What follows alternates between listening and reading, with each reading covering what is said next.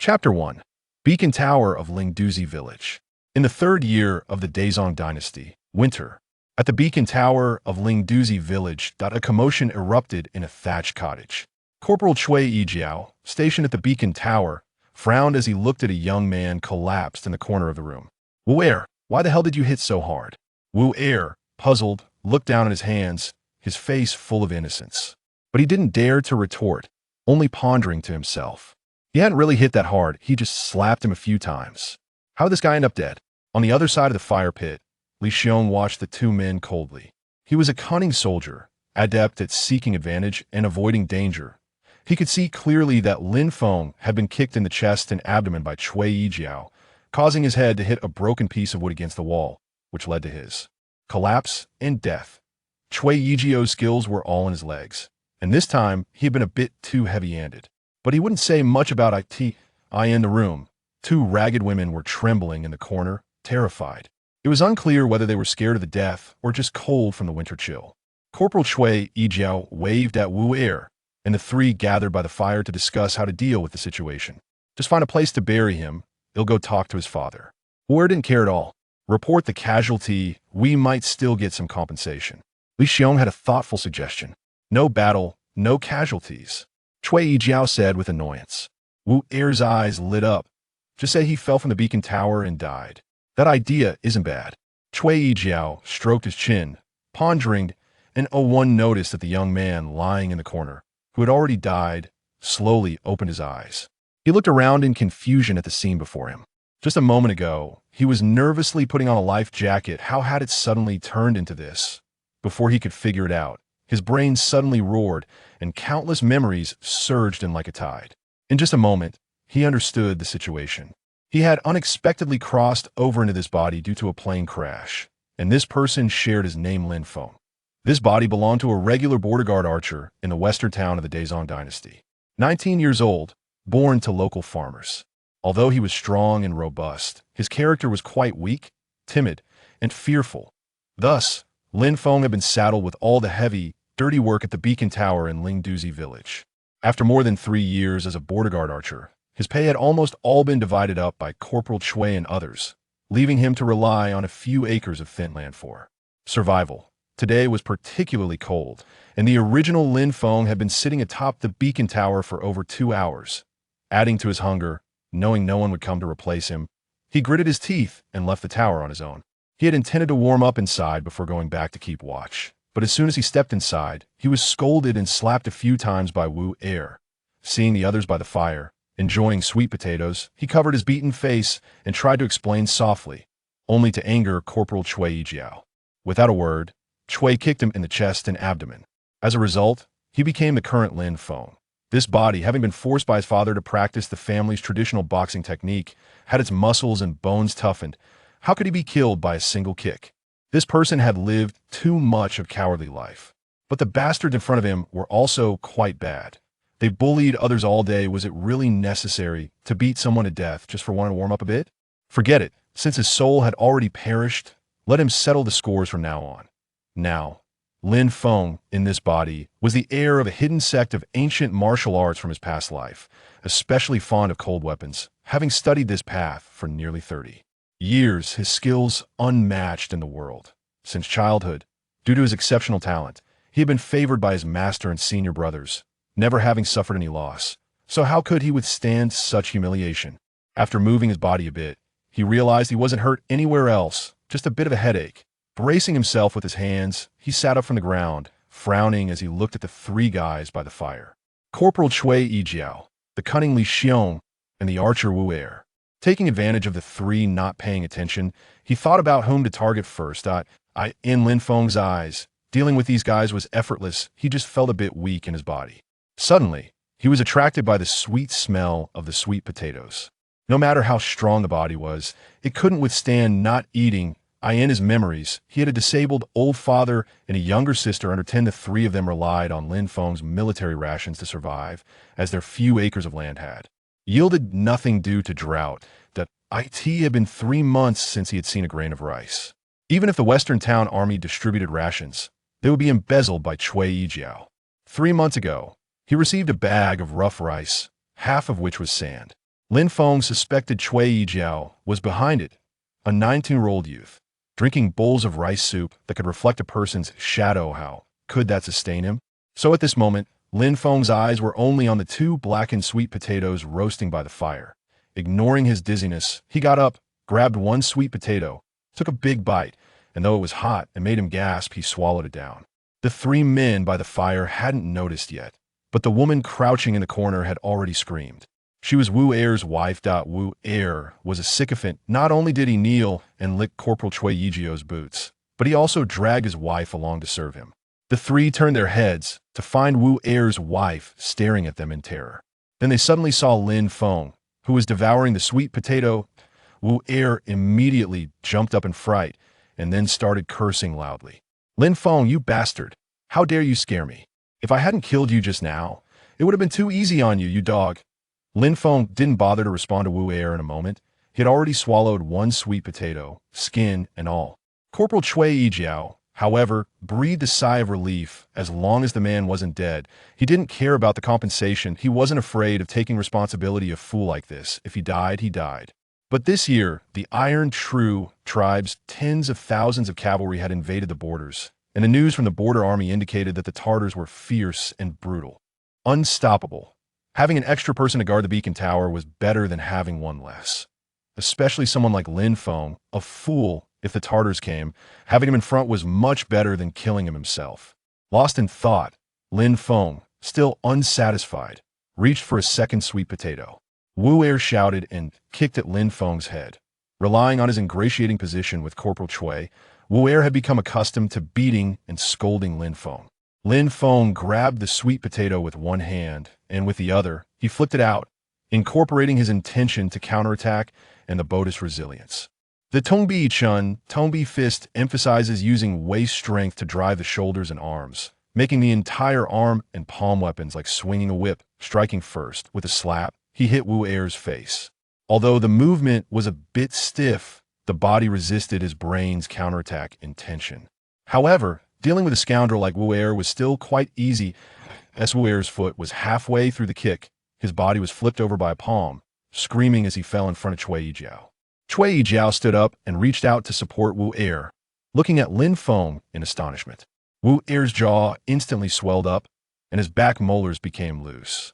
Blood seeped from the corner of his mouth. Ignoring the pain, he stared wide-eyed at Lin Feng.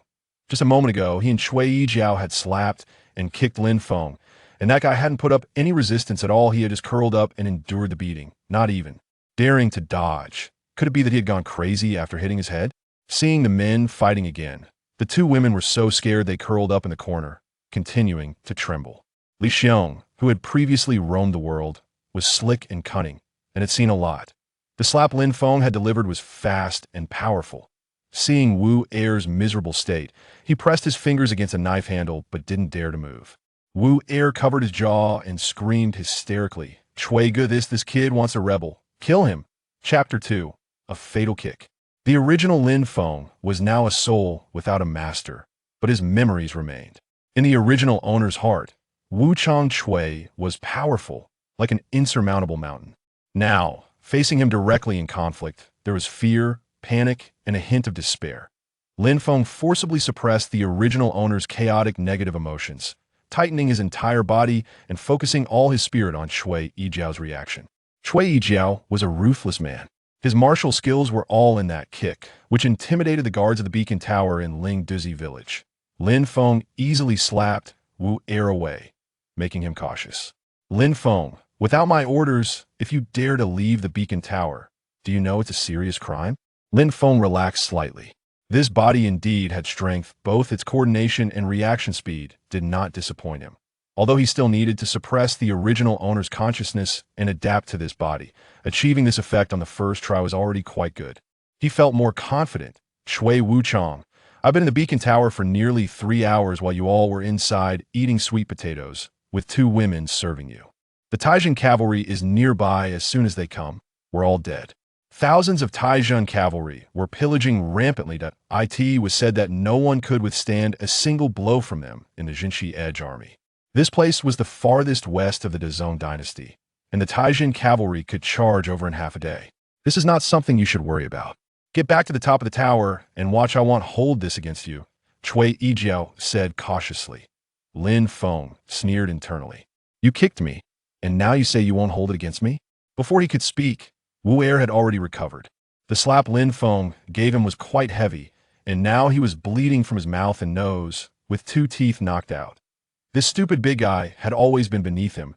Even his father treated him with respect. And today, he dared to rebel. Chuige, we can't let him go. If he dares to hit me this time, who knows who hell hit next time? Wu Er was still in shock from the slap earlier and could only incite with words. Cui Yijiao remained unmoved, coldly staring at Lin Feng. Lin Feng calmly met his gaze, thinking only of returning Cui Yijiao's fatal kick double. Wu Er's wife, seeing that Wu Chang wasn't supporting her man and her husband was being beaten badly, steeled herself. Everyone saw it. He hit my man, and Wu Chang isn't standing up for me. I'm not living anymore, she cried out, bending from the corner of the wall, charging toward Lin Feng. Seeing his wife's action attract Lin Feng's attention, Wu Er took the opportunity to step forward and kick toward Lin Feng's abdomen. Lin Feng looked down on such an attack. He held a sweet potato in his left hand, biting into it, and only slightly retreated as their attacks were about to reach him. The woman couldn't stop and crashed into Wu Er. At the same time, Wu Er's kick landed hard on his wife's chest. Both of them wailed in pain and fell to the ground. Cui Yijiao was a bit dumbfounded. Usually, when he coughed in front of Lin Feng would tremble all over. Did he take the wrong medicine today? Li Xiong gritted his teeth if he didn't act. Cui Yijiao wouldn't let him off afterward. His fingers tightened, causing the ring to crack sharply, and he released a section of his waist knife. Lin Feng heard the sound and took a step back. With a clang, Li Xiong's dagger was drawn, and a flash of cold light swept through the thatched house. Seeing Li Xiong about to draw his knife, Cui Yijiao immediately stepped forward, extending his hand to block between the two. Hold on. He didn't want to block the knife for Lin Feng, it just wasn't the right time to cause a death. The Tie Zhen cavalry was pressing in, and there were only 5 people guarding the beacon tower in Ling Douzi Village. They really couldn't afford to lose more. Lin Feng, get back to the beacon tower immediately, or I'll deal with you according to military law. Lin Feng naturally wasn't the original Lin Feng, so he didn't care about any so-called military law. He smirked, took another bite of the sweet potato, and appeared to show a softened expression. Seeing this, Cui Yijiao felt slightly relieved. However, just as he relaxed a bit, Lin Feng lifted his foot and kicked hard between his legs. The angle and position were too perfect, and he couldn't hold back. A jolt of piercing pain made Cui Yijiao bend down, covering his groin, kneeling on the ground. He started to wail. Everyone in the room instinctively tensed and covered their own lower bodies. This kick to the groin made Lin Feng feel completely relaxed. It was a small acknowledgement from the original owner. This body, though seemingly thin, had a strong, explosive power. Li Xiong, kill him. Cui Yijiao ordered Bing. Li Xiong's hand holding the knife trembled. From Lin Feng's memories, this kid had bullied him often, so he couldn't let him go. Before Li Xiong could react, Lin Feng slid forward a step, his left hand flicking to draw Li Xiong's knife to block, while his right hand swung out. With a crisp sound, Li Xiong was instantly sent flying, half of his face matching Wu Er's. Cui Yijiao gritted his teeth, enduring the pain to stand up and kick toward Lin Feng's lower back. Lin Feng had been on guard against him, hearing the movement. He spun his body just in time to dodge Cui Yijiao's kick. A whip kick struck Cui Yijiao's side. Cui Yijiao let out a muffled grunt, his body flying up, crashing against the wall of the thatched house, and bouncing back to lie in front of Lin Feng. Lin Feng's kick used all his strength, shaking the entire thatched house. Cui Yijiao lay on the ground, unable to move, only letting out weak groans. Li Xiong also lay on the ground, pale-faced, blood at the corners of his mouth, looking at Lin Feng in terror. Wu Er was even worse, scared to the point his legs went soft, sitting on the ground. Lin Feng was not a kind-hearted person. He knew that leaving a snake alive would bring future troubles. He reached out, and with a clang, pulled out the dagger. Although the iron wasn't great, it had been polished to a shine, glimmering in the light. Seeing him draw the knife, Li Xiong knew it was bad and immediately crawled on the ground, his lips trembling. Lin Feng, we brothers. We don't have any big grudges. Wu Er was so frightened he didn't even dare to speak, bending down with his head on the ground, trembling all over.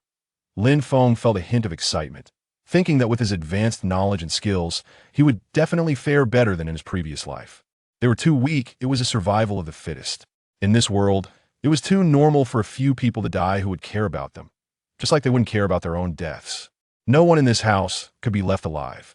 Relying on the strength of his sect in his past life, he had killed many, and he made a decisive decision that he stepped forward half a step, pressing the knife against Cui Yijiao's neck, applying force.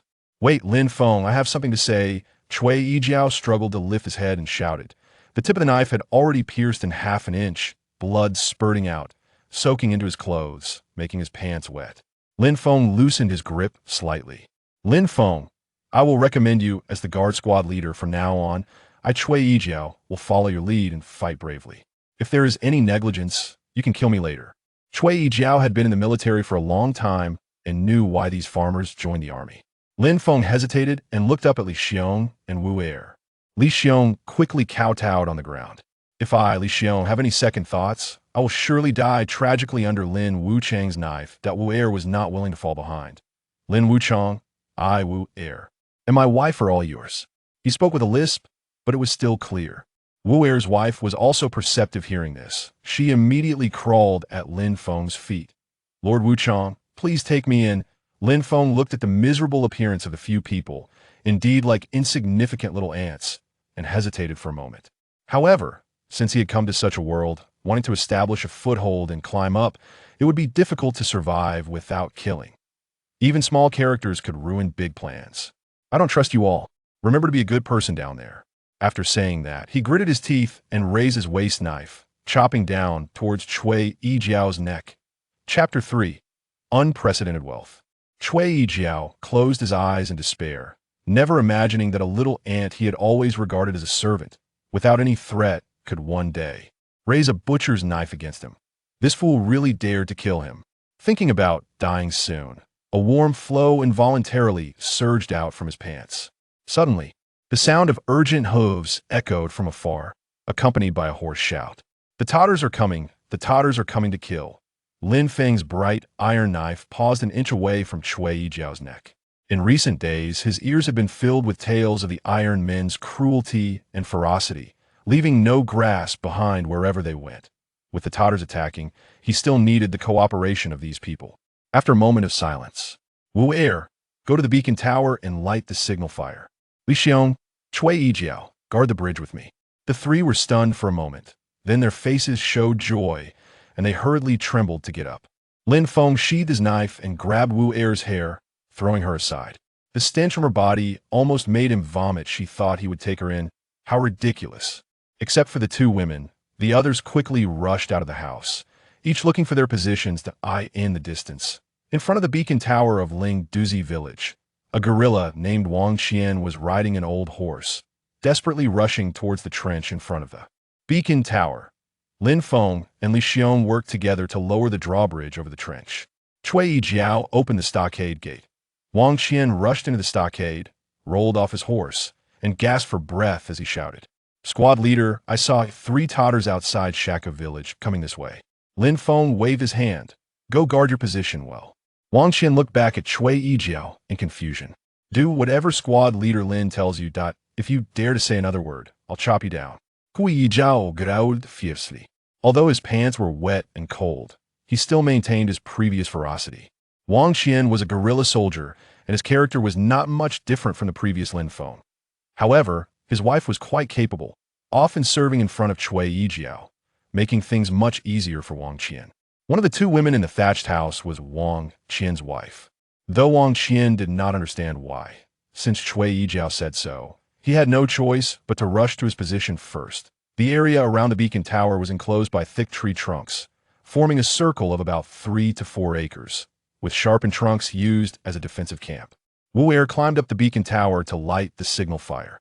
The others lay on the courtyard wall, observing the movements outside. Before long, a sound of hooves mixed with the clattering of hooves was heard, and 3 riders appeared in the distance. The first was a short and stout man, dressed in sheepskin trousers and a black iron armor. Wearing a sheepskin hat, 2 others followed him, dressed similarly as iron men, but without armor. Lin Feng recalled from his memory that the iron cavalry were divided into 5 ranks. From low to high: white body, iron armor, copper armor, silver armor, gold armor. There was a notice in the Western Town Army stating that anyone who killed a white-bodied Tatar would be rewarded with 2 acres of fertile land, 10 taels of silver, and 100 pounds of glutinous rice, and promoted 1 rank. Killing 1 iron-armored Tatar would reward 10 acres of fertile land, 100 taels of silver, 500 pounds of glutinous rice, and a promotion of 3 ranks. Just as Lin Feng thought of this, he felt the surrounding wooden fence shaking under his hands. He stared curiously at the 3 riders in the distance. It couldn't be, could it?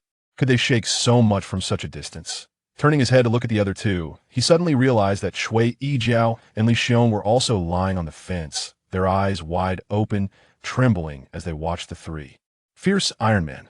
Lin Feng thought for a moment and understood. The Iron Cavalry rode quickly, often forming groups of 3 to 5, roaming around, robbing, and killing. Their individual combat quality was extremely high, and often when encountering the Western Town Army, they could scatter a 100-man team with just 3 or 5 riders. What was terrifying was that they did not regard the people of the Great Dynasty as humans at all, killing like butchering chickens. Their methods were extremely brutal. A name for a person, a shadow for a tree. 3 riders could crush a 100-man team of the Western Town Army. But here there were only 5 guards. Cui Yijiao and the others were scared into this state by the Tatars. Lin Feng had to carefully scan the surroundings, searching for any unusual movement in the distance. Confirming that there were only 3 Tatars in front of him, he called out in a low voice, "Prepare the bows and arrows." After shouting, he reached back to grab the bow and arrows he had slung over his shoulder, and when he got them in his hands, he was instantly dumbfounded. This was a bamboo short bow, crudely bent into an arc, with a bowstring made from mulberry bark, considered the lowest quality of bow and arrow materials.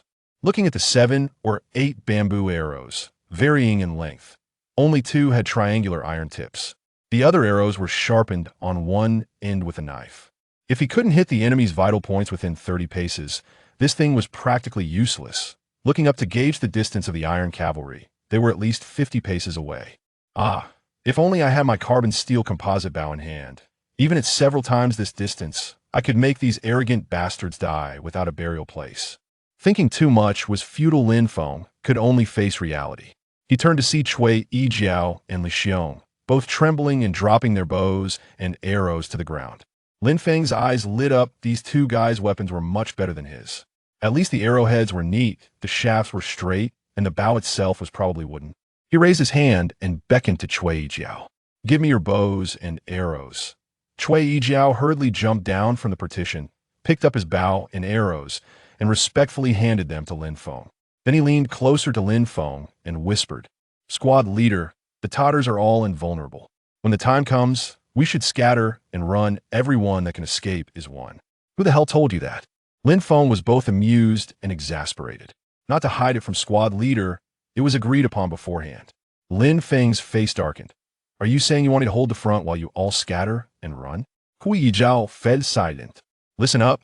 If anyone dares to run, I won't let the Tatars do the work. I'll chop him down and feed him to the dogs." Lin Feng shouted loudly at the guards.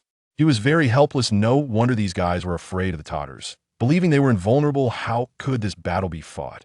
Seeing Cui Yijiao and Li Xiong hunching their heads, squatting behind the thick wooden fence, trembling, Lin Feng shook his head.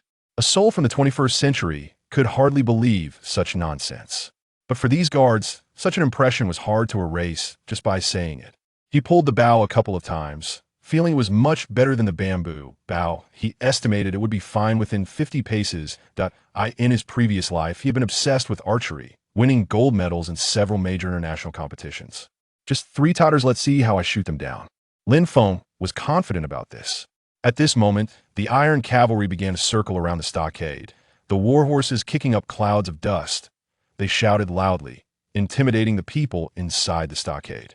Wang Qian lay behind another wooden fence, shouting loudly, "Squad leader, the Tatars shoot accurately, don't expose your head." Lin Feng ignored him, bent the bow, and set the arrow, squinting through the gaps in the thick wood, looking for an opportunity. He focused on the 3 Tatars galloping on horseback, as if he saw piles of gold and silver and snow-white glutinous rice. As long as he killed one, he could get rich. Chapter 4. Isn't it said that weapons cannot harm? 3 Tatars rode past the trenches in front of the camp, whistling as they swept by. Although the distance was within his shooting range, Lin Feng still felt that they were moving too fast, and he had no confidence in hitting a vital spot with an arrow. He needed to wait for a better opportunity. After circling the camp 3 times, the Tatar saw no one showing themselves inside and stopped, gathering to discuss in a flurry of chatter. After a moment, one of the Tatars took a bundle of rope from his horse, tying one end to the saddle and tossing the other end to another Tatar. The Tatar who caught the rope began to climb down into the trench. Soon, the war horse pulled the Tatar down to the bottom of the trench and then released the rope. Clearly, these Tatars were experienced in crossing trenches. A short knife was tied to the end of the rope, thrown up from the bottom of the trench, and wrapped around a protruding wooden axle near the drawbridge. The Tatar at the bottom of the trench tugged on the rope, feeling it was secure, and then slowly pulled himself up. Seeing one Tatar cross the trench and reach the ground, Cui Yijiao and Li Xiong immediately panicked and turned to look at Lin Feng. As long as that Tatar cut the rope of the drawbridge, it would fall, allowing the 3 Tatars to charge into the camp. The camp, bound by logs, would be easily chopped open by them. Then would come the ruthless slaughter, and no one inside the camp would survive. Cui Yijiao cautiously approached Lin Feng. Squad leader, we should retreat. The Tatars are fast, otherwise it will be too late. Lin Feng glared. What did I just say? If you dare to mention running away again, my knife won't recognize anyone. Cui Yijiao had no choice but to retreat awkwardly, crouching down under the camp and whispering with Li Xiong.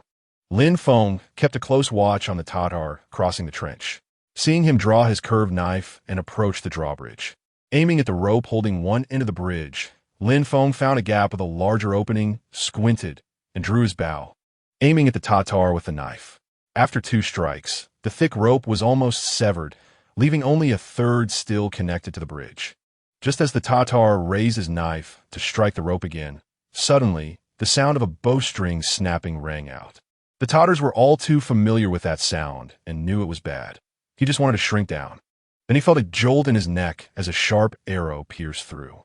The Tatar fell back, staring blankly at the camp before him. He never expected that someone from the Great Clan would dare to shoot an arrow at him, having traveled all the way from the Iron True tribe as grasslands. Regardless of encountering cities or villages, especially such a trivial beacon tower, whenever they appeared, the soldiers of the Great Clan would scatter like the wind. There were those who huddled inside the camp as well, but they were trembling in fear, waiting for him to break through the camp and take their heads. He even heard his comrades across the trench exclaiming in surprise. Then there was nothing more. The Tatar fell back dead at the edge of the drawbridge. Lin Feng excitedly clenched his fist and waved it vigorously. Damn it, I told you it wasn't that hard. Weapons cannot harm. Do they think this is some kind of immortality? Cui Yijiao saw that the Tatar was about to cut the drawbridge rope, and the next moment, he would charge in and chop off their heads. Although his legs trembled violently, he couldn't just sit and wait to die. He signaled to Li Xiong and whispered, "Let us go. If we don't leave now, no one will be able to later. Just let this fool hold them off for a moment." Li Xiong nodded, peeking through a gap in the camp, just about to turn and run back. Suddenly, he froze. Cui Yijiao grabbed his collar and started to run back. But after 2 steps, he saw Li Xiong still standing there, as if paralyzed with fear. Li Xiong, are you trying to get yourself killed? But Li Xiong remained frozen in place. Just then, Cui Yijiao heard Wu Er on the beacon tower, shouting loudly. Squad leader is mighty. Damn it. The Tatar has been shot dead. Cui Yijiao turned back in confusion to look at Lin Feng, who was crouched over the camp, observing outside. He heard the Tatars outside, chattering excitedly again. Hesitating, Cui Yijiao returned to the front of the camp to look outside. A Tatar with an arrow in his neck was lying on his back at the edge of the drawbridge. Clearly, this was Lin Feng's arrow, hitting the vital spot in the Tatar's neck. Is he really dead? Cui Yijiao was dazed. Didn't they say weapons cannot harm? Could it be that this person isn't a Tatar? His mind was in a muddle, plunging him into temporary confusion. 2 Tatars standing outside the trench were jumping anxiously. They drew their bows and fired 2 arrows at the camp. The arrows struck the logs with a thud, but could not harm the soldiers. This was the first time they had encountered effective resistance since entering the Great Clan's territory, and they had lost a life in the process. They wanted to shoot again, but there was no one to expose themselves. The armored Tatar, disregarding the white Tatar's advice, jumped directly into the trench and climbed up the edge with the rope. He kept a watchful eye on the camp, holding a long knife, and approached the drawbridge rope, swinging his arm with one hand. The already frayed rope was instantly cut. At the same time, the bowstring twanged again, and an arrow flew toward him. The armored Tatar, experienced, heard the bowstring snap and simply crossed his long knife in front of his neck. With a clang, the arrow struck his blade, sending sparks flying and bouncing away. Lin Feng sighed. Impressive. He waved his hand and shouted, "Is everyone dead? Shoot him." He had seen enough of military behavior in films and knew that talking to them politely wouldn't work. Unfortunately, those few soldiers, including the old veteran Cui Yijiao, were already numb and couldn't shoot arrows. Lin Feng didn't care about anything else. He drew his bow again, aiming at the armored Tatar, and shot another arrow. The Tatar blocked one arrow and was quite pleased with himself, stepping boldly to the other side of the drawbridge, swinging his knife to cut the rope. This armored Tatar was stronger than the white Tatar. With one strike, the thick rope was severed in two with a bang. The drawbridge fell with a clatter. The armored Tatar turned around with a fierce expression, having heard the bowstring snap again, still disdainfully crossing his long knife in front of his neck. With armor on, he was not afraid of arrows. The bones in his head and face were hard. Even if shot, they wouldn't be fatal. Little did he know that Lin Feng's arrow was aimed at his eye, which was the only other vulnerable spot besides his neck. Because the target of the eye was so small, most archers wouldn't aim for it. But Lin Feng was not an ordinary archer at such a distance. The eye was no longer a difficult target for a relatively stable aim. This time, the armored Tatar did not hear the sound of the arrow striking his blade. Instead, he felt a sharp pain in his right eye. At less than 40 paces, the willow-wood bough still had considerable power, and the arrow penetrated into the Tatar's eye, piercing through to his brain. As the drawbridge fell, the white Tatar had already mounted his horse and was about to charge across the drawbridge when he suddenly noticed the armored Tatar had fallen to the ground, struck by an arrow. With two of them gone, he did not hesitate to turn his horse around and gallop back the way he came. Lin Feng also found it strange. It was said that Tatars were fierce warriors, so why did they run away? Since they had come, they shouldn't think about going back. Lin Feng certainly wouldn't let this Tatar escape. He stood up and drew his bow. At this distance, he needed to shoot at an angle. Squinting to find the right angle, he pulled back hard. Chapter 5 Wind-Cleaving Blade Technique. Lin Feng held his breath, confidently pulling back the bowstring, but unexpectedly, the willow-wood bough couldn't withstand his strength and snapped with a crack. Damn it! Lin Feng, caught up in excitement, forgot that the bow in his hand was no longer the carbon steel composite bow he had before. The others were stunned by his archery skills, holding their breath in anticipation of the power of the shot. With the crack, everyone's heart shattered. Oh no, this damn weapon. What a piece of junk bow. A few people cursed, regretfully watching outside the camp. They saw the white Tatar kick up a cloud of dust, running farther and farther away. The day's people are excellent riders, and even with horses, Lin Feng knows he can't catch up to them. He tossed aside the broken bow in his hand and sighed. Shaking his head, turning around, he found Cui Yijiao and Li Xiong staring at him with their mouths agape. Another turn revealed Wang Qian looking at him like a fool. Looking up, he saw Wu Er, who was still on the beacon tower, leaning over the edge and peering down at him. Lin Feng waved his hand. What the hell are you all staring at? Clean up the battlefield. The group paused for a moment and then responded in unison. Understood, Sergeant. After shouting, they opened the stockade gate and rushed out. Lin Feng secretly calculated in his mind. One day's ironclad head, one day's white-clad head. Am I about to get rich? According to the announcement from the Western Town Army headquarters, a day's ironclad head can be exchanged for 100 taels of silver and 500 jin of glutinous rice. Having continuously shot down these 2 days, I should be able to advance 4 ranks. With the organization of the Western Town Army, starting from sergeant, then squad leader, and after 3 levels, it's the captain. The captain oversees 30 men, the squad leader 3, and the sergeant 6. The captain isn't even considered an official. One must become a squad captain, that is, a 100-man leader, to have a corresponding rank. Shouldn't I be promoted to squad captain? Lin Feng was thinking when Cui Yijiao and the others had already dragged the 2 days' war horses and the days' corpses into the camp. The sheepskin clothes are good items.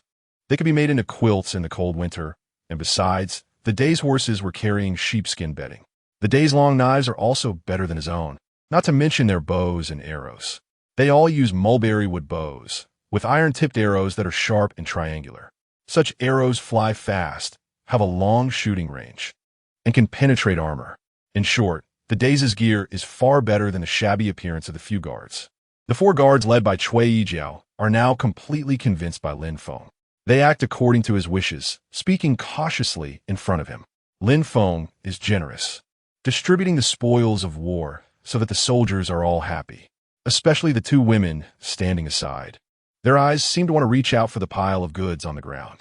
Wu Er's wife initially wanted to come over and knead Lin Feng's shoulders, but upon being glared at by Lin Feng, she shrank back to the side.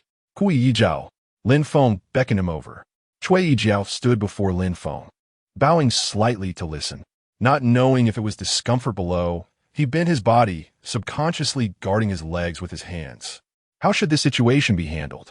Sergeant, you can send Wang Qian to report the achievements with the 2 days' heads to the Tali fortress. Lin Feng frowned and asked, the rest is fine, but how will the food be transported back? Sergeant, we can exchange the rewarded food for silver to bring back. Lin Feng nodded, looking into the distance. 1 days has escaped, and there will likely be retaliatory strikes, so we need to prepare early. Let's not stay here. Since the beacon has been lit, there's no need to guard this place. Ling Douzi Village is nearby.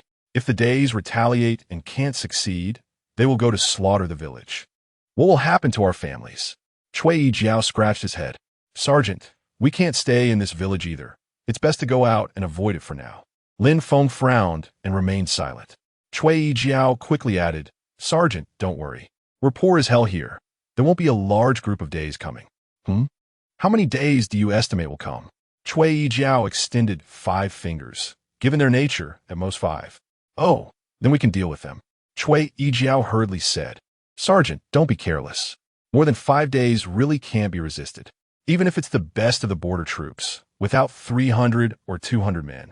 It's best to avoid them.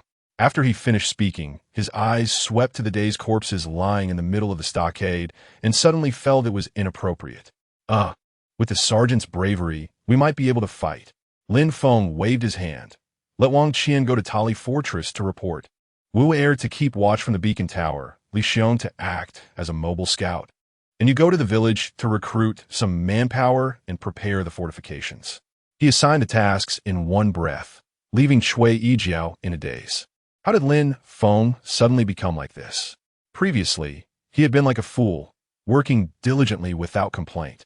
But now, in Cui Yijiao's eyes, Lin Feng seemed to exude more authority than any 100-man leader he had ever seen. Just as the two were discussing the next plan, the 2 women had already taken the food brought by the days and made hot porridge. Instantly, the aroma of food wafted throughout the stockade, especially with 2 pieces of dried meat being roasted by Wang Qian's wife over the fire. The smell of the meat almost made the soldiers bite their tongues. With the current urgent task, the soldiers quickly ate a few bites of food, each cutting a piece of dried meat, and then set off to carry out Lin Feng's orders. Lin Feng stayed in the stockade, readying the drawbridge. Then he took the day's bows and arrows and began to modify them based on the experience from his past life. At this time, the production of bows and arrows was quite crude. Although the day's bows were made from better materials, their construction was still unscientific. Lin Feng wanted to make the bows into composite bows, but due to severe shortages of materials and tools, he had to readjust the various parameters of the bows and arrows based on his memory. He was busy with this when Wu Er's wife came over. Lin, brother, take a break. Let me knead your legs. Lin Feng glanced at her and noticed that she had washed her face and tidied her clothes a bit. Her hair was smoothed down with water. Her pale, malnourished face was not sure what kind of blush was applied. However, she still had a sour smell about her. Hey, you 2 hurry back to the village. There's going to be a battle here soon, very dangerous. But without me to serve you. Lin Feng waved his hand to stop her from continuing. Take the food with you and remember to deliver it to my house. Seeing his indifferent and resolute expression, Wu Er's wife could only turn back in disappointment to urge Wang Qian's wife to work. The two women carried the food, and Lin Feng sent them out of the stockade. Just as they were about to leave, Wang Qian's wife found an opportunity to come close to Lin Feng. "Sergeant, there are 2 sweet potatoes simmering in the fire. I remember you like to eat them, don't forget." After saying this, she glanced at Lin Feng and turned to leave. Lin Feng surprisingly saw a hint of charm in this dusty woman. He smiled wryly and shook his head. Now, only Lin Feng remained in the stockade. He finished modifying the bows and arrows, sharpening the arrowheads. The days-long knife was very heavy but lacked sharpness. He polished it to a shine, thinning the blade. The plan to defend against enemies had long been prepared in his mind, just waiting for people from the village to arrive and complete the fortifications. Lin Feng picked up the long knife and came to the middle of the stockade, pondering for a moment. He unleashed a set of wind-splitting knife techniques that he was most proud of in his past life. He aimed to combine his skills with this body to avoid mistakes in battle. In this chaotic world, once a mistake is made, there is no turning back. The wind-splitting knife emphasizes speed and has no fixed routines, making it suitable for battlefield use. However, there are methods to enhance the speed of strikes during practice. Lin Feng's long knife danced faster and faster, and the quality of this body indeed showed its strength. Just as he was getting into the rhythm, he suddenly heard a cacophony of footsteps outside the stockade. Chapter 6. This guy is about to slip away through the gaps in the wooden fence. Lin Feng saw Cui Yijiao leading a group of people trudging over. They were indeed the villagers from Ling Douzi. There were no young and strong men, only the old, weak, women and children.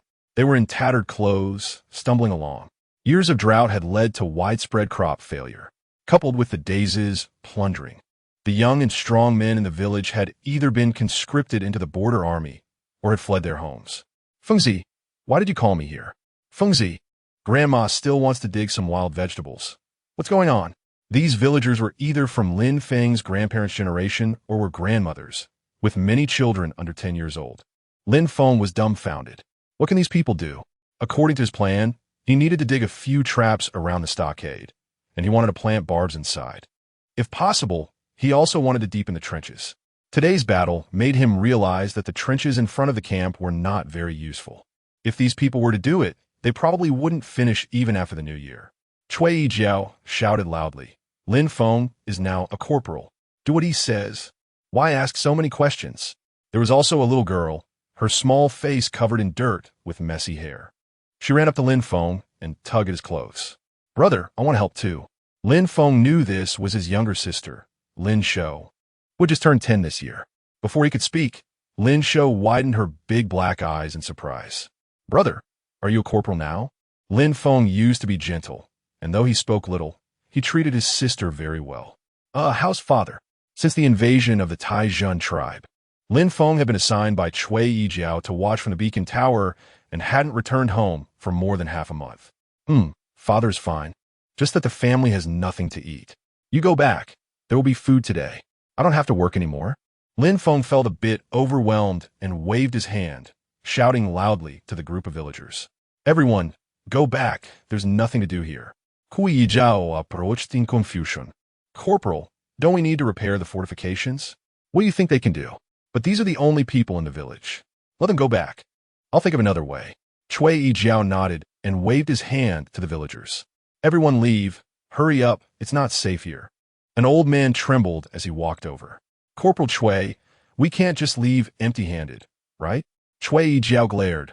"What else do you want? It would be good to give us something to eat. My family has long run out of food, and my wife has a little child, and they can't even get out of bed from hunger. Get lost. I haven't had anything to eat." Cui Yijiao kursidangridi. Lin Feng also felt a headache. People were starving everywhere these days, and there was no surplus food. His own father was starving at home too. Cui Yijiao was used to being a corporal and was a respected figure in Ling Douzi Village. No one dared to offend him easily. He waved his hand, driving out a dozen old, weak, women, and children from the camp. Lin Feng took Lin Shou's little hand and led her into a thatched hut. He rummaged through the fire pit and pulled out 2 blackened sweet potatoes, wrapped them in a piece of rag, and handed them to Lin Shou to keep close. Lin Shou's face was full of excitement, drooling from her little mouth. "Take them home. You and father each get one.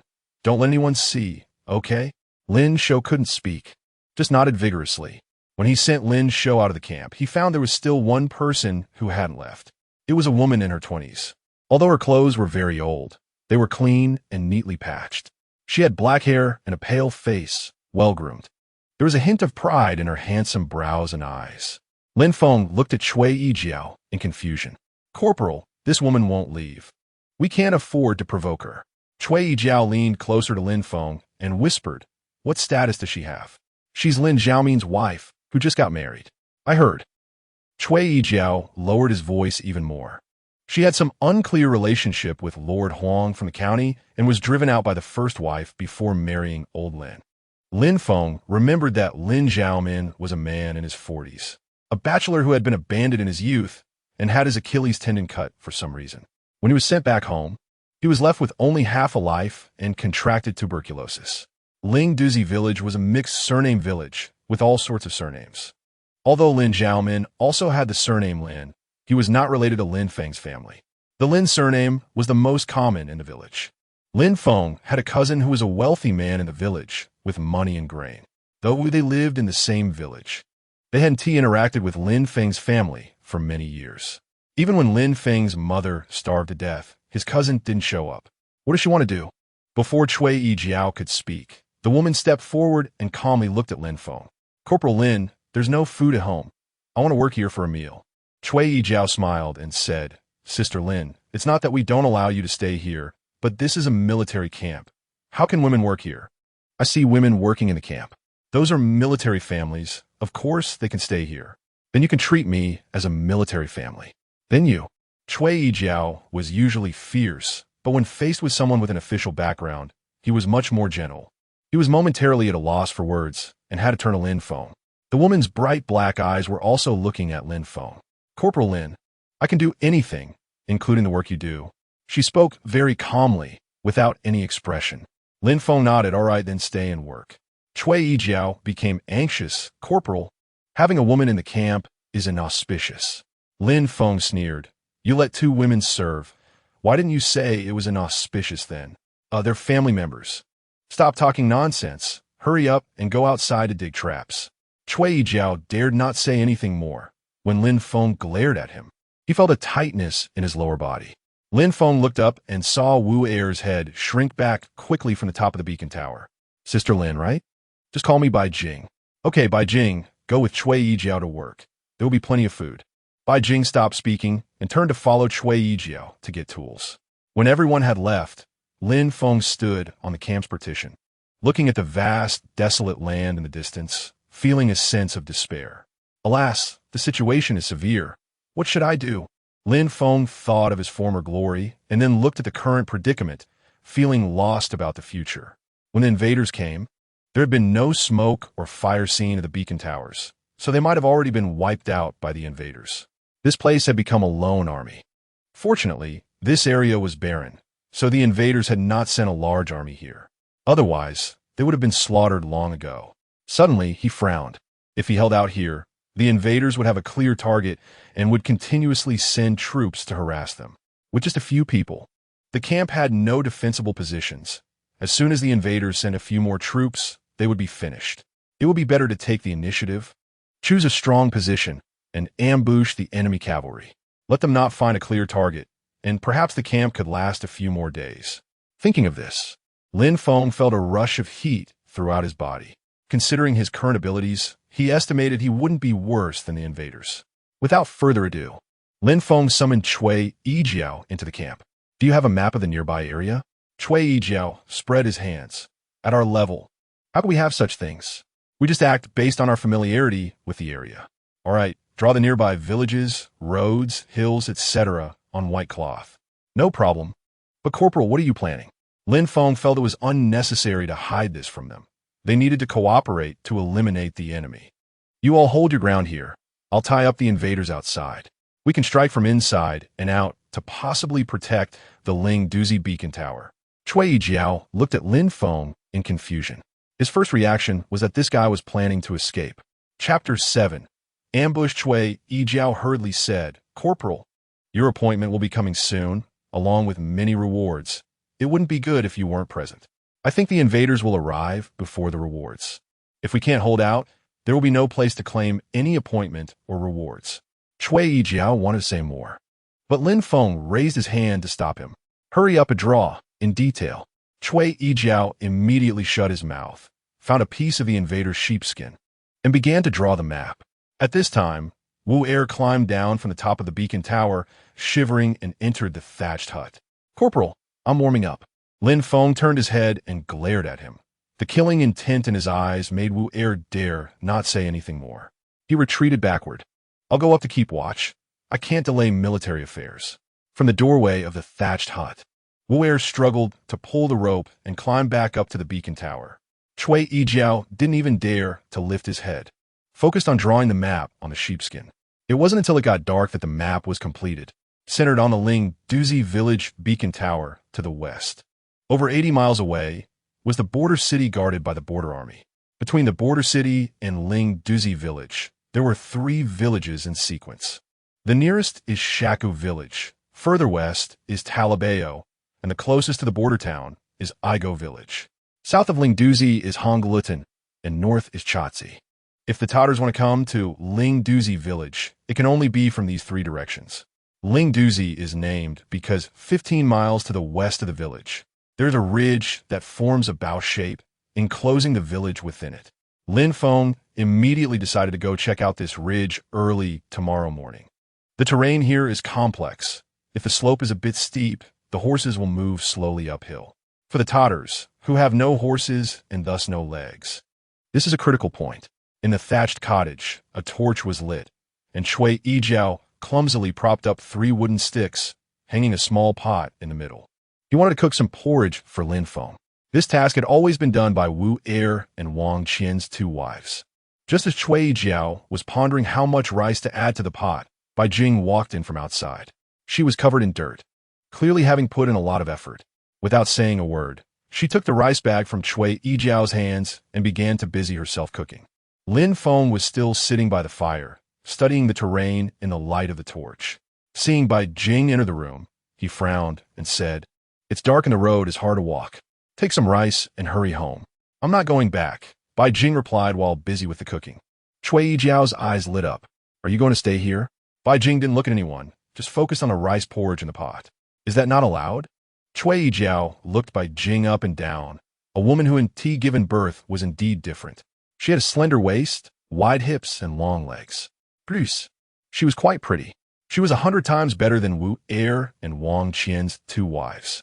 "Sister Lin, if my brother Lin comes looking for you, what will you say?" Cui Yijiao asked sideways. "He can't come. He can barely get out of bed," Bai Jing replied. "Here are all men. Aren't you afraid?" Bai Jing disdainfully glanced at Cui Yijiao. "If I were really afraid, I think I would have some guts." "Oh, this woman has some spirit, huh?" Cui Yijiao started, but then he suddenly noticed Lin Feng looking at him and immediately wilted. He shrank his neck and stopped talking. Bai Jing looked at Lin Feng in surprise. She hadn't been in Ling Douzi Village long, but she knew that the boss of this village was Cui Yijiao. Although there was also a wealthy Lin, Cui Yijiao had an official background and was a squad leader. Plus, he had special skills. He was quite arrogant in the village, and even the wealthy Lin had to give him some face. Who would have thought that just a glance from this young man would scare him into such a state?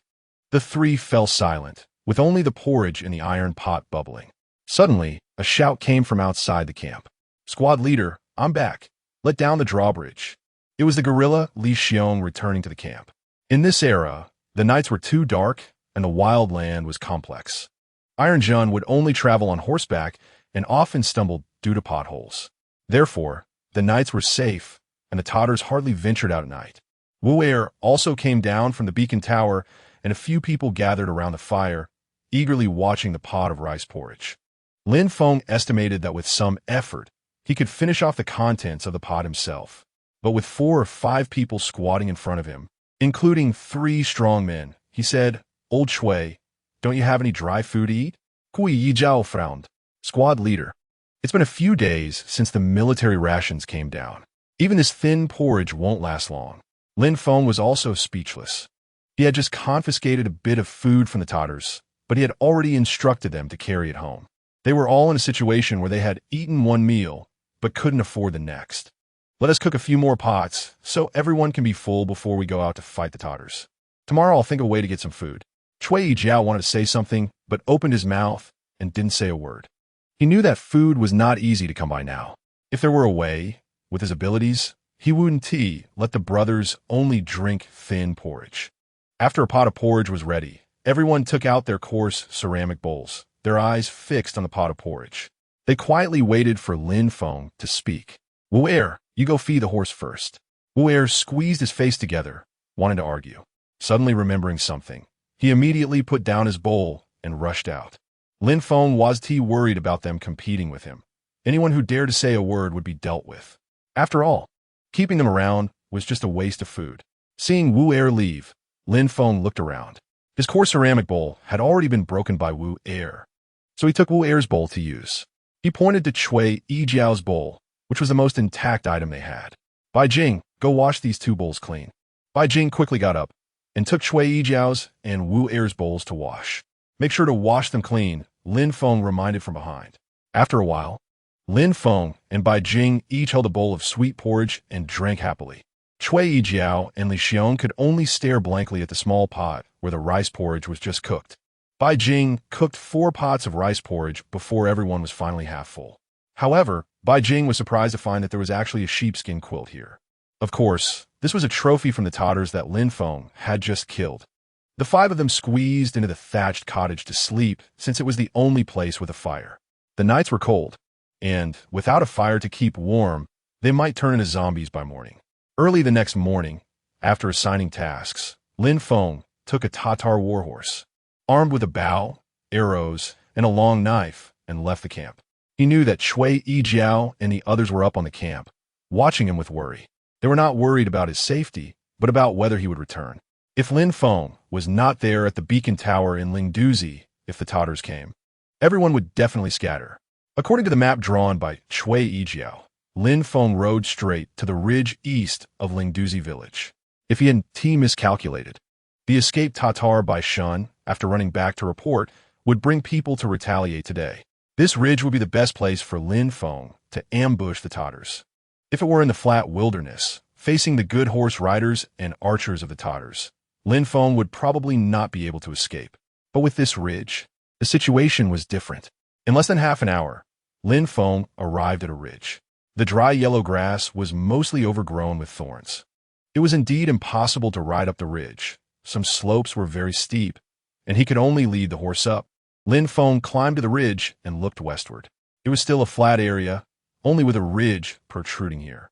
This ridge was long, forming an arc that enclosed the village inside. If he were to take a detour, it would take half a day longer. Therefore, Lin Feng judged that if the Tatars were coming for revenge, they would definitely cross over this ridge. Tying the horse to a slightly thicker bush, he found some grass to place in front of the horse. Lin Feng then took only his bow and knife and began to wander on the ridge. Finally, he found a suitable ambush spot. Sitting beside a bush, he took a drink from his water bottle but kept his eyes fixed on the distant path on the plain. Chapter 8. Rising 9 levels. Lin Feng was very patient, quietly sitting on the hillside, watching the distance. Although it was already past noon, he had gained an extra step because of his tenacity in his previous life. Based on the terrain he had surveyed and combined with the map, he was certain this was the necessary route for the Tatars to attack Ling Douzi Village. Sure enough, just after noon, several black dots appeared in the distance. After a moment, Lin Feng could see that there were 5 small black dots moving. The 5 riders of the Iron Jin clan were running in a line, kicking up a cloud of dust on the country path. As they got closer, Lin Feng discovered that among the 5 riders, there were 2 armor knights and 3 Tatar foot soldiers. The 5 strong horses quickly reached the foot of the ridge, all stopping together and looking up. The slope of this ridge started off gentle but had a steep section. 5 Tatars discussed for a moment at the foot of the ridge before mounting their horses and charging up the slope. Everything unfolded as Lin Feng had anticipated. At this point, Lin Feng had already taken down his bow, strung it up, and adjusted the angle. After knocking an arrow, he watched as one Tatar in white approached gradually. This Tatar was the one who had escaped from the beacon tower. He knew the exact location of the tower, and Lin Feng had to eliminate him first. He slowly closed the distance from about 80 paces to 60.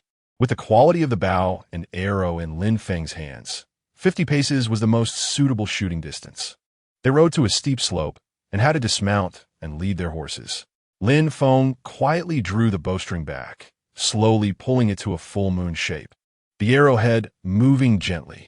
When the Tatar in white led his horse into the preset 50 paces, Lin Feng released his right hand.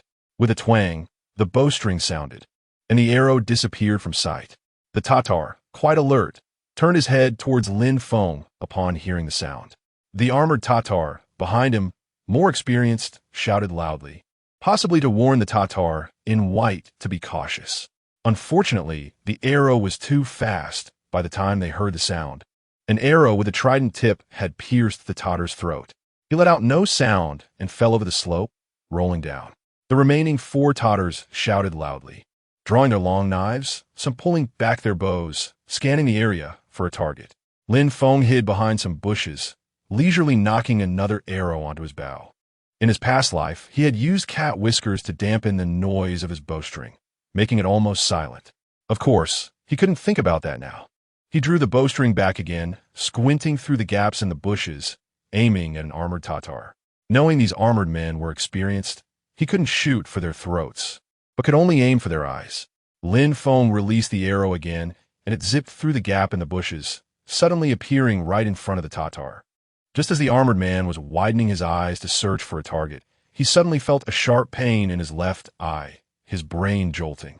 He opened his mouth to scream, but produced no sound. Thus, he fell backward, facing the sky. The remaining 3 Tatars realized they were up against a skilled opponent and quickly lay flat against the earth, not daring to move. Lin Feng also quietly lowered his bow and took a sip from his water bottle. 50 paces was roughly equivalent to about 75 meters now. At this distance, hiding behind the bushes, the Tatars couldn't find any openings. Both sides began a test of patience, which was Lin Feng's strongest skill. He simply lay back on the ground, gazing at the blue sky and white clouds. The 3 Tatars remained motionless on the dirt slope for a long time. One Tatar, puzzled, cautiously lifted his head to observe his surroundings. After nearly a quarter of an hour, there was still no movement. One Tatar in white couldn't stand it any longer, planted his long knife in front of him, and began to crawl forward. Lin Feng lay on the ground, moving his fingers and counting in his mind. When he reached 180, he rolled over, grabbed his bow and arrow, and pulled the bowstring back. At that moment, the Tatar in white, seeing no movement, boldly stood up to look towards the direction from which the arrow had come. What awaited him was another flying arrow. This arrow nearly pierced his throat, sending his body tumbling backward 2 or 3 steps before crashing to the ground, kicking up a cloud of dust. The armored Tatar had already lost all courage, pressing his body against the ground and waving his hand towards the rear. 2 Tatars began to slide down the slope. When they reached the bottom, they suddenly jumped up, swinging their bodies over the side of their horses and vigorously spurred their mounts. The 2 war horses, feeling the pain, galloped down the slope. Seeing them escape, Lin Feng stood up from behind the bushes, brushing off the dust from his backside. The quality of the bow and arrow in his hand was too poor to shoot effectively beyond 100 paces, so he could only allow the Tatars to flee. He walked slowly to the 3 Tatar corpses. They had made the armored men seem invincible, but they were not difficult to kill. 1 armored, 2 in white. 1 level, 2 levels, 3 levels. Damn, what rank have I reached? Now, with 5 levels plus the previous 4, I've risen 9 levels in one go. Doesn't that mean I've reached the top in one shot? Lin Feng felt a bit uncertain. This reward policy seemed unreasonable. There must be some aspect he was unaware of. Shaking off the chaotic thoughts, he set about dragging the Tatar corpses. First, he had to remove the food from their horses, as it could be a lifesaver. The war horses of the armored men were accustomed to the world.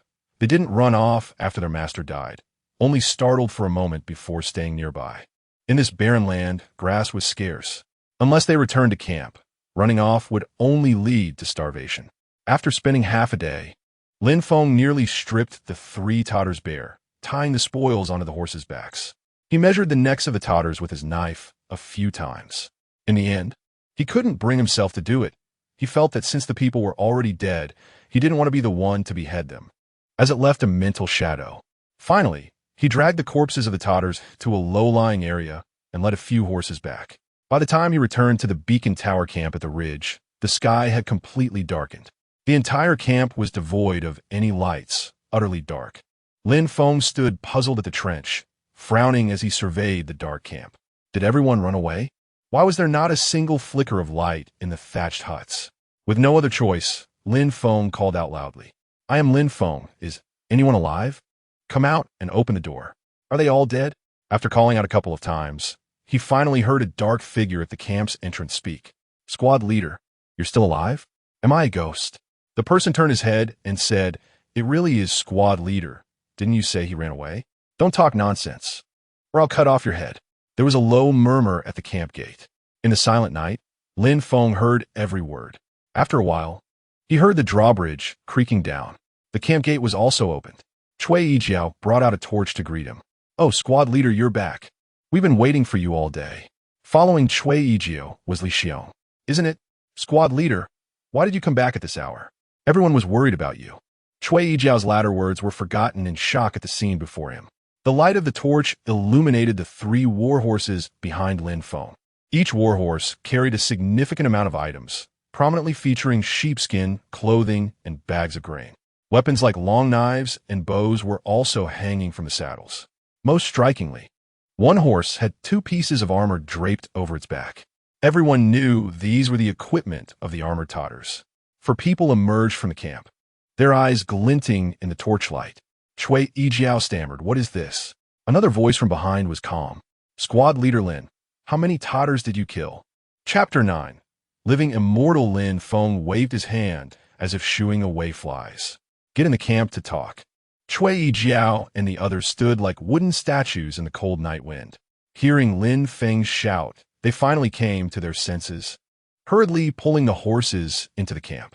They all gathered around the war horses, excitedly discussing the glorious victory.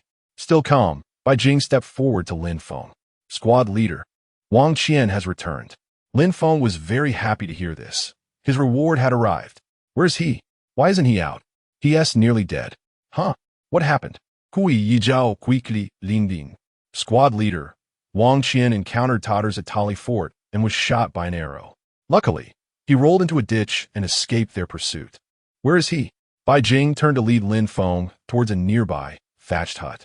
Cui Yijiao held the torch to light the way. As soon as Lin Feng entered the hut, he smelled the stench of blood. Wang Qian lay on the ground, motionless, with an arrow embedded in his back.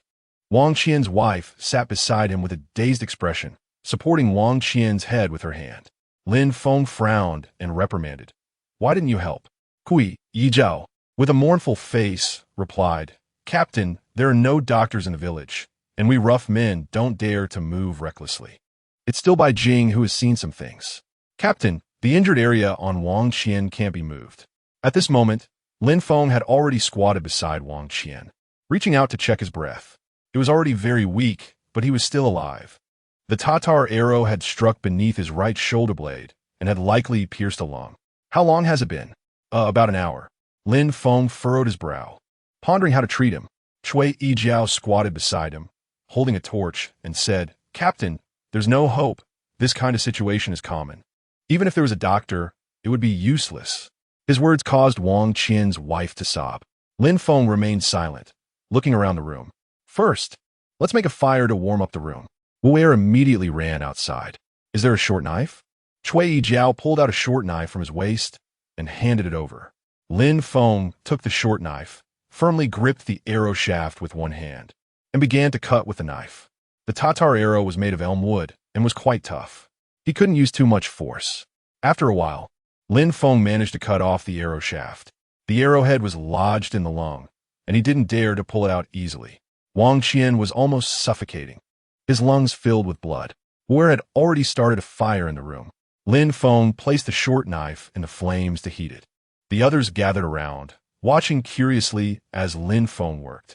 Wang Qian's wife had seen Lin Feng's skills and, seeing his fluid movements, didn't dare to speak.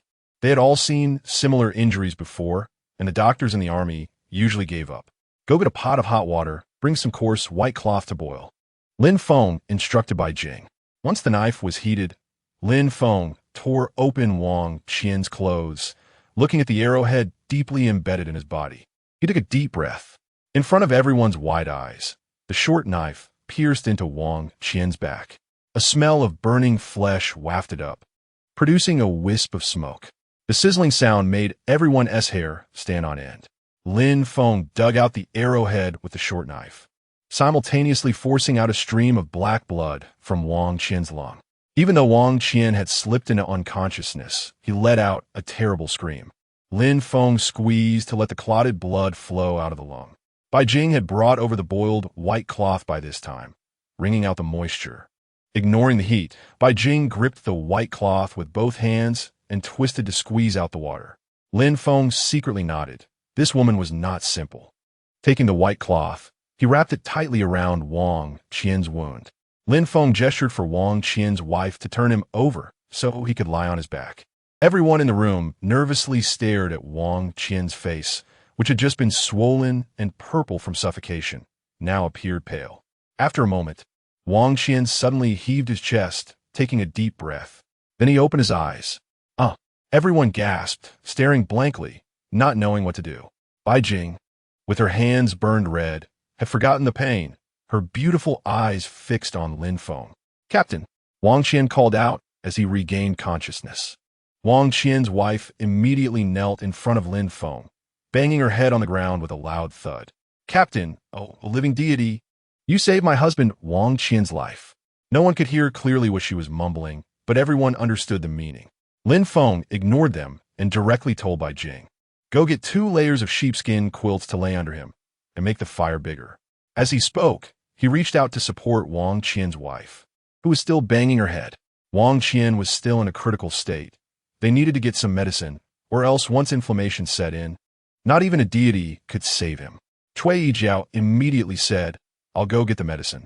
The village doctor has fled, but his pharmacy is still there." Lin Feng nodded. Cui Yijiao stood up and ran outside, turning back to look at Lin Feng before exiting. "Captain, what medicine should I get?" This question left Lin Feng momentarily speechless. He only knew that anti-inflammatory medicines were penicillin and cephalosporin, but as for the traditional medicine, he wasn't sure if it was honeysuckle, hautuinia, or banlan gin, and he didn't know the specific ingredients. Do we have honeysuckle?" Everyone in the room looked confused. It was Bai Jing who spoke up. "Captain, I know there's a herb called honeysuckle. Could it be that?" "Yes, honeysuckle. Quickly go." Lin Feng didn't bother confirming. With Wang Qian's injury, if inflammation set in, he would have to fight it off himself. If he could endure it, he'd live. If not, he would die. Li Xiong brought over the sheepskin quilts, and Wu Er continued to add firewood to the fire. After making arrangements for Wang Qian, Lin Feng finally breathed a sigh of relief. Bai Jing thoughtfully handed him a clean white cloth. Originally, she intended to wipe the sweat off Lin Feng's face and hands, but with so many people in the room, she hesitated to do so. "Captain, I made some porridge for you. You haven't eaten yet, have you?" It was only then that Lin Feng realized his stomach was growling from hunger. Lying on 2 layers of sheepskin quilts, with the fire providing warmth beside him, Wang Qian's condition had improved significantly, and he was in the mood to talk. "Captain, you saved my life, but I didn't handle the task well. First, let's focus on keeping you alive." Lin Feng sipped the porridge that Bai Jing had brought, taking small bites. Wang Qian, however, couldn't stay silent. He pointed to a bundle nearby, signaling his wife to open it. "Captain, the people from Talabeo have been wiped out by the Tatars. I went to Shaka village." He took a breath and continued, "I happened to find the county magistrate Song Qi. He was very pleased to hear that you killed 2 Tatars and said he would personally commend you." Lin Feng looked at Wang Qian's pale face. Get him some porridge to drink and a bit of meat to replenish his strength." Wang Qian's wife immediately got up to prepare the porridge. "Captain, Magistrate Song said that the Shizhong of Shaku village has already died in battle, so he had me take the Shizhong's badge. Now you're the Shizhong of both Shaku village and Ling Douzi Village." He trembled as he took out a bamboo badge from a bundle. Lin Feng took the badge, frowning at the character for sure on it. "What about our reward money and rice?" "It might have to wait until Magistrate Song reports your achievements." Wang Qian wanted to continue, but Lin Feng stopped him, patting his shoulder. "Rest well. We'll talk about the rest later." Lin Feng turned to Li Xiong. You go to Lingzi tomorrow. There are 3 Tatar corpses there. Cut off their heads, and then report your achievements. Li Xiong nodded in agreement. Lin Feng thought for a moment. When you report, remember to clarify that this was done by our garrison at Ling Douzi Beacon Tower. Hearing him say this, everyone was immediately surprised, their mouths agape. Chapter 10. Where did the wild dog come from? Lin Feng said, so not out of brotherly sentiment. Instead, he realized that these merits were not that easy to earn, not to mention the policies regarding the border troops.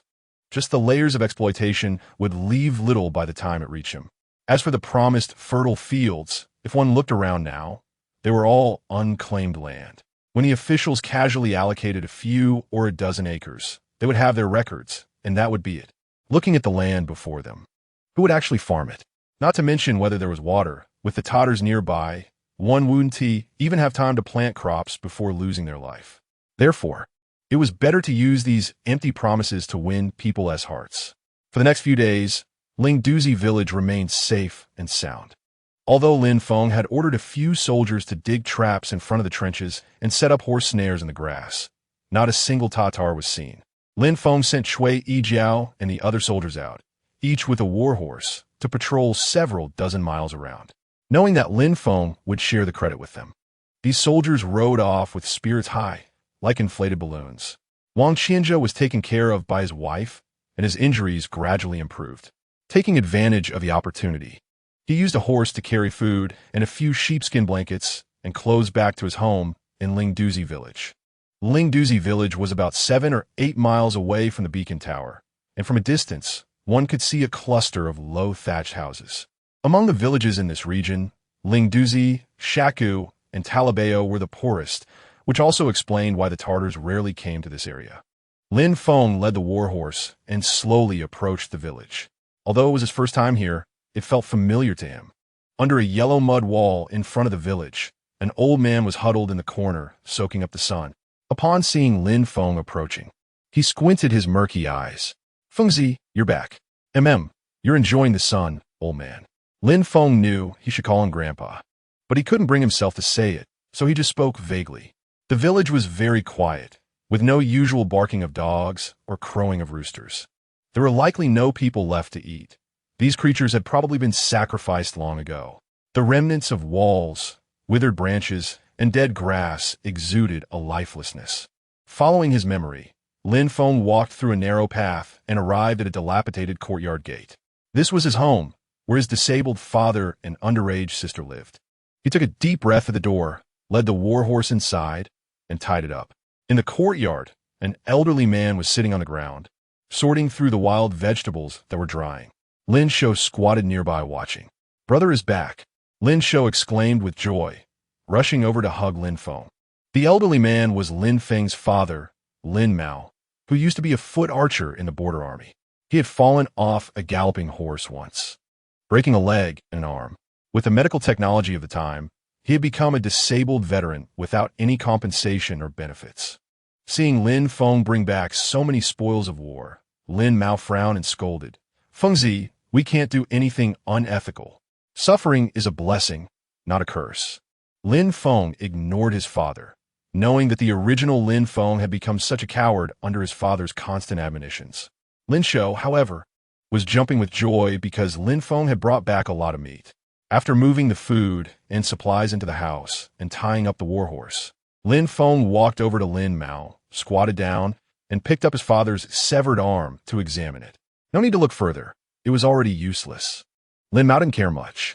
Lin Feng had some experience with injuries from his previous life, and he squeezed his father's broken bone, nodding slightly.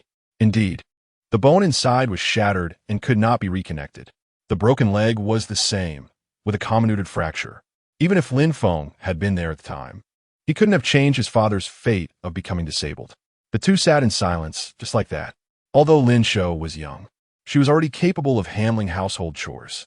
Seeing the two of them sitting in the courtyard, she got up to start a fire and cook.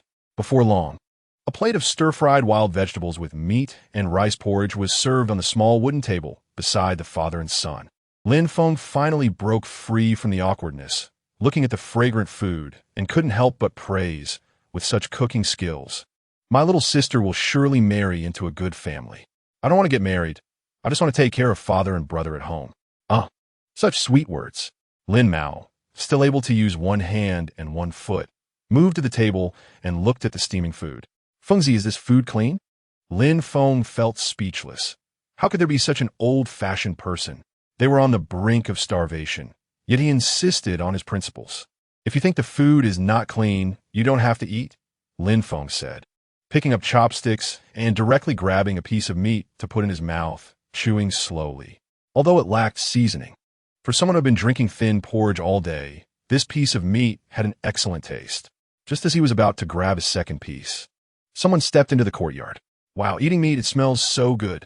A man in his 40s, wearing a gray turban and a long robe, strode into the courtyard. Behind him were two strong young men, broad-shouldered and looking at the family of three with sidelong glances. Lin Mao hung his head in silence, while Lin Shou quickly retreated into the house. Only Lin Feng looked at the few people in surprise. The man smiled insincerely and said, "Since there's meat to eat, it makes me feel a bit better. I heard Fengzi is back. I just don't know how we should settle this account." "What account?" Lin Feng asked, chewing on his food. The debt your father owes, which has been dragging on for more than half a year. If it's not paid back soon, the interest is quite high, the middle-aged man said, shaking a piece of paper in his hand. Lin Feng glanced at his father, saw him hanging his head in silence, and knew this was true. "How much do we owe?" Including principal and interest, it's 4 taels and 8 coins of silver." Hearing this, Lin Mao's body trembled. "I only borrowed 200 coins.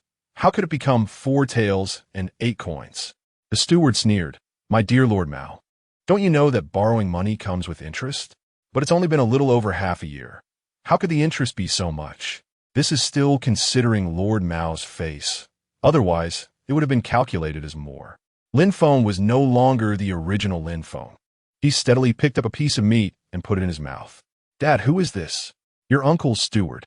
Lin Feng knew that this Lin Feng had a wealthy uncle named Lin Tong, who had land and grain. However, since Lin Mao became disabled, they had had little contact, to the point where they acted as if they didn't know each other when they met in the village. "Oh, when did you lend the money?" "I don't remember," Lin Mao said in a low voice. "It was for the expenses when your mother passed away." Lin Feng nodded. His mother had given the last of their wild vegetable dumplings to them because the family had no food. She had frozen to death one cold night. Lin Feng thought the interest was a bit high. 1 tael of silver was equivalent to 1,000 coins.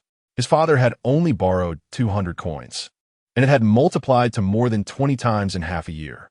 "When my mother died, shouldn't a small uncle contribute a few taels of silver?" The steward chuckled. "Lord Mao, Fengzi has become successful now. I heard he even became a squad leader.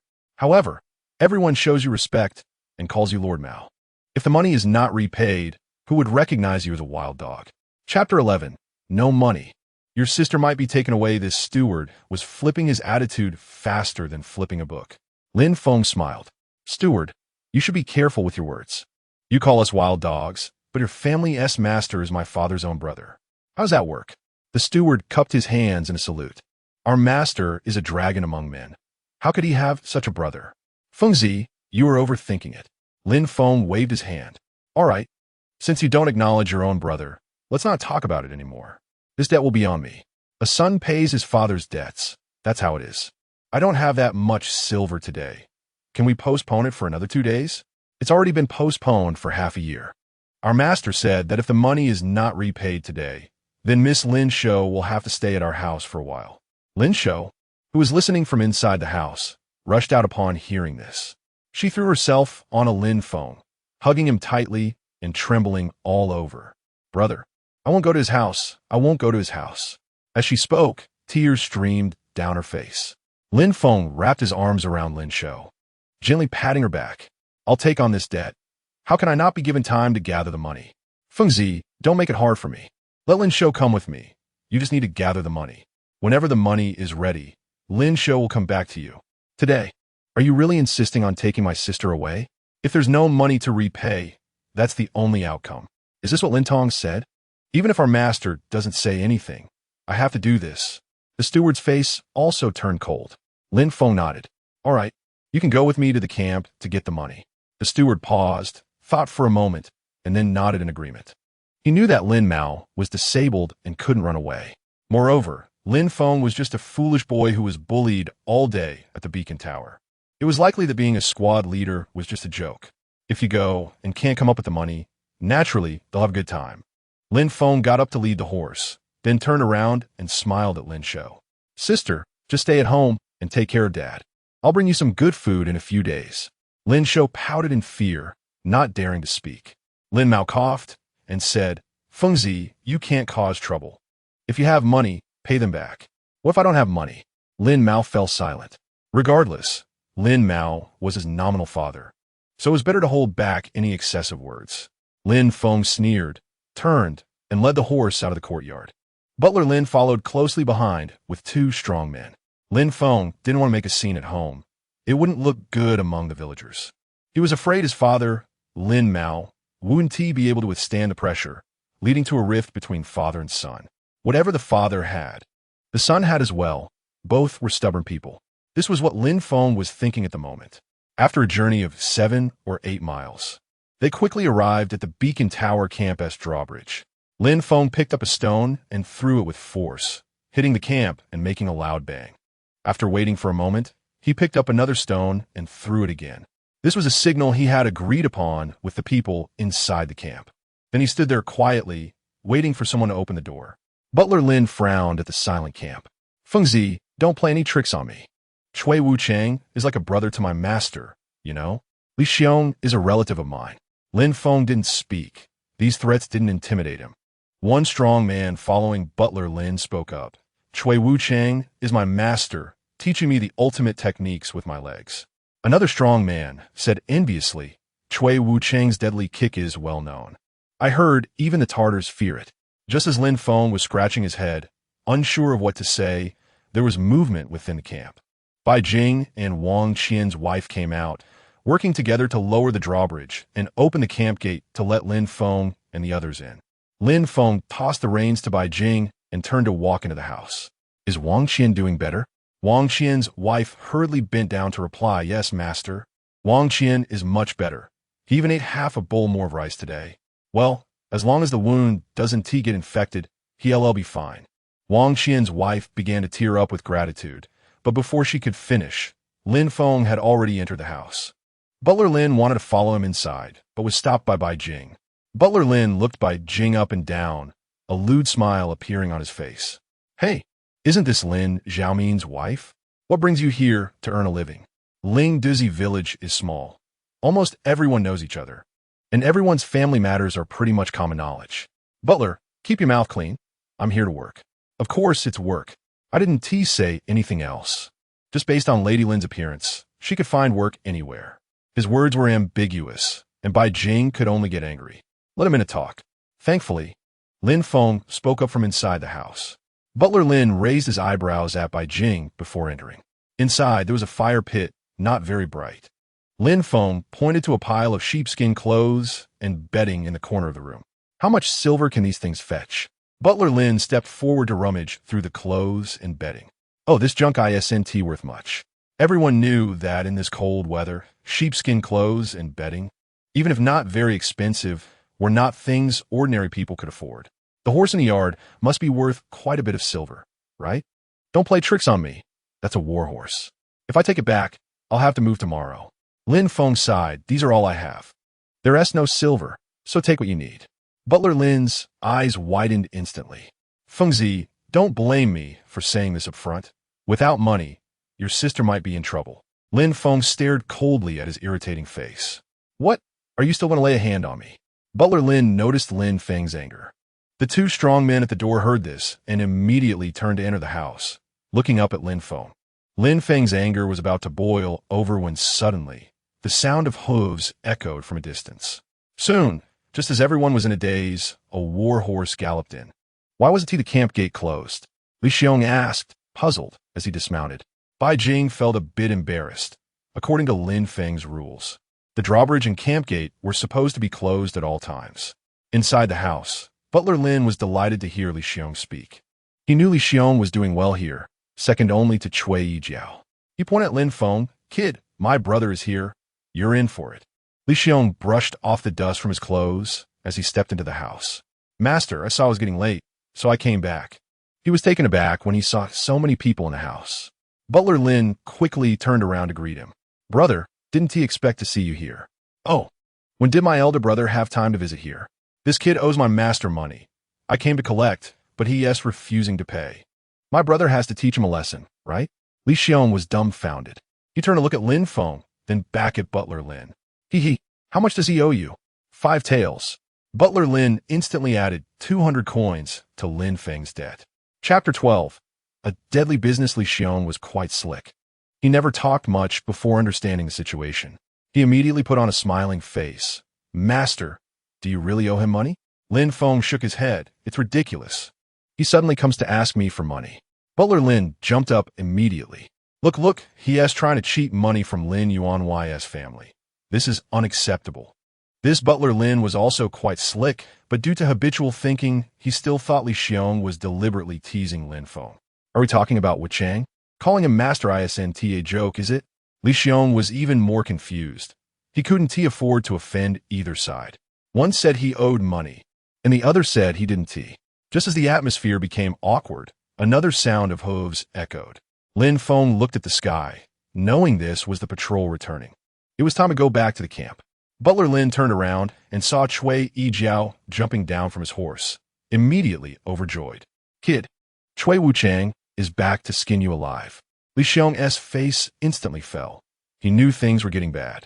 Lin Tong, Lin Yuany from Ling Douzi Village, was a wealthy and powerful family. His daughter had married the county magistrate. Although Cui Yijiao was strong, he still had to show some respect to Lin Tong. Soon, Cui Yijiao strode into the house. Master, there is nothing happening in the west. I had Wu Er send the Tartar heads to Shaka village. Oh, as he spoke, he noticed Butler Lin. Then he saw Li Xiong, who was looking constipated. Butler Lin, oh, Cui Wuchang, I'm here to collect a debt. Lin Feng owes my master 5 taels of silver, and that is not. Butler Lin sensed something was off. It seemed that Lin Feng's issue with Wuchang wasn't a joke. Cui Yijiao was close with Lin Tong and knew a lot of things.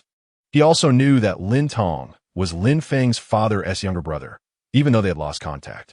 He turned to look at Lin Feng. Master, how should this matter be handled? After all, having been a Wuchang before, he was decisive in dealing with matters.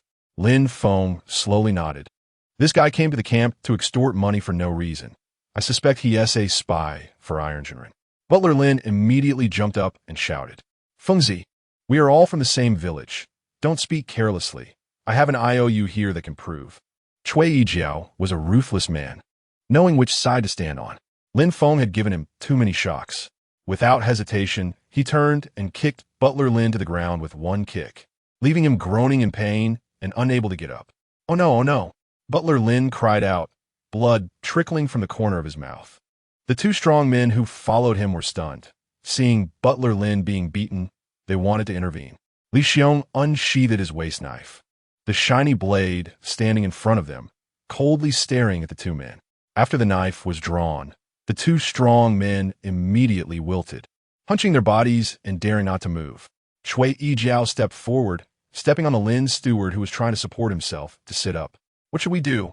Captain? Lin Feng sneered, brothers, since you are Tartar spies, you should know what to do. Li Xiong's earlier hesitation probably reduced his standing in Lin Feng's eyes, and he immediately jumped in, saying, Captain, just find a place to bury them. Cui Yijiao nodded, exactly. Lin's steward understood that when a scholar meets a soldier, reason does not prevail. He began to cry out loudly. Captain Cui, you can ask Mr. Lin about this. How could I dare to lie? Cui Yijiao hesitated for a moment, but quickly realized that in the entire town's West Army, he had never heard of anyone capable of single-handedly taking down so many Tartars. Sticking close to Lin Feng would yield greater benefits. With that thought, he pulled out his waist knife, grabbed Lin's steward by the collar with one hand, and dragged him out. The 2 strong men were dumbfounded by the scene before them. They were tough in front of the common people, but in front of true soldiers of the West Army, they were nothing. Li Xiong kicked one strong man's knee, knocking him down, and dragged him out with one hand. There was still one strong man left, who foolishly turned to look at the Lin steward being dragged away. Unbeknownst to him, Lin Feng raised his foot and kicked him in the stomach. With a scream, he was kicked out the door and fell into the yard, twitching. At that moment, Lin's steward finally realized he had worshipped the wrong deity. "Oh, Captain, it was my confusion. I owe you money and came to pay you back today, so please spare me." Lin Feng walked out of the room and found Bai Jing holding a shovel, pressing it against the neck of the strong man he had just kicked out. With a bitter smile, he thought this woman was quite fierce. "Oh, we need to deepen the trench in front of the camp. Everyone will have to work hard tonight." Cui Yijiao immediately understood and turned to drag Lin's steward towards the trench. Lin's steward continued to cry, and Cui Yijiao slapped his face with the flat of the knife, making his mouth and face bleed. Lin Feng also took a long knife and dragged a strong man to the edge of the trench. Bai Jing followed with the shovel. Wanted to dig a pit. This woman was quite clever. Lin Feng waved his hand. "You stay back. Let them dig for themselves." Lin's steward and the two strong men were forced at knife point to jump into the trench and sobbed as they took shovels to dig. Cui Yijiao approached Lin Feng. "Captain, why not take their heads to claim a reward? 3 heads can exchange for quite a bit of food." Lin Feng frowned. They looked too different from the Tartars. Li Xiong laughed. "Captain, the higher-ups are well aware of these matters. They need to claim credit as well." The 3 digging in the trench heard the conversation above and felt their legs go weak. Country folks had never seen such a scene and instantly collapsed at the bottom of the trench. Lin's steward kept bowing at the bottom. "Captain Lin, we can't have 2 Lin characters written in one stroke. I've served Mr. Yuan Wai for over 10 years, and he is your own uncle." Upon hearing this, Lin Feng was moved. He allowed him to speak while the other 2 continued to dig. Cui Yijiao immediately dropped the rope and pulled Lin's steward up. Lin Feng took Lin's steward back into the house. "If you want me to spare you, tell me what bad things Lin Tong has done." "Oh, Captain, how could Mr. Yuan Wai do bad things? Who doesn't know he is a great philanthropist? Then you can go die. Your head is worth quite a bit of silver."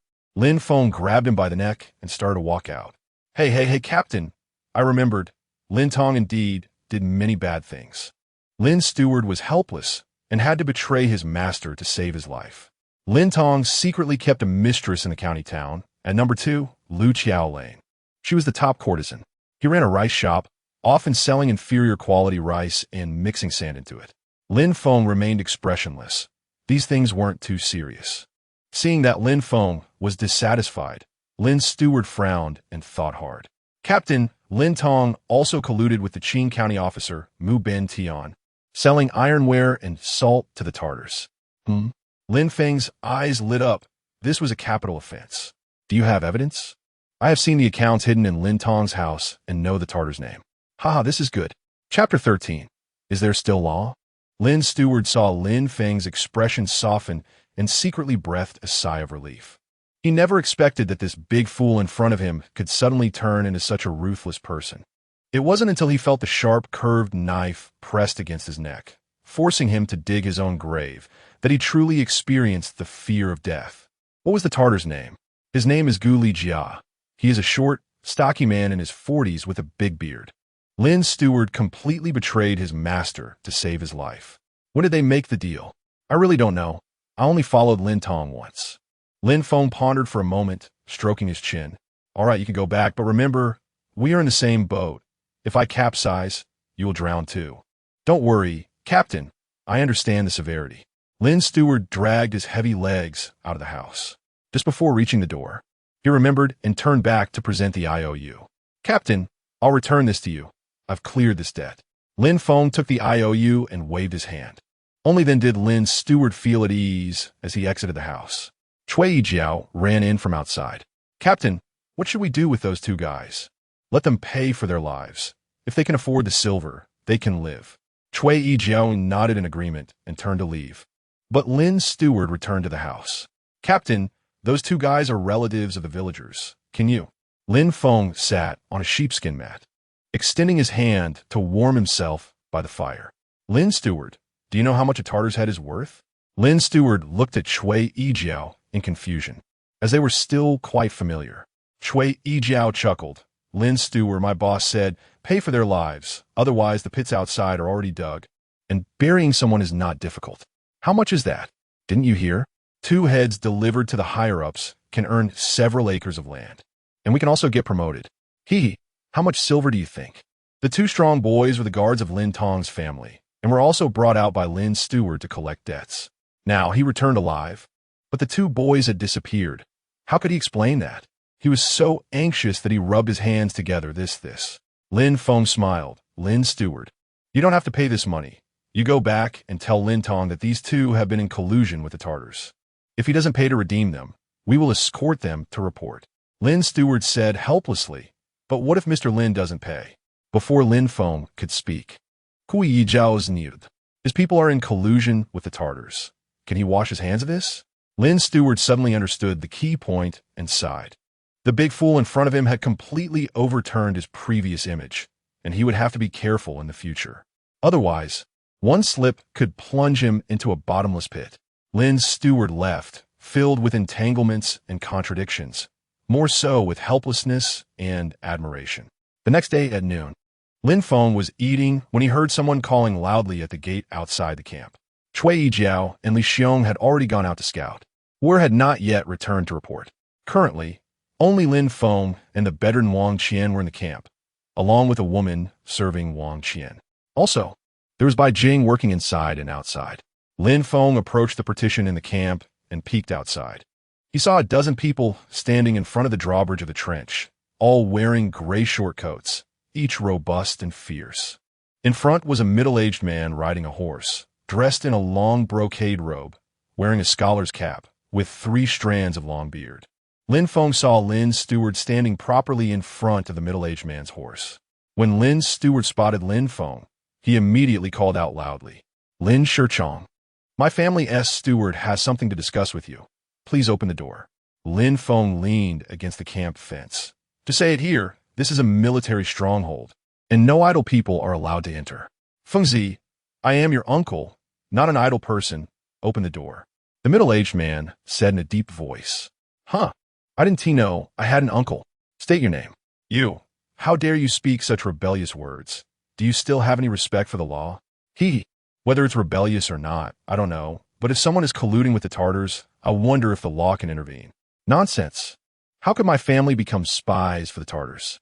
"You are clearly speaking nonsense." Lin Feng waved his hand. "Stop with the nonsense. How do you intend to handle this?" The one on horseback is Lin Tong. He reached into his chest and pulled out an envelope, holding it up. "This is an official letter from the Qing Shui County office, which can prove my family's innocence. Hurry up and release them." Lin Feng knew that the Qing Shui County office and the border army were 2 separate systems. One is the local government, and the other is responsible for border security. The two do not belong to each other. However, the local county office has the responsibility to help the border army maintain border security. And the border army also has the obligation to maintain local law and order. If you have the ability to get an official letter from the border army headquarters, I will immediately release them. You. Lin Tong's face turned red with anger in front of his own guards. Lin Feng didn't give him any face at all. "Fengzi, you're hiding inside comfortably, but have you thought about your father and sister still at home?" Lin Feng sneered. "Old man, if you dare to collude with the Tartars, I can eliminate you first." He waved his hand back, and Bai Jing had already brought his bow and arrows. Seeing him gesture, she immediately raised the bow and arrows in front of Lin Feng. Lin Feng took the bow and arrow in his hand, leisurely strung the bow, and pulled the bowstring, making a series of sounds.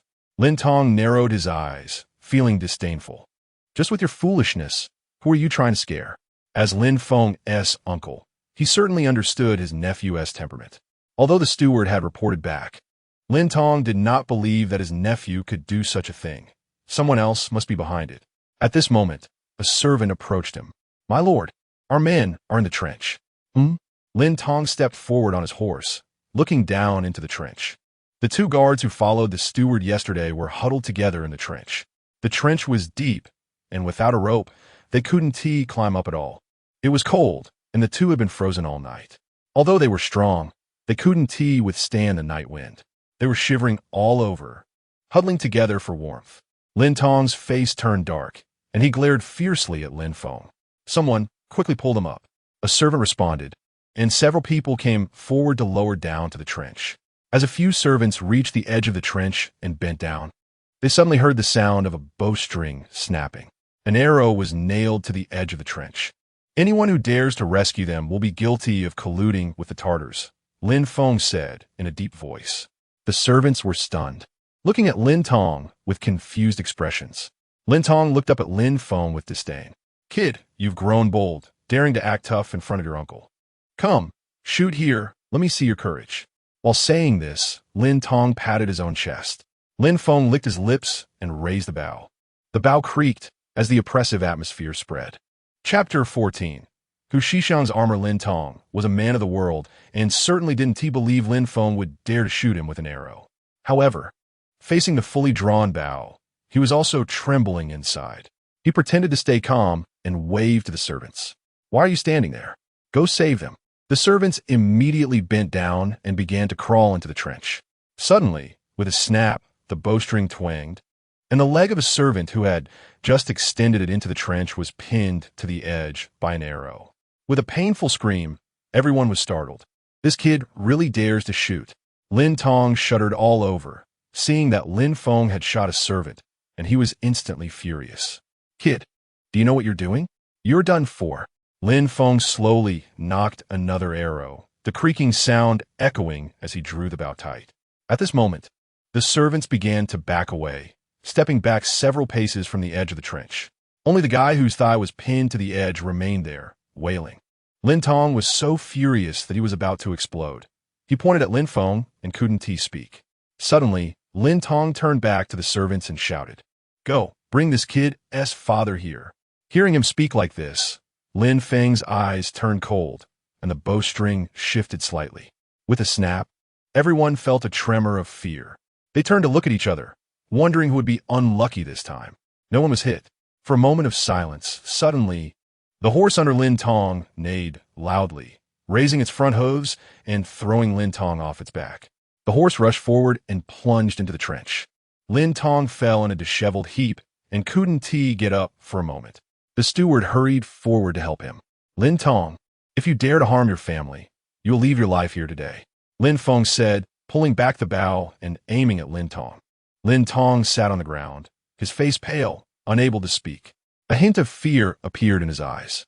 Good kid, you want to rebel? I will report you to the county.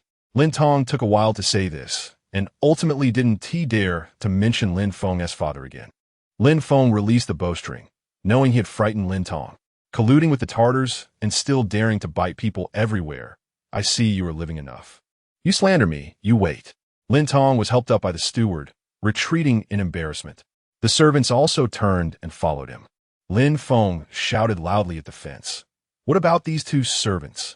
Don't blame me for reporting for a reward. Seeing Lin Tong ignoring him, he continued shouting. I will wait until dark today. If you don't bring silver, they're destined not to see tomorrow's sun. As he shouted, he saw a group of more than 10 people surrounding Lin Tong, walking away. Lin Feng turned and jumped down from the fence. Bai Jing reached out to take the bow and arrow, looking at Lin Feng with concern. Shi Chang, I heard his son-in-law is the constable of Qing Shui County. You stirred up a hornet's nest. There's no choice. If you soften up, he will bully you endlessly. As they spoke, just as they reached the door of the house, they suddenly felt the ground tremble slightly. Lin Feng knew it was a cavalry troop galloping. He turned and ran toward the beacon tower, climbing up the ropes in a few quick motions. He saw in the distance a group of 20 to 30 riders raising a cloud of dust, rushing toward the beacon tower. This is going to be destroyed. If there are so many Tartars, I won't be able to hold out for long. The Tartars are not like Lin Tong's servants. Dozens of them charging be stopped by the fence. He bent down and shouted to Bai Jing below the tower. Bai Jing, tell Wang Qian to bring the horses out and prepare to run from back. The guards all knew there was an escape route behind the fence. It couldn't be used unless it was an emergency. After Lin Feng shouted, he quickly climbed down from the top of the tower, took the bow and arrows with him, and climbed onto the fence. The sharpened long knife was inserted beside him, and a quiver of arrows hung on the fence, one on each side. He strung the bow and waited for the enemy to approach. Inside the fence, Wang Qian was being supported by his wife when he came out. Bai Jing had already brought the remaining 2 war horses to the back door of the fence, waiting for orders.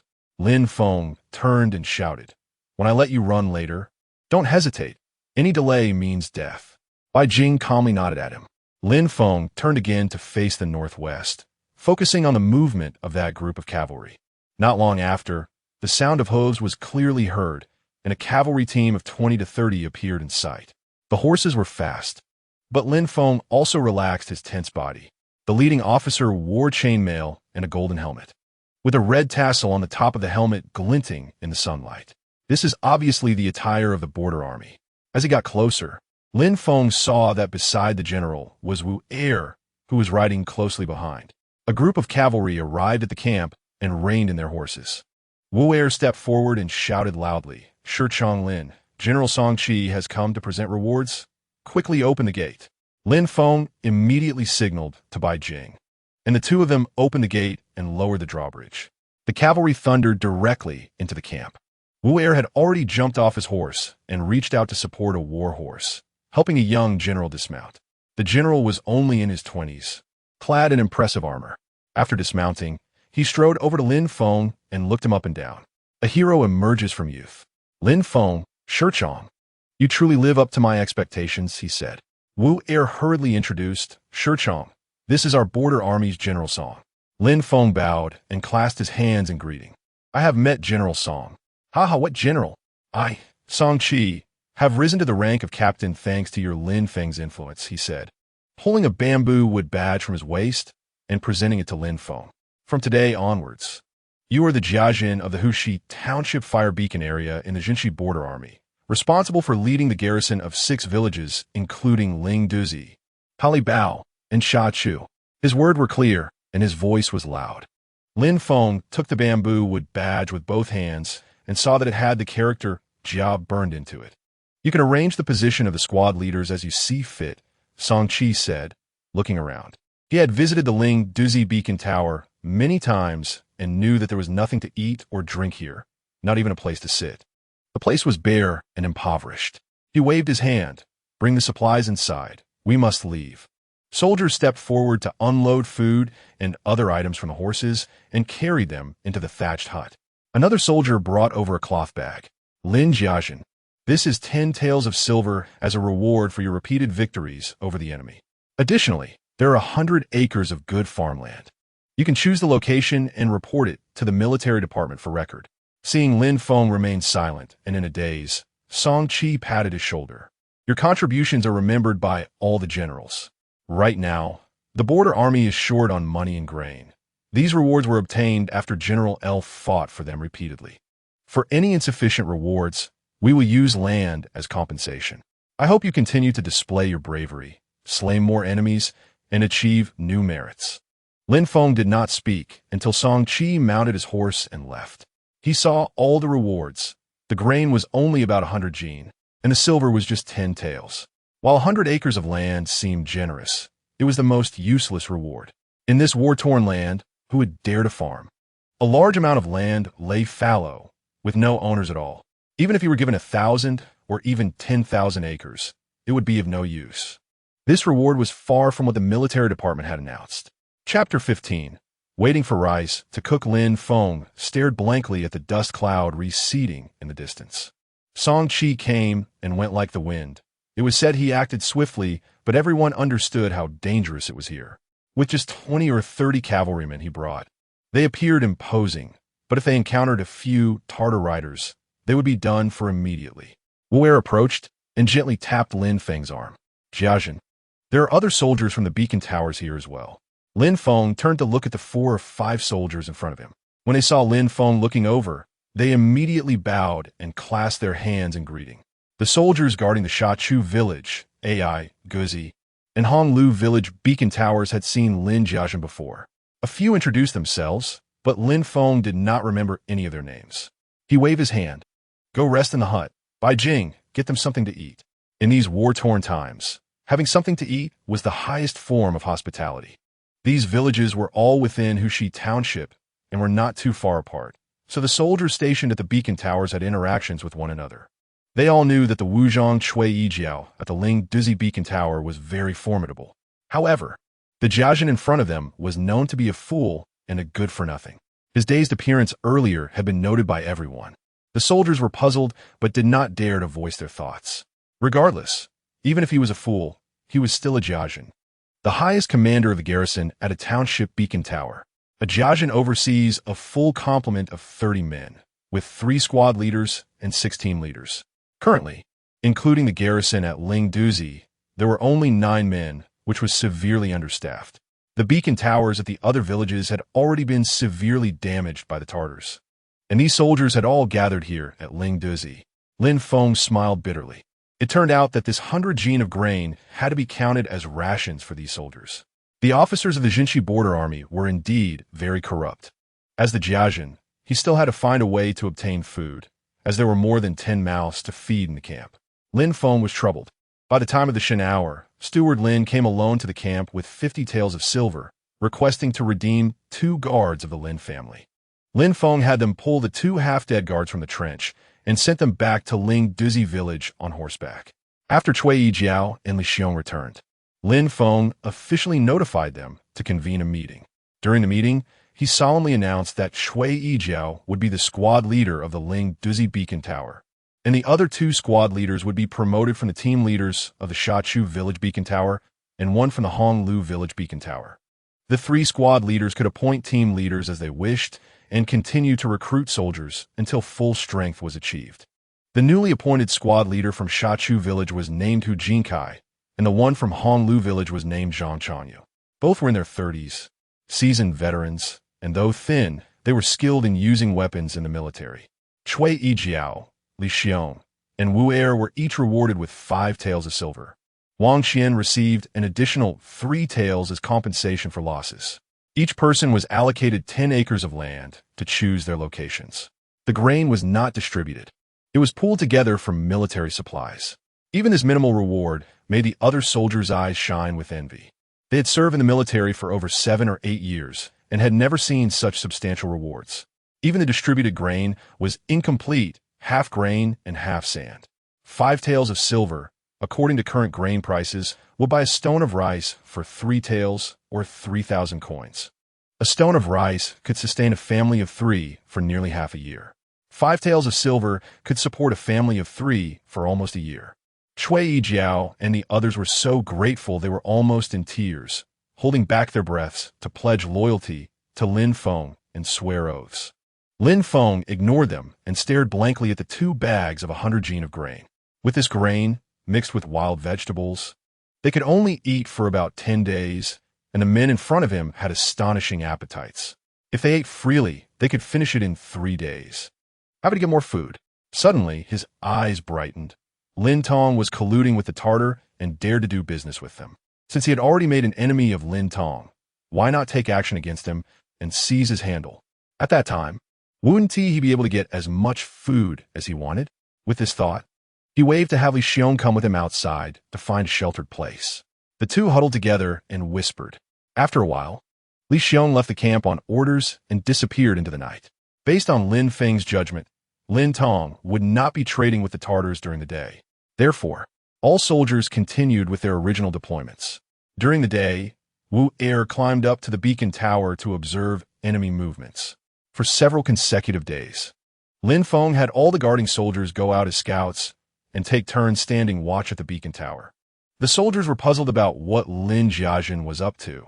Staying at home without any other actions would only lead to starvation. Cui Jiao and the others had all served as team leaders and knew how to gather food.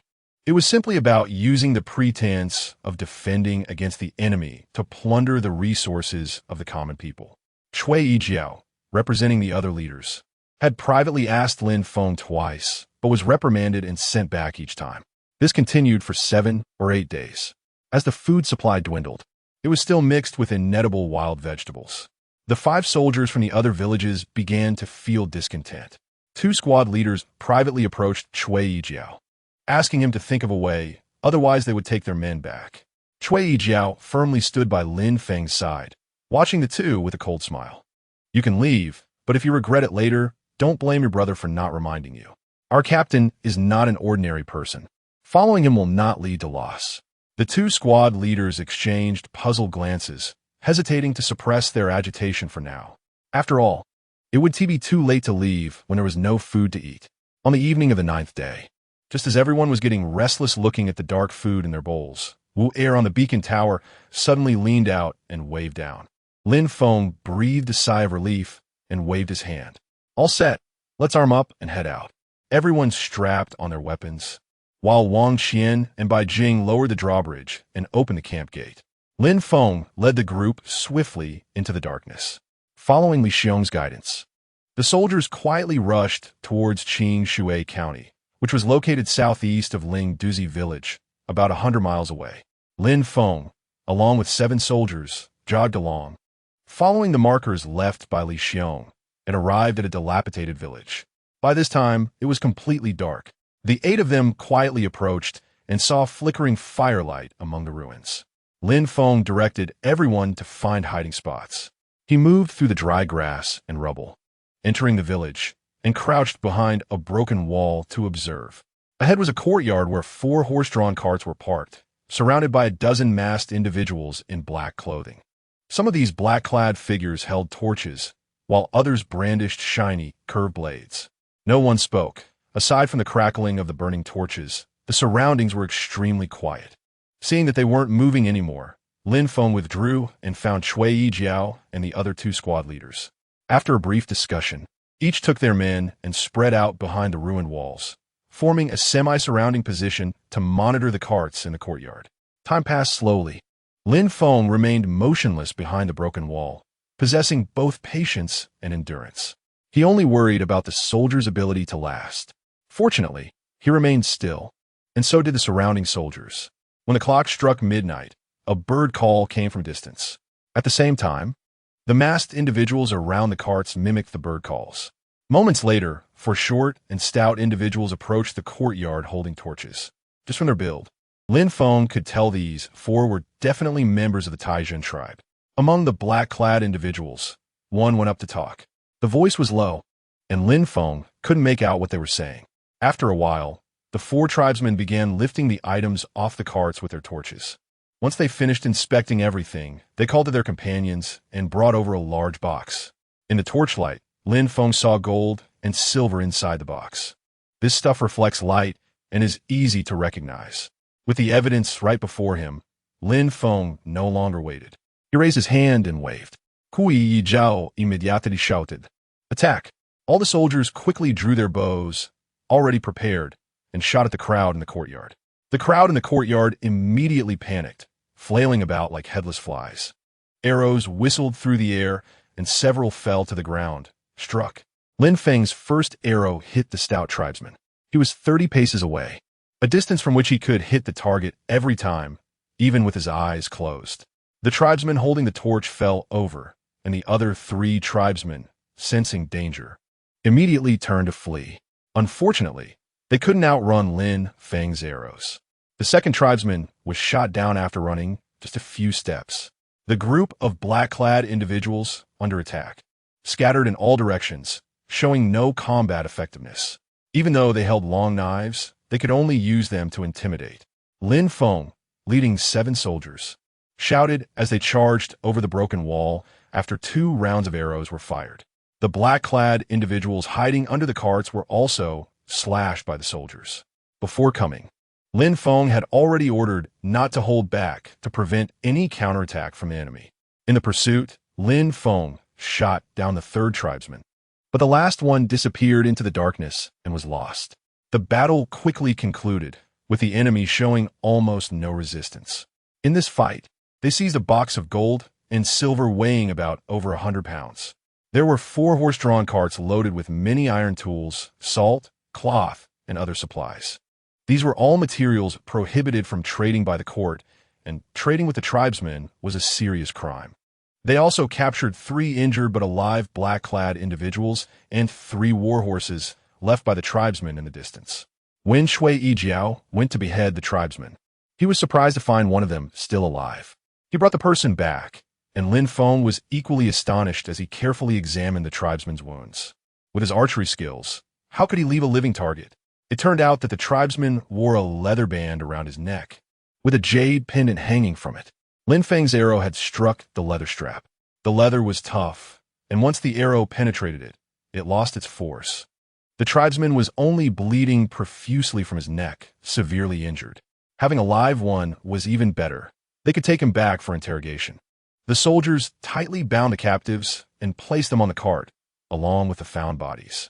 Then they led the horses back along their route. Of the 2 to 3 dozen black-clad individuals, 7 were shot or hacked to death, while 3 were captured.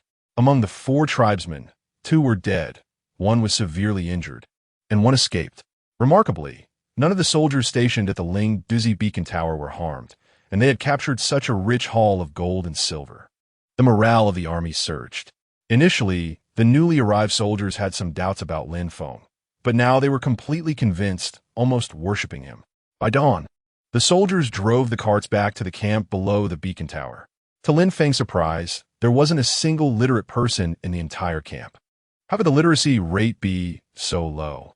Of course, apart from Lin Feng himself, there was Bai Jing. Bai Jing was an extraordinary woman. It seemed there was nothing she couldn't do. She was not only exceptionally intelligent, but also highly understanding.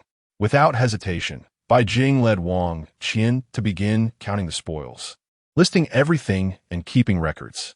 The others were organized by Wang Qian's wife to prepare a meal. This time there was porridge and roasted meat strips. Everyone ate joyfully. Lin Feng stood in the courtyard, holding a bowl of porridge and sipping it slowly. Seeing so many spoils, he finally felt at ease for the moment. In this battle, Li Xiong deserved the most credit. According to Lin Feng's instructions, he secretly contacted Butler Lin. The two coordinated with each other and obtained the time and place of the transaction between Lin Tong and the tribesmen.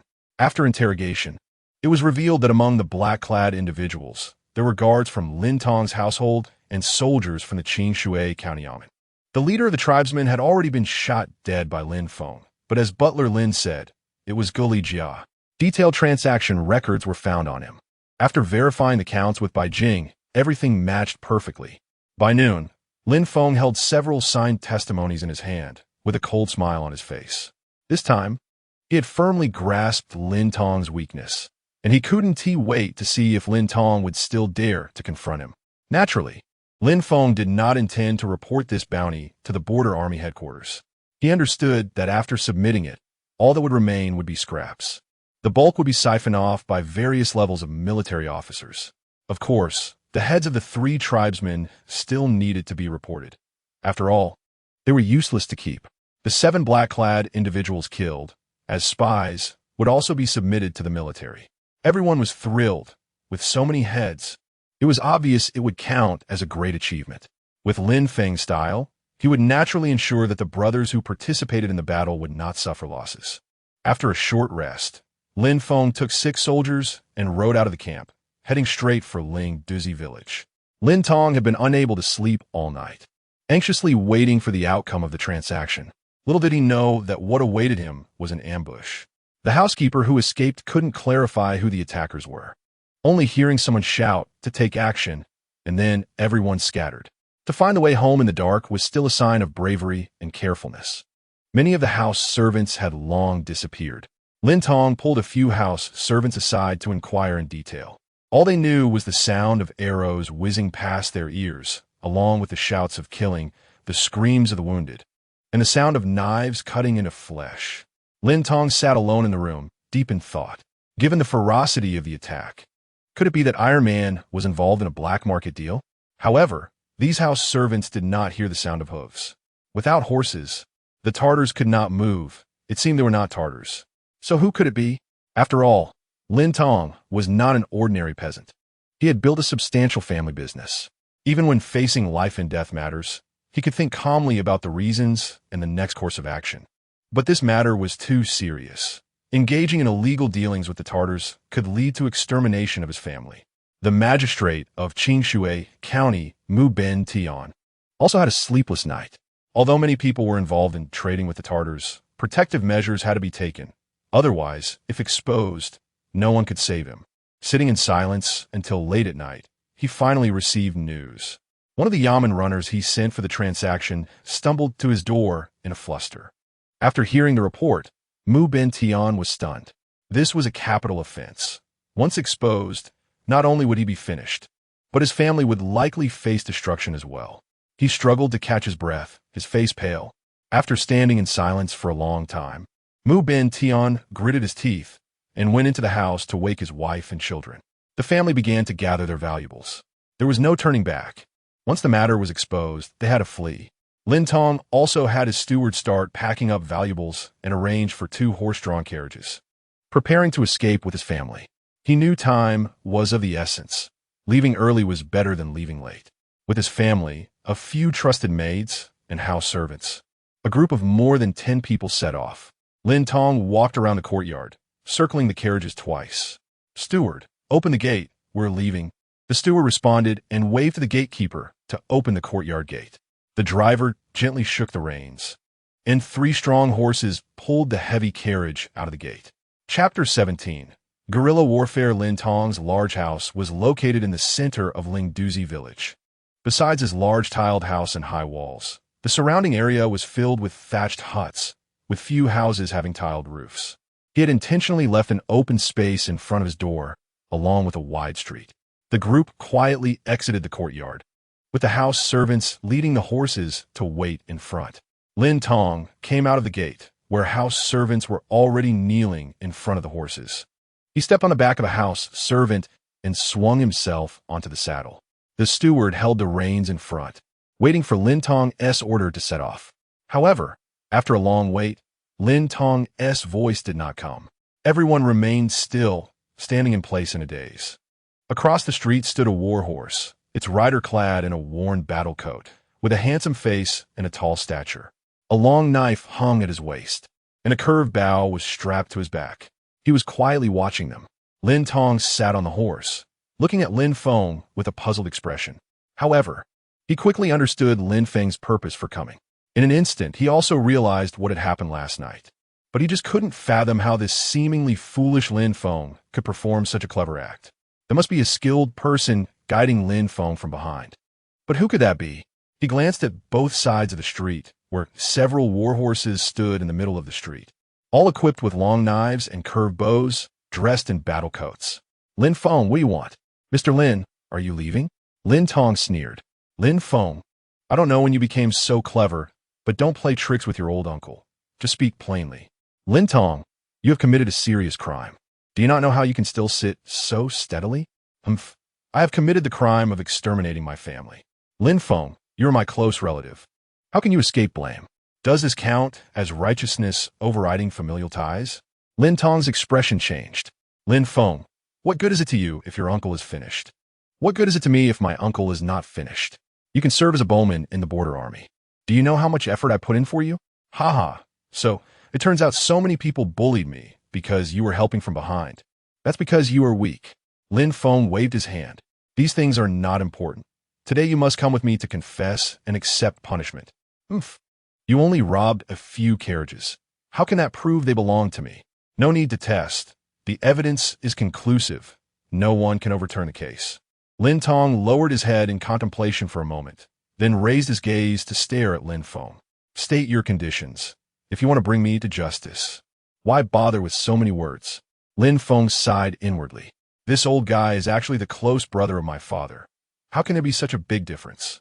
All right, my demands are not high. You just need to provide some manpower and resources. You want grain and money.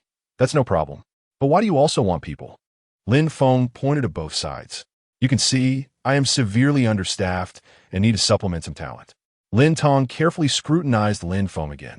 "Are you sure you have done something significant?" Lin Feng took out a badge from his waist and held it up. "Now I'm officially appointed." Lin Tong took a deep breath. This kid has changed so much.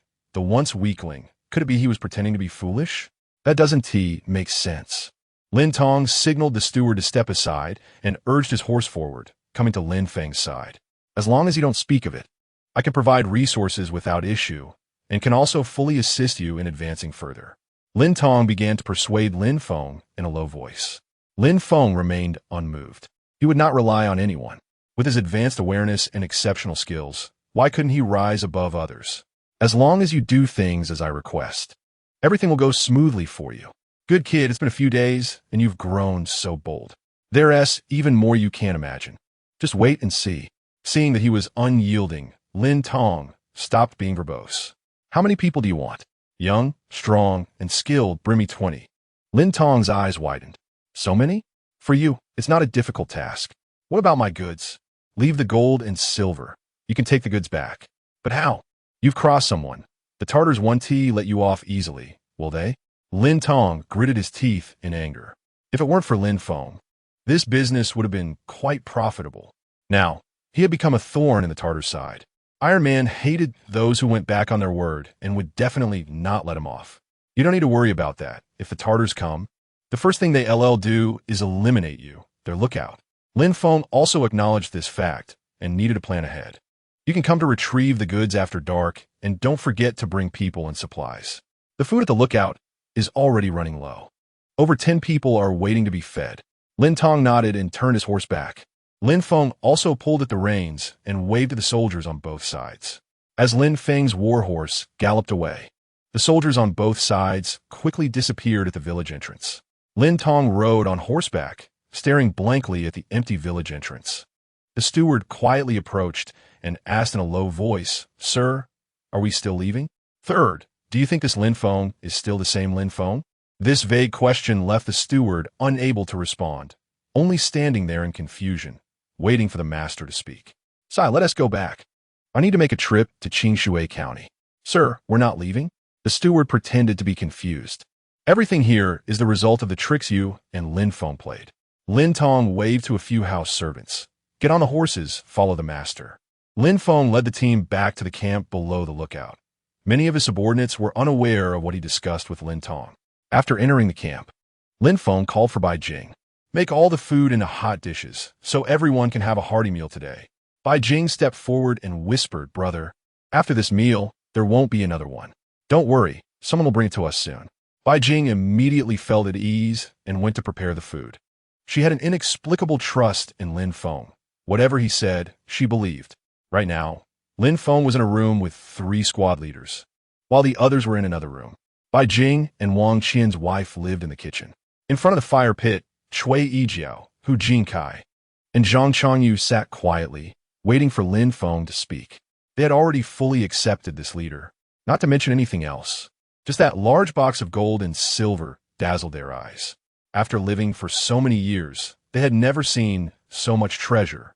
It was brought into the house by a few people and was now placed in a corner within reach.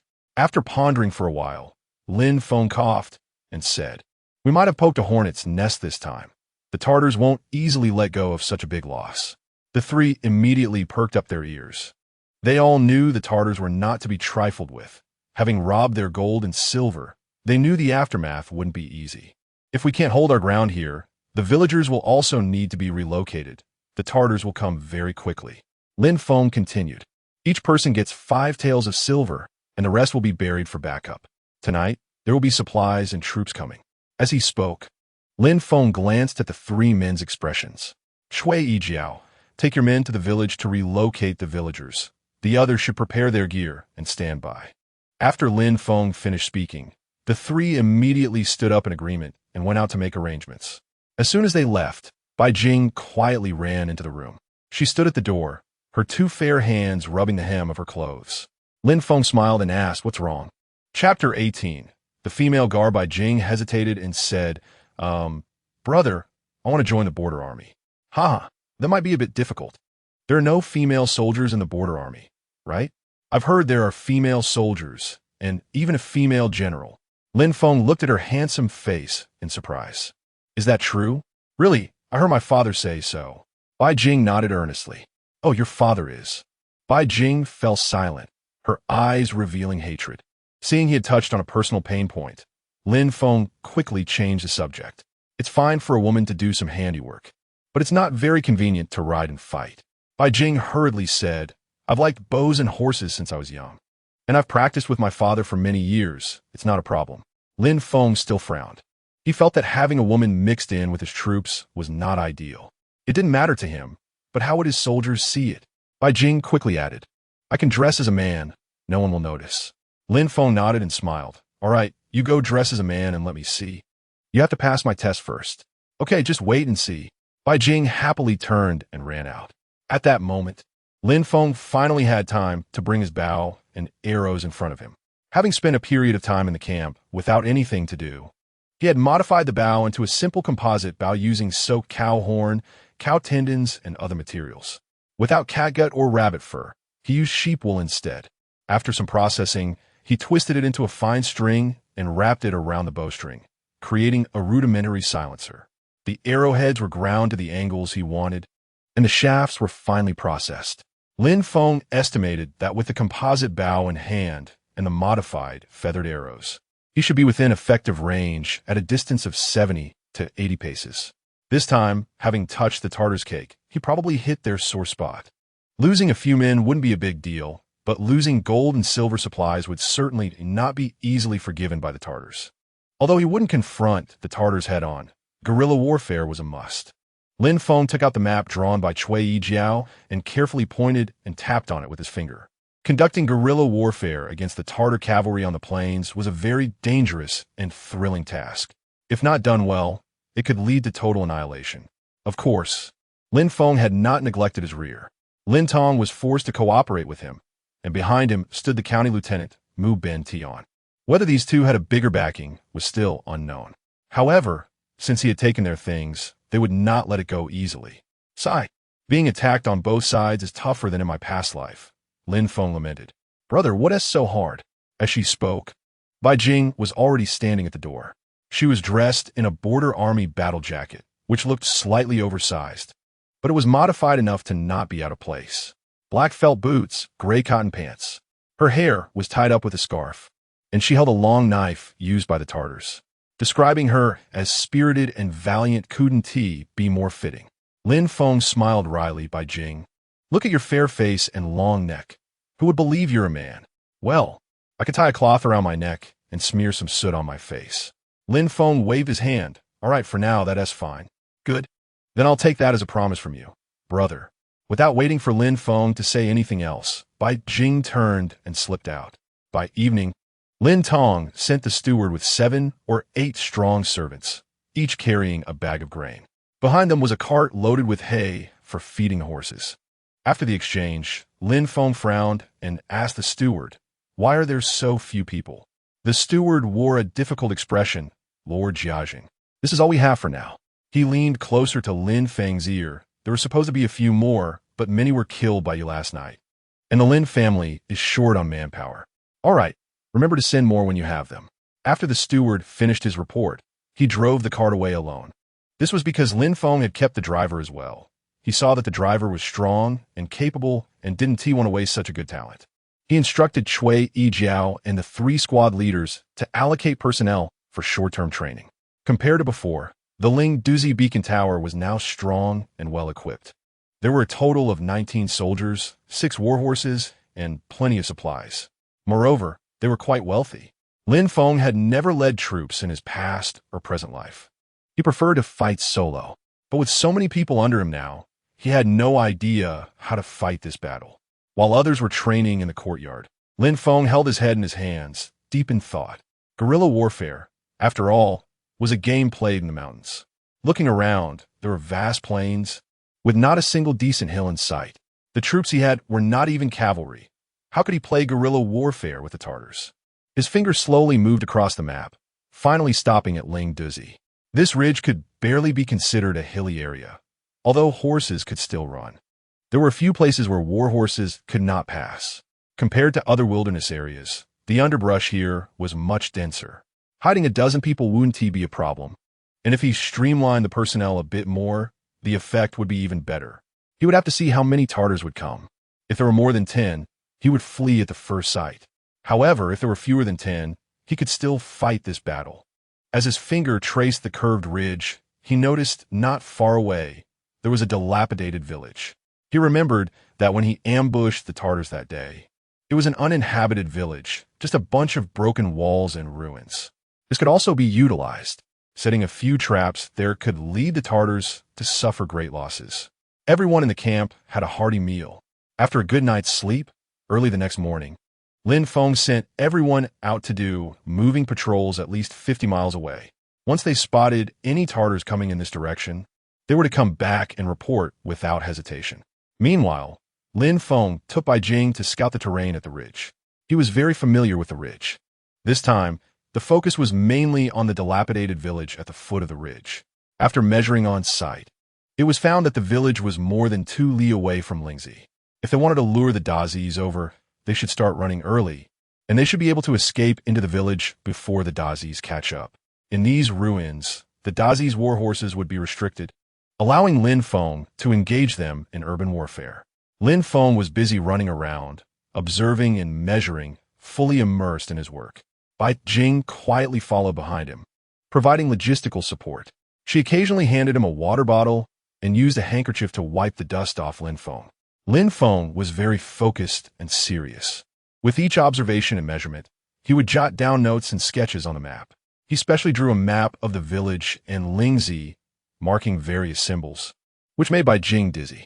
The two of them spent an entire day running around this area. The next day, Lin Feng summoned the new recruits who had just joined the army, brought shovels and picks, and headed to the village. Following his instructions, they began to set traps for the Dazis. After 2 busy days, Lin Feng was puzzled as to why the Dazis, who had been lured into a trap, remained so composed. It wasn't until noon on the 3rd day that Zhang Chanyu galloped back. From a northeast direction, nearly 10 Dazi cavalry were approaching. They were now more than 30 li away from the beacon tower at Ling Douzi. Lin Feng breathed a sigh of relief. Since there were only 10 riders, and they had not crossed his bottom line, he wouldn't have to lead everyone in a retreat. Chapter 19. Golden-armored Dazi Lin Feng immediately gathered everyone and instructed Wu Er to light a signal fire on the beacon tower. He then took a dozen soldiers towards Ling Douzi. The rest gathered food supplies to evacuate the area and hide elsewhere. Lin Feng had already arranged everyone's positions based on the terrain. Among this group, Hu Jinkai ran the fastest, so he and Lin Feng were responsible for leading the Dazis into the dilapidated village. The busiest person was Lin Feng. He needed to find a location on the ridge to ambush the Dazis and then, together with Hu Jinkai, lead the Dazis into the village to command the soldiers in urban combat. Kui, Yizhao, Zhang Shenju, and Li Xiong rode their horses and intentionally ran in a way that would make the Dazis notice them. In fact, Lin Feng had misjudged the strength of the Dazis. Even if they quietly approached, the Dazis would still track them down. Cui Yijiao ran over, slightly out of breath, and said to Lin Feng, "Boss, there are 9 Dazis. For an iron armor, 3 in white, and 2 I couldn't see clearly." Lin Feng pointed to 2 spots. "Who among you is good at archery? Hide here and ambush them when the Dazis get close." This was something he had just thought of. Several key members needed to be trained and shouldn't always rely on him to fight alone. The others exchanged glances. Ever since the Tie Zhen tribe invaded the western territory of Dezong, none of them had fought the Dazis, let alone at such close range and without any defensive measures. Lin Feng patiently guided them. "This is a steep slope. The Dazis' war horses won't be able to pick up speed. After you shoot, you can run down the slope. Even if you roll down, you'll be much faster than them." Cui Yijiao gritted his teeth and said, "I'll ambush them. It's just a few Dazis. 20 years later, I'll still be a good man." Lin Feng nodded. "To fight to the death, that's the spirit we need." Zhang Chanyu immediately raised his hand. "Count me in." Hu Jinkai laughed. "I can't run away first." As they spoke, they saw dust clouds rolling in from a distance. Lin Feng shouted, "Remember, no matter what, you must run to your positions." The others nodded and stopped talking. Each found their ambush positions, knocked their arrows, and held their breath. The Dazis' horses were fast, and just as Lin Feng and the others finished setting up their ambush, the Dazis arrived at the foot of the ridge. If they wanted to go around the ridge to chase these soldiers, it would take too long and obviously delay the opportunity for battle. The fierce Dazis completely underestimated the scattered soldiers of Dezong. The leading Dazi didn't even discuss it. He charged straight up the ridge with everyone. The slope in front of the ridge was moderately gentle, but there was a section of steep mountain road. No matter how skilled the Dazis were in horsemanship, they couldn't pass quickly. Some Dazis, relying on their excellent riding skills, didn't get off their horses and directly charged up the steep slope. Others jumped off their horses and led the animals up. Lin Feng, hiding in the bushes, could see clearly through the gaps. Among the 8 or 9 Dazi cavalry, one wore armor that was different from the others. Under the sunlight, it shone with a golden sheen. Lin Feng frowned and thought, could this be the golden armored Dazi? It shouldn't be. Golden armored Dazis are too valuable. Would a small beacon tower be worthy of his presence? Regardless, he had to take this guy down. The reward would be significant. Just as a few Dazis led their warhorses up the steep slope, Lin Feng quickly collected his thoughts and slowly drew his bow. The bow he held had been modified into a simple composite bow, no longer making the creaking noise it used to when drawn. It was silent, except for the sound of the Dazi's warhorses snorting and stomping. He couldn't wait for them to reach the top of the slope. Otherwise, it would be difficult for those ambushing to escape. Lin Feng fully drew the bowstring, aimed at the throat of the golden-armored Dazi. Releasing the arrow, he managed to control the sound of the bowstring to a minimal level. The arrow shot out like a flash, appearing at the side of the golden-armored Dazi's neck in the next moment. Lin Feng had still underestimated the strength of the golden-armored Dazi for no reason at all. The Dazi sensed the approaching danger. He leaned back, and Lin Feng's arrow grazed his throat. Lin Feng's eyes widened in surprise. Damn, he really is formidable. The iron-armored Dazis were already fierce enough, but this golden-armored Dazi could dodge his arrow without any warning. Moreover, it was from his modified composite bow.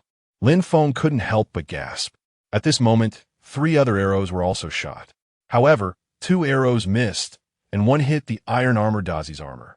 Bouncing off to the side, Lin Feng couldn't afford to be sentimental. They only had one chance to shoot. He immediately turned and ran down the slope. The other 2 also sprinted desperately towards the distant village. They had no time to find their horses, letting them stay behind. Of course, this was also part of Lin Feng's calculations based on their running speed. The Dazis were startled, and after seeing the situation clearly, they all burst into laughter. The golden-armored Dazi shouted a few commands, and everyone quickly led their warhorses to the top of the slope, mounted, and charged down the slope. Lin Feng had never felt too Li to be so far. The sound of urgent hoofbeats rang out behind him, and the Dazis were getting closer and closer. Lin Feng was already gasping for breath. It was all his fault for being lazy and forgetting about running, an aerobic exercise. He saw that Hu Jinkai and Zhang Changyu were running ahead of him. Even Cui Yijiao was running in another direction, and his speed seemed faster than Lin Feng's. The Dazis were shouting behind him. Suddenly, while running, Lin Feng felt a chill at the back of his neck. In his rapid run, he slightly changed direction. An arrow grazed his body and embedded itself in the ground. Damn, Lin Feng thought. He couldn't even hear the sound of the bowstring while running. Fortunately, his instincts were strong, allowing him to dodge a deadly shot. They had started running first, but the Dazis had spent some time navigating the steep slopes. According to Lin Feng's calculations, the Dazis should not catch up to him before he entered the village. Clearly, his calculations were wrong. At this point, Lin Feng could hear the Dazis breathing, as if the breaths of their warhorses were already at his back. He heard the sound of a Dazi drawing a curved knife, preparing to stab him from behind. However, the broken wall in front of the village was already in sight. Lin Feng finally reached his position just before the Dazi raised his knife. Without time to cross inside, he leaped up, vaulting over the broken wall head first. The Dazi swung his knife, but missed. However, his horsemanship was excellent. With a slight maneuver, he leaped over the broken wall. Just as Lin Feng fell onto the chaotic grass, a hint of a cold smile appeared on his face. Suddenly, the warhorse's front legs gave way, stepping into a pit that had been dug long ago. The entire horse was flipped over, and the Tartar on it was thrown nearly 2 zhang into the air. Lin Feng lay half-reclined on the grass, looking up as the Tartar flew overhead and then crashed into a pile of rubble. He let out a huge sigh of relief. Ignoring the pain in his body, he scrambled to his feet and ran deeper into the village. Of course, he had no time to deal with the Tartar who had been knocked unconscious. The Tartars behind him had already charged into the village amidst the sounds of thundering hooves. Chapter 20. Facing the enemy directly, a Tartar charged into a narrow alley at the village entrance. Suddenly, a rope was pulled up between 2 dilapidated thatched houses, tripping the galloping warhorse. The Tartar tumbled off the horse and took a while to recover. Fortunately, the soldiers of the Great Sect did not have the courage to step forward. Otherwise, a fine head would have been theirs. Most of the traps designed by Lin Feng had worked, but unfortunately, these soldiers were too frightened by the Tartars to muster the courage to fight back. Otherwise, the results would have been splendid. However, The soldiers Lin Feng brought had not yet fled the battlefield, which was already a significant improvement compared to before. Lin Feng ran and darted to his next position. He crouched down in a ruined house, knocked an arrow onto his bowstring, and peered through a hole to observe outside. The view here was relatively open. In front of him was a clearing that was also the only route for the Tartars to enter the village. Sure enough, it wasn't long before a Tartar on horseback chased after him. The position was perfect. Lin Feng thought that if he missed this shot, it would be his fault. Drawing the bowstring fully, he released the arrow without much aiming. The Tartar, clad in white, was searching for enemies with a curved knife when suddenly an arrow flew in from nowhere, striking him in the throat. He fell silently from his horse, convulsed a few times, and then lay still. Before Lin Feng could leave, another Tartar in iron armor galloped over.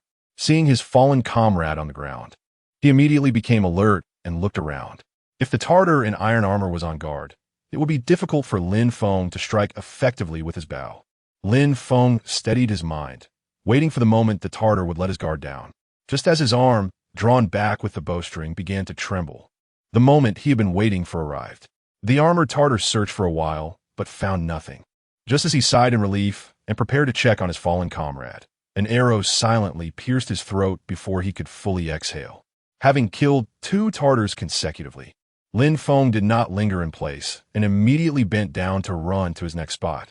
At this moment, a chase was unfolding throughout the dilapidated village, with the Tartars pursuing the soldiers of the Great Sect.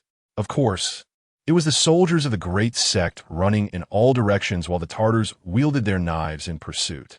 At the entrance of an alley, Lin Feng intentionally revealed himself to lure a Tartar to chase after him.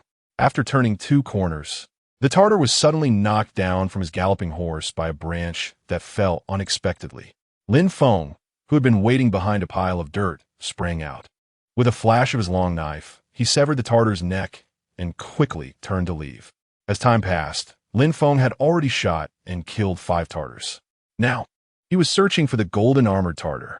This was a big catch, worth an unimaginable amount, and he could not let him escape. Among the troops on the west side of the Great Sect, it was likely that only Lin Feng had such thoughts. The offensive and defensive roles had now switched. In a corner of a broken house, Lin Feng saw a soldier from the Great Sect clutching his chest in pain, his face pale. An arrow was embedded in his chest, clearly having hit a vital spot from a Tartar's shot, making it unlikely for him to survive. Lin Feng naturally had no time to offer aid. He could only glance at him and, seeing the soldier's pleading gaze, decisively left. He was searching for the golden armor, while that golden armored Tartar was also searching for Lin Feng. The golden armored Tartar had already sensed something was amiss. This group of soldiers from the Great Sect was completely different from those he had encountered before. After entering the Great Sect's territory, the soldiers he had faced, let alone 9 men, even 3 or 5 cavalry, could disperse the enemy with a single charge. They didn't even need to charge. Just seeing them from afar would cause the opposing troops to scatter. Yet these soldiers were actually daring to resist, even killing many of his fierce subordinates. This was too abnormal. Currently, it was known that 4 of his men had died, and several others were unaccounted for. It seemed the situation was not good. The Iron Shrew Tartars usually fought individually, rarely charging in formation to kill enemies. Therefore, once they entered the village, they fought separately, seeking to behead soldiers from the Great Sect for personal glory. Their hierarchy was clearly defined: white, iron, copper, silver, and gold, each representing different combat capabilities. It was also difficult to advance levels. Without significant killings, one could not be promoted. Of course, the treatment at each level was vastly different. This led the Iron Shrew Tartars to desperately slaughter the soldiers of the Great Sect, sparing even the common folk. The reason the golden armored Tartar came here was undoubtedly because his interest had been threatened. He needed to eliminate this black-eats-black character to alleviate his resentment. After wandering around the dilapidated village for a while, Lin Feng still did not find any sign of the golden armored Tartar. He had killed 5 Tartars, with 4 remaining. He wondered if Cui Jiao and the others had made any contributions. Lin Feng was uninjured but felt his stamina waning. After a frantic run and maintaining heightened concentration, having killed 5 Tartars, he was already exhausted. He found a concealed spot, sat down, and gasped for breath. He had not brought any water, as he had left behind anything unnecessary for running. It was past noon, and his stomach was growling fiercely. There was no sound in the village. Perhaps the Tartars had left. But where were his people? 3 squad leaders plus himself made a total of 10 ambushed here, aside from one severely injured. He hadn't seen anyone else. Just as he was pondering this, he suddenly heard the sound of soft hoofbeats approaching slowly. Lin Feng leaned against the earthen wall and quieted his breathing. This position was generally hidden from view. As the hoofbeats drew closer, Lin Feng saw a Tartar on horseback. He wore golden armor, and his sheepskin hat was even whiter than those of other Tartars, with neatly rolled wool. He held a long knife and sat steadily on his horse, scanning the surroundings. Lin Feng licked his dry lips. With both hands, he slowly reached for his bow and arrow, knocking an arrow onto the string. He gently pulled the bow back. Just as he aimed the arrow at the golden-armored Tartar, the Tartar suddenly turned his head, his eagle-like eyes fixating on Lin Feng. Lin Feng was startled, his right hand shook, and the arrow flew from the bowstring.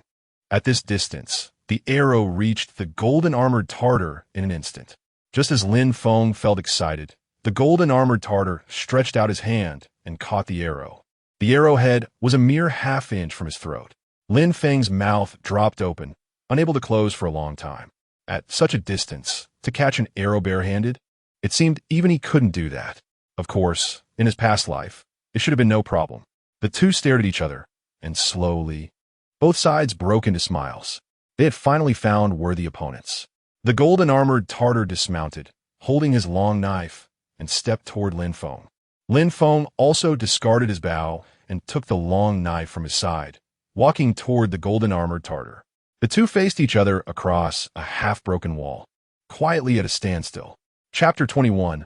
A burst of character. You what position? Lin Feng was surprised to hear him speak in a cultured manner. This guy was indeed an educated Tatar. What about you, Zhao Zheng? Shihan tribe, copper armor. Lin Feng blinked. It turned out this guy was just a copper-armored soldier, and he seemed quite nervous about it. When the copper-armored Tatar heard that Lin Feng was merely a Zhao Zheng, a look of disappointment flashed in his eyes. He was well aware of the organization of the border troops. A Zhao Zheng wasn't even considered a formal officer. However, copper armor held significant weight in the Iron True Army.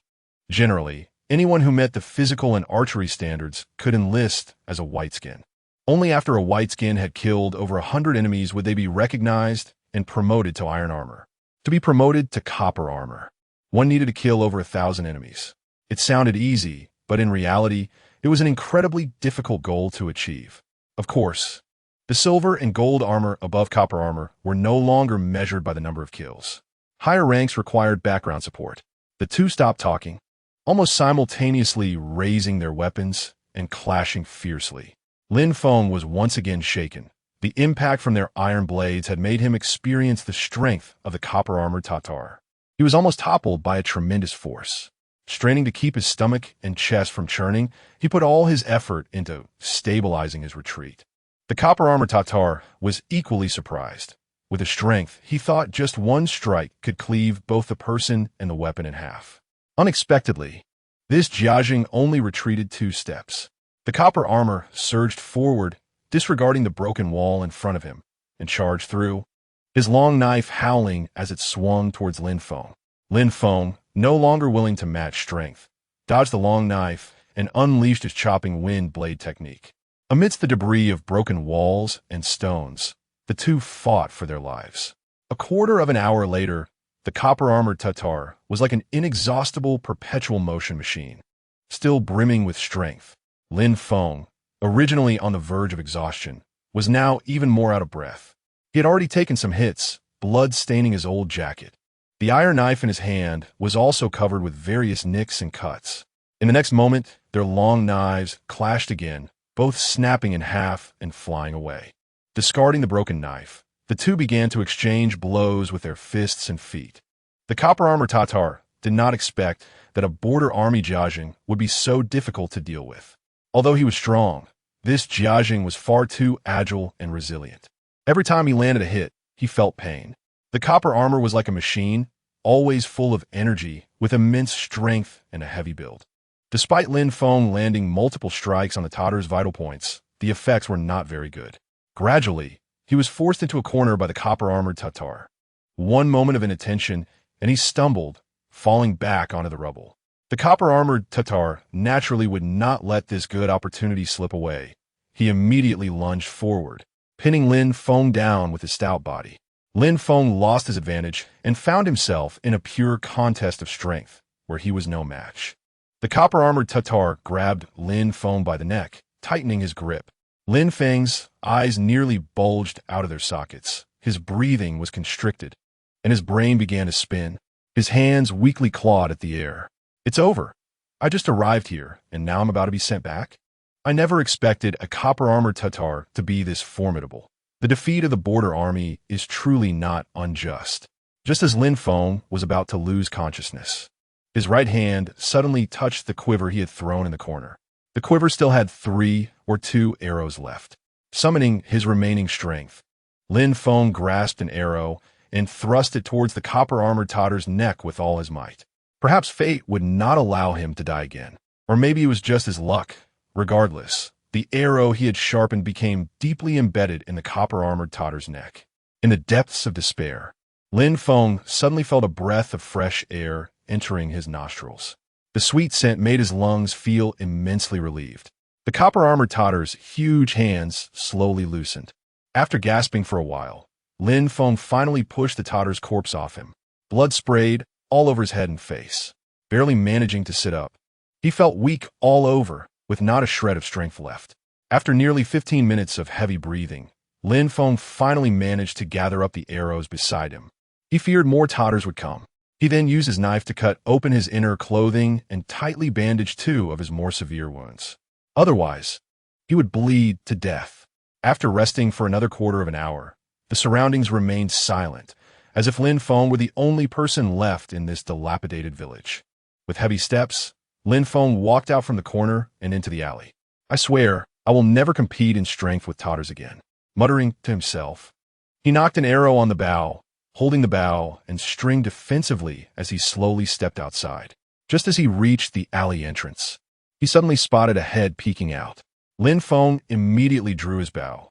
To his surprise, his arms lacked strength, and he couldn't even draw half a bow. With no other choice, he had to retreat. Zhao Zheng, are you all right? Lin Feng focused his eyes and realized it was Hu Jinkai, the little guy who had agilely evaded the Tatars' pursuit. Hu Jinkai, be careful of the Tatars. Hu Jinkai turned into the alley. Zhao Zheng, there are no Tatars left in the village, he exclaimed in surprise as he approached Lin Feng. Oh no, Zhao Zheng, you're hurt. Lin Feng nodded lightly. It's fine. I'm not dead yet. You should sit down and rest for a bit. Have you checked around the village? I couldn't hear any noise, so I wandered around a bit. Many people are dead, both ours and the Tatars. You're quite bold. Hu Jinkai scratched his head, feeling embarrassed, because he was quick on his feet. After entering the village, he completely forgot the previous plan and was too focused on fleeing to avoid the Tatars' pursuit. Lin Feng indeed felt exhausted and leaned back against the earthen wall, slowly sitting on the ground. You go tally the numbers. What numbers? Lin Feng wearily waved his hand. Just how many casualties and spoils of war there are. Oh, I understand. You rest well. I'll go right away. Hu Jinkai turned and dashed out. Seeing this little guy's nimble legs, it was clear he hadn't experienced much combat and still had plenty of energy. Turning his head, Lin Feng noticed the copper-armored Tatar's corpse not far away and got up to approach it. He rummaged through the body and found a leather pouch tied around the Tatar's lower back. Lin Feng, feeling thirsty, casually untied it, pulled out the cork, and took a big swig. Instantly, he choked and spat it out. The taste was spicy with a strong kick. Lin Feng was astonished. It turned out to be a pouch of strong liquor. This was not something one could come across easily. For those at the bottom of society, it was an unattainable luxury. After a moment of recovery, Lin Feng took another small sip. Amidst the spiciness, there was the unique sweetness of alcohol. Luxurious. Lin Feng glanced at the copper-armored Tatar.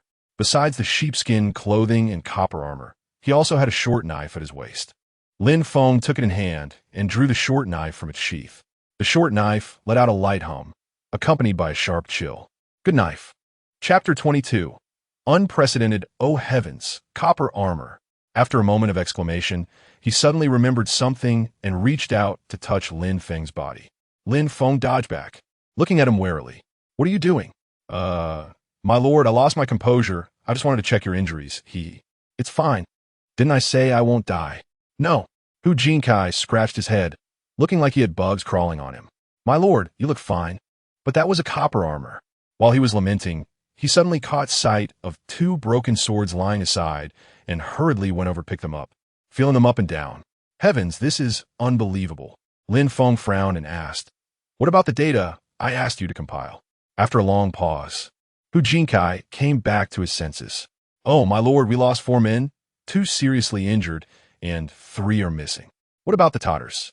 Those Totters, along with his copper armor, lost 5, 1 seriously injured, and 3 escaped. Damn it, 3 managed to escape. Lin Feng said resentfully. Hu Jinkai looked mournful. My lord, this is probably our border army's biggest achievement since the war began. Are you not satisfied? I planned for several days, and they still got away. Don't worry. Even if 3 escaped, they won't survive when they go back. Think about it. You've killed the copper armor, and according to the Totters rules, anyone who fights alongside the copper armor will not survive if their leader is killed. There's such rules? Hu Jinkai put on a smile. It's the same for us.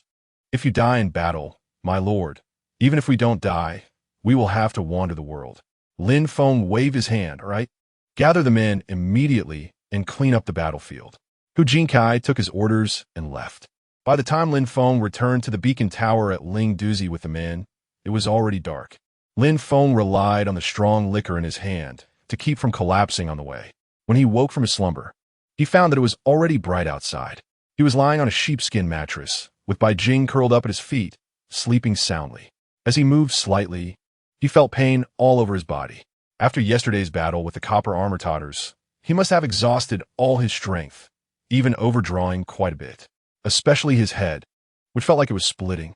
As he moved, Bai Jing woke up and quickly crawled in front of him. Her bright black eyes anxiously observed Lin Feng's face. You're awake? Water. Bai Jing sighed in relief and hurried to get water. Lin Feng drank a bowl of hot water. Although his body was weak, he was able to stand up with Bai Jing's support. Bai Jing quickly helped him put on his clothes. Lin Feng slowly walked out of the house. At this time, the sky was bright and the people in the camp were laughing and discussing something. Suddenly, at the door of the house, Cui Yijiao's expression changed. Then, he quickly stood up, looking at Lin Feng, who had come out with great respect. My lord, you're awake. Upon hearing the sound, everyone stood up and dispersed. Each person had a look of reverence, slightly bending their bodies in respect. Lord Zhao Zheng, my lord. Hu Jinkai had returned to embellish what he had seen and heard. Lin Feng's great achievement of fighting the copper armor Totters alone had already shocked everyone's hearts. These seasoned soldiers all knew how formidable the copper armor Totters were. This tall young man in front of them had killed the copper armor Totters all by himself. Lin Feng lightly nodded at them. How many did we lose? My lord, we lost 4. According to the military standard, how much compensation should be given? Cui Yijiao quickly stepped forward. My lord, usually it's 20 taels of silver per person, but in recent years, almost no compensation has been issued.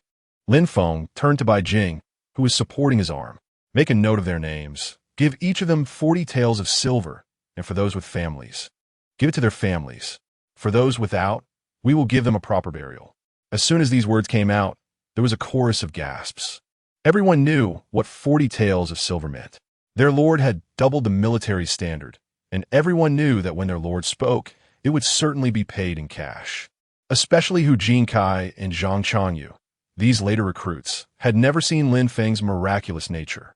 Since yesterday, when leading against 9 Tatar cavalry, Lin Feng had created a miracle. Not only had he killed a copper armor Tatar, but he had also sniped 5 Tatars and seriously injured 1. This was an impressive achievement by 10 guards at the Huxipu Township beacon tower. It was truly unprecedented. The spoils were left behind, and the heads of the Tatars were taken by Cui Shizhong and his men to the military headquarters to claim credit. Cui Yijiao studital, looking prud. Yes, my lord. Guaranteed to deliver. Lin Feng nodded. The remaining people were to send out patrols and continue monitoring the movements of the Tatars. Everyone took their orders and left. Hu Jinkai seized the opportunity to follow Lin Feng into the house. He was holding a bow and a pot of arrows. Lord Zhao Zheng, This is the bow and arrows of the copper armor totters. I brought them back for you. Lin Feng looked at the bow and arrows in his hand with some excitement. This bow and arrows were much better than his own. The bow was made of high-quality Ji wood, the arrow shafts were made of walnut wood, and the iron tips were sharp. The cowhide bowstring was crafted to be very flexible and had great elasticity. Good stuff, not bad. Hu Jinkai smiled proudly. Lord Zhao Zheng, there's even better. Oh, what is it? The warhorse of the copper armor totters. It's a rare 1,000-mile steed. When Lin Feng heard this, he became even more excited. Wanted to get up to try out the horse's prowess. Bai Jing tugged at his arm. Brother, your body still needs to rest for a while. Lin Feng moved his arms and legs a bit, grimacing in pain as he slowly sat back down. Hu Jinkai quickly said, My lord, don't worry. I'll take good care of it for you. Once you're feeling better, we can try it out. Lin Feng laughed.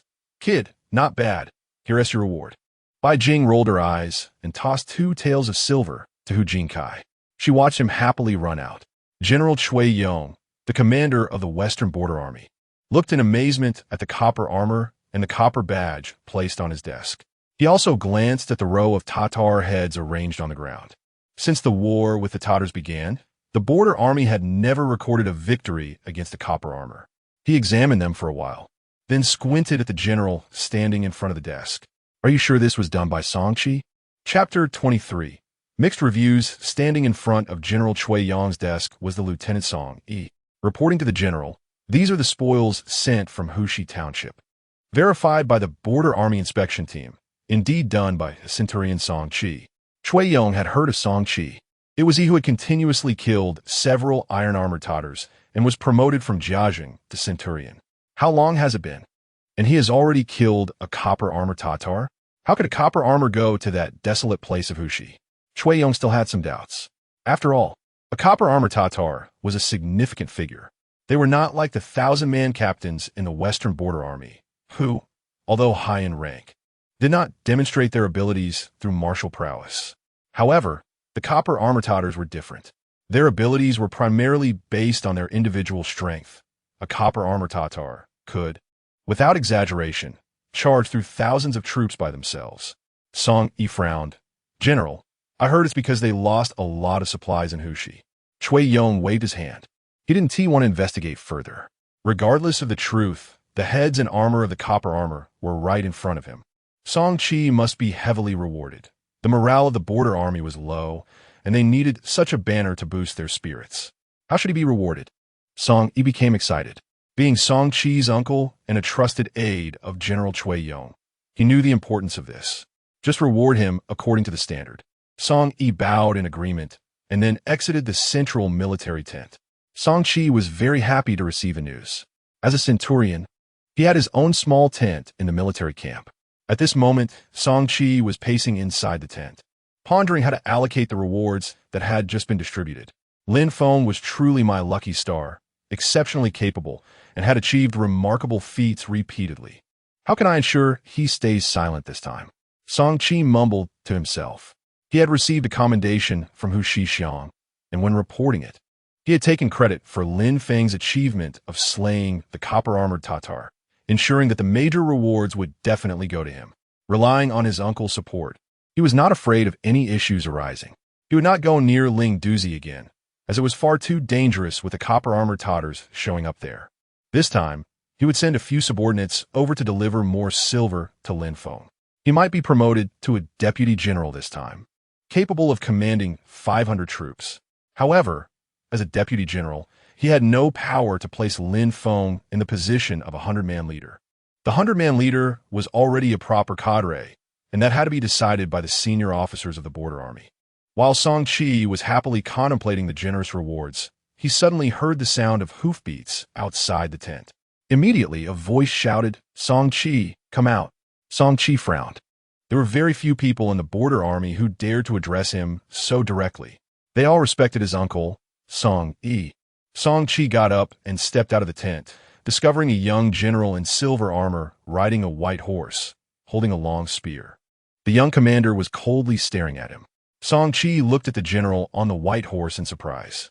This was General Cui Yong's daughter, Cui Ying. She was also the most beautiful woman in the Jinshi Protectorate, a goddess in the hearts of many young generals and noble sons. Unlike other women, Cui Ying loved archery and martial arts, charging into battle. Having practiced riding and shooting with her father since childhood, she was proficient in all sorts of martial arts. Truly exceptional. General Cui, may I ask what you need from me? Song Qi was secretly excited. Cui Ying had never looked at him properly before, and every time he tried to speak to her, she would ignore him. Cui Ying sized up Song Qi a few times. Song Qi, I heard that you slew a copper-armored Tatar in battle. Is that true? Song Qi felt proud inside. He had pulled off that stunt beautifully. Of course it's true. The copper armor, copper badge, and broken sword, along with the Tatar's head, have all been sent to the general's tent. Where did you encounter the copper-armored Tatars? Around the Ling Douzi area of Huxipu. Cui Ying's beautiful eyes narrowed. Huxipu was always barren, a place even the Tatars did not want to go. How could a copper-armored Tatar appear there? Song Qi hesitated. Lin Feng hadn't explained that part clearly either. Perhaps they took a wrong turn. Took a wrong turn. Huh. All right. How many men did you have with you at the time? Song Qi straightened up, a proud look on his face. Is General questioning my achievements? Cut the nonsense. Grab your weapon and let's have a spar. Song Qi's pupils shrank. Everyone knew that Cui Ying was highly skilled in martial arts, and generally, no one dared to provoke her. Even the top experts in the army wouldn't want to cross swords with her, as she was the daughter of the general and a goddess in everyone's eyes. Winning wouldn't be something to boast about, but losing would mean he could no longer mix in the Jinchi army. I won't fight you. What, do you look down on me? Song Qi wanted to say that a real man wouldn't fight a woman, but he didn't dare. The military camp wasn't large, and tents were connected to each other. Many officers, hearing their conversation, poked their heads out of the tents to see. Seeing the crowd gathering, Cui Ying raised her spear. Everyone listened clearly. If Song Qi defeats me, I, Cui Ying, will acknowledge that he slew the copper-armored Tatar. As soon as she said this, the crowd erupted in chatter. Most of them were junior officers and weren't aware of Song Qi's achievement in slaying the copper-armored Tatar. Hearing this suddenly, they widened their eyes and looked at Song Qi. For a moment, Song Qi's glory overshadowed the beauty of General Cui Ying. All the soldiers present had been on the battlefield, chased by Tatars, enduring humiliation. Therefore, they understood the significance of a copper-armored Tatar. After a moment of silence, a heated discussion broke out. Song Qi's expression darkened. He hadn't expected his usurpation of credit to provoke such a huge reaction. Seeing the scene get chaotic, Cui Ying waved her spear. Silence. Cui Ying was known for her fierceness in the army, proportional to her beauty. The more beautiful she was, the more formidable her personality. Everyone quickly shut their mouths. Watching the two in the center, Cui Ying pointed her spear at Song Qi, standing in front of her horse. Today, whether you want to or not, you have to fight. Go grab your weapon. Song Qi was a pretty boy, handsome with delicate features. Relying on his uncle, he had started from being a regular soldier and quickly rose to the position of a 100-man leader thanks to Lin Feng's achievements. However, his actual capabilities were quite limited. He knew in his heart that he couldn't win a fight, but not fighting would also mean losing face. General Cui, this energy should be used to kill Tatars, not for infighting. Nonsense. This is a military spar. What does it have to do with infighting? Hurry up and fight. Dragging this out isn't manly. Song Qi puffed out his chest, almost bumping into the tip of Cui Ying's spear. I will not fight you. The crowd erupted in noise. The spear tip, more than a foot long and gleaming, swayed before Song Qi's chest, making him extremely nervous, but on the surface he remained calm, tilting his head back at a 45-degree angle. Cui Ying was silent for a moment before retracting her spear. Song Qi, you coward, I, the general, do not acknowledge that you killed the copper-armored Tatar. After speaking, she pulled the reins and turned her horse to leave. Those around her scrambled to avoid the hooves of her warhorse. However, with Cui Ying's challenge, the news of Song Qi slaying the copper-armored Tatar also spread throughout the entire camp, receiving mixed reactions. Most people did not believe that a pretty boy could actually kill a copper-armored Tatar. Chapter 24. This matter, the Iron True camp was stationed in an open area about 10 miles from the border city of Daezong.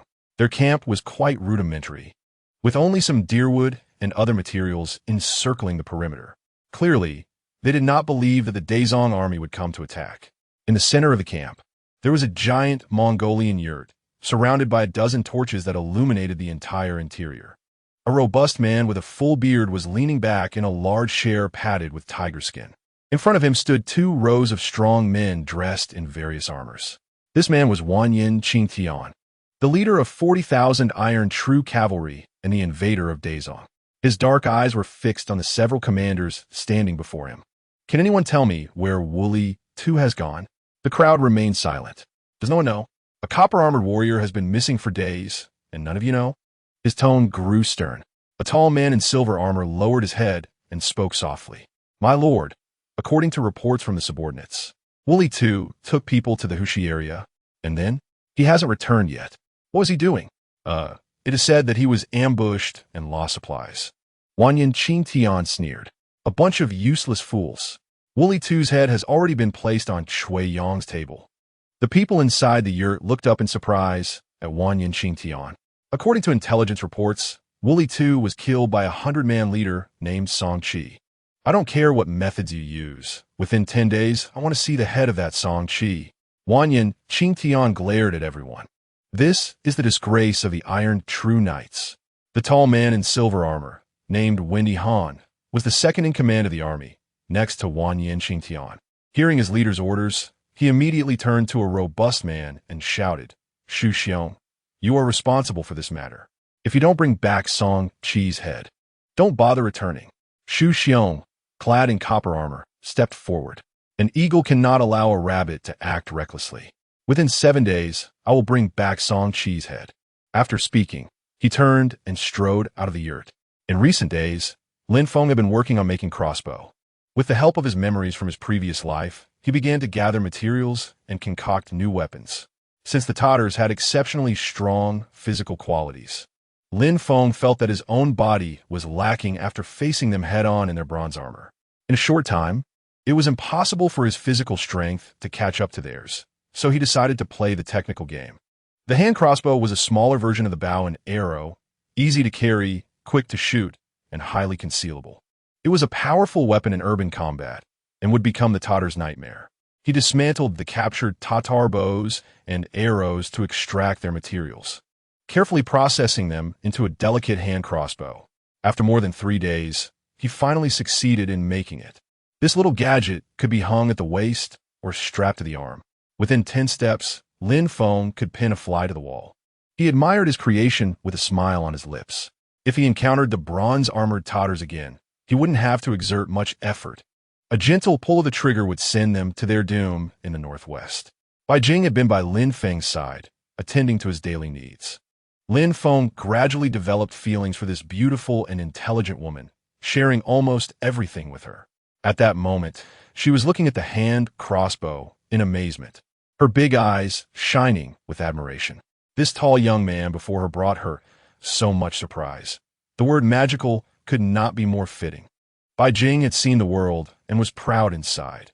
Although she had fallen to such a state, she did not look down on the people around her. However, Lin Feng was different. He repeatedly made her ponder deeply. This man was too mysterious, seemingly capable of anything.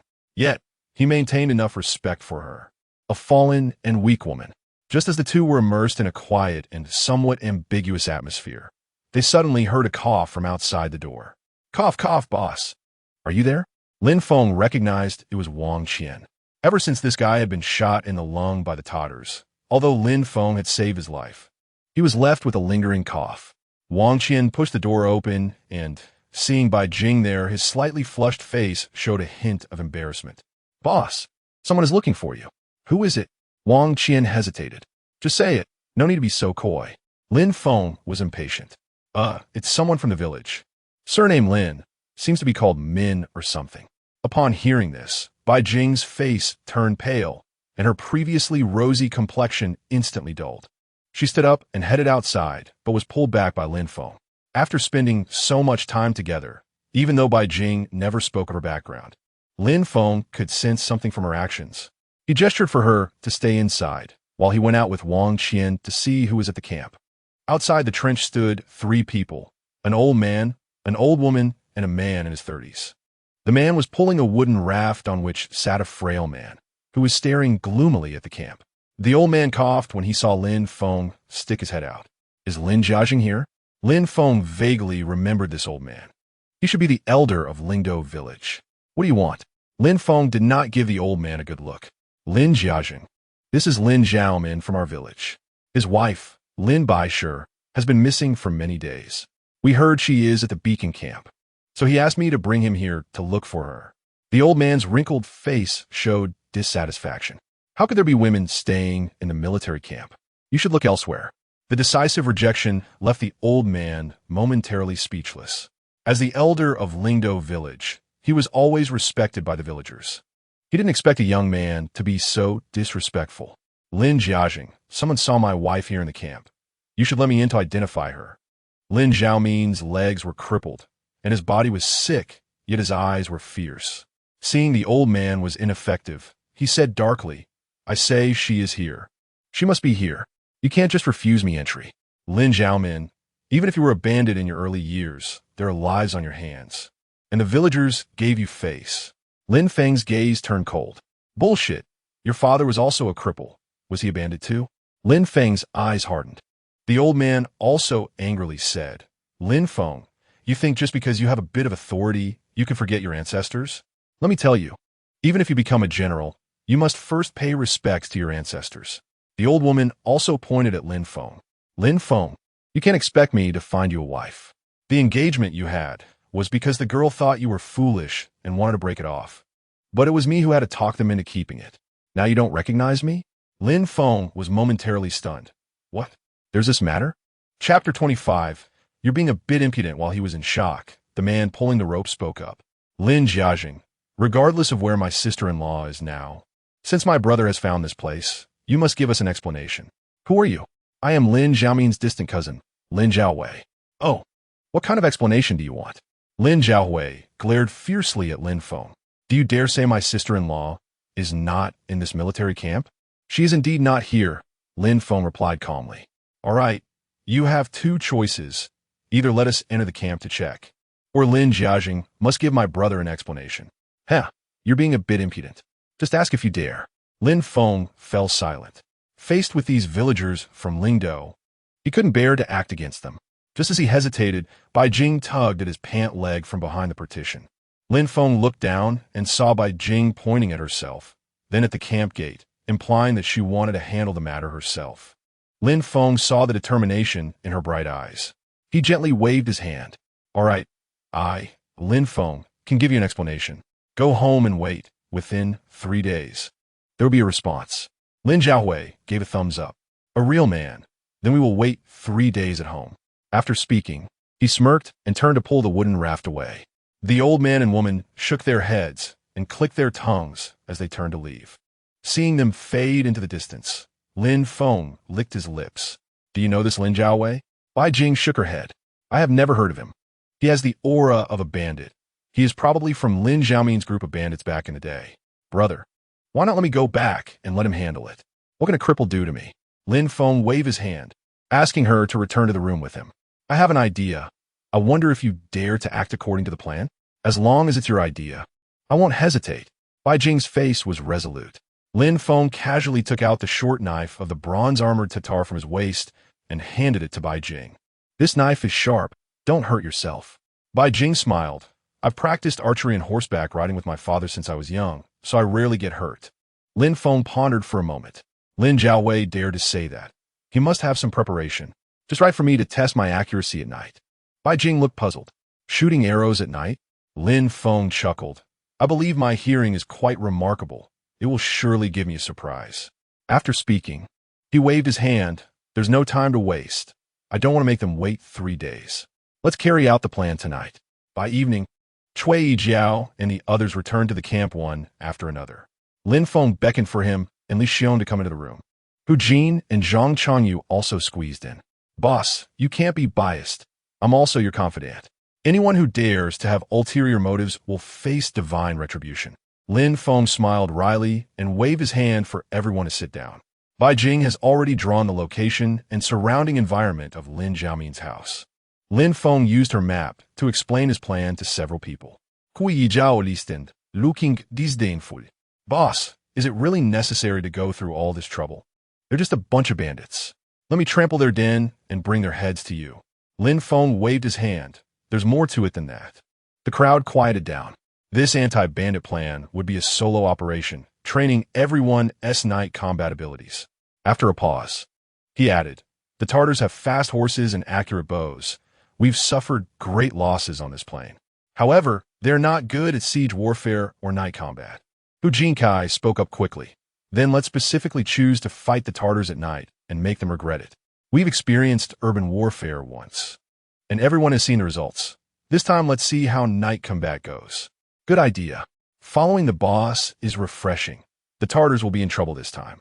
A few people were very excited. Lin Feng had Bai Jing and Wang Qian's wife prepare a lavish dinner. Of course, when he said lavish, it just meant a thicker porridge with some dried meat. Lin Feng still had a little more than half a skin of strong liquor left, which immediately excited the group of men. The liquor was only tasted by each person, and soon it was gone. After dinner, Lin Feng told everyone to hurry to bed to be energized for the night's action. Lin Zhaohui pulled Lin Zhaomin back to his house. He was indeed Lin Zhaomin's accomplice when he was a bandit, and the two had a good personal relationship. Moreover, at that time, both were caught by the boss for hiding stolen money and were held accountable. Lin Zhaomin took all the blame himself, had his Achilles tendons cut, and was expelled from the bandit group. Lin Zhaomin couldn't find a wife and only learned a few days ago that Bai Jing was hiding in the beacon camp, which made him furious. He knew very well what kind of people were in the beacon tower. With his wife's beauty, how could she have a good fate in that place? But with his disabled body, he had no way to act and thought of his bandit brother Lin Zhaohui. Lin Zhaohui received Lin Zhaomin's letter and, to repay his past kindness, naturally wouldn't he refuse. He immediately brought a few bandit brothers and quietly came to Ling Douzi Village, to Lin Zhaomin's home. When he heard that the current captain at the beacon camp was a foolish guy from their village, he felt contempt. He intentionally provoked Lin Feng with words, hoping to incite him to act against him. Together with a few bandit brothers, they set a trap in Lin Zhaomin's house. According to Lin Zhaohui's calculations, Lin Feng would only take action against them on the third day. That night, he still had a bandit brother on watch, while the others rested after dinner. At around 3 in the morning, the watchful bandit dozed off in the corner by the wall. At that moment, a figure quietly walked through the dark night. The person skillfully pushed aside the wooden bolt of the courtyard door and entered the yard. Lin Zhaomin, living in a dilapidated thatched house without even a door, only had a tattered cotton curtain hanging. At the entrance, Lin Zhaohui was sleeping on a pile of hay. Having been a bandit for a long time, he was very alert. Hearing a noise in his sleep, he immediately woke up. In the dim moonlight, he saw a dark figure standing in front of him. Startled, he jumped up, reached for the iron knife beside him, and backed against the wall. "Who?" His shout startled everyone awake. A bandit quickly lit a torch. Bai Jing stood quietly in the middle of the room, calmly looking at the rough men around. In her heart, she thought that Lin Feng's plan was truly accurate. Lin Zhaohui raised his knife and looked Bai Jing up and down. Lin Zhaomin was also awakened and poked his head out from the inner room. "Ah, you wretched woman. Why didn't you die outside? And you still know how to come home." Bai Jing ignored his curses. Lin Zhaohui relaxed and put away his iron knife, laughing. "So it's sister-in-law who has returned. Ha! It seems that Lin Feng is nothing special. He can't withstand my scare." Lin Zhaomin shouted angrily. "Get in here. Let me see how I deal with you." He was agitated, with days of resentment pent up inside him. Bai Jing silently turned and walked into the inner room. Lin Zhaohui teased from behind. "Brother, with such a beautiful wife, be gentle." His words drew laughter from the bandits. Bai Jing stepped over the threshold into the inner room and stood in front of the earthen bed. "Strip off your clothes and kneel." Lin Zhaomin grew angrier the more he thought, shouting loudly, reaching for the rattan strip placed in the corner of the bed. This was his usual tool for abusing Bai Jing and a way for him to vent his frustrations. Bai Jing still silently climbed onto the bed. Chapter 26. Night shooting. According to his usual habit, she knelt on the bedding and leaned forward. Lin Zhaomin raised the rattan strip in his hand menacingly. "I'll make you run. I'll make you run among the men." He cursed, and the rattan strip came down hard. With a crack, it struck Bai Jing's back, making her groan in pain. She knew that Lin Zhaomin had once been a bandit, With a life of bloodshed, he would not live long without a few scars. Although Lin Zhaomin was disabled, his upper body still had great strength.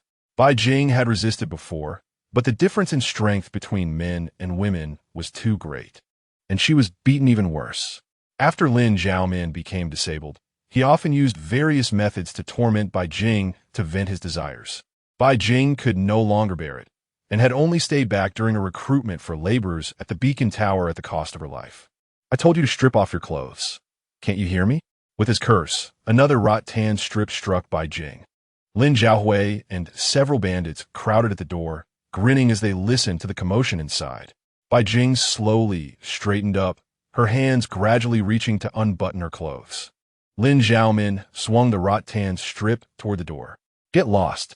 He knew the nature of the bandits well. His wife was stripping, and of course, he couldn't let others see. 4 or 5 bandits laughed and left the door, but still kept their ears pricked to listen. Bai Jing slowly unbuttoned her top and took it off, stealthily leaning closer to Lin Zhaomin. Lin Zhaomin felt quite pleased. This trick of his was indeed effective. That big oaf Lin Feng was still the same, easily scared by Zhao Wei. He smelled the familiar scent on his wife and felt a wave of irritation rise in him. Imagining the sordid things his wife might be experiencing in the army, his anger surged. He reached out and grabbed Bai Jing's hair, pulling her toward him. This was exactly the moment Bai Jing had been waiting for. While undressing, she had quietly slipped a short knife into her hand. Using Lin Zhaomin's pull, she leaned back and intentionally fell into his arms. Lin Zhaomin was unaware of the deception and instinctively grabbed and bit at Bai Jing as per his usual habit. However, just as he bit down on Bai Jing's shoulder, he suddenly felt a chill at his throat, and a hot spray burst forth. He knew very well that he had been slashed in the neck. Covering his neck with both hands, he opened his mouth to call for Lin Zhaohui, but could only emit weak gasps. The short knife was sharp. Bai Jing's strike was fierce, almost severing Lin Zhaomin's neck. In desperation, he banged his head against the wall behind him. Lin Feng, Cui Yijiao, and the others followed Bai Jing into the house, quietly spreading out to find their positions. Lin Feng ran to a spot about 10 steps behind Lin Zhaomin's house, standing under a withered locust tree. Through the back window, he saw a flash of firelight in the house. After the firelight extinguished, he heard Lin Zhaomin cursing Bai Jing. Lin Feng closed his eyes, quietly straining to listen. The martial arts skills from his past life sparked an idea in him.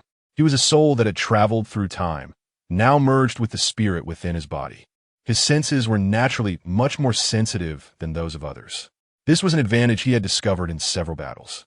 As long as he could achieve even half of his past life's abilities, he could dominate in this world. Hearing the sound of Lin Zhaomin whipping Bai Jing with a rattan, the curses coming from his mouth, the muffled groans of Bai Jing, and the laughter of a few bandits, Lin Feng slowly pulled back the bowstring in his hand, the arrowhead aimed at the thatched cottage 10 steps away. He was waiting for Bai Jing to make a move.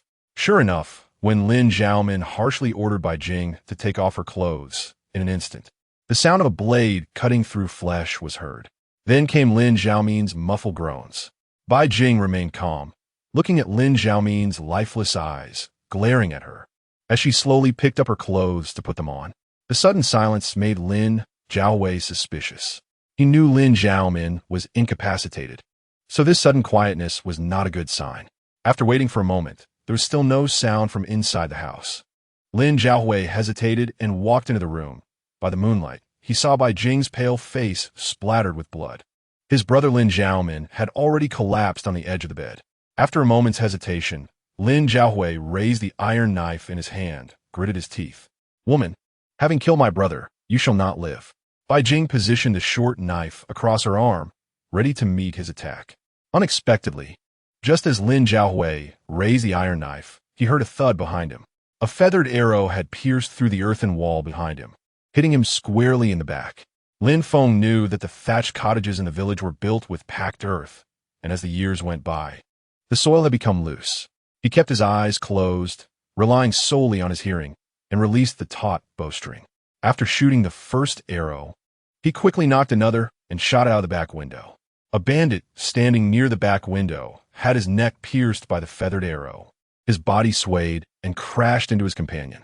The other 3 bandits, realizing someone had died, yelled and grabbed their iron knives, scrambling out the door. Lin Feng remained calm, bending the bow and knocking the third arrow. The feathered arrow flew through the back window, then pierced through the torn cotton curtain, hitting another fleeing bandit in the back. Throughout these 3 shots, Lin Feng never opened his eyes. Relying on his hearing alone, he fired 3 arrows, all hitting vital points. The 3 bandits burst out of the house, only to be met with incoming feathered arrows. They didn't even know where they had been hit, screaming in pain, each focused solely on escaping.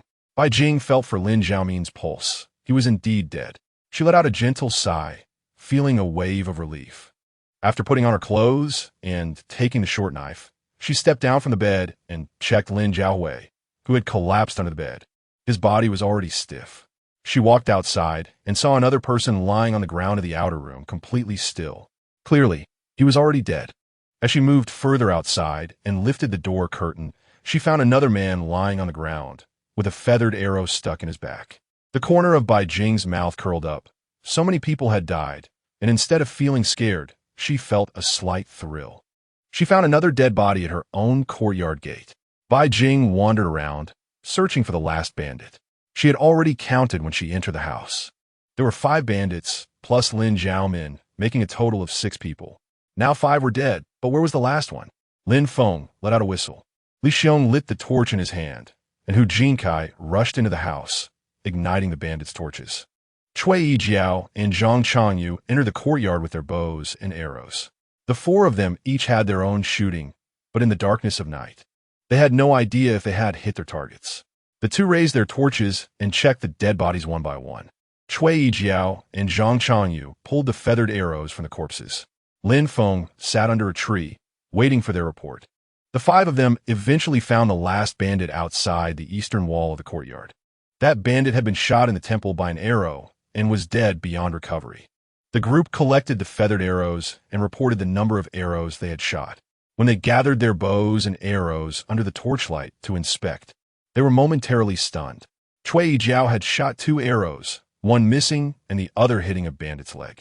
Zhang Chanyu had also shot 2 arrows, both missing their targets. Li Xiong had shot 1 arrow, which was stuck in the eaves of the thatched cottage. Hu Jinkai had not shot at all because he couldn't find target. Since each person recognized their own feathered arrows, it was easy to distinguish the results of this skirmish. The group had not yet realized any issues. However, when Bai Jing counted the arrows, she was momentarily stunned. Chapter 27. What did I do to you without a doubt? Bai Jing saw that she held exactly 5 feathered arrows. She was very familiar with these arrows. They all belonged to Lin Feng. Only his arrows had a uniquely ground curve to the tips, and the shafts were straight, with the feathers very neat. What surprised her was that all 5 of these arrows had come from the critical points of each bandit. In other words, the 4 bandits in the house, plus 1 outside the door, had all been killed by Lin Feng with a single arrow each. The others had no achievements. Cui Yijiao and the others stared at Bai Jing in shock, leaning in to look at the feathered arrows in her hand. They suddenly realized the current situation. The 4 exchanged glances, all feeling a chill at the back of their necks. Hu Jinkai whispered, "Hey brothers, how did the boss do it?"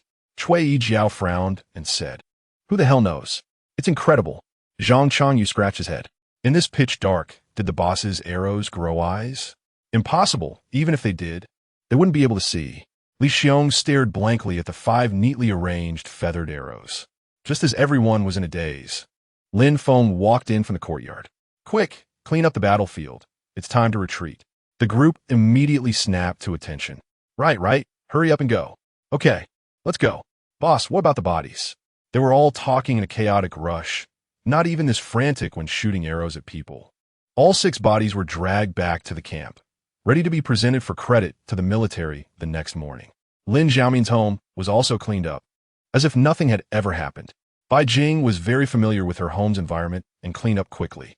After everyone left, Lin Feng stayed in the courtyard, waiting for Bai Jing to finish her work. The moon emerged from behind the clouds, illuminating the small courtyard brightly. Bai Jing walked in front of Lin Feng, looking up slightly at this tall young man. "Brother, how did you do it?" Lin Feng looked up at the moon in the sky. "This skill is something many people can do. You just haven't seen it before." Bai Jing smiled wryly and shook her head. "Many people can do it. How is that possible?" Lin Feng didn't argue, and the two stood quietly in the courtyard. After a while, Bai Jing gently tugged at Lin Feng's arm. "Thank you, brother, for pulling me out of the fire pit." Under the moonlight, Bai Jing's fair and delicate face, marked with splattered blood, appeared somewhat enchanting. Lin Feng had seen too many beautiful women in his past life and had encountered bloodthirsty women. Coming to this world, combined with this young but inexperienced body, he suddenly felt a surge of impulse. A wave of heat rushed up from below. Bai Jing sensed Lin Feng's abnormality, biting her lower lip, her bright eyes sparkling. The two bodies slowly leaned against each other. Lin Feng couldn't resist the eruption of youthful desire. In the next moment, he reached out and pulled Bai Jing into his embrace, holding her tightly. At that moment, Bai Jing was like a small kitten, soft, quiet, and obedient, allowing Lin Feng's strong body to caress her. Lin Feng, in a frenzy of reckless abandon, had already strung the arrow, hoisted Bai Jing up horizontally, and strode into the thatched cottage. In a moment, in the tranquil village, a faint sound of moaning began to echo. The Iron Zhen tribe invaded the Great Sex border, bringing a total of 40 copper-armored knights. Xu Xiong was one of the elite among the copper-armored knights, highly regarded by the golden-armored Wanyan Qingtian. He was ordered to lead a 100-man team directly towards the Great Sex border camp. The Great Sex border camp was surrounded by walls over a yard high, with very tight defenses. There are 50,000 troops stationed in the camp, responding to the 30,000 garrison troops in the border city to hold their ground. Faced with a 100-strong cavalry unit of the Tatars, they ignored the Tatars' rampage in front of the camp. General Cui Yong issued a strict order that no one was allowed to leave the camp. His strategy was to fortify the defenses and wait for the Tatars to run out of things to plunder and food to eat, at which point they would retreat on their own. Xu Xiong immediately had his men, with loud voices, step forward to shout and curse from 100 paces in front of the border army camp. Several Tatars who understood some of the Great Zong language stood at the front of the formation, shouting loudly. Chuang tried several times to disobey orders and go into battle, but was firmly blocked by Song Yi, who risked her life to stop him. Furious, she pointed at the officers and cursed them for being cowardly. Unfortunately, everyone was deaf and mute and ignored her, seeing that the cursing was ineffective. Xu Xiong sent dozens of Tatars to line up in front of the camp and urinate towards the border army camp. Of course, there were hot-blooded men among the border troops who could not bear such a strong insult. The cavalry General Wei Zhan, along with two subordinate generals, knelt in front of the general's tent to request battle. At this point, he had already been kneeling for half an hour, and his knees were in pain. Yet, General Cui Yong did not show his face. Xu Xiong's men made a ruckus in front of the border army camp until noon. Physically, they were still fine, but they were mentally exhausted. Over 100 Tatar cavalry retreated to 150 paces and then dismounted to sit on the ground. They took out dry rations and water to replenish their strength. After finishing their meal, they did not get back on their horses and instead sprawled out in various positions. This was an extreme disregard for the existence of the Great Zone border troops, an insult stronger than urination. This provocation continued until nightfall, at which point they slowly mounted their horses and left. Meanwhile, the Great Zone border army camp remained silent, as if there were no soldiers left inside. The next day, Xu Xiong returned with 100 cavalry to the front of the border army camp. This time, he used a different approach, having someone write a banner in Great Zone characters, which several Tatars held up in front of the camp. The people inside the border army camp peered out, and those who recognized the characters read them aloud. They called for Song Qi to come out for a duel, stating that it would be one-on-one and that they would not lie. The news of Song Qi slaying the bronze-armored Tatar had spread throughout the entire border army camp. Upon seeing the Tatar's banner, everyone realized that this was a Tatar seeking revenge. Some soldiers quickly reported this. Others ran to find Song Qi. At this time, Song Qi had already been promoted to a deputy general, leading 500 soldiers. He had 5 centurions under his command, his armor had been upgraded to scale armor, and his tent was significantly larger than before. Originally, Song Qi was under scrutiny from others. Although he had received plenty of rewards, he couldn't smile. When he heard that the Tatars shouting all day were just seeking revenge for the slain bronze-armored Tatar, he immediately felt a chill in his heart. He dared not go out to fight. With his current abilities, he probably wouldn't even dare to face a Tatar foot soldier alone. He never expected that after seizing a military achievement, the problem would not arise within his own troops, but would create such a stir with the Iron True Man. Song Chi furrowed his brow, wanted to find his uncle, Song Yi. However, just as he stepped out of the tent, he saw Cui Ying riding a white horse charging towards him. "Oh no, the Grim Reaper is coming for me," Song Chi muttered under his breath, turning to run behind the tent. Although the distance was less than 100 paces, Cui Ying had already spotted him. "Song Chi, don't run. The Tatars are here looking for you," Cui Ying shouted from her horse. Hearing her voice, many officers poked their heads out of the tents. Not for Song Chi, but to catch a glimpse of the flower of the army, Cui Ying. Song Chi's legs couldn't outrun Cui Ying's horse, and in no time, he was cornered in an open area. On horseback, Cui Ying brandished her spear, circling around Song Chi twice. "Song Chi, are you going to battle?" Song Chi looked around at the officers closing in. "The general has ordered that no one is allowed to leave the camp to challenge the enemy. Anyone who disobeys will be executed." The Tatars only requested a one-on-one duel, which was a great opportunity to kill the enemy and earn merit. "Why are you avoiding battle? I can go ask for permission for you." Song Chi gritted his teeth and glared at Cui Ying. "What did I do to you? Why are you always picking on me?" Chapter 28. One-on-one duel. Cui Ying smiled slightly. "Song Chi, I just don't believe you can kill the bronze-armored Tatar." Her smile caused many of the officers watching to sigh in unison. "I don't believe it either." A man as strong as an iron tower stepped forward. Song Chi was furious. There was even someone egging him on. "Zhang Gang, why the hell are you joining in? I'm just not convinced. How did you, Song Chi, manage to kill the bronze-armored Tatar? Whether you believe it or not, I killed the bronze-armored Tatar. Is that a mistake?" Cui Ying waved her hand. "Song Chi, if you go out of the camp and slay that bronze-armored Tatar, I promise I will grant you one request." As soon as she said this, gasps were heard all around. The Iron Tower, Zhang Gang, widened his eyes. "General Cui, what if I go kill that bronze-armored Tatar?" Cui Ying nodded. "That works too. Any request can be made." Any request. The officers around them, unable to contain their excitement, became agitated. Someone in the crowd shouted, "General Cui, can it be anyone?"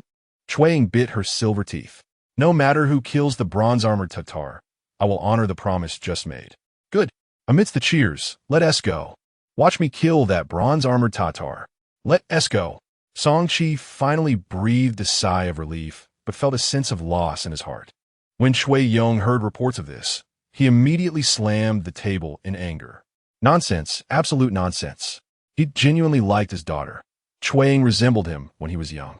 But liking her was one thing. Such outrageous behavior was intolerable. "Someone, take my battle knife. Anyone who dares to leave the camp without permission will be executed." The guards immediately responded loudly, seizing Cui Ying's waist knife and running out of the tent. However, they were stopped at the tent entrance. The person was Cui Ying's strategist. "Lan Yu, General, you mustn't. We have repeatedly avoided battle, causing a decline in morale among the soldiers. Now, General Cui Ying is just right to boost the army's spirit. Why not take advantage of it? I fear the Tatars might play tricks." "Hey, the Tatars? If we talk about bravery, they're indeed unmatched. But if we talk about strategy..." Lan Yu disdainfully shook his head. Cui Ying frowned in thought for a moment, and then waved his hand. "Fine, it must be a one-on-one duel. We cannot open the camp gates recklessly." Once this order was given, the group of officers clamoring to leave the camp to slay the Tatars cheered. Everyone wanted to be the first to fight. After much discussion, there was no conclusion. In the end, it was still Cui Ying who stepped forward and had people draw lots, allowing those willing to fight to come and draw lots to determine the order. The first to draw was a centurion, who left his name on the battle roster. Wang Desheng.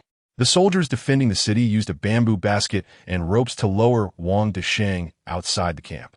Wang Desheng used a long spear, its red tip drawing everyone's attention as he charged towards the Tatars 100 paces away. He chose not to ride a horse, as the Tatars excelled at mounted combat, making it an unfavorable choice. Xu Xiong was already exhausted. After shouting and cursing for half a day, he saw no one leave the camp.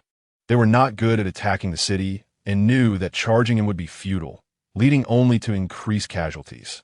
Thus, Over 100 Tatars dismounted and rested on the ground. Suddenly, a Tatar shouted, "General, someone from the clan is coming out." Xu Xiong looked up and indeed saw someone being lowered from the camp enclosure. He licked his dry lips. "Haha, finally, there is someone not afraid of death." With that, he stood up, took his long-handled saber, mounted his horse, and charged towards Wang Desheng, who was running towards him.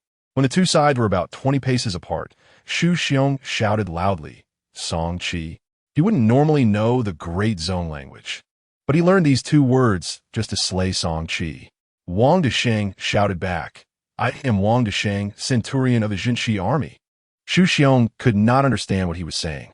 As long as someone steps up to challenge, it doesn't matter who they are. Charge forward, brandishing your weapon. Wang Desheng also shook his spear, and sparks flew as the red tassel burst into a ball of flames, the spear tip stabbing forward. Behind him, the Tatars shouted loudly in encouragement. The war drums within the Zhong army camp also began to beat. Wang Desheng's spear collided with Xu Xiong's large knife, producing a piercing sound. Everyone saw the spear quiver and drop to the ground. Wang Desheng did not expect the strength of the Tatars to be so great. His hands went numb, and his arms lost their strength. He could only turn and run. His two legs couldn't outrun four legs. The warhorse galloped past, and Xu Xiong's large knife swept across Wang Desheng's body, slicing him in two. The Tatars shouted even louder. The war drums in the camp fell silent. The soldiers watching the fight all gasped. Damn, the Tatars are so fierce. Although it wasn't the first time they had seen such ferocity, the spectacle was even more shocking. Those officers who had drawn lots and felt they were similar to Wang Desheng quietly discarded their papers and hung their heads in silence. The paper lot in Iron Tower's hand read 4, indicating he was the fourth to fight. He frowned and scanned the other officers. "Hey, who is second? I'd like to trade spots with him." After asking twice, no one answered. Zhang An was famous in the army for his great strength, wielding a long-handled battle axe that few could match. Cui Ying stood not far away, watching as no one stepped forward. "Zhang An, you go. Don't let it be all cowards." Zhang An shouted, "You damn Tatars, I'm coming to chop you up." Saying this, he lifted his axe and stepped into the bamboo basket. For soldiers lowered him down outside the camp. Zhang An crossed the trench and rushed toward Xu Xiong. Song Qi secretly climbed up the board from another place, peering out. As border troops, everyone knew how fierce the Tatars were. But under the cheers of the crowd, those who dared to fight had not only courage, but also strong self-confidence in their abilities. Wang Desheng was cut in two by the Tatar's knife, blood splattering, giving everyone a huge shock. They had only exchanged one move. Song Qi secretly felt relieved that he had self-awareness and didn't let lust cloud his judgment. Despite Cui Ying being beautiful and charming, his life was ultimately more important. Zhang An and Xu Xiong clashed, the sound of their axe and knife colliding even more piercing. Although Zhang An did not retreat a step, his hands felt numb from the shock. This Tatar was indeed fierce. The two fought 3 moves without a victor. The cheers from both sides echoed through the skies. General Cui Yong could not sit still in the main tent, getting up and pacing inside. He was waiting for the soldier's report. He said he wasn't nervous, but his hand was already gripping the hilt of his knife, turning white. Cui Yong also knew of Zhang An's great reputation. No one in the army had ever heard of anyone who could surpass him in strength. Song Yi followed closely behind the general, serving him carefully. He was even more anxious. If Zhang An lost, would the general send Song Qi out to fight the Tatars? As Song Qi's uncle, he certainly knew what kind of person Song Qi was. At this moment, Song Yi secretly regretted. "You fool, claiming credit is one thing, but not all achievements can be stolen. The Tatar in bronze armor, such a fierce creature, is not something you can touch." However, it was too late to regret now. All the rewards had gone to Song Qi, and he had even been promoted to a deputy general. If the general ordered him to go out, he would have to go and face death, no matter how scared he was. Just as everyone in the camp was anticipating, they suddenly heard a scream from the camp fence. Chapter 29. Infinite spring on the grassland more than 100 steps away from the camp. Another pool of fresh blood appeared. Zhang An's massive body was split in two, lying in the pool of blood. Xu Xiong jumped off his horse, and under the gaze of the Zhong soldiers, drew his waist knife and beheaded Zhang An. The Zhong soldiers stared blankly at Xu Xiong, who held Zhang An's head high, shaking it at the camp fence. He shouted hoarsely, "Song Qi." The golden armor gleamed in the sunlight, dazzling everyone. Song Qi, hiding nearby, lost his balance and fell from the board more than a person's height, landing on the ground and unable to move for a long time. "Damn you, Lin Feng. You've killed me. Claiming credit is one thing, but you didn't make it clear that the Tatar in bronze armor is something we can handle?" He sat half on the ground, his face pale, cursing angrily. Cui Ying's beautiful eyes filled with mist. She was very sad. Zhang An had been beheaded by the Tatars. Looking over the entire border army, who else would dare to go out and kill this Tatar? She turned her head to scan the officers, feeling even more confused inside. Suddenly, she thought of Song Qi. How did this guy get the bronze armor and waist badge of the Tatar? Thinking of this, she turned around, jumped down from the board, mounted her horse, and rushed into the camp. In the main tent, General Cui Yong, after receiving the report, turned his head and shot Song Yi a cold glare before turning to walk to the back of the tent. Song Yi felt a chill all over, standing there in a daze, unsure of what to do. Cui Yong certainly knew that his nephew had claimed credit under a false name. The reason he did not blame him was that he felt this matter was not an isolated case. Who knew they had grabbed a hot potato? Song Qi would never go out to embarrass himself. This would make the Zhong soldiers a laughingstock. Wan Yin Qing Tian raised a bowl of strong liquor, exchanging a smile with the silver-armored Wendy Han. They had received intelligence and knew everything that had happened in front of the Zhong army camp.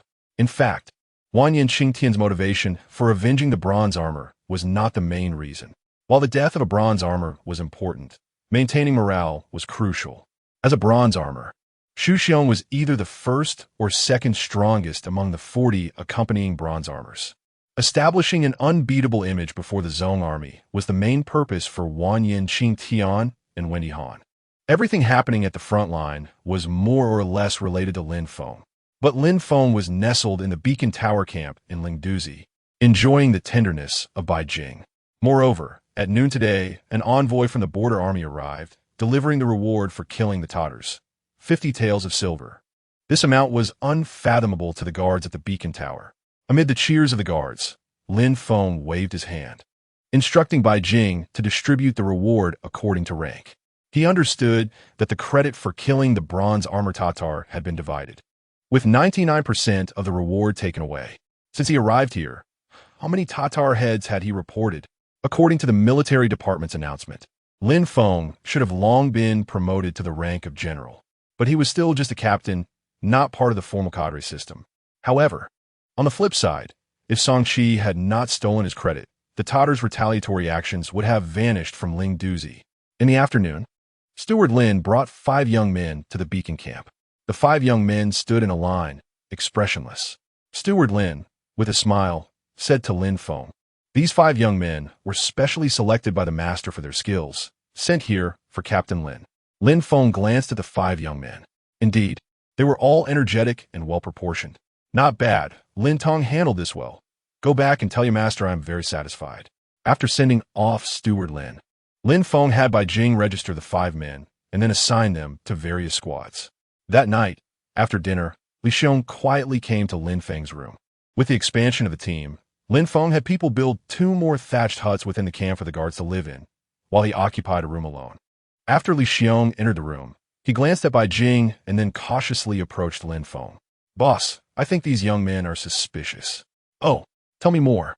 "These young people, from their actions, seem very agile, but they do not have the aura of the Jianghu." Li Xiong, having wandered in the Jianghu in his early years, naturally understands the intricacies involved. Lin Feng nodded, signaling Li Xiong to continue. Since they are not from the Jianghu and cannot possibly be military personnel, there is only one possibility left. Bai Jing spoke up at this moment. "They are guards from wealthy families." "What about the bodyguards?" Lin Feng also asked. Li Xiong smiled wryly. "In this chaotic world, who would be a bodyguard and come to the army to die?" Bai Jing said, "It was my brother who assigned Lin Tong a task." "Sigh, it's not hard to gather a few refugees now." Lin Feng also agreed. As he had messed up Lin Tong's good plans, how could Lin Tong fully commit to helping him? "What do you mean his boss? These people have unclear backgrounds and impure intentions." Bai Jing took out a registration book and started flipping through it. They all claimed to be refugees, having lost their homes after the Tartars burned and looted. But they don't look like refugees at all. All right, this matter needs to be investigated carefully. You secretly contact Steward Lin and ask about the situation. Li Xiong nodded in agreement and exited the room. After Li Xiong left, Lin Feng smiled and said, Lin Tong still has County Lieutenant Mu Ben Tian behind him. How could they let me restrain their hands and feet? You are a thorn in their eyes, Bai Jing said with a smile. Removing the thorn in their eyes is their only goal now. Otherwise, they can't trade with the Tartars anymore. How to remove this thorn? The two exchanged smiles. After a moment of silence, Bai Jing said, Could they all be assassins? Of course not. That would be too obvious. It needs to be a mix of true and false. Then how do we distinguish the real from the fake? This is a bit difficult. We can't just wait for him to act, right? Of course not. Once we act, it would be a thunderstorm, hard to defend against. Lin Feng took the roasted sweet potato Bai Jing handed over and took a bite. Why don't we just kill them all? Lin Feng glanced at Bai Jing. This woman is ruthless enough. She's material for the battlefield. Everyone values their life. Even if they are assassins, they would want to retreat safely after the job is done. Is your brother thinking he won't act in public? We need to set a trap to lure him out. How to do that? I haven't figured it out yet. Then look at a good night's sleep tonight and think about it tomorrow. Lin Feng looked at Bai Jing, who was right in front of him. After several days of hard fighting, she had become even more radiant and rosy. She could eat her fill and sleep well. Her uniquely feminine figure was fully displayed. Curvy and attractive. Whenever she walked through the camp, she always caught the attention of the guarding soldiers, who would unknowingly drool. Lin Feng watched her, and a surge of desire rose within him. He pounced on Bai Jing, who was bending over to arrange the bedding. Hey, you're here again. With you around? How can I sleep well? Lin Feng pressed down fiercely, tearing off Bai Jing's clothes. The room was instantly filled with a bright white light, full of springtime vibes. Chapter 30. What's wrong with having many people? The next morning, the patrols that were supposed to be released had already left. The remaining people began training the 5 newcomers. Lin Feng stood not far away watching, feeling a bit weak in the legs but refreshed. Bai Jing, who had originally been by his side, was still nestled in her sheepskin blanket, sound asleep. The 5 young men were mostly agile and familiar with bows, horses, swords, and guns. Lin Feng nodded. To let 1 or 2 assassins blend in without attracting attention, they all had to be somewhat similar. What kind of trap should be set to make the assassins step in themselves? Just as he was deep in thought, Wang Qian, who was on lookout at the beacon tower, called out, Boss, someone is coming. Who is it? It seems to be villagers, about a dozen of them, moving very slowly. Lin Feng quickly jumped onto the camp fence and leaned out to look into the distance. A group of people was coming from the direction of Ling Douzi Village. Indeed, walking slowly. After a while, he could see clearly that the leader was an elder from Ling Douzi Village, the same old man who had once brought Lin Xiaomin's brothers to find their wives. The old man was followed by a dozen elderly, weak, sick, and disabled people. Gradually approaching the beacon tower, the group of about a dozen people reached the drawbridge by the trench. The old man saw Lin Feng stretching his head over the camp fence. Hey, Lin Jiazhen. This old man has called on the villagers from Ling Douzi Village to come and express our gratitude. You lead the troops and help us common folks resist the Tartars and keep our areas safe. It is truly hard work. The crowd behind him responded in unison. Yes, yes. Lin Jiazhen, each family in the village doesn't have much to offer, just gathered some food and bedding, don't think it's too little. Lin Feng looked at this group with curiosity. His own father and sister were not among them. Now, they were living quite well at home, with enough to eat and drink and sleeping warmly. Of course, they couldn't imagine the hardships he faced outside. Lin Jiazhen, open the door and let us deliver the items. Thank you, fellow villagers, it's hard work. Just place the items on the ground. Someone will come to collect them. You can go back. Jiazhen, I want to thank you in person. Just let me in. We're all from the same village. What else there to distrust? Exactly. Fengzi has become a high official and distanced himself from us. Fengzi, I've watched you grow up since you were little. Lin Feng was a bit annoyed by the noise. Just then, Cui Jiao was on a day off and was still in the beacon camp, training a few young men. Lin Feng waved at him. Old Cui, come handle this matter. After saying that, he jumped down and turned back into his room. Cui Jiao ran to the fence and looked outside. What do you want? "Oh, Sergeant Shui, we just want to go in and visit the troops and Lin Jiajin." "All right, I understand. Just leave the items and go back. You're all from the same village. Let me in to take a look." Another round of noisy clamoring ensued. Shui Yijiao shouted loudly, "Shut up! All of you get lost." The villagers were instantly dumbfounded, staring blankly at Shui Yijiao. They were all here to deliver items of goodwill. How could he treat them with such an attitude? How had the military-civilian relationship become so tense? Just as everyone was in a daze, Shui Yijiao shouted loudly, "If you don't get lost, I'll go to your homes to collect protection fees, 300 coins each." As soon as this was said, the group of elderly, weak, women, and children turned around and fled in a hurry. They cried and shouted, with the old dragging the young, and the big helping the small. They left in a flash, faster than when they came. Shui Yijiao sneered, turned, and jumped down from the fence, continuing to train a few newcomers. After Lin Feng entered the room, he also heard Shui Yijiao scolding and couldn't help but shake his head and smile bitterly. He simply didn't have the guts to be so ruthless towards these fellow villagers. He preferred to be a bit more merciful. Bai Jing had already woken up at this time, nestled in her sheepskin blanket, with only her head sticking out. "What are they here for?" "They said they came to visit the troops." "Is there such a good thing? Why haven't I heard of it before?" Lin Feng pinched her nose. Maybe that old fellow found out that Lin Jiaomin is missing and is scared out of his wits. "It's only been a few days. I've cleaned up quite nicely. Don't worry about him. If he dares to make trouble, I want to go easy on him." Brother, you need to be tougher. Am I not tough enough on those bandits?" Bai Jing shook her head. "It's different. These villagers can be worse than bandits when they get bad." Lin Feng squinted his eyes, "Mainly because my father and sister are still in the village. I'm afraid they have a hard time. Let them move to the county town?" "No, my strength doesn't extend to the county town yet. They would just be bullied there." Bai Jing's eyes lit up. "Who dares to bully our family? With Brother S strength, taking the county town would be no problem." "What? Just these few people can take the county town?" "Brother, you must be confused. With just these few people, they could even take down the Tartar bronze armor." Lin Feng scratched his head. "That's true, a small county town is nothing. How could it withstand my iron hooves?" "Hey, now that's my real brother." "Is he really my brother?" Lin Feng reached into the blanket, scaring Bai Jing into begging for mercy. Brother, I dare not anymore. Please spare me. I still can't get up now." The more she pleaded for mercy, the more excited Lin Feng became. His hands moved up and down inside. Bai Jing went from begging to increasingly heavy breathing, her fair face flushed. Lin Feng tore off his battle coat and was just about to dive into the bedding. Suddenly, someone shouted from outside the door, "Boss, there are troops coming from outside the camp." "Damn, why are there so many things happening today?" Lin Feng had to put on his clothes and hurriedly left the room. Wu Er, who was on lookout at the beacon tower, poked his head out and shouted down, "Boss, over there, over there." He pointed to the east, calling out anxiously, "There are cavalry coming, about 100 riders." Lin Feng frowned. The Tartars couldn't possibly mobilize so many cavalry at once. It was probably the troops from the west town. He quickly climbed up the camp fence and peeked far into the distance.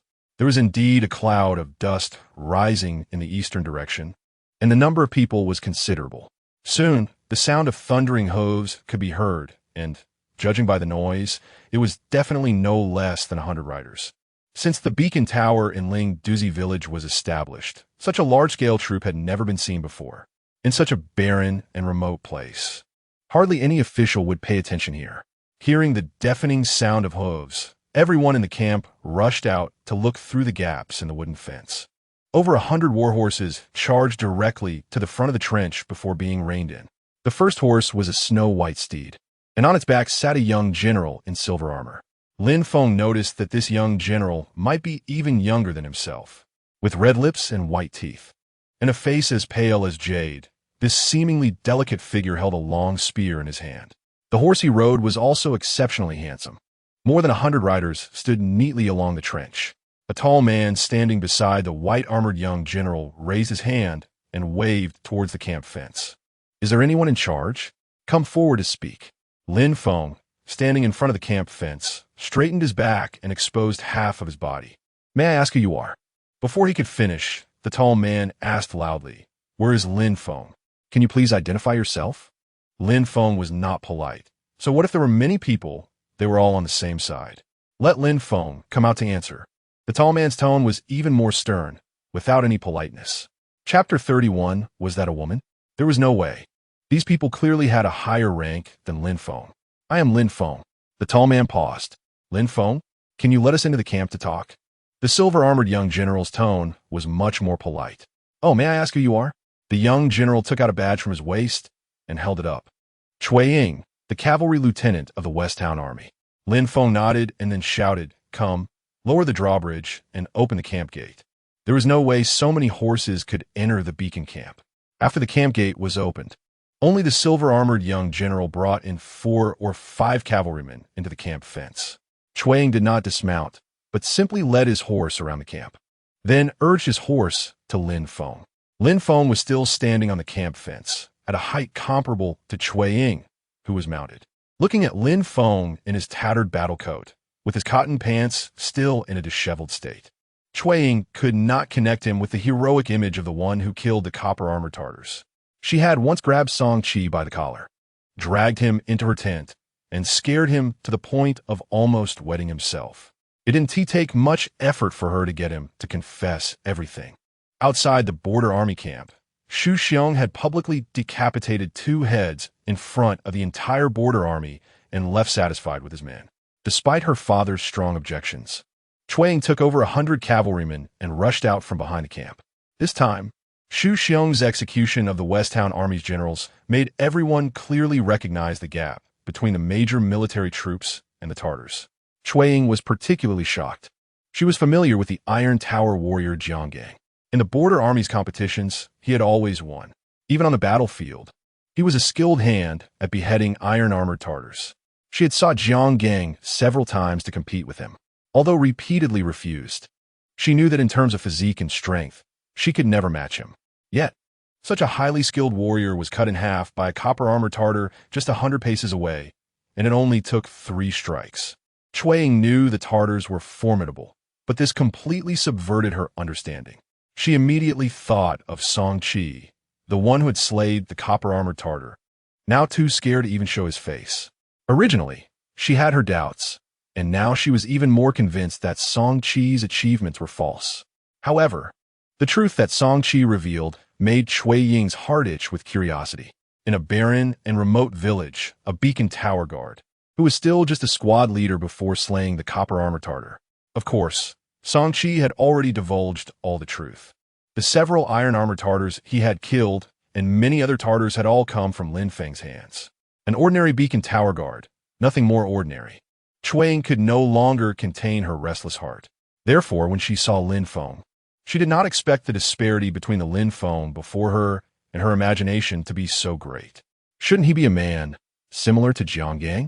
However, the Lin Feng in front of her, although tall, was not very robust.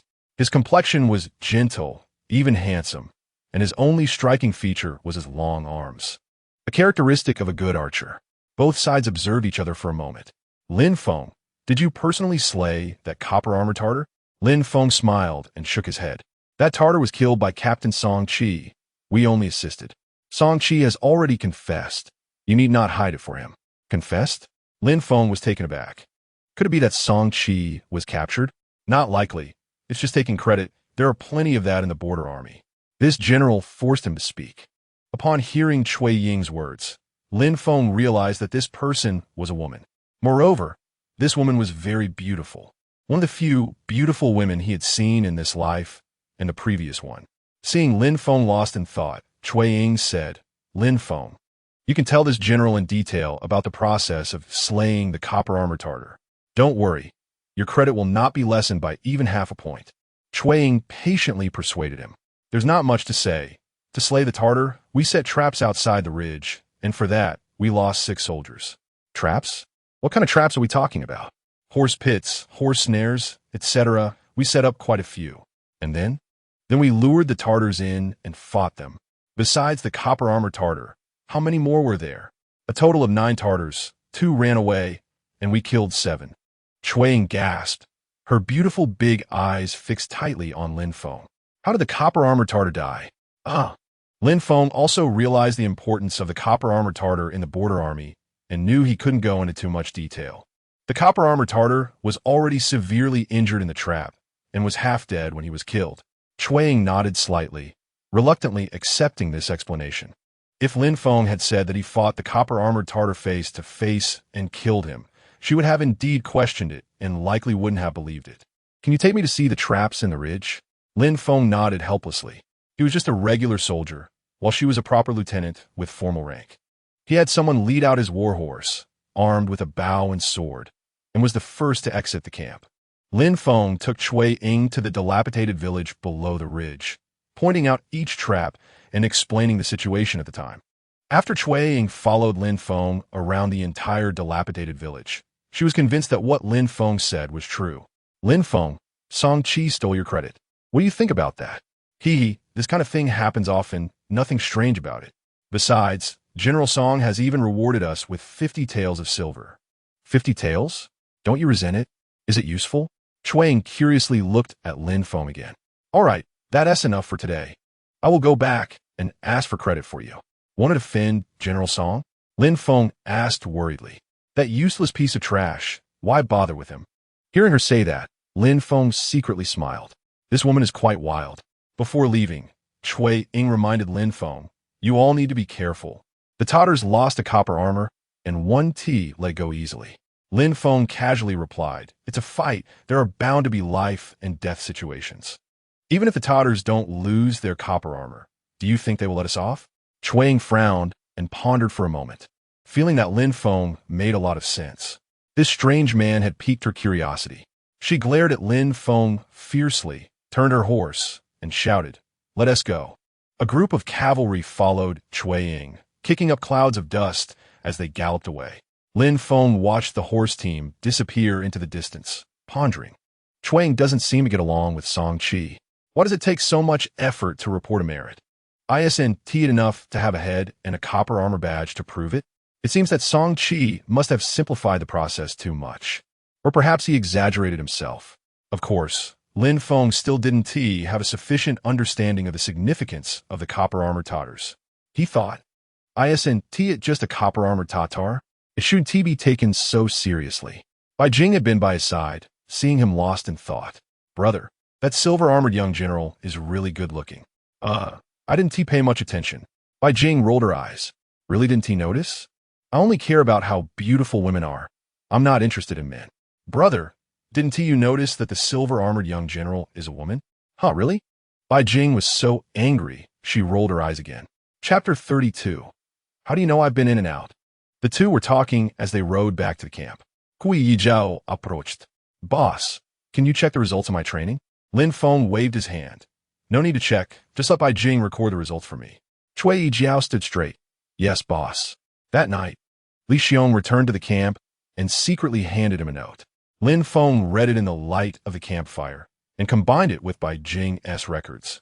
He roughly sorted out the situation of these 5 young men. The first of the 5 newcomers, who ranked first in archery and horsemanship, was named Du Juan, age 21, from Huxiang.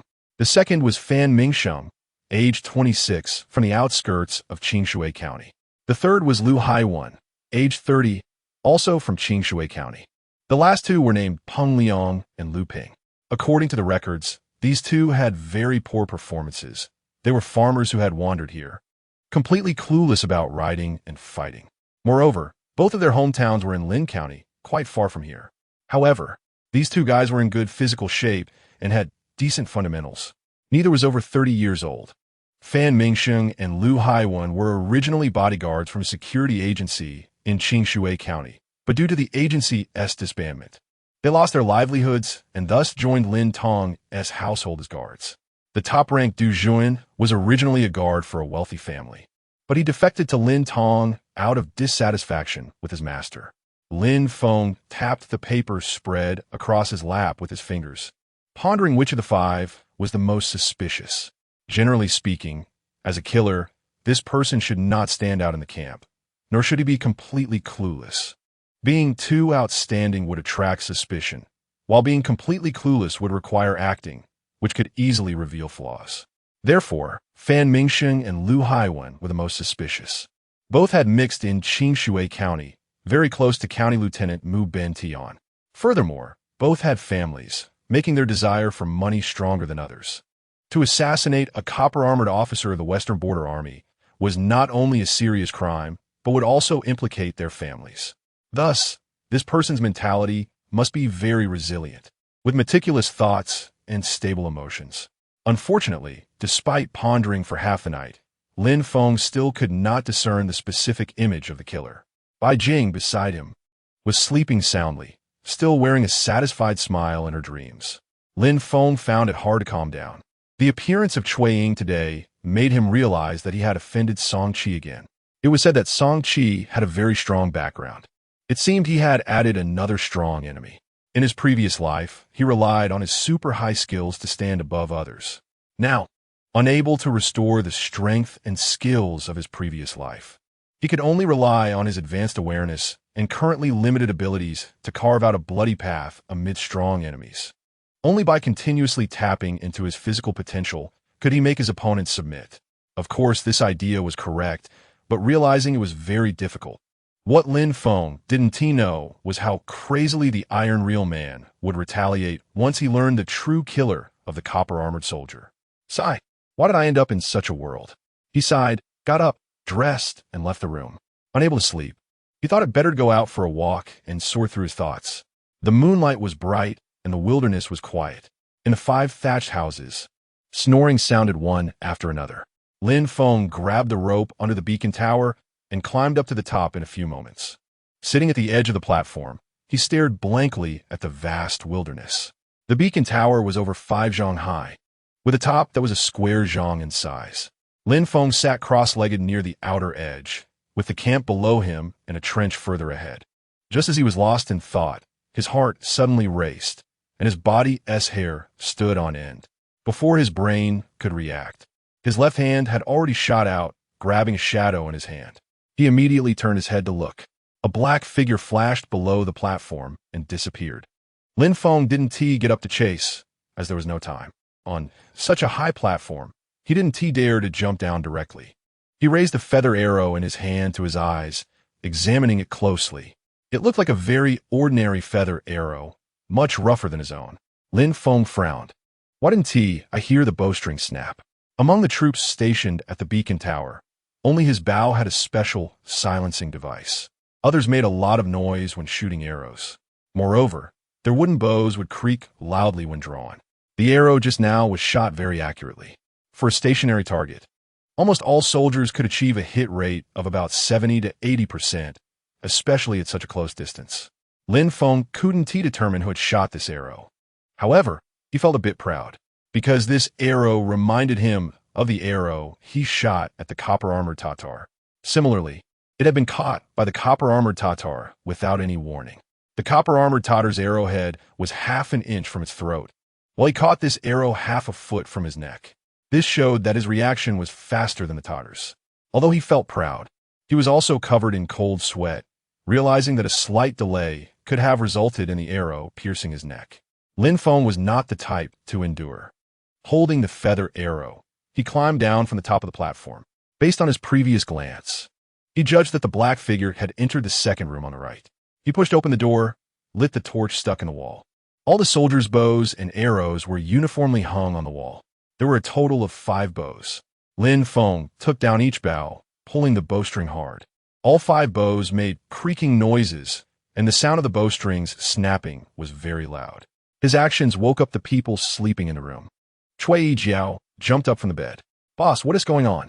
The others also got up, looking at Lin Feng with confusion. Lin Feng calmly turned around, looking at each person and staring into their eyes. There were expressions of surprise, doubt, and sleepiness, but not a hint of panic or fear. Hu Jin, who had seen a lot, smiled and said, Boss, is this a surprise inspection? Lin Feng didn't speak, turned, and left the room, entering another one. Similarly, the sound of the bow body and bowstring was very loud. Zhang often followed him with confusion. Boss, what's going on? Lin Feng shook his head. He had not found a single flaw. This person was an experienced hand. The houses in the entire camp had been turned over, yet there was still no clue. He returned to his own room, using the moonlight that filtered in through the window to examine the bows and arrows hanging on the wall. After looking for a while, he reached out to grab the bow and pulled the bowstring hard. The sound was very small, almost negligible. He turned to look at Bai Jing, who was still sound asleep, with a bit of drool at the corner of her mouth, sleeping very soundly. Lin Feng sat down on the bed in frustration, his head hanging low in thought. These 5 young men had just joined the army for a day and had already attempted to assassinate him without understanding anything. This indicated that Lin Tong and Mu Bin Tian had given him a very tight deadline, with powerful enemies outside and hidden assassins ready to erupt inside. It was a time of internal and external troubles. Lin Feng felt an impulsive urge to draw his sword and kill all 5 of them. Better to wrongfully kill 5 than to let one assassin escape. He didn't know when, but Bai Jing woke up from her sleep and gently climbed onto Lin Feng's back, resting her chin on his shoulder. "Brother, what's wrong? Can't sleep? Are you thinking about that silver-armored general?" Bai Jing wrapped her 2 snowy white arms around Lin Feng's neck and rubbed her cheek against his face. "I'm thinking about which of these 5 guys is the assassin. Why bother thinking about it? Just kill them all and take credit." Lin Feng pinched her plumpness, causing her to let out a soft moan. "You little girl, how did you develop such a violent heart?" "Brother, showing mercy to the enemy is being cruel to oneself." Lin Feng did not want to discuss this topic with her. "Did you hear anyone coming or going? I didn't notice when you came or went." Lin Feng squinted his eyes. "How do you know I came and went?" Chapter 33. There's a traitor. Bai Jing was taken aback by Lin Feng's question, furrowing her brows in careful thought. "In my dream, it seemed like I heard you leave. Did you hear how many times?" "Oh, it seems once, no twice." Lin Feng turned to look at the bows and arrows hanging on the wall, still arranged according to his habit, with the bow body on top and the bowstring below. There was no silent bow in the camp, except for his own. Could it be that the assassin came in first to take his bow, shot, and then return it to hang up properly? It relied on him not having the ability to jump down from the high platform. The assassin had enough time to erase all traces. Suddenly, he shook his head, dismissing this idea. How could 5 young men, who had just arrived a day ago, know that his bow would not make a sound? Or was there originally a traitor in his camp? Lin Feng was still pondering when Bai Jing pulled him into the quilt. "Sleep, brother. Think about it tomorrow. If it doesn't work out, just kill them all."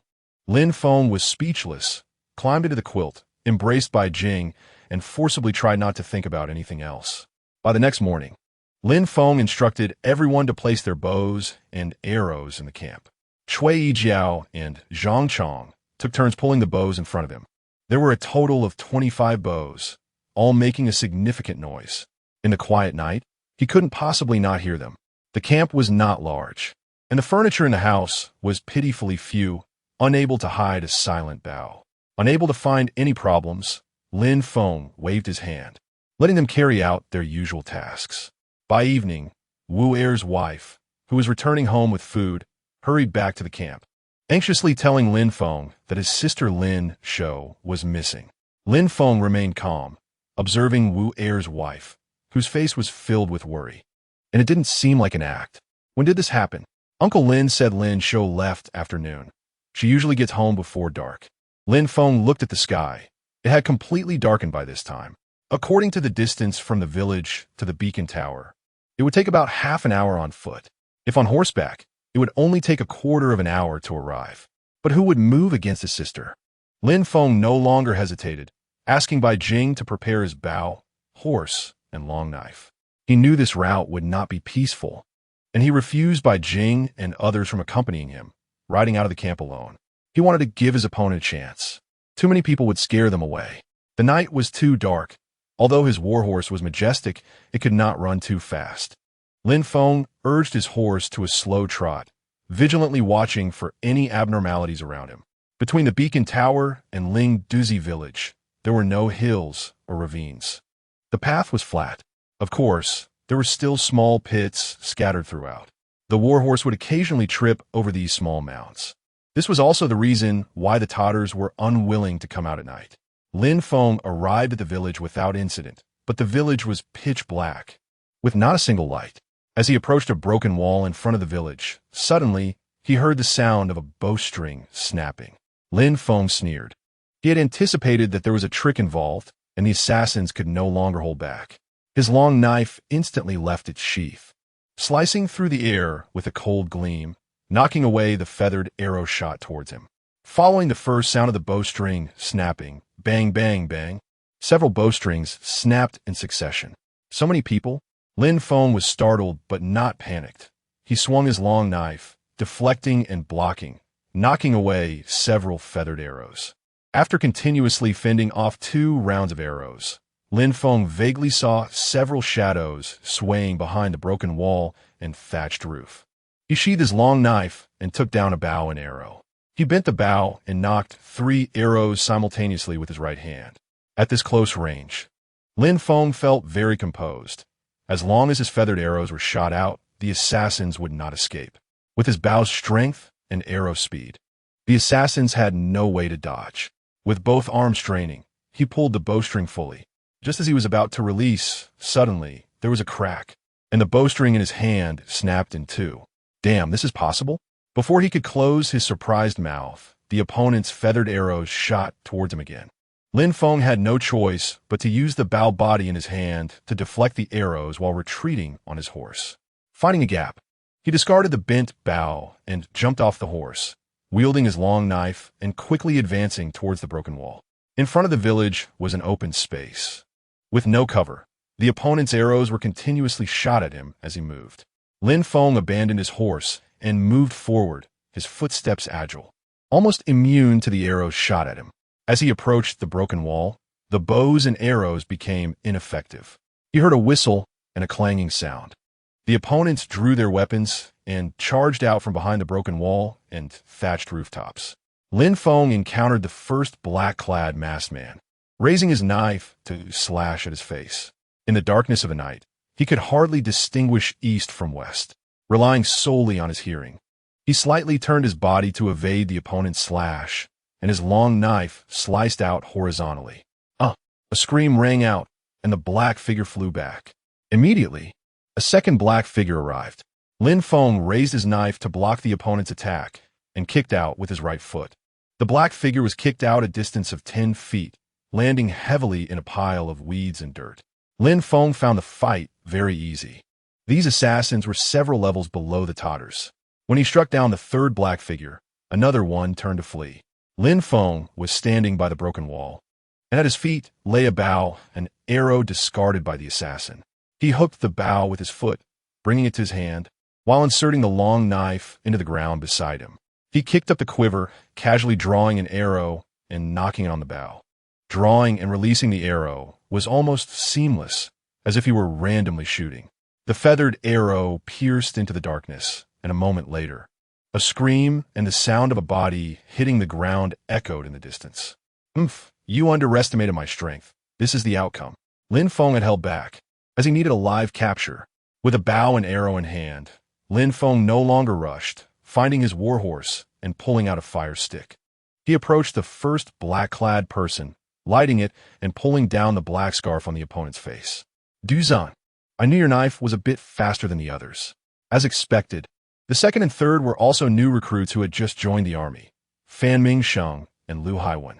Lin Feng didn't bother looking at the fleeing guy, whether it was Peng Liang or El Ping, because he hadn't held back and had aimed for the back of the opponent's head. Lu Haiwen was struck in the shoulder by Lin Feng's long knife. Half of his arm was chopped off, and he clearly wouldn't live much longer. Fan Mingsheng was kicked in the stomach by Lin Feng, likely having several sections of his intestines severed. Only Du Juan was targeted by Lin Feng. The long knife had sliced across his leg, and without amputation surgery, it would be difficult for him to survive. Lin Feng chose Du Juan because he was the strongest, likely a key figure. He propped him half against the broken wall. If you tell me who the leader is, you can live. Du Juan felt the wound on his thigh, the blood flowing incessantly, but his pale face was full of determination, gritting his teeth and remaining silent. As an assassin, he knew what to do when things went wrong. It must be Lin Tong. Lin Feng fixed his gaze on him and tentatively said, "Oh, so it's Mu Bin Tian." Du Juan's eyes still showed no reaction. Lin Feng fell silent. This assassination attempt against him was perfectly designed, but they had still underestimated his nighttime combat abilities. It was supposed that there were traitors in the beacon camp who should understand the situation. although they had sabotaged Lin Feng's bowstring in advance. Did they not know about his ability to fight against the copper armor Tartars? This person had to have a close relationship with Lin Tong and Yuban Tian, or rather, an interest in them. It shouldn't be hard to guess someone who meets all these conditions. Chapter 34. Speaking with a knife, of course. Du Juan didn't know about Lin Feng's cunning. After a moment of silence, Lin Feng suddenly said, "Cui Yijiao." Du Juan frowned slightly and instantly resumed his previous expression. Lin Feng exhaled and sat down on the ground. Cui Yijiao was originally the sergeant of the Beacon Tower in Ling Douzi, a key figure among the garrison in this area. He was also a brother by different surnames to Lin Tong. Lin Tong and Yuban Tian were certainly involved in trade with the Tartars in this region, and Cui Yijiao must have participated as well. Ever since Lin Feng nearly incapacitated Cui Yijiao with a kick, this guy must have harbored a grudge. Without the sergeant's position, there would be no trade. A kick to the groin, compared to touching his interests, was nothing. From then on, Lin Feng became a thorn in his flesh. Understanding this connection, everything else followed naturally. Lin Feng didn't even need to go home to check. His sister Lin Shou must be sleeping peacefully at home. As long as he was alive, others wouldn't dare to touch his family. It was evident that Wu Er and his wife were also involved in this assassination attempt and had played a significant role. Lin Feng figured out the whole story and turned a glance at Du Juan. Du Juan was leaning against the earthen wall, his head drooping, already lifeless. Lin Feng got up to lead his warhorse, tidied up the broken bow, and walked slowly toward the village. He made his way to the wall of Lin Tong's backyard. Stepping onto the back of the warhorse, he climbed over the wall. With a long knife in hand, he walked forward from the backyard. The entire courtyard was dark, and nothing could be seen clearly. Just as he was walking, a large dog suddenly sprang out from the darkness, not barking, but lunging at Lin Feng midair. Lin Feng had already sensed the dog's presence. By the time he vaguely saw the dog's white, sharp teeth, the long knife in his hand had already swept across the dog's neck. Silent and swift, only the sound of the knife slicing through flesh was heard. The headless body of the dog splattered hot blood as it fell to the corner of the wall. Lin Feng continued forward, arriving at the front of a row of tile-roofed houses.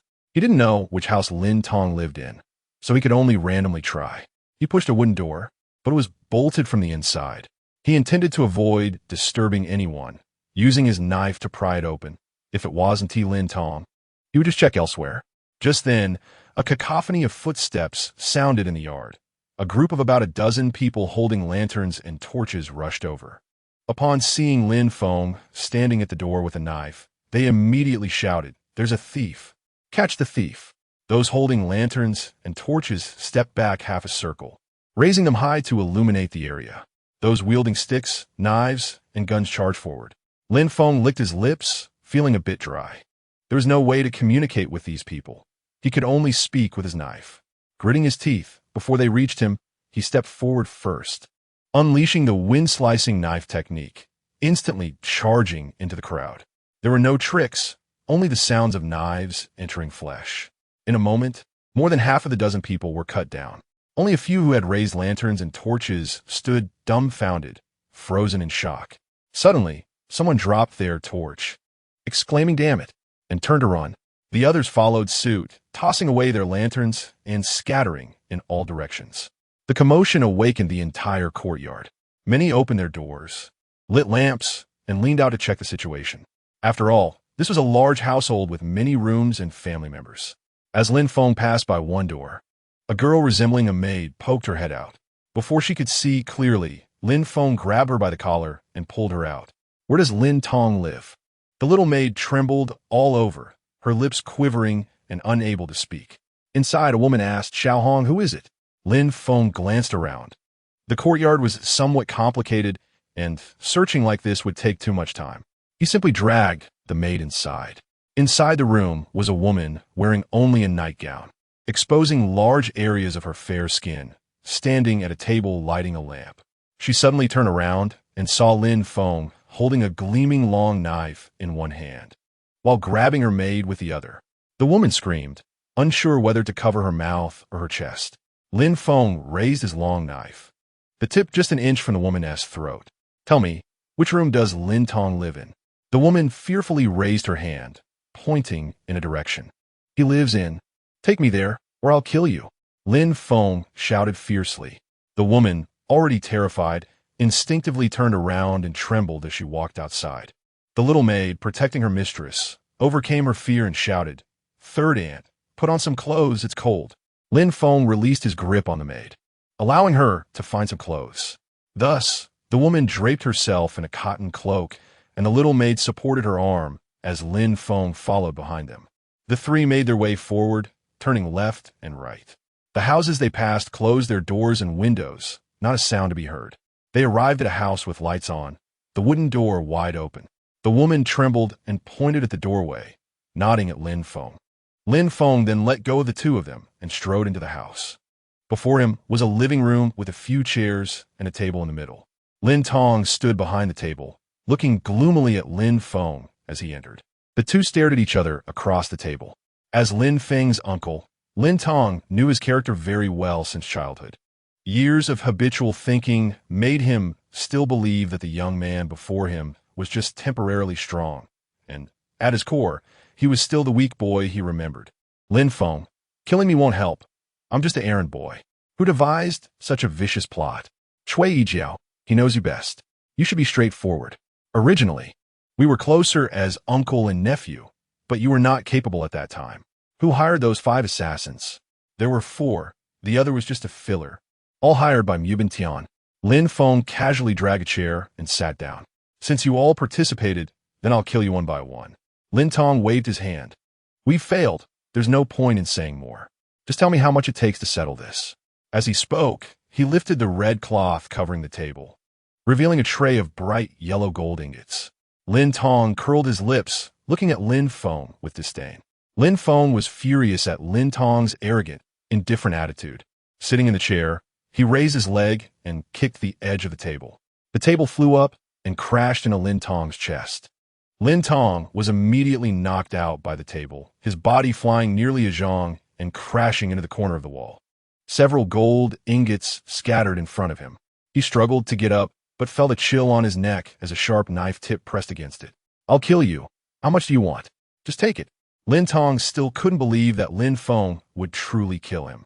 Outside the house, a commotion in the living room alerted several guards, who rushed in. These guards were Lin Tong's personal bodyguards and were quite skilled. Seeing their master threatened with a knife, they shouted and charged forward.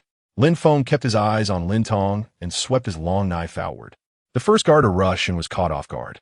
His knife was still raised in the air when the knife tip had already grazed his neck. The wind-cutting knife technique emphasizes speed. The two guards on either side rushed in almost simultaneously and were also struck by Lin Feng's knife. Blood splattered, and the two fell to the ground without even making a sound. Another guard, who was slightly slower, stopped in shock, staring at his fallen companions. At this moment, Lin Tong was horrified to find that the bloodied knife in Lin Feng's hand was slowly moving back to his neck. The smell of blood overwhelmed him, causing him to feel an urgent need to urinate. Chapter 35. Only one can survive Lin Feng. If you kill me, you won't have a long-term supply of food. I could provide you with money and provisions for as long as you need. At this point, Lin Tong finally faced his nephew. A person so decisive and ruthless was exactly the talent he needed. Seeing that Lin Feng was unmoved, he quickly added, "We can cooperate as uncle and nephew. In these chaotic times, as long as we have the ability, there are ways to make money everywhere. We could be a strong alliance. You want me to spare your life so you can continue to scheme against me? If I don't die from this scheme, I'll surely accomplish great things in the future." Lin Feng's knife gradually moved away from Lin Tong's neck.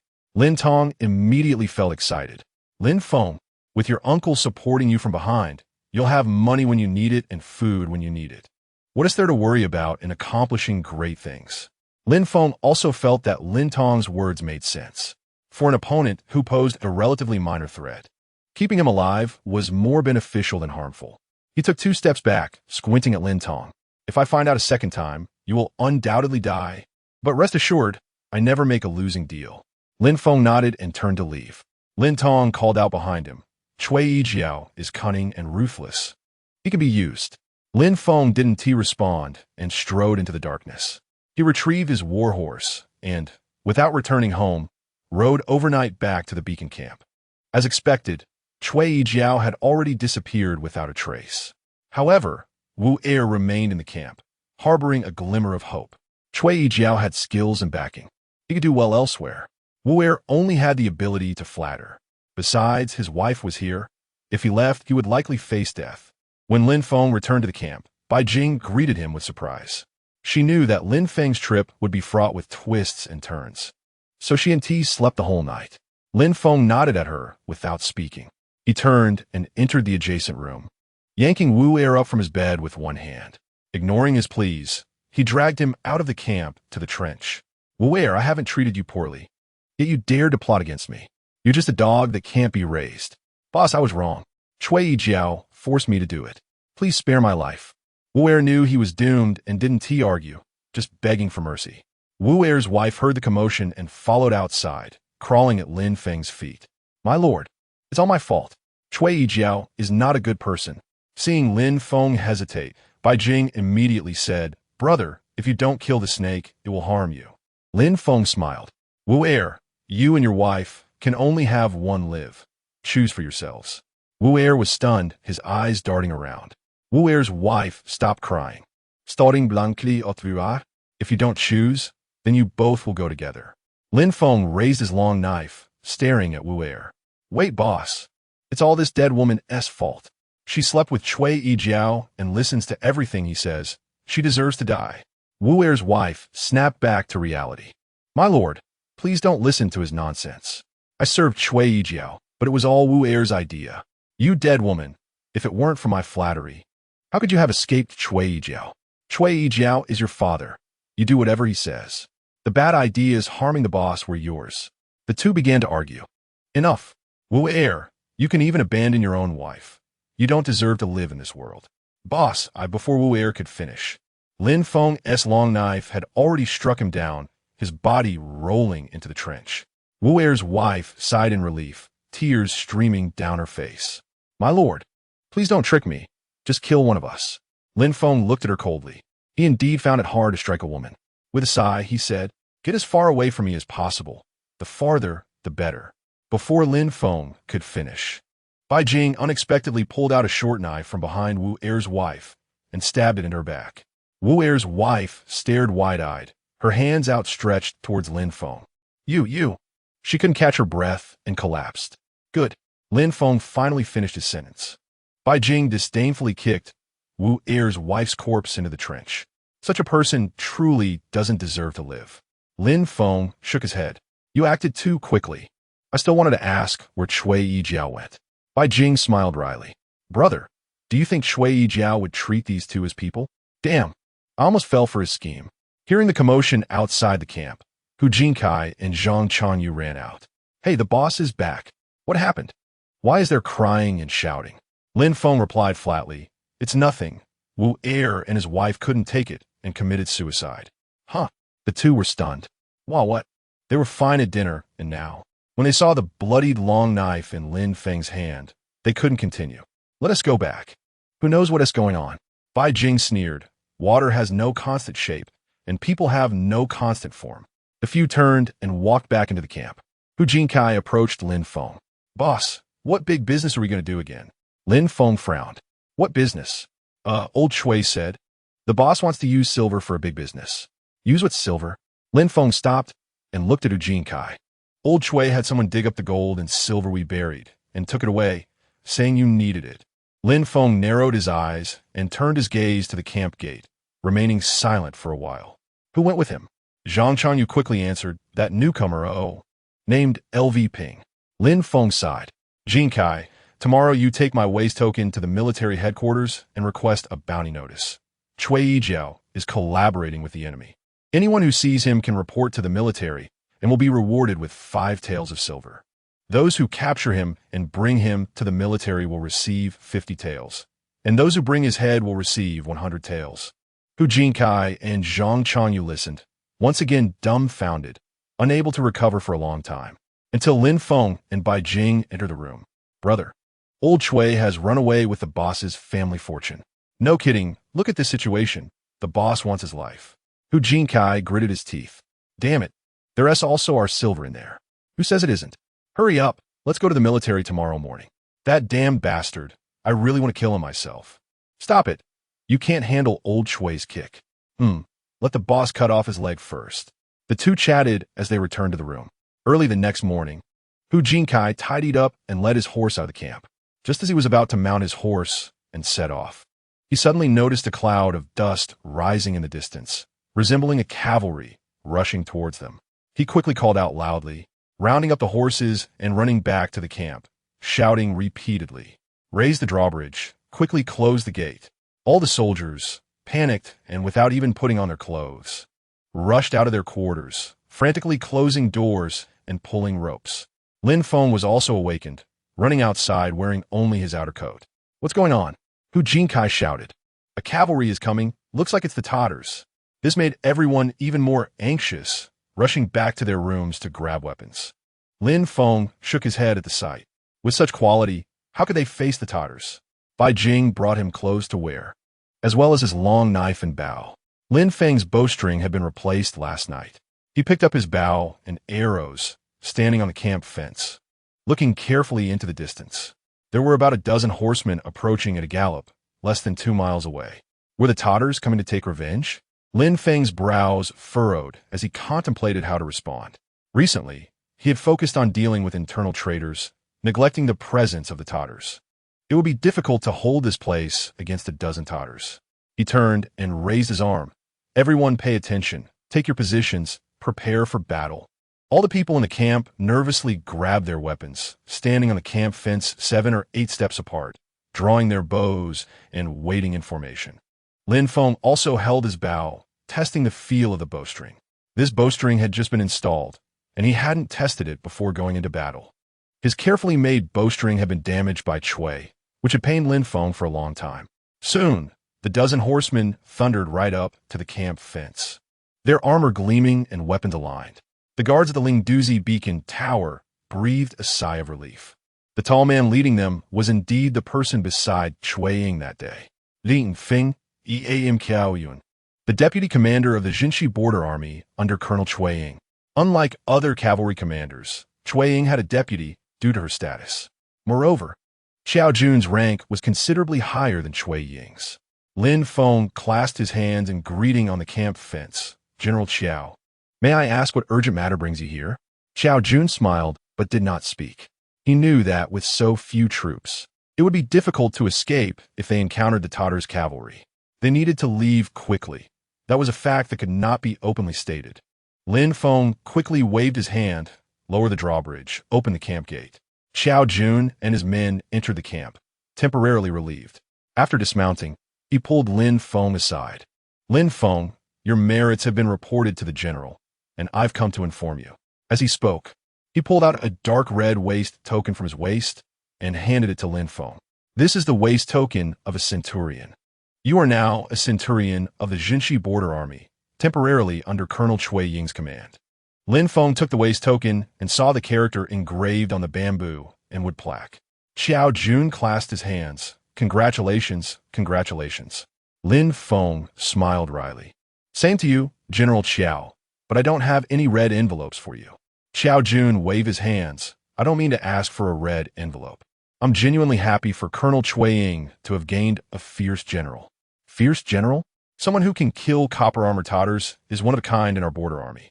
Lin Feng was somewhat surprised. "Isn't that a bit exaggerated?" "Sigh. It might be even more exaggerated than that, and it wouldn't be an overstatement." Lin Feng still couldn't fully grasp Xiao Jun's meaning, only feeling that he was intentionally elevating his status. "General Xiao, what exactly should I do as a centurion?" "Well, Colonel Chui Ying has already reported you to the military department. You can go to the border army's main camp to take over the previous subordinates, or choose your own soldiers to bolster your ranks." General Xiao, I want to know what specific tasks I will be handling." "Guerrilla warfare, commonly known as night hawks, also called mobile sentries." Lin Feng nodded to indicate he understood. In his knowledge, this referred to reconnaissance troops. Xiao Jun looked around and noticed the bareness of the place. "All right, tidy up a bit and come with me to the border army main camp to take up your post." "General Xiao, can it be delayed for a couple of days?" Xiao Jun frowned and thought for a moment. Lin Feng, a few days' delay is not impossible, but this journey is dangerous, and traveling with many people is safer. You don't need to worry about this. I have my own ways. Fine, 3 days then, don't keep Colonel Chuang waiting. Lin Feng nodded in agreement. Seeing that the task had been accomplished, Zhao Zheng did not linger, waving his hand to lead his men away. Bai Jing brought a brand new battle coat, boots, armor, and a waist knife, along with other accessories. Brother, you go to the main camp. I have to go with you. Hu Jinkai stepped forward. Boss, don't leave me behind. From now on, my life is in your hands. Zhang Chanyu also stepped forward and shouted. Boss, me too.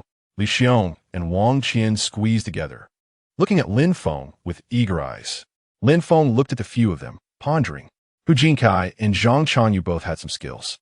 Although Li Xiong was slick, he was alert and had an outstanding ability to avoid danger.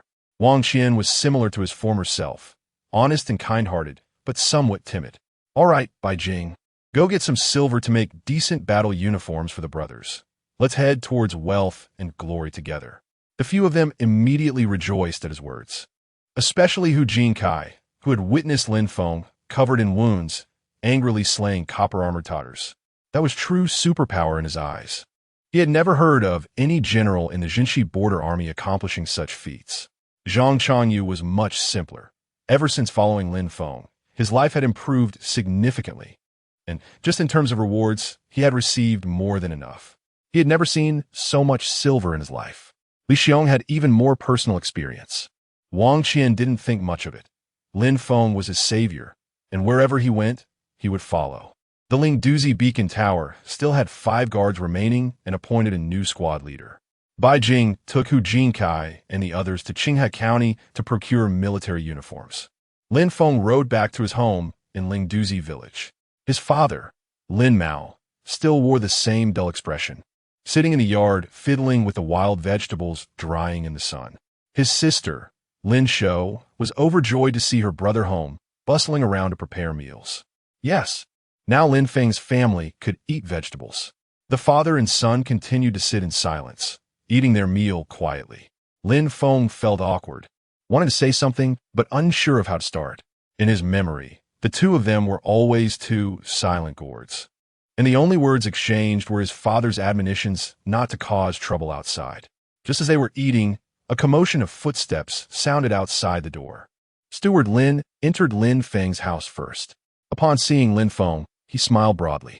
General Lin, my master has come to see you. Lin Tong then walked in. Lin Feng remained seated on the low stool without moving. Lin Mao glanced at him. Lin Shou got up and retreated to the inner room. Lin Tong made himself at home, directly sitting on Lin Shou's stool. He looked at Lin Mao and said, Brother, Lin Feng has made something of himself. And as your brother, I'm happy for you. I've been busy with business recently and haven't come to see you. How's your health? Lin Mao hung his head, his eyes fixed on the food on the table. I'm good, still okay. Lin Tong looked around the room. Sigh, this house needs some repairs. It's drafty and leaking. It's bad luck. Noticing that neither father nor son responded, he continued, Brother, I've tidied up our parents' grave. Let's go pay our respects together tomorrow. After all, it's thanks to their blessings that our Lin family is doing better. Lin Mao remained silent. Lin Feng had no choice but to speak up. I'll leave this to you. I have to go to the main camp tomorrow. The journey is long, and it's inconvenient to come back. Don't worry, we're family. We don't need to say 2 sets of words. This is also my Lin Tong's brother's home. Lin Feng was not worried. Lin Tong's family was large and prosperous. He wouldn't dare to act out of line. The few of them fell into silence for a moment. Lin Tong then spoke again. Lin Feng, let's not talk about the past troubles. About the marriage proposal mentioned 2 years ago. Since they have come to seek us out, shouldn't we give them a response? Lin Feng was about to bring a piece of food to his mouth when he heard this, and his hand trembled, nearly dropping the food. Chapter 37. Can't marry a child as a wife. Lin Feng searched his memory, but found no information regarding this matter. Can this marriage be called off? Lin Tong looked at him in confusion. Are you talking about canceling or postponing? What kind of family are they? Lin Tong was somewhat surprised as he looked at Lin Mao. Didn't your father mention this to you? Both of them looked at Lin Mao. Cough, cough, cough. I was too embarrassed to say. Lin Tong nodded. Your family was poor back then, and they were also disdainful. They once wanted to cancel the engagement, but I stopped it. But now you have made something of yourself, and they have heard about it. So they asked someone to come and say that their daughter is almost 14. Should we arrange the marriage? That girl is only 13? Haha, nothing unusual. Marrying early saves a meal at home. Lin Feng slowly chewed his food. Help me cancel this marriage. Cancel? Lin Mao slammed the table. What are you trying to do? The girl is only 13, and my job is uncertain. I can't ruin her life. Lin Tong nodded. You better think this through. This marriage was arranged by me back then, and the other party has some background in Qinga County. If they have a background, then we definitely shouldn't accept it. Given our current situation, it's inappropriate. Lin Feng didn't care about his father's anger. He absolutely couldn't marry a child as his wife. Lin Tong laughed. Suit yourself. You're a person with your own opinions now. Just don't regret it later. Lin Feng smiled bitterly and shook his head. That's settled then. Lin Tong waved to the steward Lin, who was standing outside the door. Steward Lin immediately stepped forward. Sir, should we move everything in? Just put in the yard. We should head back. Steward Lin went outside the yard and asked the family waiting outside to carry several boxes in. Lin Tong stood up and pointed at the boxes. These are all essentials for daily living. In a few days, I'll have someone fix up the house. After saying this, he nodded at Lin Feng and turned to walk out. Lin Feng didn't say anything, allowing Lin Tong to leave with the family. Lin Mao muttered, no sense of propriety. That's your uncle. Lin Feng leaned closer to Lin Mao's face. Dad, why do you think they acknowledge you as their brother? Lin Mao's dark face actually turned red, and he lowered his head, saying nothing. After hearing that everyone had left, Lin Shou jumped out from the inner room, skipping around the boxes in the yard, happily bouncing. Humming a tune, he opened one box to take a look, then pried open another to peek inside, excited beyond measure. Lin Feng had also eaten enough and found it dull at home. He stood up to lead his warhorse, loudly announcing, I'm leaving. I'll come back to see you in a few days. Lin Shou ran over to hug him. Brother, where are you going? To the border army camp. It's a bit far from home. You stay at home and try to go out as little as possible. If anything happens, go find Lin Tong. Lin Tong? The one from just now, your uncle. Oh, I understand. With that, Lin Feng led his horse out the door. Lin Shou accompanied him all the way to the village entrance, and Lin Feng repeatedly urged her to go back before she reluctantly stopped.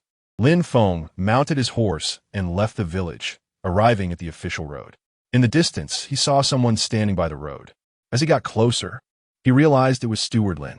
Ha! General Lin is going to serve in the border army. The gentleman asked me to wait here. Lin Feng didn't dismount. Is there something? Steward Lin held a long knife in a sheath with both hands, raising it in front of Lin Feng.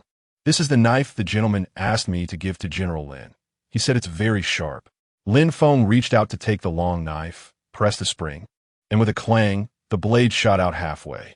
The shiny blade, thin-edged and thick-backed, was indeed a well-forged sword. Good knife.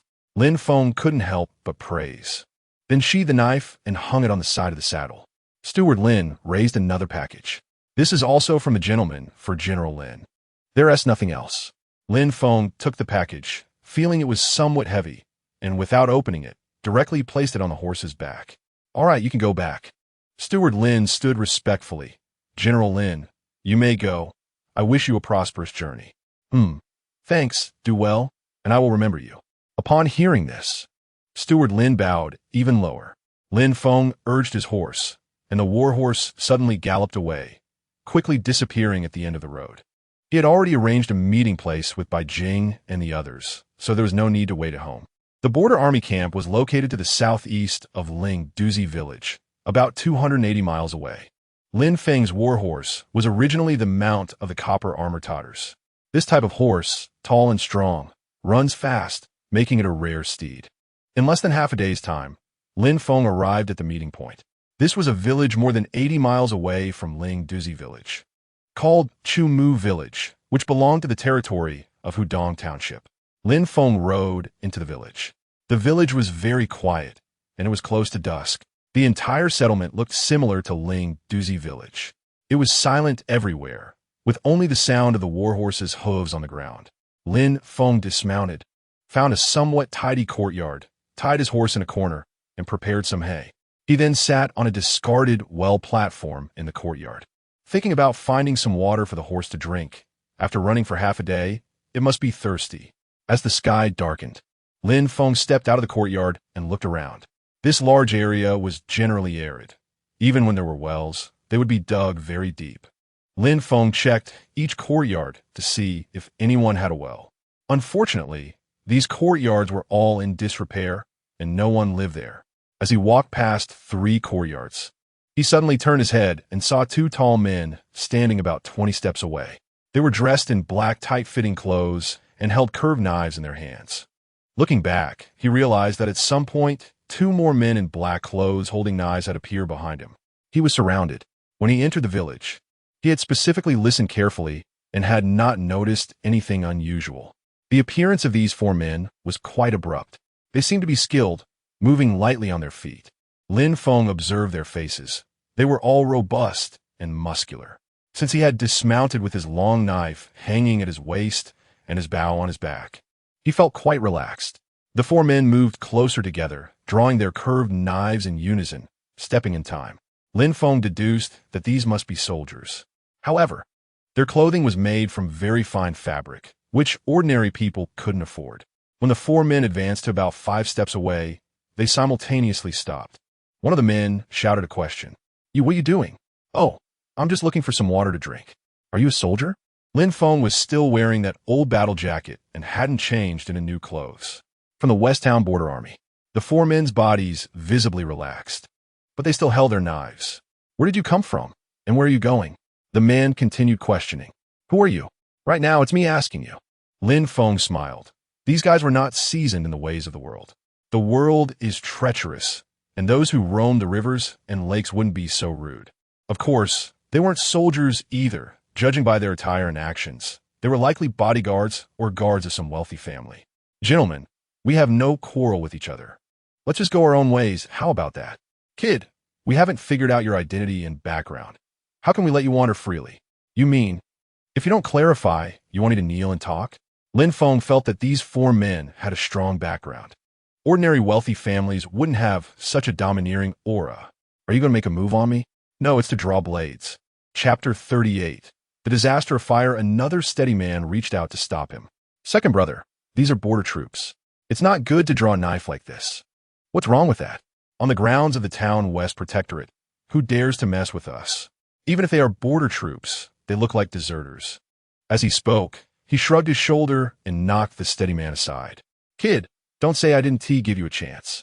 Kneel down and call me grandfather, and maybe I'll spare your life." He twirled the curved knife in his hand, creating a dazzling display of blades that was quite mesmerizing.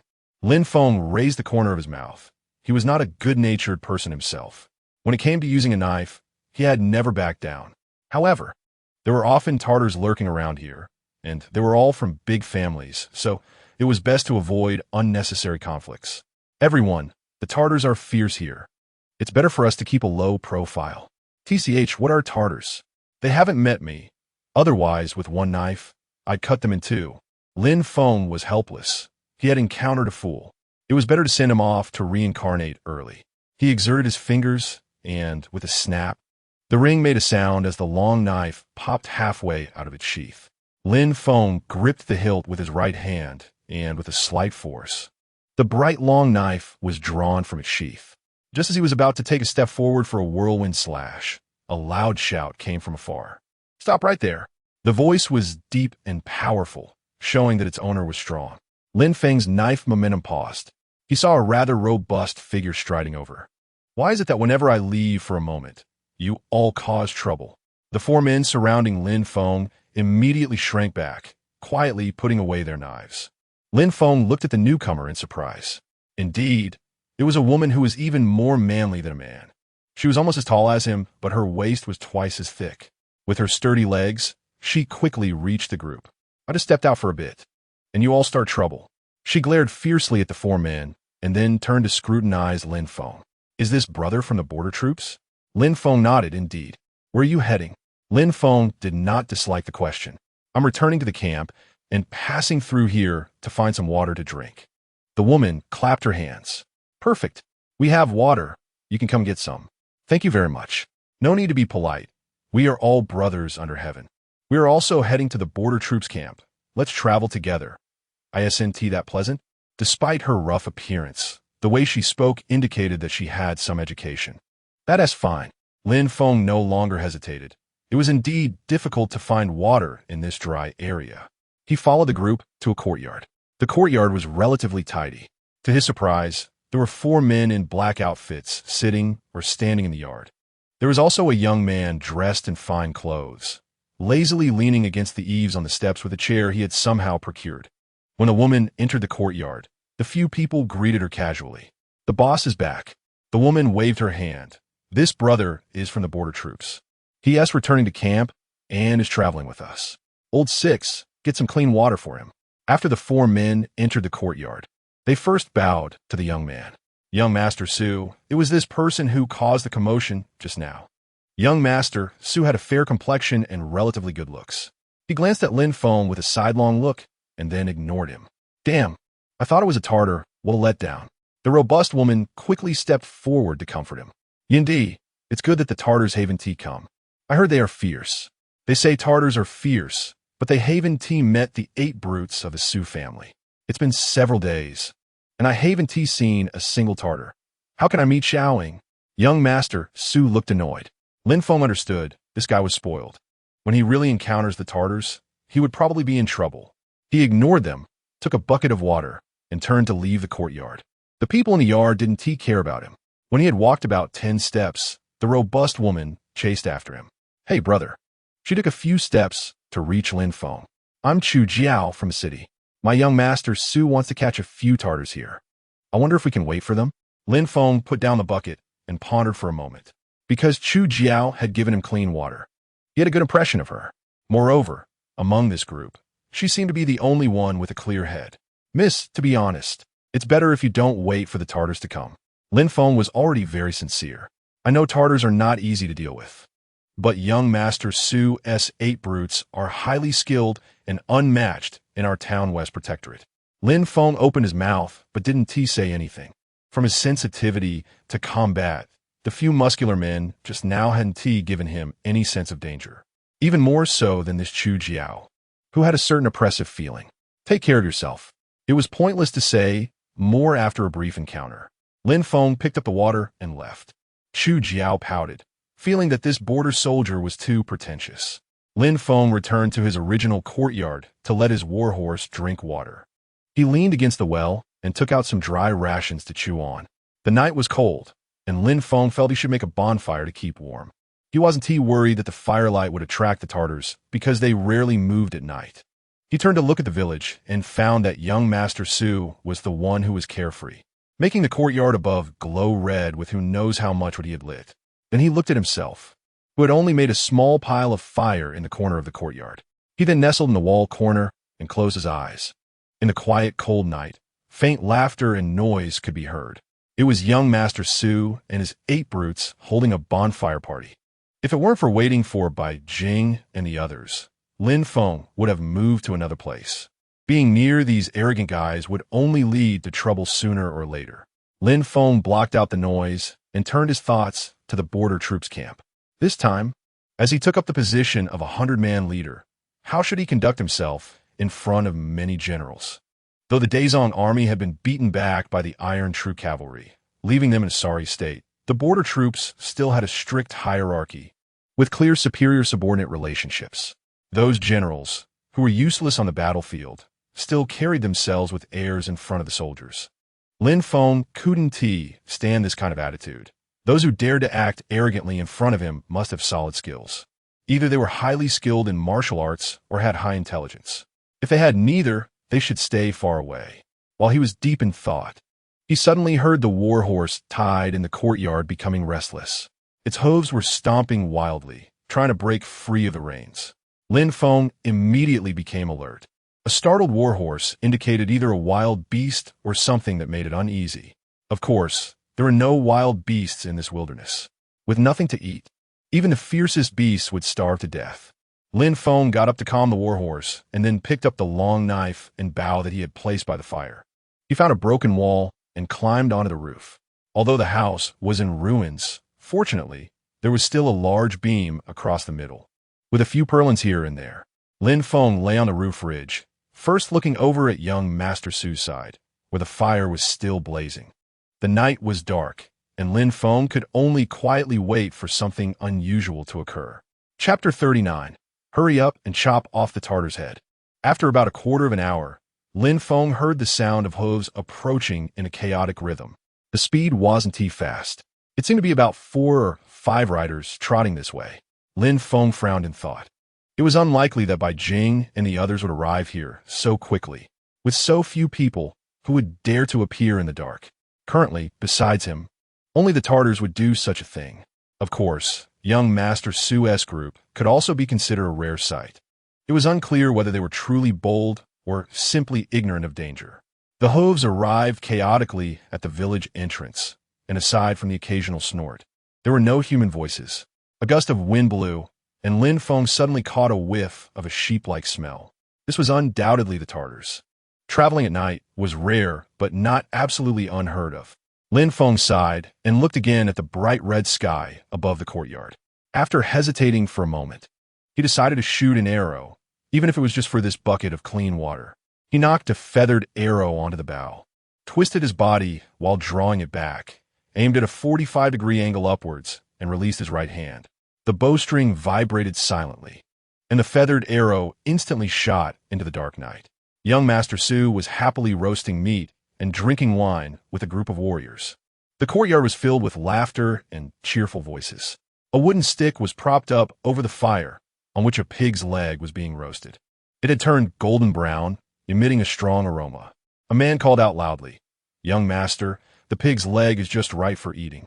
What are you babbling about? Cut a slice." The man quickly grabbed a short knife and stepped forward to cut the pig's leg.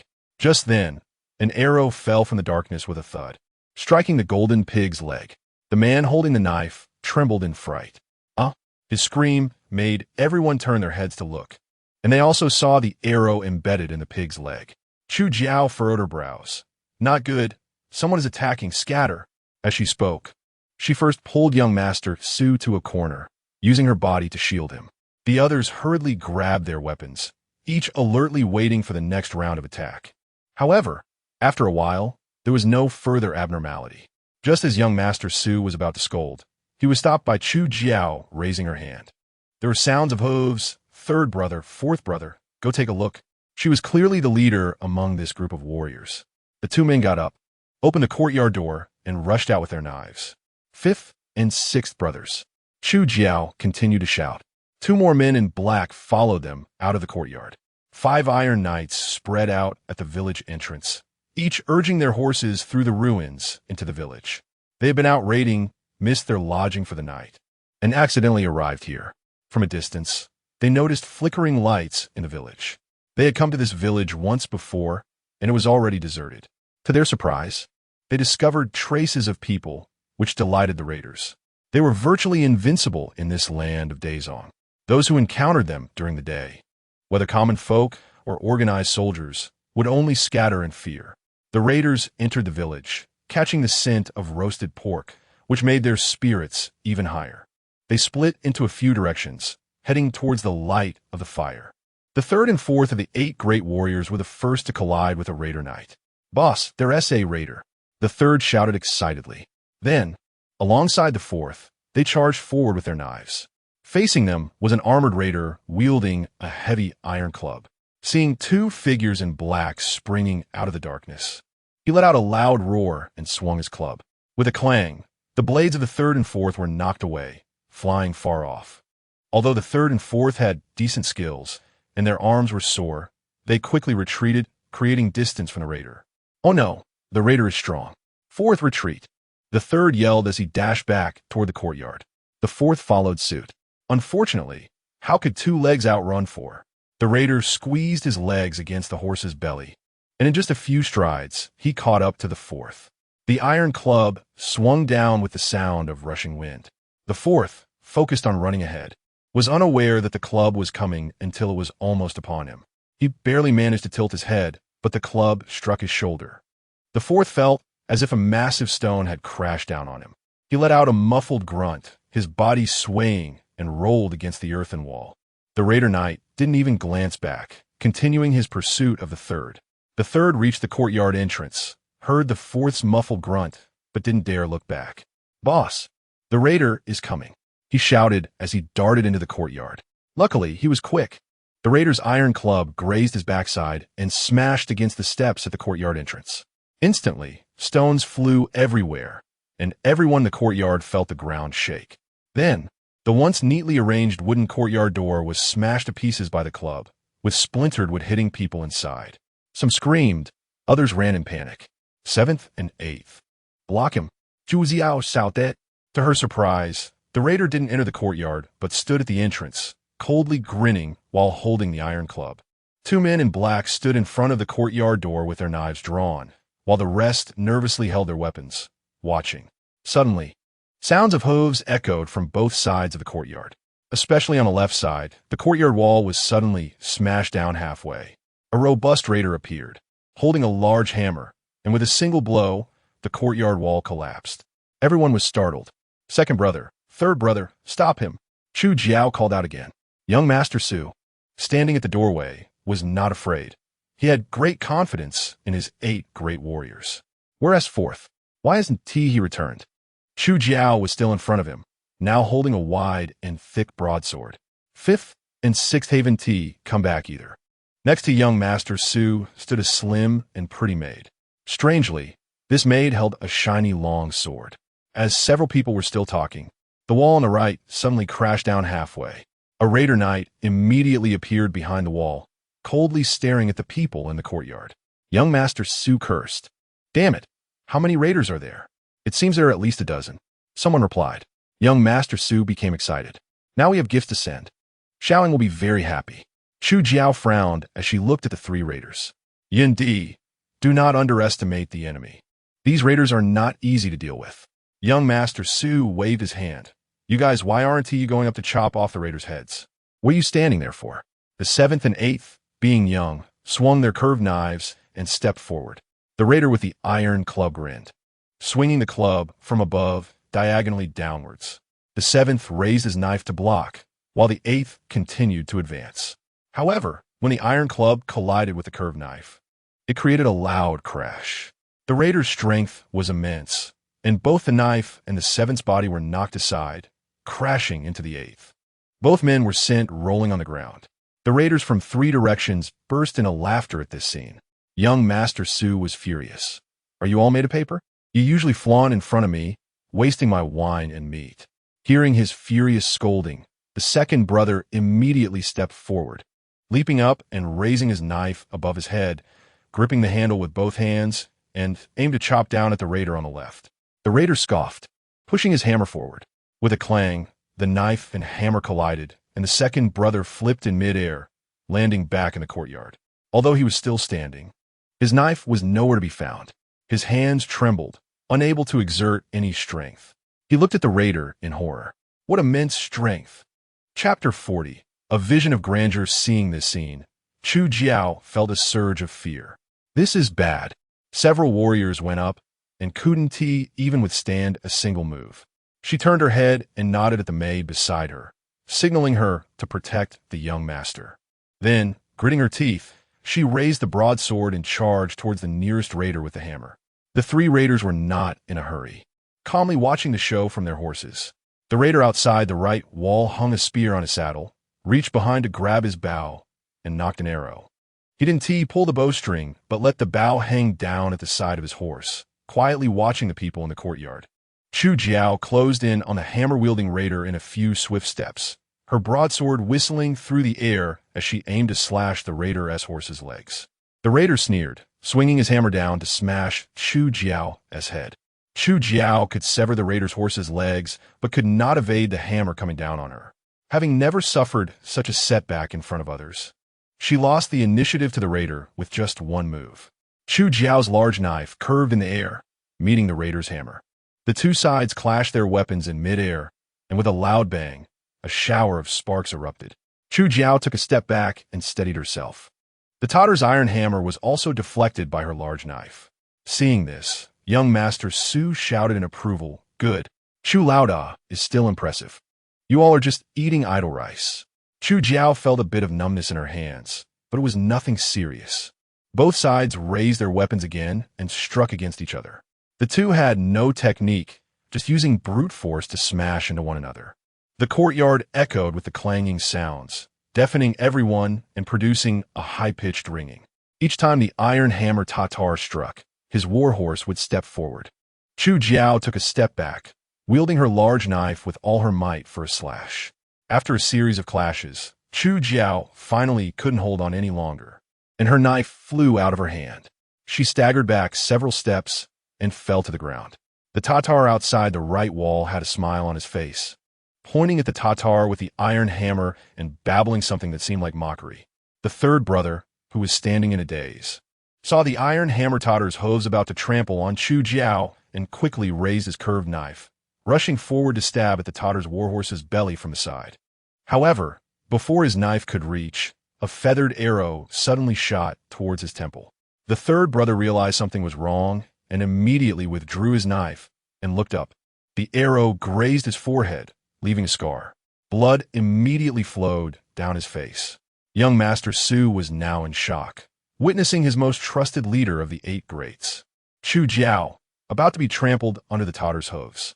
He trembled and pointed at the iron hammer Tatar, shouting, "Quick, kill him!" No one in the courtyard dared to act. All were martial arts experts, and they could see that none of the skilled fighters in the courtyard were a match for the Tatar. If they rashly intervened now, the only outcome would be death. The iron hammer Tatar grinned and urged his horse step by step closer to the seated Chu Jiao. Chu Jiao was scrambling backward. The Tatars were not in a hurry to strike. They rarely encountered a formidable opponent like her and felt they hadn't had enough fun yet. The iron hammer Tatar pointed at Chu Jiao and turned to the other 2 Tatars, babbling away. The Tatar with the iron rod laughed heartily as he jumped off his horse. Holding the iron rod, he walked towards young Master Su, who was huddled under the eaves. The maid standing nearby brandished her longsword and stepped in front of young Master Su. As they got closer, the Tatar saw the maid's appearance, and his eyes lit up. He shouted a few things loudly and reached out to grab the maid's chest. The maid trembled her longsword, stabbing towards the Tatar's chest.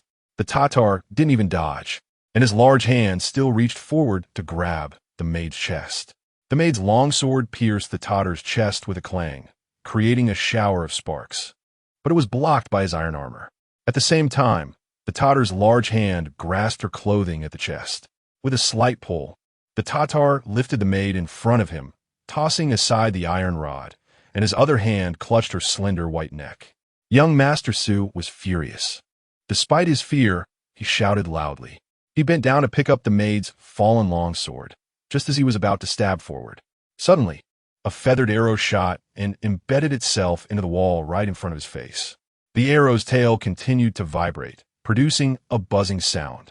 Young Master Su's face turned pale, and the longsword fell from his hands.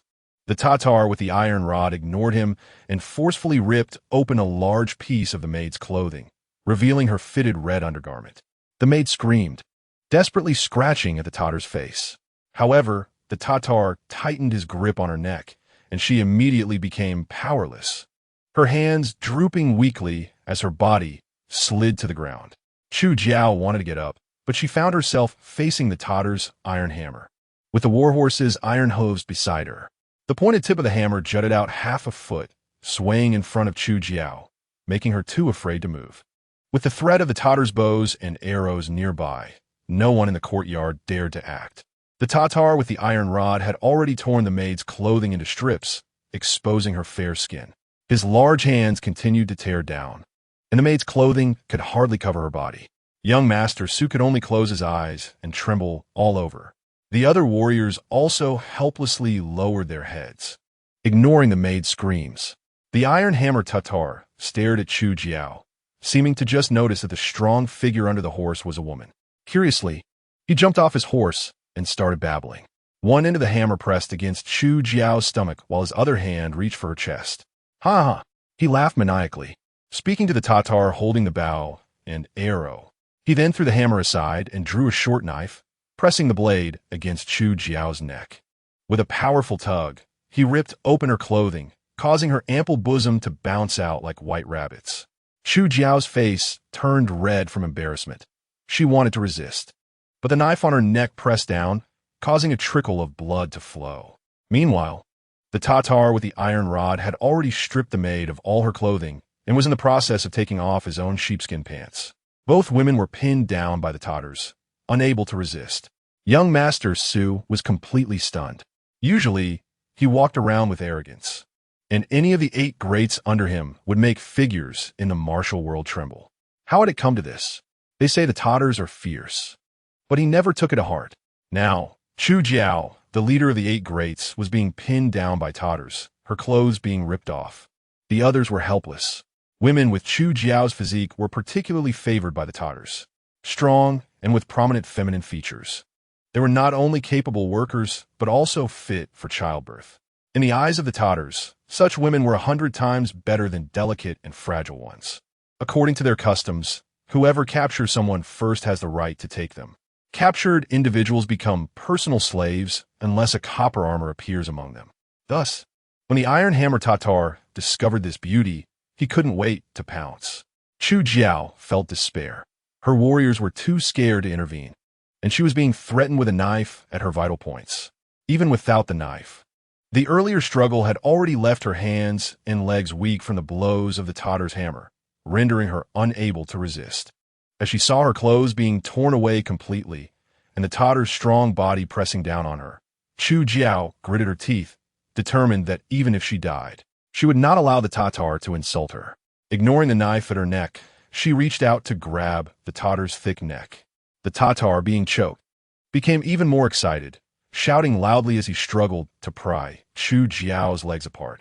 Chu Jiao's face turned red, veins bulging as she was about to slam her neck against the Tatar's knife. Lin Feng lay quietly on a thatched roof, watching everything unfold in the courtyard. These young masters, with their arrogant demeanor, finally received a lesson here. He originally didn't want to intervene to save anyone, but the scene before him stirred his compassion. The bucket of clean water Chu Jiao had thrown earlier had become a life-saving act. Lin Feng silently raised his bow, slowly lowering the arrowhead, aiming at the Iron Hammer Tatar's throat. The bow was drawn into a crescent shape, pausing briefly before the arrow moved up half an inch. Releasing with his right hand, the bowstring emitted a faint tremor. After being choked by Chu Jiao, the Iron Hammer Tatar tilted his head back, his body straining forward. He had entered a state of concentration, with only the woman beneath him in his eyes and heart. However, the Tatar holding the bow and arrow, while watching the spectacle, remained extremely vigilant. Although there were no signs, he furrowed his brow, sensing something was amiss. In an instant, the Iron Hammer Tatar, who was on top of Chu Jiao, suddenly jerked, and his left eye experienced a sharp pain. Just moments ago, his muscles were tense, and in the next moment they went limp, rolling off from Chu Jiao. She fell to the ground. Chu Jiao, who originally sought death with all her heart, braced herself against the Tatar's short knife. But suddenly she pushed the Tatar over. She looked over in surprise and found that a feathered arrow was embedded in the Tatar's left eye, and his body lay still. The Tatar holding the bow shouted loudly. The Tatar, who had been crouching on the maid, immediately jumped up, disregarding his pants, and reached for the iron rod on the ground. The bow-wielding Tatar pulled the reins and turned his horse to flee outside. The Tatar, with the iron rod, bare from the waist down, jumped and ran to find his warhorse. Just as he climbed onto the horse's back, a feathered arrow silently pierced his neck. He managed to climb up, but then rolled off the other side of the horse. The bow-wielding Tatar whistled sharply, urging his horse to gallop wildly through the village, trying to escape the enemy's shots with speed. On the other side of the village, Tatar whistles responded. War horses rushed over in this direction. Lin Feng was not flustered at all. In the darkness and within the village, he was the king of this environment. Even a copper-armored Tatar would lose his head here. He climbed down from the roof and onto another broken wall, which connected to a slightly wider street in the village. He heard 3 Tatars huddled together, discussing something, before starting to spread out towards him. Tatars were fierce. Generally, they wouldn't retreat unless they suffered significant losses. Lin Feng sat on the wall, facing a thatched house, with many thatch blocks obstructing his view. He heard war horses coming down the street. Closing his eyes, he bent his bow and knocked an arrow, slowly pulling it back. The 3 horsemen split up, 1 in front and 2 behind, moving forward in a triangular formation. They were constantly alert to their surroundings, with arrows nocked and knives drawn. Lin Feng took a deep breath and, after a moment, relaxed his right hand.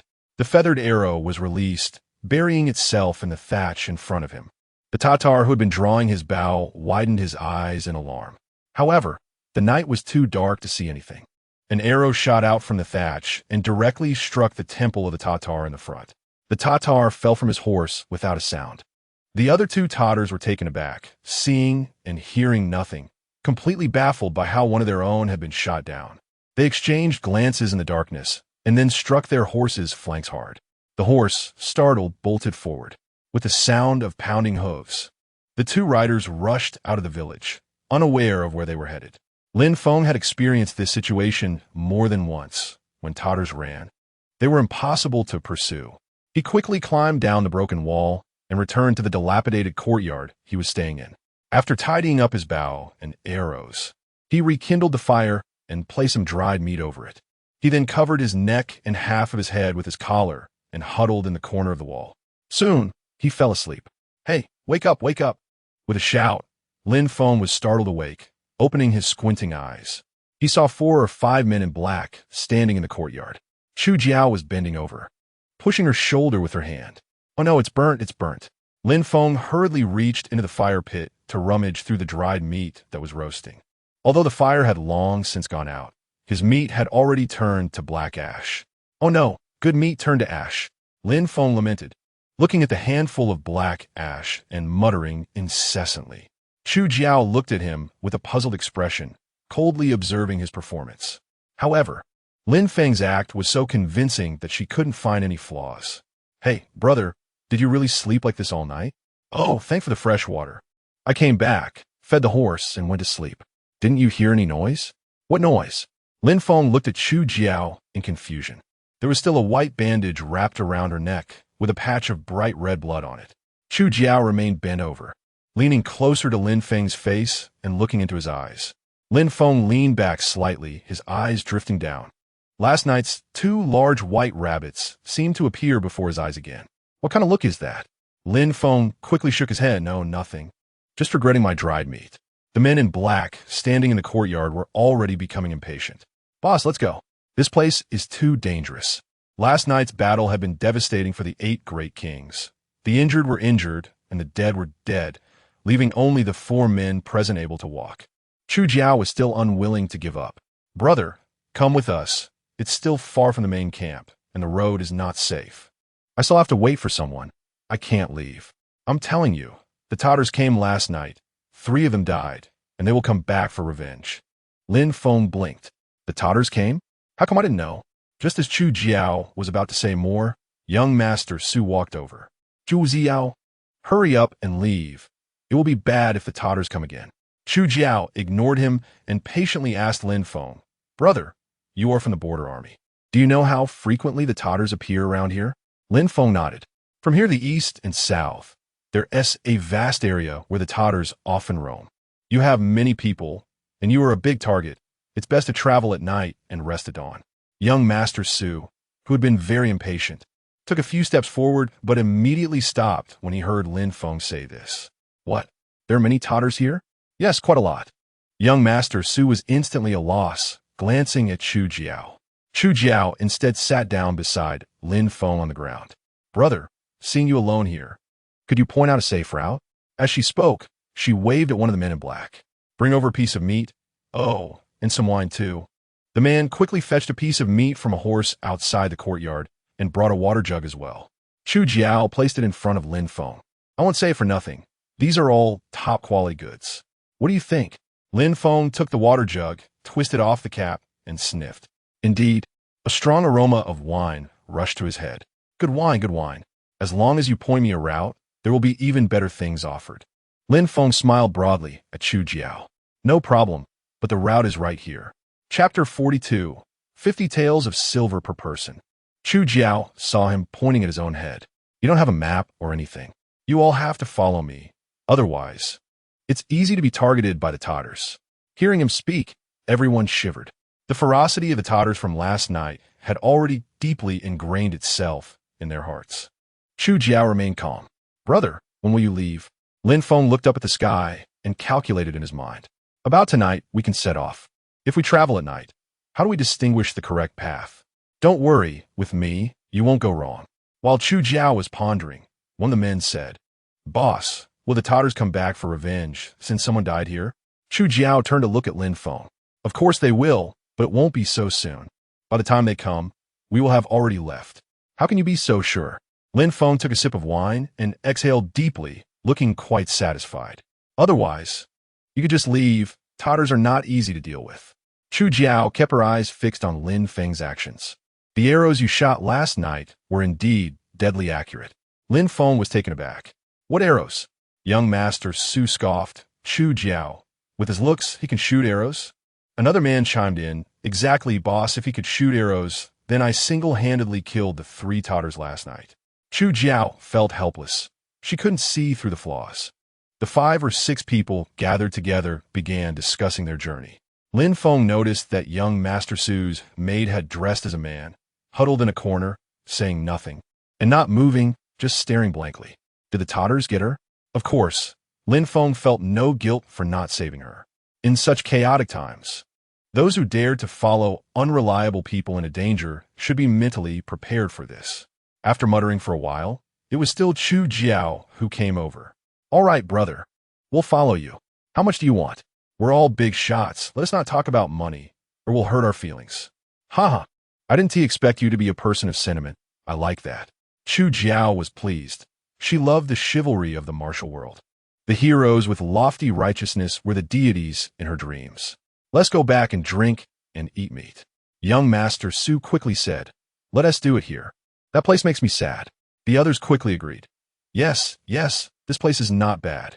A few of them started to dismantle some wooden beams and broken furniture, making a pile to start a fire. While waiting for the meat to roast, young Master Su finally looked at Lin Feng properly. I wonder what position you hold in the camp. Centurion. As soon as he said this, a burst of laughter erupted. Lin Feng wore a tattered battle coat. His figure was lean. He looked tall, but not strong.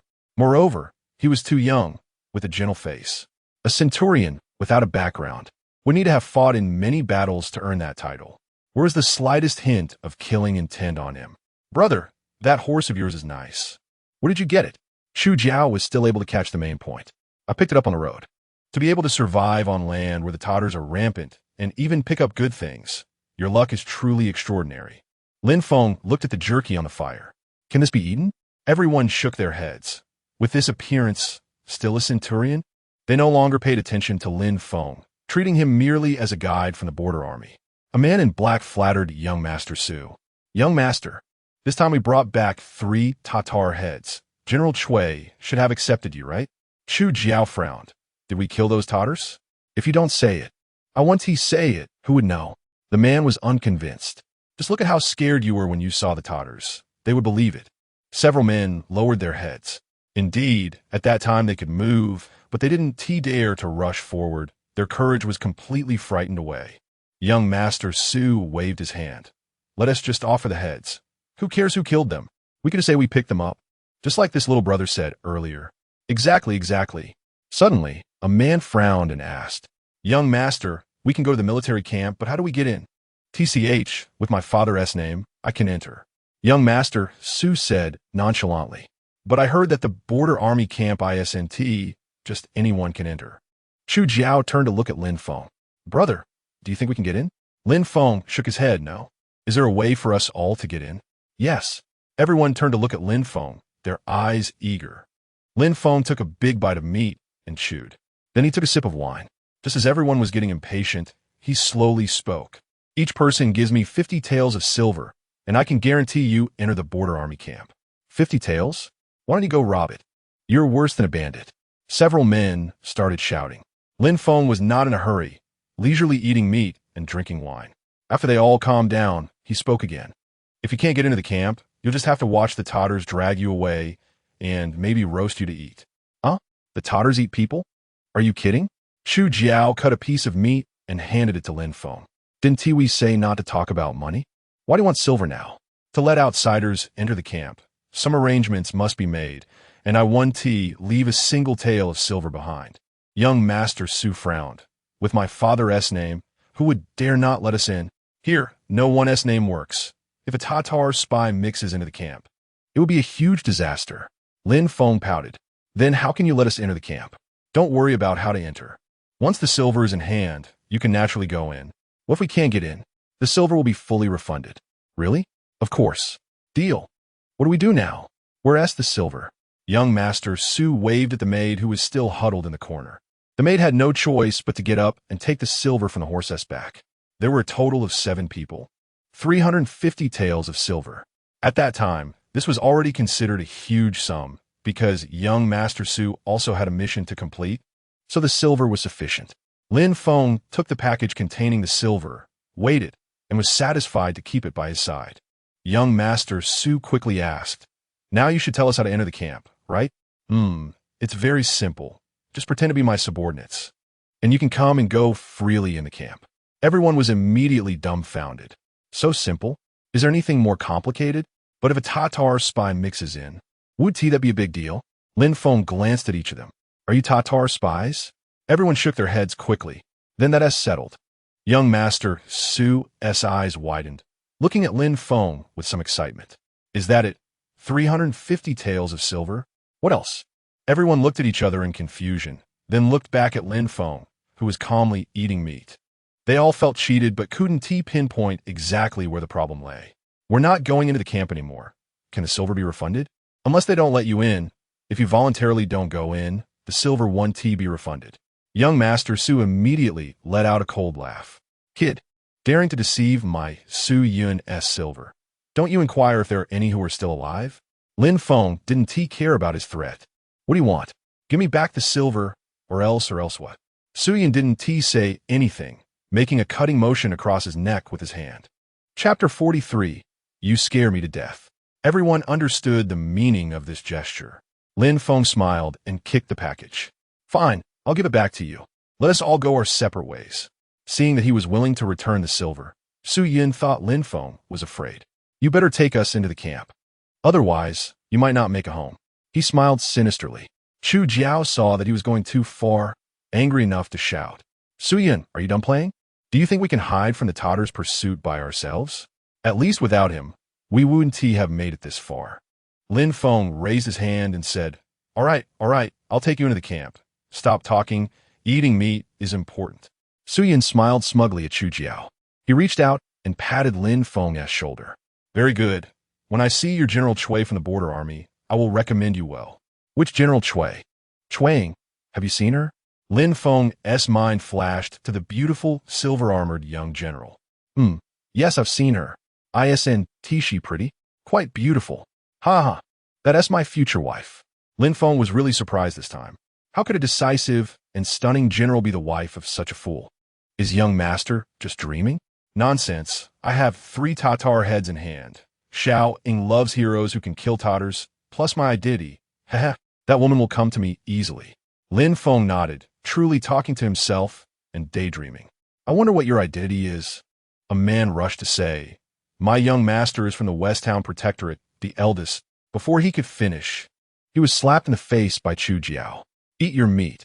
If you don't speak, no one will treat you as a mute. The man covered his face and didn't dare to speak again. Chu Jiao smiled at Lin Feng. Still don't know how to address you, brother. Lin Feng. Oh, brother Lin, forgive me. Young Master Su's identity is a bit sensitive and shouldn't be spread. Among this group, only Chu Jiao was slightly polite to Lin Feng. The others didn't even look at him. They drank wine and ate meat, gradually recovering from the fear of last night. The atmosphere began to heat up. Some men in black were bragging to each other. My Tan family's 24 road leg techniques are unmatched in the Kuwait Bay region. Bah! My leopard gate's broken knife has never feared anyone. As my family traditions go, just as they were blowing up a storm, everyone suddenly felt the ground shake. It was clear that a cavalry was galloping from a distance. Su Yun's face turned even paler, and his hand holding the wine cup trembled slightly. Even more so, a man in black was so startled that he dropped the meat he was holding on the ground. The guy next to Lin Feng could feel him trembling all over, like someone suffering from a fever. Several people nervously looked at Lin Feng. Lin Feng squinted his eyes and slowly chewed on the dried meat. His ears were already perked up, carefully listening to the sound of hooves coming from afar. It should be between 4 to 5 riders, fitting the number of Tartars roaming outside. At this moment, Su Yun had long forgotten his earlier arrogance and reached out to grab Lin Feng's arm. "Brother Lin, the Tartars are coming. What should we do?" Chu Jiao harbored thoughts of fighting the Tartars, feeling stifled and upset after being humiliated last night. Being stripped naked by the Tartars was bad enough, but it was even worse to have it happen in front of a group of brothers. How could she, as their leader, still have the face to live? Despite looking normal during the day, she was actually thinking of taking the Tartars down with her. Among them, only she maintained a steady state.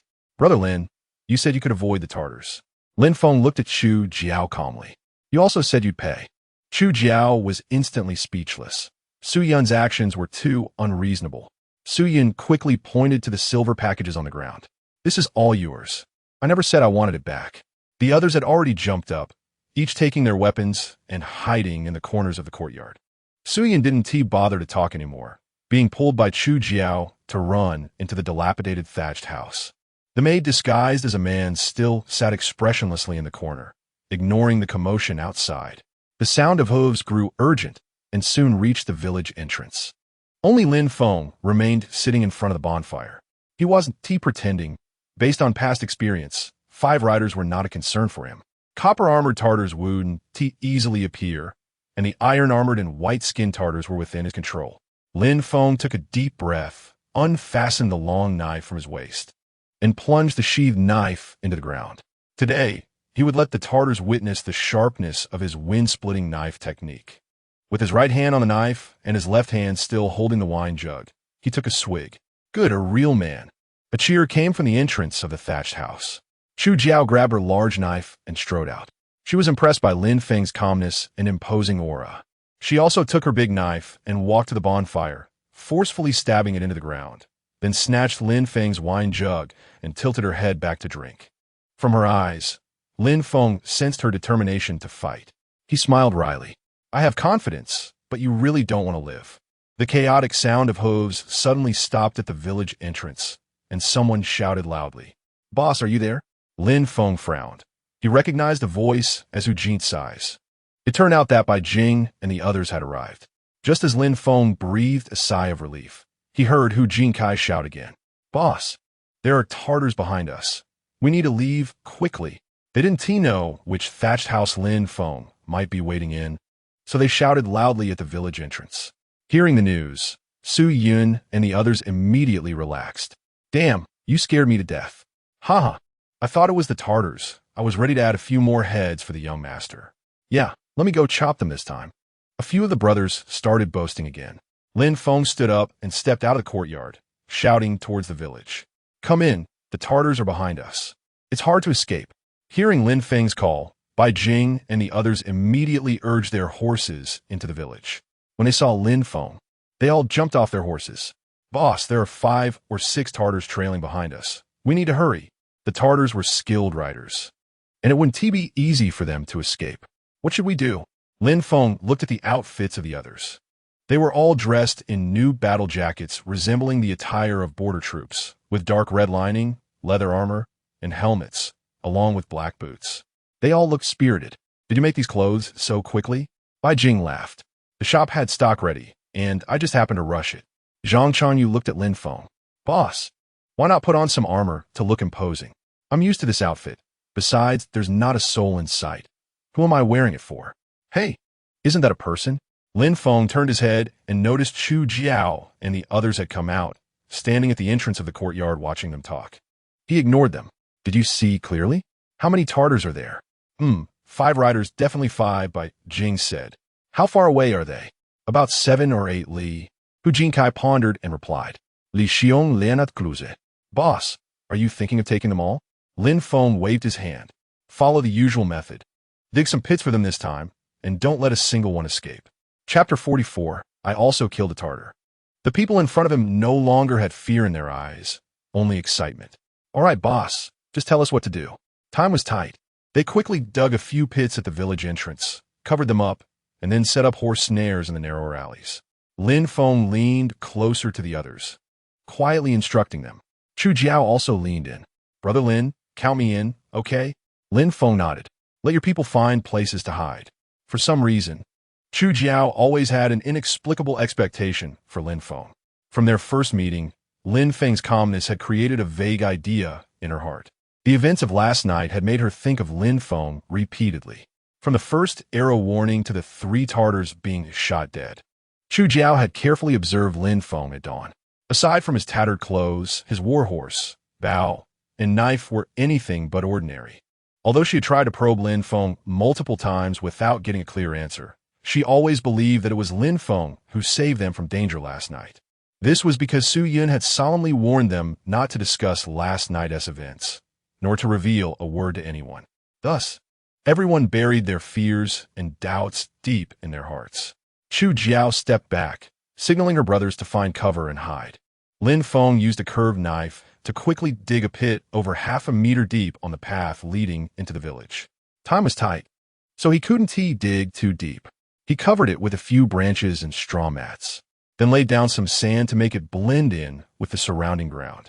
With no time for other traps, he heard the distant sound of thundering hooves.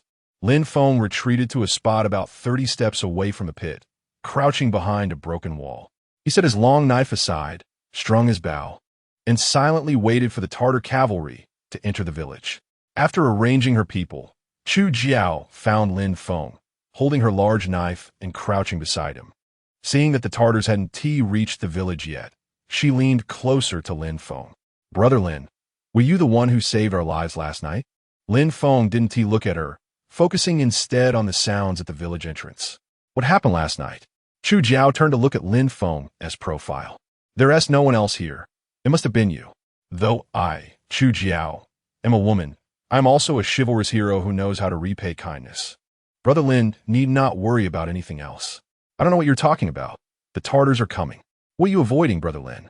Lin Feng ignored her, aiming his bow at the village entrance and slowly pulling back the string.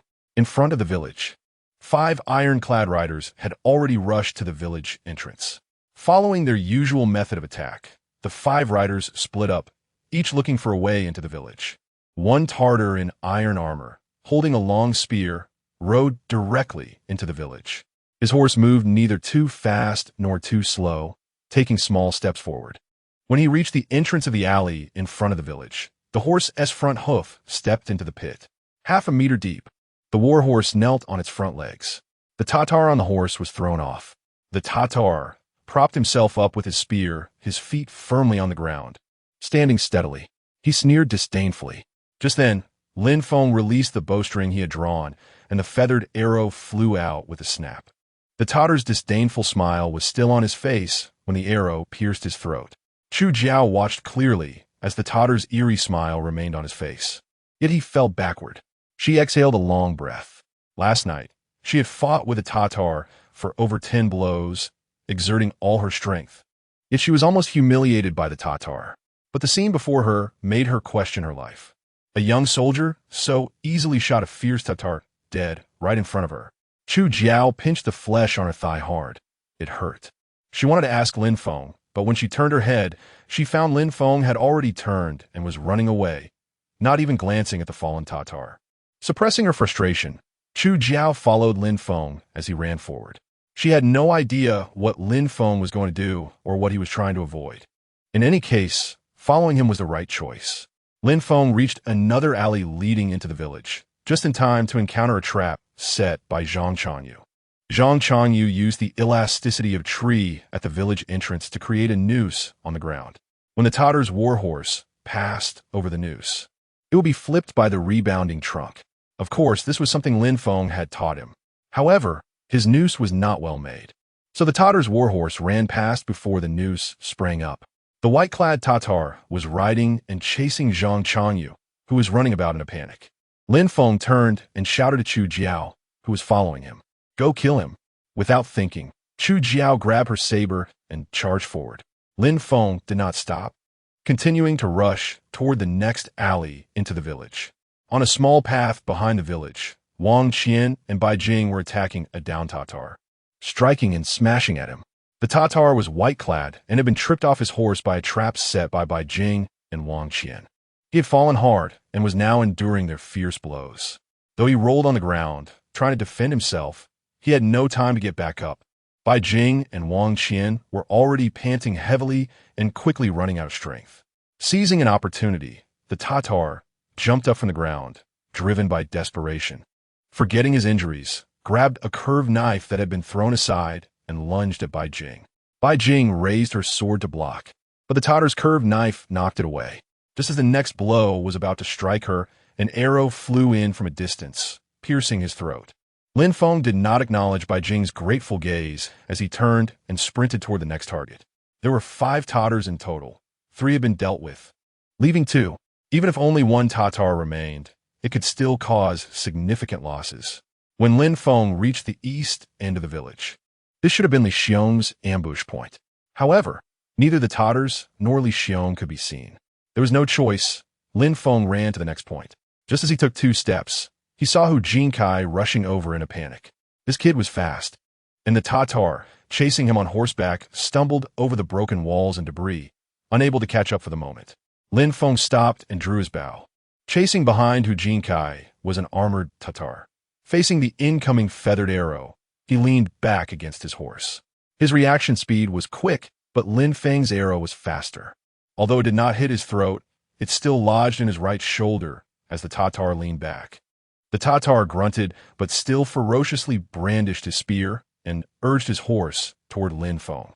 The distance was too close, and Lin Feng could not draw his bow in time.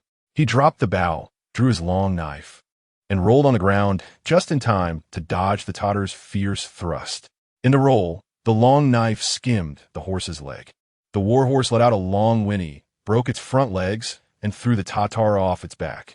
Hu Jinkai immediately turned back, raised his knife, and began hacking at the downed Tatar, who was unable to move. By the time Lin Feng stood up, he heard Hu Jinkai excitedly shouting, "Boss, I killed an armored Tatar, an armored Tatar." Lin Feng smiled and brushed off the dust on his clothes, looking around. There was still 1 Tatar unaccounted for, which posed a significant risk. "Old Hu, go find the Tatar." Hu Jinkai chopped off the head of the armored Tatar, then pointed. "Boss, this is the one I killed. Hurry up if you can't find the remaining Tatar. See how I deal with you." Hu Jinkai shouted back, "Yes, boss, I guarantee I'll find it." His legs moved quickly, and he ran off in an instant. Chapter 45. Please help my brother. Lin Feng smiled wryly and shook his head. The soldiers following him would gradually grow and become iron-blooded warriors. While rolling just now, Lin Feng's knee hit a protruding stone, causing him sharp pain. He picked up his bow and arrows and limped toward the village. Although there was still 1 Tatar alive, he had no way to deal with it. As he reached a small alley, Chu Jiao came running towards him with her saber. He could feel the ground shaking. This woman was truly impressive. "Lin brother, I chopped that Tatar into 8 pieces." Chu Jiao panted, her round face splattered with blood, but she couldn't hide her excitement. Lin Feng nodded. "There's still 1 alive. Hurry and find him. Give him a few more cuts." "All right, I'll fuck that Tatar up." Chu Jiao cursed, turning to run in another direction. Lin Feng watched her back, pondering to himself that despite her robust appearance, she still had a waist and hips, and her chest was quite ample. Suddenly, he shook his head. "Damn, how did I get distracted?" He turned out of the alley and onto a relatively wide street. Suddenly, he heard a scream. He hurriedly ran toward the sound. In the courtyard where he was staying, a white-clad Tatar was wielding a long knife, cornering 4 of Su Yun's men, the Jin gang. To his surprise, the one desperately fighting the white-clad Tatar was a maid disguised as a boy. She held a curved knife in both hands, eyes closed, swinging it desperately. This reckless fighting style momentarily stunned the Tatar, who pulled on the reins and kept retreating. Lin Feng looked at the Jin gang hiding in the corner, shook his head, and sighed. He quickly knocked an arrow and drew his bow, firing an arrow. Just as the Tatar was about to swing his knife at the blind charging maid, he was unexpectedly shot in the side of the neck, falling off his horse. Lin Feng breathed a sigh of relief. 5 Tatars, and this time none escaped. Seeing the Tatar fall from his horse with an arrow in his neck, the Jin gang hiding in the corner cheered along with Su Yun. "All right, 1 Tatar is dead. Ah, we killed another Tatar. Young master, this time the gift is quite heavy." Su Yun's excited pale face flushed as he circled the Tatar's corpse. Another head. Littling won't escape my grasp this time. Lin Feng stood not far away, frowning in silence. How could such a spoiled person still be alive to come here? Chu Jiao had come to Lin Feng's side at some point, her blood-spattered face showing a hint of apology. Lin brother, they're just a bunch of spoiled kids. Yindi has always been pampered by my aunt and knows nothing of the dangers outside. Your aunt? Yes, my uncle is the commander of the Jintong West Protectorate, the top official in administration. Oh, how could Commander Su let his precious son come to such a dangerous place? There is no choice. Yindi is infatuated with General Chui's daughter, Chui Ying, and can't live without her. Lin Feng smiled at Chu Jiao. So you didn't hide it from me? Chu Jiao rubbed her hands in embarrassment. Brother Lin not only saved my life, but also saved Yun's life. How can I continue to hide this from my benefactor? Lin Feng waved his hand. Enough, pack up all the spoils. We should head to the border army camp. Chu Jiao bowed slightly. As commanded, I will comply with all. You're being too serious, Lin Feng said lightly. Chu Jiao remained bowed. Brother Lin, I have one more request. Speak. For Yun, Chui Ying is his life. I hope Brother Lin can fulfill this. What does this have to do with me? Can these Tatar heads be given to Yun? I will certainly repay you generously. Lin Feng pondered for a moment. Knowing these heads were not insignificant, but divided among himself, there probably wouldn't be much reward. All right, take them. Chu Jiao let out a sigh of relief and looked at Lin Feng with determination. Brother Lin, I am determined to befriend you. Just call me Lin Feng. It's fine to be brothers with you. Good. Lin Feng, you may call me by my name. Chu Jiao, go and pack. I will go now. Chu Jiao joyfully ran toward Su Yun. The group left the village around dusk and continued east along the official road. Su Yun, aware of Lin Feng's prowess, approached to speak with him. Su Yun was the favorite son of Su Qian, the governor of the town of Shizhou, who along with General Chui Yong held the military and political power of the entire governor's office. Su Yun entered the border army camp this time to pursue Chui Ying, the first beauty of the entire governor's office and a cavalry officer. It was said that Chui Ying admired heroes who could slay Tatars, so Su Yun brought his guards, known as the 8 Great Kings, to take a detour northwest, hoping to cut off a few Tatar heads as a gift for Chui Ying. Ever since learning that their lives were saved by Lin Feng, he was in awe of Lin Feng's abilities. He had witnessed his 8 Great Kings being treated like dogs by the Tatars, while Lin Feng could kill Tatars like slaughtering dogs and pigs. After walking for half a day, the two already called each other by their names, familiar as if they were old friends. The surroundings were pitch dark, and the war horses moved slowly, stepping in and out of deep and shallow ground. Lin Feng did not know the exact path, but he understood the general direction. When it began to brighten and the sun was about to rise, Lin Feng was even more certain of his direction. Indeed, the Tatars came out during the day and rested at night. After 3 nights of travel with a dozen people, they finally saw the border army camp from a distance on the 4th morning. It was the towering flagpole in front of the camp that guided him. When Su Yun saw the long camp enclosure, he was very excited. The closer he got to the camp, the more nervous he became. His lips trembled. Lin Feng felt that Su Yun was infatuated with Chui Ying to the core. When they were still a bow's length away from the border army camp, a sentry loudly warned them to stop. Immediately, dozens of soldiers armed with bows emerged from the camp, standing in formation. Su Yun wanted to rush forward to declare his identity, but was pulled back by Chu Jiao. Lin Feng, you took our money. Lin Feng said nothing, waved his hand to signal everyone to stay put. He rode forward to the edge of the trench. Holding up his waist token, he shouted loudly, I am 100-man Commander Lin Feng, here to report to the military headquarters. He shouted twice, and, after a long while, the camp gate opened a small crack, and 2 soldiers squeezed out. The 2 soldiers came to the trench and gestured for Lin Feng to throw his waist token over. After taking Lin Feng's waist token, they had no further response. Lin Feng and the others dismounted and sat on the ground, drinking water and eating rations. They waited from morning until noon, and just as the sun began to slant westward, they saw the camp gate open a crack again. A dozen soldiers started to come out of the camp, some leading horses, others carrying swords, spears, and bows. As they approached the trench, someone lowered the drawbridge, just as Lin Feng and the others wanted to move forward. They were warned by the soldiers on the camp enclosure not to move. They watched as the dozen soldiers came closer. A burly soldier stepped forward, his face full of beard. I wonder who is Commander Lin? Lin Feng stepped forward. I am. The burly soldier cupped his hands. Commander Lin, I am Zhao Zheng from Lei, leading 16 soldiers to report in. Lin Feng blinked. Then what? The military order states that Commander Lin may lead his troops to execute guerrilla tasks. Lin Feng was taken aback. This means they are not letting me into the camp. Chapter 46. Unforeseen Disaster. Su Yun was even more confused. He knew that the border army camp had strict controls, but it shouldn't be to the point of not allowing their own people in, right? He quickly stepped forward. Brother, I am Su, sent by the governor of the town of Shizhou, and need to enter the camp to see General Cui.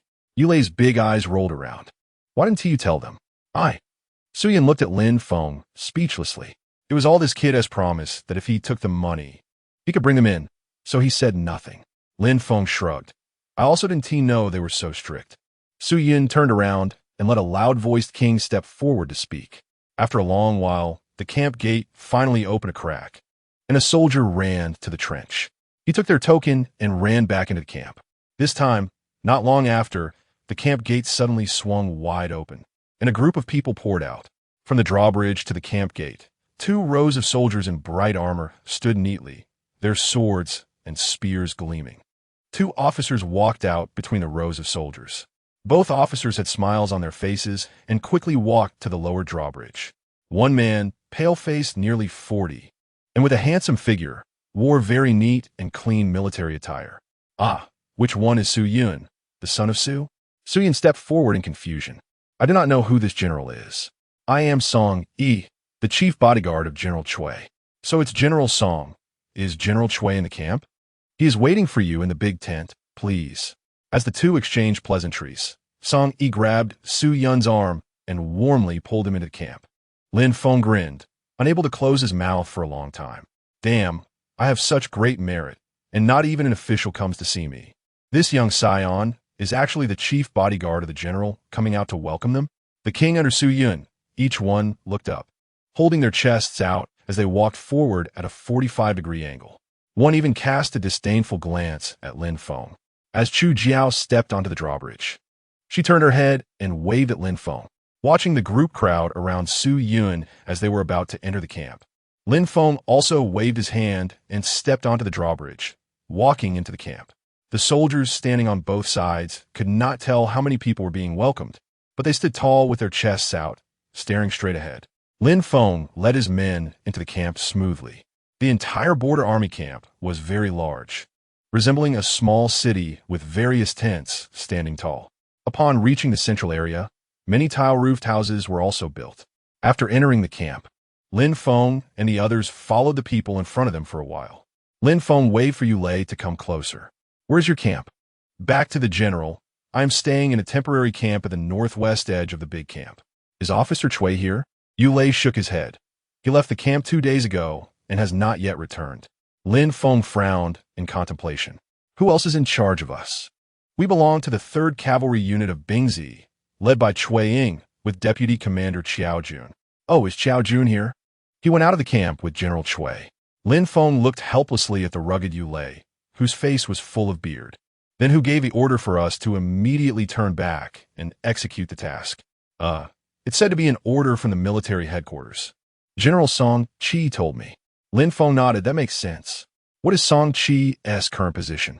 He is the captain of the 6th team of Bingzi, leading 500 cavalry. All right, everyone else goes to the temporary campsite for now.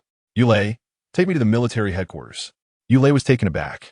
He was just a common soldier, not even a cadre. In the border army, a centurion was the lowest-ranking officer, and there was no chance for him to get close to the military headquarters. However, in a large military force, the hierarchy was strict when the superior issued an order. The subordinate could only execute it unconditionally, regardless of right or wrong. Yulei turned and walked ahead, with Lin Feng following behind him. The others stood there in a daze, with only Bai Jing closely following Lin Feng's side. The 3 of them were stopped at the outskirts of the military headquarters. After presenting their identification, they received a response. First, execute the assigned mission. As for the rest, it will be discussed after a thorough investigation. Lin Feng fell into a daze again. It turned out that the matter of him killing the copper-armored Tartars was still under investigation. Then how did he become a centurion? Bai Jing calmly asked, "Excuse me, did the general say this?" The soldier sneered. "Do you need the general to say it to you?" Another soldier waved his hand. "Hurry up and leave, or else you'll face military punishment." Yu Lei, facing the fierce guards, was so scared that he hid behind Lin Feng. A burly man with a face full of beard and a rough air about him was scared into this state, which Lin Feng found quite amusing. The three were blocked from entering the military headquarters and had to turn back. Just after walking a little over 100 steps, a war horse charged up from behind. The horse charged directly in front of Lin Feng, reared up, and let out a long neigh before being pulled to a stop. Song Qi, clad in bright armor, sat on the horse and coldly looked at Lin Feng. "Kid, good tactics, daring to play this game with me?" Lin Feng asked in confusion. "General Song, what game are you talking about? You made me a joke in the army and still dare to show up here, not knowing whether you live or die." Song Qi didn't understand the hidden meaning in Lin Feng's words and vented his anger. Lin Feng spread his hands. "General Song, do I have that much ability?" "Humph. You sent the heads and tokens of the copper-armored Tartars. Why didn't you clarify the specific process of the kill?" "I already said it." "What? Did the person reporting the merit not mention it?" After Lin Feng said this, he suddenly realized.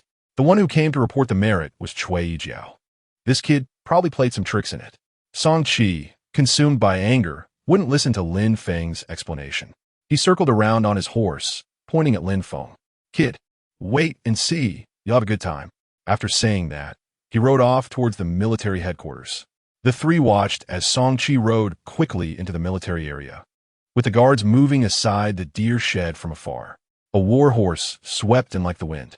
Bai Jing said lightly, "Bro, look at the momentum he has in the army. This is for me to see." Lin Feng frowned.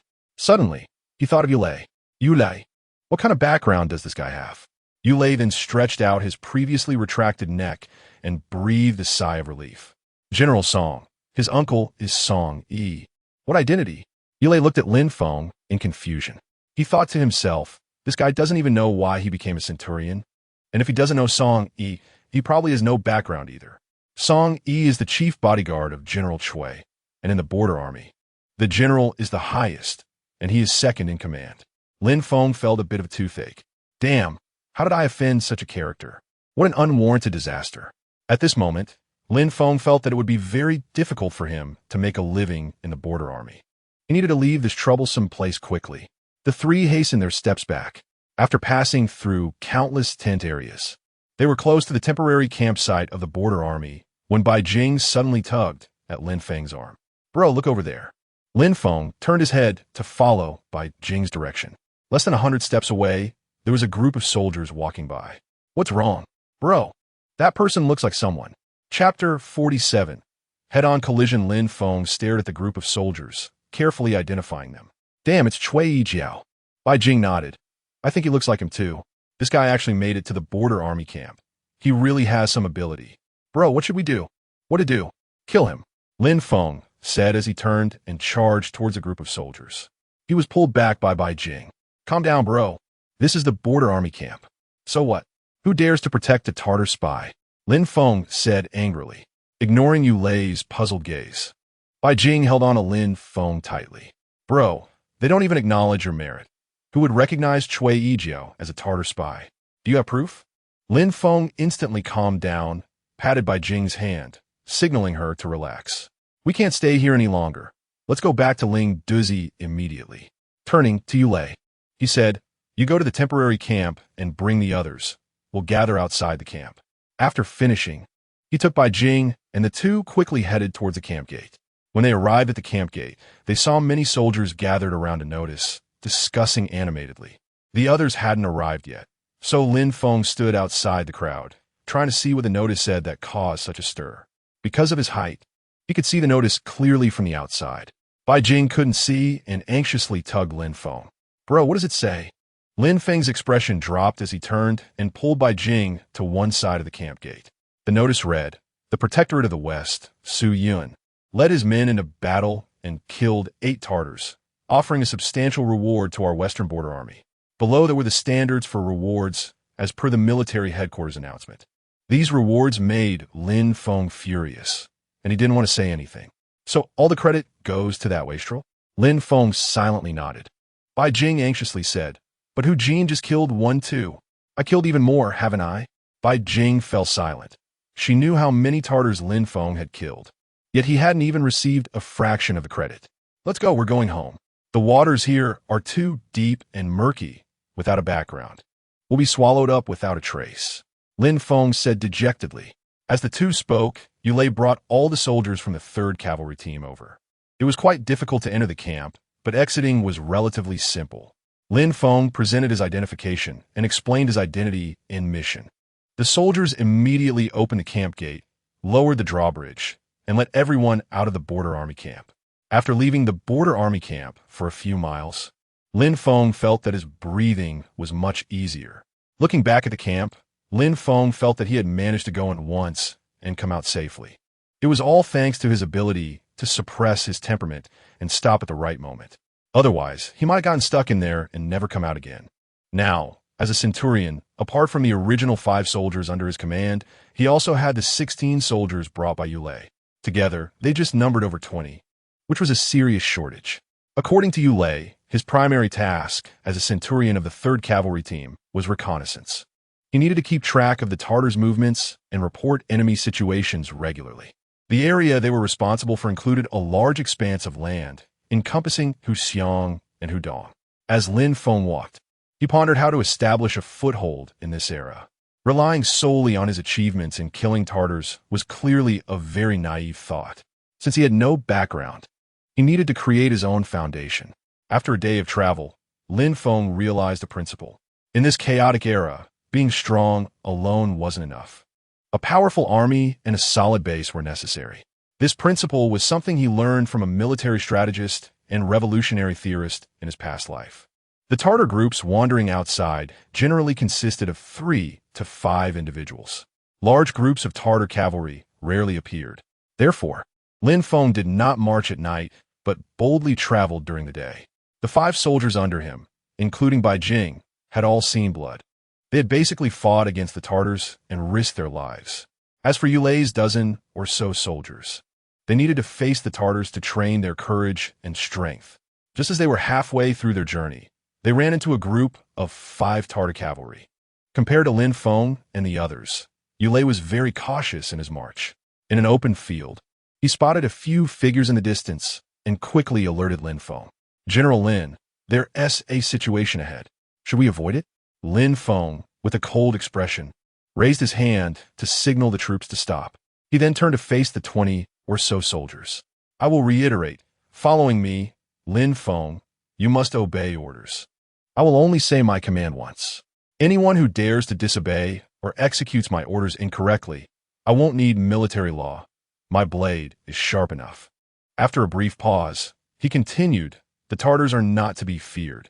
What we should fear is our own courage. There may be Tartar cavalry ahead, and we will confront them head-on. Remember this, in a narrow path, the brave shall win. Do you all understand? Yulei nervously turned to look at his soldiers, all of whom had fearful expressions and were at a loss. Don't let my blade cut down our own men, Lin Feng said with a grim face. He then waved his hand. Yulei, divide your men into 2 teams. Hu Jinkai, Zhang Changyu, each of you take a team. The rest follow me. Anyone who dares to run, think of your families. Lin Feng continued to threaten. He was afraid these soldiers would run at the sight of the Tartars, throwing military law and swordsmanship out of their minds. A soldier who had never seen blood or killed cannot become a qualified soldier. Lin Feng turned to look at the approaching Tartar cavalry, raised his hand, and shouted, I will lead 1 team to confront them head-on, while the other 2 teams will attack the Tartar flanks from the left and right. Did you hear me clearly? Hu Jinkai and Zhang Changyu responded loudly. Heard you clearly. Watching the formation complete, Lin Feng shouted again. First use bows and arrows, then spears, and finally draw swords. All the soldiers complied, knocking their arrows and drawing their bows at the charging Tartar cavalry.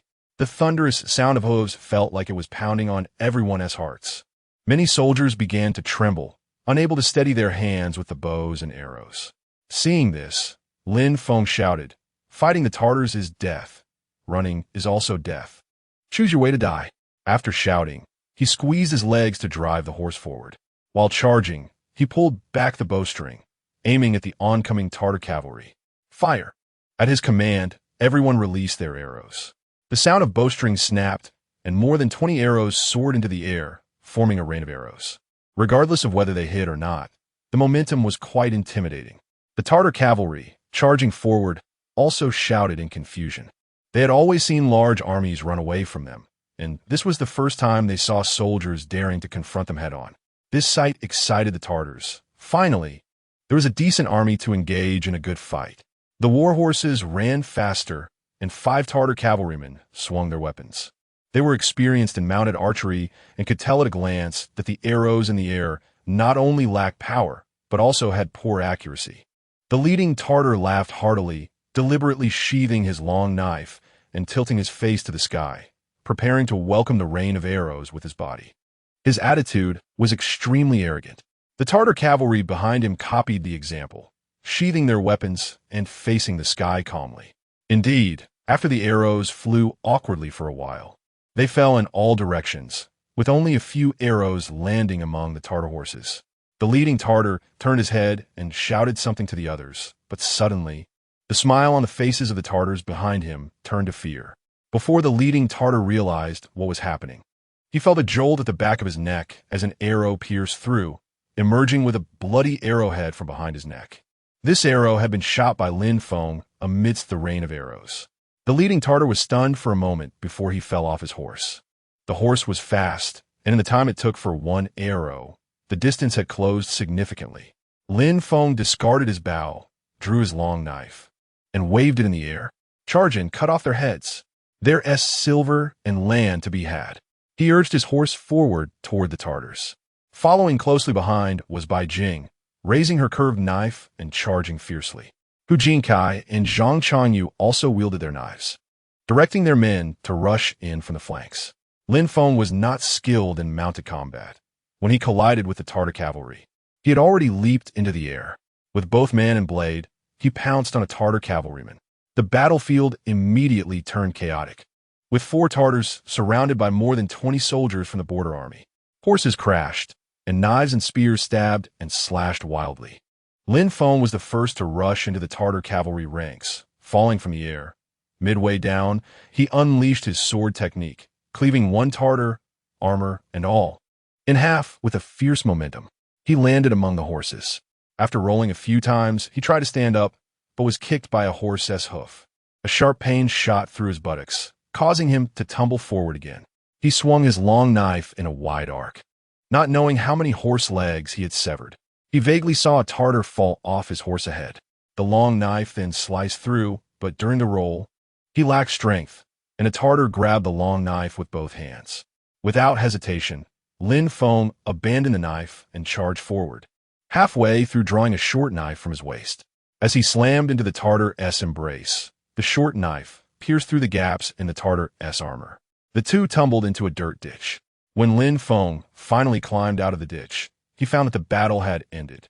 The other 2 Tartars had been hacked to pieces by a group of soldiers. Lin Feng breathed a sigh of relief and shouted, Bai Jing, brother, I'm over here. After counting the casualties, he called out, Hu Jinkai, Zhang Changyu, boss, I'm here, right here. Gather the troops, don't scatter. Don't worry, boss. After a chaotic moment, everyone finally settled down, dismounting and sitting on the ground to rest. Most were excited soldiers who, until today, realized that these Tartars could also be killed with blades and guns. Lin Feng sat on a mound of dirt, feeling a throbbing pain in his left hip. Those horse hooves were really hard. He wondered if his bones were broken. At this moment, Bai Jing ran over. Brother, the report is out. What did it say? We lost 5, 2 ran away, 1 is critically injured, and 6 are lightly injured. Damn, that's so tragic. Yeah, all 5 Tartars are dead, 3 in armor, 2 in white. Lin Feng nodded. That's not bad, better than I expected. Brother, you should check on the critically injured one. Maybe you can save him. Lin Feng tried to stand up, but any slight movement caused sharp pain. Tell me, where is he injured? Bai Jing looked at him curiously. Brother, are you injured? Maybe. I got kicked by a horse. Where did it kick you? Let me see. What's there to see? You wouldn't understand. It kicked me on the butt. Bai Jing nearly laughed, rolling her eyes at him. With that thick, but you should be fine. Maybe. Go find my arrows and knife. Collect the spoils. This time, we'll give collective credit. Okay, got it. Bai Jing agreed and ran off. Yulei limped over, having been cut on the leg by a Tartar. Seeing that he could still walk, Lin Feng knew it wasn't serious. General Lin, you're really brave. It's my first time seeing a senior officer from Daezong charge in first. Lin Feng ignored his words and pointed at his leg. How bad is your injury? It's nothing. I can still hold on. Bandage it up. Don't let all your blood drain out. Yulei couldn't hide his excitement, disregarding his leg injury. General Lin, we killed 5 Tartars, 5 of them. His hands were trembling with excitement. Did you not see our battle losses? Yulei shook his head. It's nothing. Even if they all died, it was worth it. 5 Tartars, 3 armored ones, ha ha ha. He brought 16 soldiers, lost 5 in battle, and 2 ran away. That's nearly a 50% loss. The remaining soldiers were excitedly gathered around the Tartar corpses, pointing and discussing. 2 or 3 of them even argued about who dealt which blow. In the army's main camp, Song Qi stood respectfully in his tent. Meanwhile, he was leaning back with his eyes closed in the place he usually sat. Uncle, do you think Lin Feng, who took 20 men out of the camp, will survive? He snorted coldly. Does he have such good luck to die easily? It was you who didn't let me pursue him. If you had given me 200 riders back then, we could have eliminated this threat. Do you want to wipe out the Song family? Song Qi shrank his neck. He's just a small centurion. Is it that serious? Do you think the general is just a decoration? My dear nephew, I could find a few skilled soldiers in the army to secretly eliminate him. He rubbed his forehead, seemingly having a headache. You don't need to use your pig brain to think about it. Who killed the armored Tartars? Who killed those armored ones? But what? Which expert in the army could pull that off? You saw it today, the Tartar heads they brought back. Do you think it was that useless Su Yun's ability? A series of questions made Song Qi sweat profusely. Song Yi's fingers tapped on his knee. This time driving them out of the camp has created a grudge. You need to have some idea of what to do next. Yes, I understand, uncle. You know nothing. It's easy to deal with Lin Feng. But Chuaying is not so easy to fool. Song Qi was suddenly speechless. I told you to handle Chuaying properly, and what did you do? You said everything. Can't you just man up and bear it? I couldn't hold it. Useless when you said that. I ended up suffering too. About the general. He waved his hand to stop him from continuing. The general understands everything, but we can't go too far. Remember to perform well in front of Chuaying. Didn't you see the Su family taking action too? Song Qi agreed verbally, but knew in his heart that Chuaying was not easy to deal with. No matter how he performed, it would be in vain. Su Yun? Nonsense. He is even worse than me. While he was pondering here, he was suddenly slapped on the head by Song Yi. What good ideas could your pig brain come up with? Wait until I figure things out before talking to you. In the meantime, don't act on your own. Yes, I understand, uncle. Finally, Song Yi left angrily. Only then did Song Qi let out a long sigh of relief, slumping into a chair, thinking resentfully. Damn Lin Feng, making my life difficult. Just wait and see how I deal with you. Chapter 49. Fighting bandits at this moment. Lin Feng had returned to the Ling Douzi beacon tower with his team.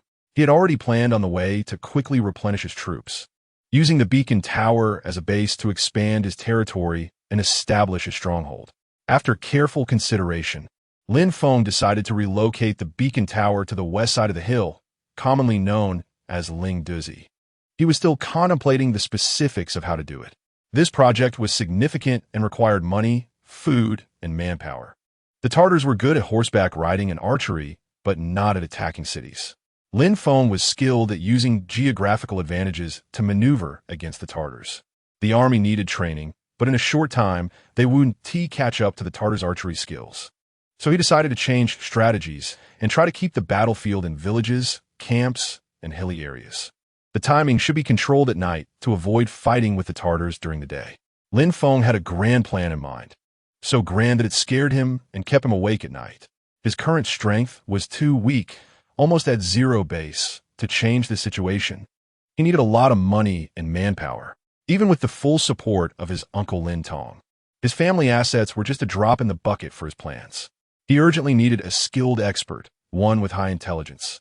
who could manage the overall situation while also paying attention to the details. Lin Feng couldn't sleep, so he got up and started sketching his ideas on sheepskin. In his past life, he had seen an old movie called Tunnel Warfare, which he thought could be referenced. He wanted to turn Ling Douzi into a fortress that was easy to defend but difficult to attack, and also capable of annihilating the enemy. The next day, he took Bai Jing to Lin Tong's house. After everyone had left, Lin Feng looked into Lin Tong's eyes. "I need silver and food, plus laborers." Lin Tong remained calm, holding a teacup and sipping leisurely. "How much do you need? Just say it. The more, the better. There must be a quantity." Lin Feng pondered for a moment. "I need 500 laborers and enough food for 500 laborers for 3 months. Lin Tong's teacup fell to the ground with a crash. He stared wide-eyed at Lin Feng. "Are you crazy? Just say whether you can do it or not." Lin Tong shook his head like a rattle. "This matter can't even be handled by the county magistrate. It needs to go through the government office. The Town West Protectorate's commander, Su Qian? Wow, you know about him too. Are you still Lin Feng?" Lin Tong looked at Lin Feng with suspicion, doubting whether his honest and weak-willed nephew had turned into someone else. Otherwise, how could he have changed so much? Lin Feng waved his hand. "If I could find him, why would I come to you? I really can't handle this. And you know why Huxiang is so quiet under the Tartar rampage? Is it because there are few people? Not only are there few people, but they're also poor. I settled here and have been worry-free because I recognize this point." Lin Feng didn't want to discuss the current situation with him and continued to press. "To what extent can it be done?" Lin Tong calculated for a moment and took a breath. 30 laborers, 300 loads of food. This was far from Lin Feng's request, leaving him momentarily speechless. The two fell silent for a while. "I'm seriously short-staffed. Where can I find some soldiers?" "There are plenty of soldiers in the border army, all idle." Lin Feng was once again speechless, staring blankly at a green plant outside the door. Lin Tong silently savored his tea, his eyes rolling for a long time. "I have a way, but I don't know if you—" "Go ahead. I'm really a loss here." Lin Tong coughed to him. 230 miles northeast from here, there's a mountain called Colluded Mountain, where there are over 100 bandits. Lin Feng frowned, waiting for him to continue. "That Lin Jiaowei came from there." Lin Feng nodded. So those two brothers really were bandits. After Lin Tong finished speaking, he continued to sip his tea and didn't say anything more. Lin Feng waited for a long time and saw that he had already immersed himself in the aroma of the tea. "What you mean is, I have no opinion. I want money and food, and for people, just 30 laborers." "Lin Feng, you are aiming too high. I remind you, being cautious doesn't hurt." Lin Feng had begun to appreciate this uncle in his heart. This old fellow was quite clever and had a keener sense of the situation than he did. He even suspected that his father and Lin Tong were not biological brothers. After leaving Lin Tong's house, Bai Jing, who had been standing outside, immediately approached. "Brother, how'd it go?" Lin Feng glanced at her. "Do you know about Lin Xiaomin's background?" Hearing Lin Feng mention his sad affair, Bai Jing's expression darkened. "I heard he was a bandit. Where did he become a bandit?"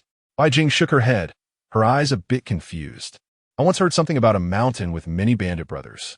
Lin Feng looked at her in surprise. "Why did you marry such a person?" Bai Jing's eyes immediately revealed a hatred. "I was framed. Should I go kill him? Now probably isn't the right time." "Why?" Bai Jing glanced at Lin Feng and lowered her head in silence. The two walked forward quietly, not speaking for a long while. Lin Feng realized that the look she gave him was probably because she thought his current strength was insufficient. This Bai Jing was not simple. She was not just a delicate young lady. "Brother, why did you suddenly ask about him?" Over 200 miles away, there was a place called Colluded Mountain, where more than 100 bandits were located. Bai Jing blinked, still not understanding what Lin Feng meant. "Brother, what do you mean?" "Lin Tong told me." "Oh, have you figured it out?" Lin Feng waited for a while. Seeing that Bai Jing did not speak, frowned and asked, "If you figured it out, just say it." Bai Jing smiled slyly. "It seems brother hasn't figured it out." I'm just testing you. I figured it out a long time ago. Since brother has figured it out, tell me if I'm right. I don't want to say much to you." Lin Feng still did not understand Lin Tong's meaning, wondering why he suddenly mentioned the bandits. Seeing him stride forward, Bai Jing knew he cared about his pride, so she hurried to catch up and whispered, "Lin Tong wants you to gather those more than 100 bandits. Then you'll have enough manpower." Lin Feng did not turn around, staring straight ahead. I only have a dozen soldiers under me. How can I gather more than 100 bandits? Brother is a person who does great things. Can this little matter trouble you? Lin Feng puffed out his chest. That's true. I've already killed the copper-armored Tartars. A few bandits are nothing. Does brother have a plan? No. The two walked out of the village and headed towards the beacon tower. All the while, Lin Feng was pondering how to gather those more than 100 bandits into his army. After returning to the beacon tower, Lin Feng immediately summoned Li Xiong. This kid had been in the Jianghu for many years, so he naturally had his tricks. Li Xiong, go find out something. Boss, just give the order. Do you know Kuewu Mountain? I know. Go find out the situation on the mountain. The sooner, the better. Li Xiong asked in confusion, Boss, are we going to fight the bandits? Don't ask so much. The more detailed the information, the better. Li Xiong agreed and exited the room. After sending Li Xiong away, Lin Feng assigned Zhang Chanyu to train the soldiers. These soldiers had seen blood and had also killed Tartars. Whether they had slashed at the already dead Tartars or stabbed them, they would all become the elite of his army in the future. Hu Jinkai and Bai Jing were responsible for supervising the laborers to ensure they followed the blueprints Lin Feng had drawn. Although Lin Tong only promised to send him 30 laborers, they could still start on the preliminary work. Lin Feng himself was pondering the bows and arrows in his hands. He was not very clear about the smelting technology, but in his past life, he was quite skilled with bows and arrows. Looking at the current bows and arrows, whether in craftsmanship or shape and function, they were very crude. He had already made a hand crossbow, but still lacked a bow and arrow capable of countering the copper-armored Tartars from a distance. The copper-armored Tartars were very alert on the battlefield and had protective capabilities against various deadly threats. Therefore, the requirements for this long-range weapon would be much higher. First, the elasticity of the bow and arrow needed to be increased to make the arrows fly faster and with more power. Second, the aerodynamic shape of the arrows needed to be improved to reduce wind resistance. The arrowheads also needed to be enhanced to improve their armor-piercing capability. This was also a very complex project that required Lin Feng's personal involvement, as others did not understand the scientific properties involved. Lin Tong quickly sent 30 laborers to the beacon camp, and the corresponding supplies were delivered as well. The rich became lively. Of course, while busy, they had to be wary of Tartar guerrillas. Lin Feng judged that with Song Qi as an opponent, he would soon face retaliation. Whether through the power in his hands or by using the Tartars, news of Lin Feng killing the copper-armored Tartars would quickly reach Tai Zhen. His specific location would not remain a secret. Lin Feng stood on the beacon tower, overlooking the site he had planned. After a while, he shook his head and sighed. There were still too few people, and the preliminary work could not be completed in a short time. He still needed to think of other ways to defend against the Tartars' retaliation. 3 days later, on a clear day, a soldier on lookout at the beacon tower shouted an alarm. According to the emergency plan Lin Feng had prepared, all laborers immediately hid on the ridge.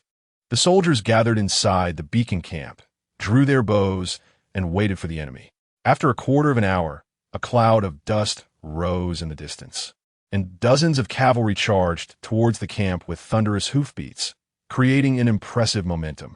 Lin Feng did not look at the charging cavalry, but carefully observed the soldiers guarding the camp, especially the soldiers brought by Zhao Zheng, although their expressions were tense.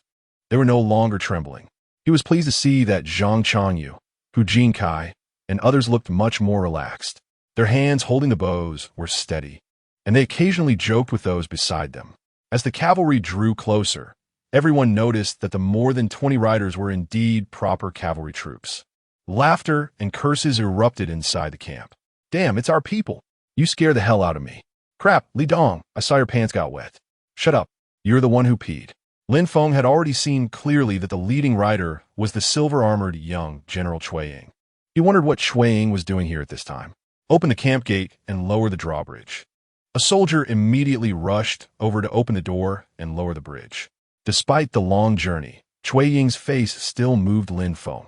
So beautiful, he silently praised. Chueying rode directly into the camp, and before dismounting, she looked at Lin Feng and asked, Lin Baifu, are you all right? This seemingly nonsensical question left Lin Feng bewildered. Qui general, I'm fine. Cui Ying jumped off her horse and handed the reins to Zhao Zheng, who was closely following her. She waved her hand at Lin Feng. "Come with me." Lin Feng followed Cui Ying to his side, avoiding the crowd. "I was out when you went to the main camp, but when I returned and heard that Song Qi was going to make things difficult for you, I rushed over." "Cui General, Song Qi misunderstood me, but he won't listen to my explanation." "All right, I know what kind of person Song Qi is. You need to be careful of his retaliation." "How can I be careful? He's just a 100-man commander." Cui Ying frowned, her beautiful brows knitting together. "This matter is a bit tricky. Song Qi's killing of the copper-armored Tartars has been recognized by the military. I can only help you secure this 100-man commander position. You might as well not argue for me. Now everyone is an enemy." Lin Feng smiled bitterly and shook his head. Cui Ying disdainfully said, "It's just a Song Qi. With me here, you don't need to worry too much." "But hasn't Tai Zhen already found out who killed the copper-armored Tartars?" Cui Ying's mind was sharp enough to instantly understand Lin Feng's meaning. "Does Song Qi have guts?" "Sigh, perhaps he doesn't. But is there anyone bold in the main camp?" Cui Ying turned her head and glanced around. "You're all prepared. It's to deal with the Tartars, right?" Lin Feng did not speak, clearly acknowledging this statement.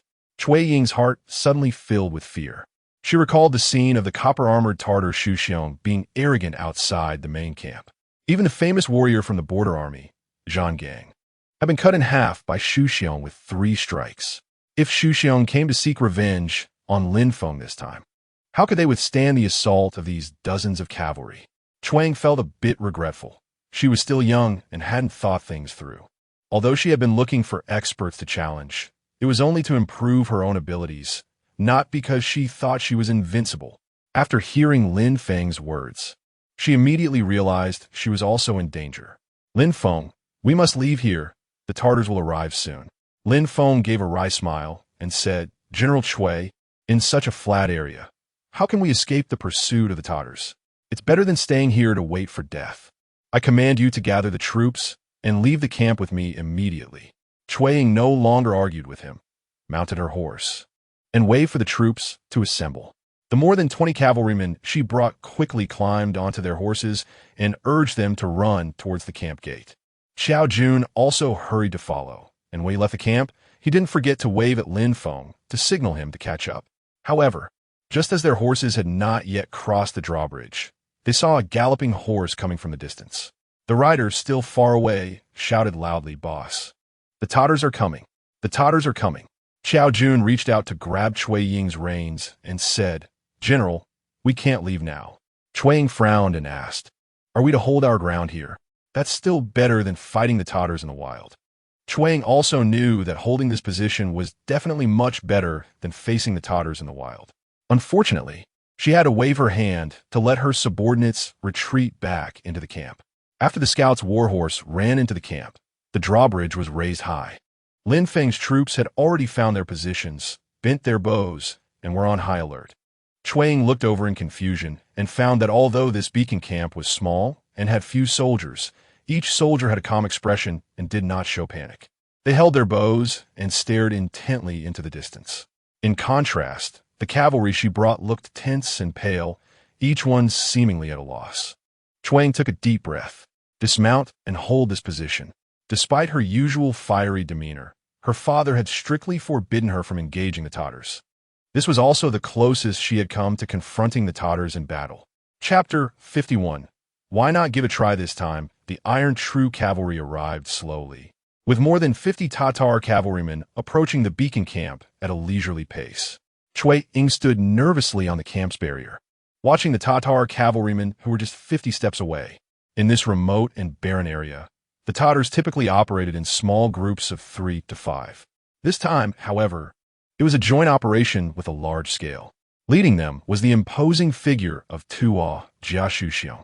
Wielding a long-handled broadsword in one hand and stroking his beard with the other, carefully examining the camp's barricade, Lin Feng remained expressionless, contemplating how to deal with the enemy.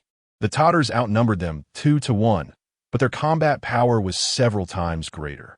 The cavalrymen brought by Cui Ying looked well-armored and capable, but Lin Feng knew that these cavalrymen were not reliable. If they encountered such a large number of Tatars in the wild, just a shout would send them fleeing. This battle would likely end in total annihilation. A middle-aged man, looking like a leader, immediately stood to the left of Xu Xiong and shouted loudly at the camp. Lord Xu Xiong has come today seeking one person, unrelated to anyone else. After a pause, seeing no reaction from the camp, he continued, "Is there anyone named Lin Feng who dares to step forward?" The soldiers on the camp's barrier instinctively turned to look at Lin Feng. Lin Feng raised his hand and said, "I am Lin Feng. What do you want with me?" The middle-aged man nodded. "Is it you who killed Lord Wulitu?" "I don't know him." Lin Feng shook his head. The middle-aged man pointed at Xu Xiong's bronze armor. "This armor belonged to Lord Xu Xiong. It is said that you killed him. So today Lord Xu Xiong wants to meet you." Lin Feng laughed and said, "Heard this from whom?" "It doesn't matter who you heard it from. Just tell me if I killed him." Cui Ying, standing beside him, whispered, "Don't admit it."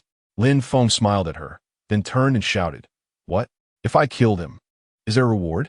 The middle-aged man sneered, "Of course there is a reward, but I'm afraid you won't dare to admit it. Enough with the nonsense. Whether I killed him or not, you know very well in your hearts. Haha, you do have some confidence. If it's you, then it will be easy to handle." Lin Feng looked up at the sky. "It's getting late. Isn't it time to make a move?" The middle-aged man turned to Xu Xiong and muttered something, then shouted to Lin Feng, "You be straightforward, and we will too." Lord Xu Xiong asks if you dare to duel him. Cui Ying suddenly recalled the scene in front of the border army's camp that day. "Lin Feng, you can't duel him. That bronze-armored Tatar couldn't withstand 3 strikes from steel." Lin Feng had long noticed the long-handled broadsword in Xu Xiong's hand. Just looking at the thick blade, he knew its weight. The person who could wield this sword must have extraordinary strength. Since the formation is already set, you can attack. What's the point of a duel? What benefits does that bring us? Lin Feng did not understand the Tatar's intention. Lord Xu Xiong just wants to prove whether or not you killed Lord Wulitu. Lin Feng beckoned with his finger. "Come in, and I'll tell you." The middle-aged man shook his head. "You people can't even stop our iron cavalry." Lord Xu Xiong said that if you come out to duel him, regardless of win or lose, we will retreat. "What is your purpose?" "Just to prove your ability." Lin Feng was puzzled by the Tatar's thoughts. "Since you are here, just fight. What ability is there to prove?" Cui Ying explained in a low voice, "Lin Feng, they want to kill you in front of everyone to establish the image of the invincible bronze-armored warrior. Is that useful? The Tatars are already seen as invincible in the eyes of our border army. But this time you killed a bronze-armored Tatar, and they lost face. They must reclaim it. If they charge in and wipe us out, I believe they have that capability."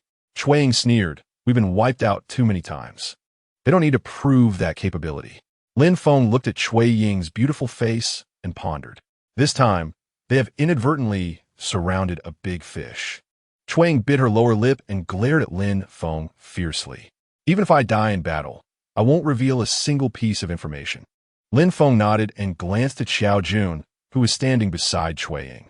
This man was very composed, as if nothing could move him. Even in the face of so many Tatar cavalrymen, he remained calm. "When the fight starts, you can go out through the secret passage at the back of the camp. I'll try to hold them off." Upon hearing this, Cui Ying said nothing. However, Zhao Zheng looked at Lin Feng in surprise, then turned to look at the Tatars with a thoughtful expression. The middle-aged man across the trench grew impatient. "Lin Feng, if you dare not fight, then we will kill everyone here." "Haha, do you think I'm easily scared? If it were that easy, why would you still be talking to me?" The middle-aged man, enraged, turned to seek Xu Xiong's opinion. The two whispered for a while. "Lin Feng, Lord Xu Xiong said that if you dare to come out and duel him, there's a fine bow here. If you can return alive, that fine bow will be yours." As he spoke, Xu Xiong had already raised a bow. From a distance, Lin Feng couldn't see clearly how good it was. However, since coming to this world, he had developed a strong affection for bows and arrows. In his previous life, there were modern firearms available, which were far more convenient and powerful than bows and arrows. But in this world, ranged weapons were primarily bows and arrows, and having a suitable bow could indeed intimidate opponents. Lin Feng sized up Xu Xiong in the distance, pondering. Cui Ying, seeing his hesitation, grew anxious. "Lin Feng, don't be foolish. He wants to lure you out just to kill you in front of us. How could you possibly return alive?" Lin Feng was speechless. "General Cui, do you not have any faith in me? Open your eyes and see clearly what kind of stature that bronze-armored Tatar has, and then look at yourself. Indeed, Lin Feng was tall and slender, with a wasp waist and a strong back, the kind of agile fighter.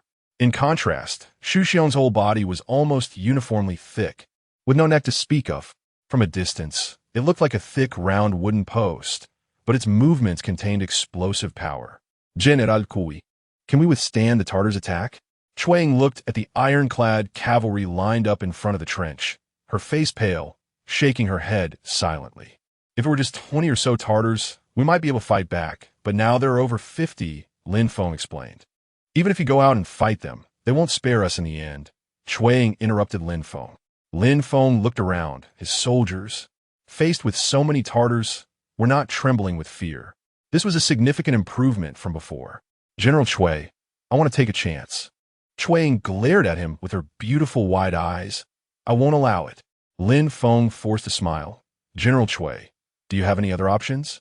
Even if we fight to the last man, we can't let their plot succeed. Can you at least have some faith in me?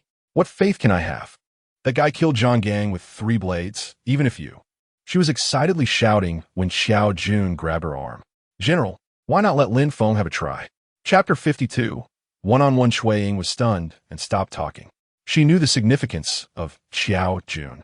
He was specifically sent by her father to protect her. This person was very mysterious, and although she had never seen him fight, she knew Zhao Zheng was a master. Lin Feng smiled at her and then faced outside the camp. All right, I'll go to battle, but with one condition. The middle-aged man, who had been anxious, was suddenly overjoyed to hear his agreement to a duel. Let's hear it. Lord Xu Xiong loves talent the most. If you want to duel with me, then I must duel with Xu Xiong elsewhere. The middle-aged man whispered a few words to Xu Xiong. Lord Xu Xiong agrees to your condition. You can choose the battlefield. Lin Feng pointed behind the camp. There's an earthen ridge. You all retreat and wait for the result. Xu Xiong waved his hand to signal the cavalry to retreat, pulling back more than half a mile. Only then did Lin Feng gesture for the gate to be opened and the drawbridge to be lowered. Bai Jing, bring my war horse over. He waited for a moment, but heard no movement and turned back in confusion. Bai Jing stood aside, staring at the ground, motionless. Bai Jing, what are you doing? Bai Jing still did not move, only glanced at Lin Feng. If we're going to die, let's die together. Why do you have to show off your heroism? Lin Feng frowned, stepped forward, and pulled Bai Jing aside. Do you think I don't know my own abilities? Is this showing off? Do you remember how badly you got hurt the last time you killed the armored soldier? You almost died, have you forgotten? Lin Feng knew she meant well, so he patiently said, I've worked hard to build up some assets. I can't just let it all go to waste. There are over 50 Tartars opposite. Who can withstand that? Bai Jing twisted her body and refused to move. Lin Feng tugged at her arm. Can't you be sensible? Hurry up, don't let others laugh at us. Tears welled up in Bai Jing's eyes. After hesitating for a moment, she turned and walked toward the stable. If you die, I'll go with you. Bai Jing went to get the horse. Hu Jinkai and Zhang Chanyu ran over. Boss, we can't go out. Let's fight them together. Even if we die, we won't let them have it easy. Yulei also ran over. Captain Lin, Xu Xiong is too powerful. We can't act rashly. Lin Feng's face was serious. Listen up. Once I leave the camp, guard the camp gates well. We cannot let the Tartars break in, even if it costs us our lives. The 3 of them bowed, their heads in silence. Don't worry, I won't die that easily. After saying that, he strode over, took the reins from Bai Jing's hand, and mounted the horse. General Chui, General Qiao, take care. He signaled the 2 with his eyes. There's a path behind the camp. If things go wrong, you can escape early. After saying that, he spurred his horse and dashed out of the camp gate. Zhao Zheng watched him leave the drawbridge and turn a gallop toward the ridge. After a moment, he gently nodded. Chuang, this kid has potential. It's a pity. Chuang was staring at the dust kicked up by Lin Feng's galloping horse in the distance, lost in thought. What did you say? There's a path over there. Don't be foolish when the time comes. Chuang glanced at the soldiers and knights in the camp, remaining silent. Once Lin Feng left, the 50 Tartar cavalry approached the camp again. This time they did not gather near the drawbridge, but spread out their formation, loosely surrounding the entire camp. Seeing this, Zhao Zheng immediately frowned. Are these Tartars trying to kill us all? Chuang gritted her teeth and said, have they not done this sort of thing before? When We need to make plans early. We can't wait for them to bring that kid's head out to intimidate the troops. Shuang shook her head. We can't win a fight. The chance to escape is also very slim. The Tartars are fast and accurate, but I, Zhao Zheng, am not. When the time comes, if there's a secret path, just run, and I'll cover your retreat. The two were whispering to each other. The others in the camp also realized the Tartars' intentions, feeling a chill in their hearts. With so many Tartar cavalry, it was truly impossible to escape. Without Lin Feng's deterrence, the soldiers began to panic. Now, in the camp, Hu Jinkai and Zhang Changyu took the lead, and Yulei also joined in. The three became the mainstay for the soldiers. They had long been a bundle of nerves, but still gritted their teeth and pretended to be calm, standing on the camp's barricade, holding bows and arrows, glaring at the Tartar cavalry outside the trench. Bai Jing stood behind the camp's secret passage with her curved knife, dazed. Lin Feng had signaled her that with Cui Ying's status, if things turned dire, that beautiful woman should leave first. Although she did not want to carry out Lin Feng's order, she still stubbornly stood there, watching Cui Ying standing on the barricade. This woman was not only beautiful, but also had an incredibly attractive figure. Hopefully, Lin Feng wouldn't abandon her. She would be willing to be a maid by his side. However, now she was uncertain if Lin Feng would be able to return. Everyone in the camp was calculating their options. At this moment, Lin Feng had charged into a shallow ditch under the ridge. This place was a preliminary project he had planned, which had been dug for several days. 30 laborers had been working here for several days, digging numerous trenches and several secret tunnels. Lin Feng turned to look at the distant Xu Xiong galloping over. This guy was brazen and completely unguarded, clearly not taking Lin Feng seriously. Lin Feng did not dare to act rashly. As the saying goes, the higher the skills, the bolder the person. This armored Tartar clearly had absolute confidence in his abilities. If he failed, Lin Feng would fall into a desperate situation. Lin Feng dismounted and stood on the edge of an earthen ditch, quietly waiting for Xu Xiong to arrive. Xu Xiong's warhorse galloped swiftly, quickly reaching Lin Feng's side. He first looked around, a cold smile on his lips. Lin Feng, you will die. Xu Xiong's grandiose speech was poorly articulated, as he had only learned a few phrases. After saying that, he leaped forward on his horse, bringing down the large knife in his hand. Lin Feng waited for the knife to land, then bounced backward, leaping over the earthen ditch. Xu Xiong's warhorse was quite majestic, but facing the ditches and the occasional deep pits, it immediately became unstable. Several times it nearly threw Xu Xiong off its back. In such an environment, Lin Feng jumped around, making it impossible for Xu Xiong to catch up with him. With no other choice, Xu Xiong had to jump down from his horse. Holding the large knife in both hands, he stomped after Lin Feng. Lin Feng let out a sigh of relief. This first step was accomplished. As long as the Tartar left his horse, his power would decrease by nearly half. Facing Lin Feng's long legs, Xu Xiong's stout legs seemed very clumsy. He was furious, shouting loudly, swinging his long-handled knife to chop deep trenches into the ground. Lin Feng thought these Tartars were truly lacking in intelligence. How could they not be on guard against such an obvious bait? Just as Xu Xiong leaned on his sword, panting heavily, Lin Feng suddenly jumped out from a ditch, his long knife slicing towards Xu Xiong's lower back like the wind. Xu Xiong surprisingly did not dodge at all, but instead turned and swung his large knife to strike Lin Feng. Lin Feng knew this was not good. Although he could strike Xu Xiong first, Xu Xiong was no fool and was definitely hiding something. He decided to give up this opportunity and quickly dodged the large knife.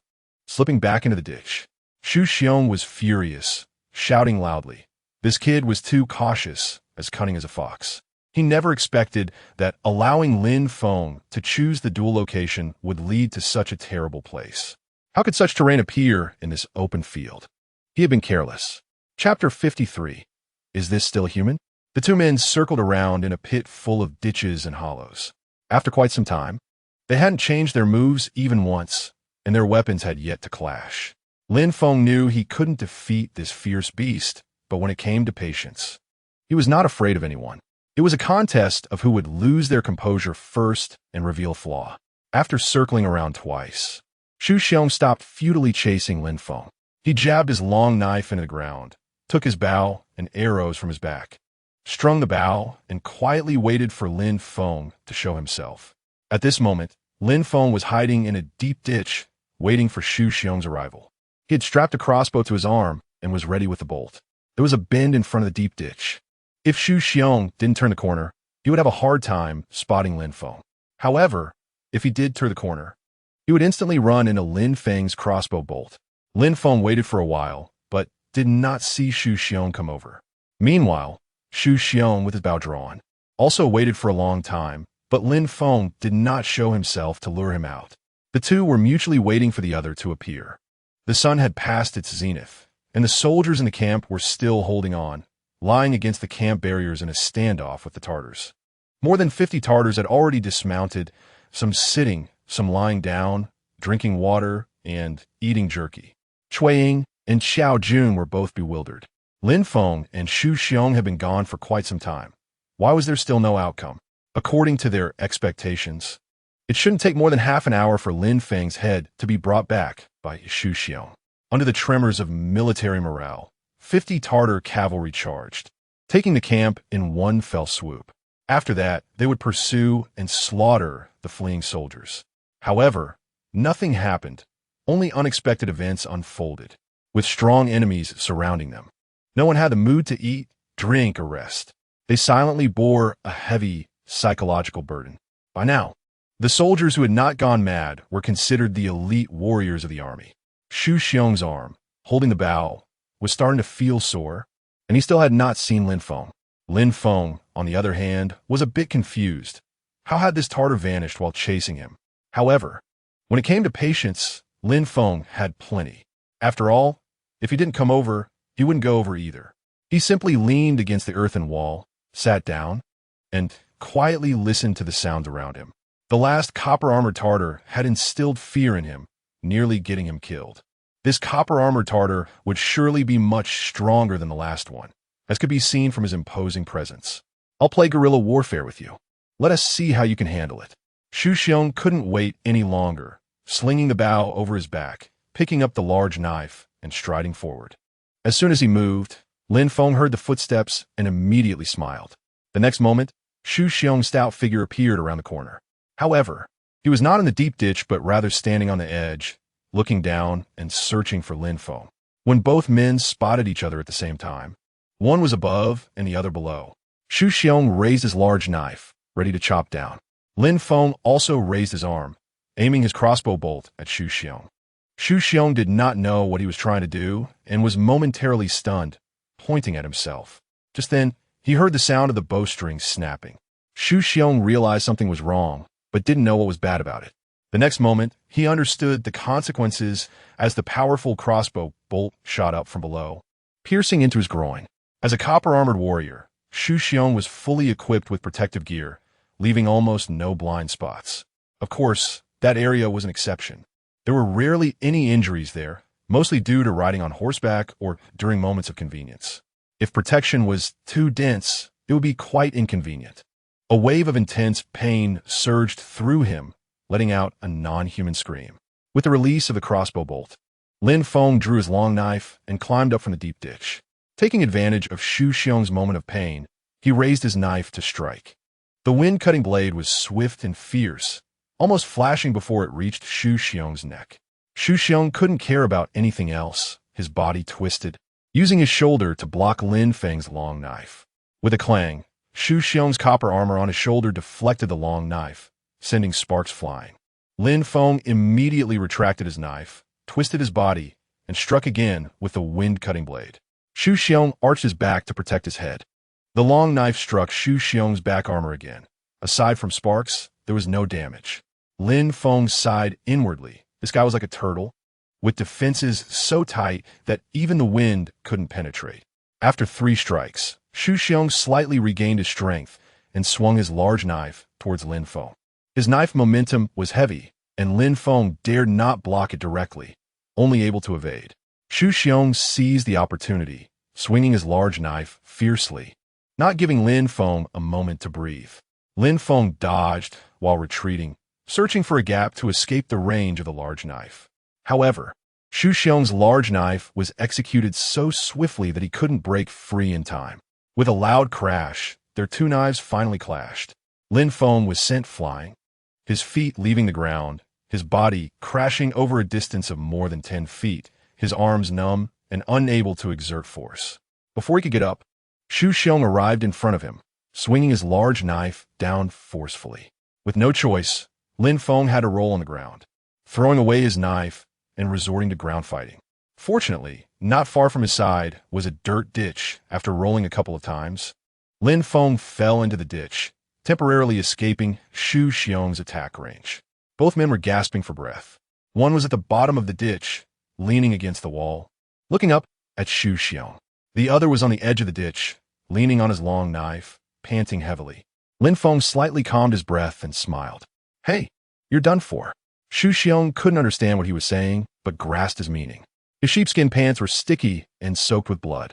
The wound in his groin was severe, and coupled with his previous frenzied chopping, the blood within him was gushing out rapidly. Xu Xiong was already feeling dizzy and unsteady on his feet. Time was running out. With a furious roar, he lifted the large knife and lunged down from the edge of the ditch. Lin Feng quickly retreated, not knowing what he tripped over, and fell backward. Xu Xiong charged up again, raising his large knife. The ditch was narrow, and Lin Feng couldn't roll to the sides to evade. Lying at the bottom, he could only push back with his feet as hard as he could. This speed was much slower than Xu Xiong's. Xu Xiong, wielding a large knife, stepped forward, glaring fiercely at Lin Feng. The large knife in his hand gleamed coldly as it came down. Lin Feng desperately pressed against the ditch wall, bracing his back to withstand a blow. Of course, he knew he couldn't endure the force of the large knife. Resigned, he gritted his teeth, closed his eyes, and braced for impact. Lin Feng did not wait for the large knife to strike down. Instead, he heard a thud. He quickly opened his eyes to find Xu Xiong collapsed at his feet, the large knife thrown aside. This guy had finally exhausted the last drop of blood in his body and couldn't hold on any longer. Lin Feng rolled over and sat up, staring blankly at Xu Xiong. This battle made him realize that his attacking power was too weak. Although his movements were agile and swift, none of the 3 strikes that landed on Xu Xiong had any effect. If this were on the battlefield, such agility would be of little use. If he couldn't take down his opponent, he would end up minced into meat paste. After pondering for a moment, he got up and went over, using his foot to turn Xu Xiong over. A pale face devoid of color. There was no trace of breath from his mouth or nose. He was completely dead. Lin Feng breathed a sigh of relief, unfastened Xu Xiong's pants, and pulled out the short dagger from his waist. He needed to retrieve his crossbow bolt. Making a single crossbow bolt required a lot of effort. He was reluctant to leave it behind. The crossbow bolt pierced deeply into Xu Xiong's lower body. Lin Feng's hands became covered in blood before he managed to detach the bolt. After securing the bolt, Lin Feng stood up to grab Xu Xiong's long-handled saber. To his surprise, when he pulled up, he couldn't lift it at all. Damn, what strength! Is he even human? Chapter 54. Why he committed suicide. He knew that Xu Xiong's saber was heavy, but he didn't expect it to be this heavy. Removing the curved bow from Xu Xiong's body, he found it equally heavy in his hands. Perhaps Lin Feng had exhausted himself in the fight with Xu Xiong. He could only draw the bow halfway. No matter how hard he tried, he couldn't pull it fully. A copper-armored barbarian, with such high personal combat quality, was undoubtedly a killing machine on the battlefield. The short dagger at Xu Xiong's waist was also of high quality. After collecting the spoils, Lin Feng retrieved his long saber and decapitated Xu Xiong. He carried the copper armor and copper waist badge in his hands. Finding his warhorse, he looked at the sky. It was already close to dusk. The barbarians outside the camp had begun to shout in confusion. They were growing impatient, clamoring to take down the camp before waiting for the return of the copper-armored Xu Xiong. The soldiers inside the camp anxiously watched the restless barbarians. Once the enemy launched an attack, it would be a moment of life and death. Of course, the probability was high that it would be death, not survival. Shui Ying was already parched, feeling as if her whole body was on fire. She had never been this anxious. Every passing moment felt like a year.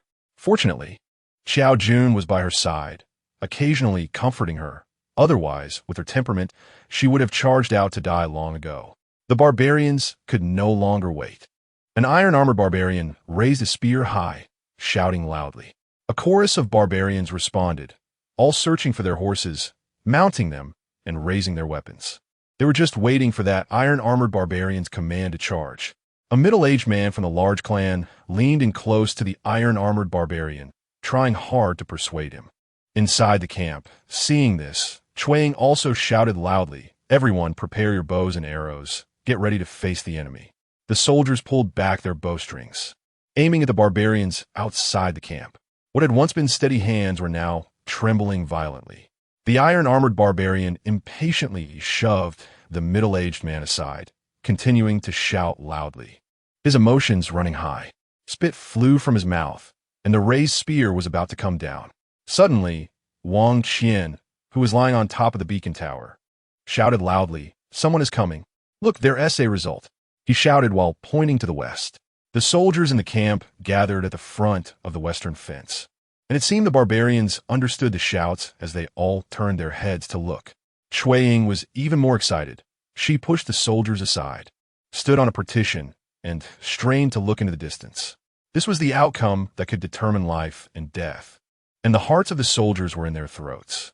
In the sunset, a rider seemed to emerge from the sun, surrounded by a golden halo of sunlight. The warhorse trotted slowly towards the camp. Everyone held their breath, watching intently, until someone shouted, "It's Sergeant Lin." Lin Feng. Chuang bit her lip tightly, trying to suppress the tears in her eyes, her hands gripping the sharp spikes of the fence. Bai Jing was worse. She hid under the fence, peeking through the gaps, her face already streaked with tears. As Lin Feng rode closer, less than 100 steps from the barbarians, he raised the head in his hand high. In his right hand, he held the long saber, and in his left the head. Both hands were stained with dark brown blood. He looked like a killing god emerging from hell. The barbarians fell silent, staring blankly at the head in Lin Feng's hand. It was clearly their war god, the copper-armored Xu Xiong. On one side of the camp, more than 50 barbarians waited silently. Time seemed to stand still. Lin Feng's hand, holding the head, began to tremble. The battle had drained most of his strength, and holding up the large head for so long was unbearable for anyone. Finally, he saw an iron-armored barbarian raise his spear. The red spearhead fluttered, swaying in the air. The iron-armored barbarian shouted a couple of times, then turned his horse around and fled first. More than 50 barbarians roared, all riding off in a stampede. When the dust settled, the soldiers in the camp had gathered in front of Lin Feng's warhorse. Chuang rode up to meet Lin Feng's horse. The soldiers made way, allowing the two horses to touch heads. Chuang stared at Lin Feng's gentle face, but she couldn't connect it to the act of killing the copper-armored barbarian. "Good job. That's the kind of man from our clan." Lin Feng tossed aside the head and waved his hand. "Let us head back to the camp. Be cautious of the barbarians coming back." In Lin Feng's room, Shui Ying and Xiao Jun sat by the fire. Bai Jing quietly roasted jerky over the fire. Lin Feng had also taken a pouch of strong liquor from Xu Xiong, pouring it into a bowl, filling the room with the aroma of alcohol. The three of them were eager to ask how he had killed Xu Xiong. At that moment, Shui Ying seemed to still be in a dream, unable to believe the scene unfolding before her eyes. Even Xiao Jun, usually as steady as an old dog, showed a curious look in his eyes. After a few sips of strong liquor, a slight blush appeared on Lin Feng's face. Xu Xiong was like a brown bear, almost killing him. Shui Ying had already scrutinized Lin Feng closely. Now she looked puzzled. "Almost. Why do you have no injuries at all?" Lin Feng grinned at her, showing his white teeth. "I'm much stronger than him. I don't know if you believe that." The three people gathered around the fire all shook their heads in unison. "All right, facts speak louder than words. The head of the copper-armored Xu Xiong is right there. So we want to know, how did Xu Xiong die?" Chuang finally voiced everyone's question. Lin Feng took another swig of liquor. "Sigh, when I say I'm stronger than him, you don't believe it. Do you believe me when I say Xu Xiong committed suicide? Why would he commit suicide?" "Ah, you really believe that?" Lin Feng shook his head. "Xu Xiong felt remorse for killing hundreds of thousands of our clan's soldiers and civilians. After my patient persuasion, he finally raised the butcher's knife and struck himself." Chuang couldn't help but laugh out loud. Lin Feng was immediately stunned. Shui Ying's laughter was like 100 flowers blooming, illuminating the dim room with radiance and fragrance. "Damn, such a beauty. How could I encounter her in this barren land? Lin Feng stared blankly at Cui Ying. Bai Jing, on the side, raised her hand to wipe away the drool that had dripped down to Lin Feng's chin. Cough, cough, cough. Lin Feng took the opportunity to cough. Cui Ying rolled her eyes at him playfully. Although Zhao Zheng was focused on eating the roasted meat, he felt a sinking sensation in his heart. He had never seen Miss Cui treat a man like this. He could sense a kind of hormonal atmosphere in the air. Of course, he called this atmosphere ambiguity. Zhao Zheng was a decisive person. He immediately looked up. General Cui, this place is dangerous. We should head back. Cui Ying looked at Zhao Zheng in surprise. But it's already dark. Let's leave while it's dark. The copper-armored Xu Xiong died here. What do you think will happen? Lin Feng nodded. You should leave. We can't stay here either. Let us clear the area. Cui Ying, no matter how innocent, with her father being a general, couldn't fail to understand the current situation. Well, you all follow my general back to the main camp. It's relatively safer there. Lin Feng shook his head. The barbarians will mobilize against us. The border troops' main camp will also be affected. I'm afraid the military will hand me over. Cui Ying asked in surprise. Why would the military hand you over? To calm the barbarians' anger. Cui Ying sneered. Who dares to do such a treasonous act? Lin Feng remained silent. Qiao Yun tucked at Cui Ying Isam. Let's go. I also think Lin Feng is safer outside. Cui Ying turned and glared at Zhao Zheng. Do you also think Lin Feng will be handed over? Zhao Zheng looked at Cui Ying innocently and started to play dumb. Chapter 55. Seek stability or counterattack. Cui Ying shot him a glare and turned to Lin Feng. Where are you going? Lin Feng smiled bitterly. In this vast land, there is no place for me to stand. Cui Ying thought for a moment and said, I'll take you back to the town West Protectorate. It's far from the Tatars and very safe. Lin Feng shook his head. You and General Qiao should return to the main camp. Don't worry about our safety. The Tatars are fierce, but they will still die in my hands. Cui Ying was momentarily stunned, looking at Lin Feng. Never had a man conveyed such immense confidence in such a calm tone. Qiao Yun quickly coughed. General, we should leave. Cui Ying ignored him and asked dreamily, Lin Feng, can you take me along? Zhao Zheng immediately stepped in front of Lin Feng. Cui Ying, do you want him to be an enemy of the world? I was just saying, why are you getting anxious? Cui Ying glared at him. Zhao Zheng immediately lowered his head to look at the roasted meat. Lin Feng also knew that this beautiful woman was someone he could not touch. General Cui, I have a request. I wonder if you would allow it. Sure, just say it. I have an elderly father with a disability and a younger sister who is still a minor. Can I take them to the main camp temporarily? Cui Ying smiled. That's not a problem, just rest assured. One thing, their identities must not be revealed. TCH, do you think I'm stupid? Lin Feng smiled slightly and glanced at Zhao Zheng. Seeing Zhao Zheng gently nod his head, he confidently raised his wine bowl and took a big gulp. Lin Feng went to Lin Tong's house overnight and explained the current situation, then got a cart from Lin Tong. When he returned home, he didn't say much, just told his father and sister to follow the person who came. His father, usually taciturn, asked a couple of questions, but stopped when he saw Lin Feng not saying anything. Cui Ying led his own team and headed to the border army camp overnight. Lin Tong also began to move family assets and family members. Lin Feng returned to the camp and temporarily integrated 30 laborers into his team. After resting for a night, he left the Beacon Fire Camp with all his equipment. The Tatars were powerful, so he had to temporarily set aside his plans and avoid confrontation for the time being. Lin Feng already had a target. He led a team of 50 men straight northeast. After more than 50 Tatars returned to the Tie Zhen tribe's main camp, the middle-aged man went straight to see Yin Zhao Wendy Khan and Jin Zhao commander Wan Yanqing Tian. When Yin Zhao Wendy Khan, standing at the table, heard that Xu Xiong had been beheaded, he immediately flew into a rage. He angrily scolded the border army and all the knights who had gone with them. Wan Yanqing Tian quietly waited for him to cool down. After a while, Wendy Khan bowed to Wan Yanqing Tian and said, Commander, please allow me to bring people to retrieve Lin Feng's head as a wine cup for you. Wan Yanqing Tian remained unmoved. Although he was saddened by Xu Xiong's death, he was much more rational than Wendy Khan. More importantly, he was terrified by the incident. There were actually people in the border army who could kill Xu Xiong, and it was in a one-on-one situation. He knew very well that Xu Xiong's abilities were extraordinary, Even among the copper-armored warriors of the Tie Zhen tribe, it was rare for anyone to rival this human-shaped beast. Not to mention that the people of the Daizong dynasty were almost no match for Xu Xiong. After being stunned for a long time, Wan Yin Qing Tian slowly spoke. You can no longer find Lin Feng. We should go to their main camp to demand him. Winnie Khan was taken aback. Will Lin Feng escape back to the camp? Maybe not, but it will be much easier for our own people to search for him. Winnie Khan understood at this moment and nodded repeatedly. The middle-aged man from Daizong, named Zhai Duozhi, was Winnie Khan's military strategist. He also praised, "Commander, your wisdom is unmatched. Let the Daizong army join us in hunting down Lin Feng. Let's see where he can escape to."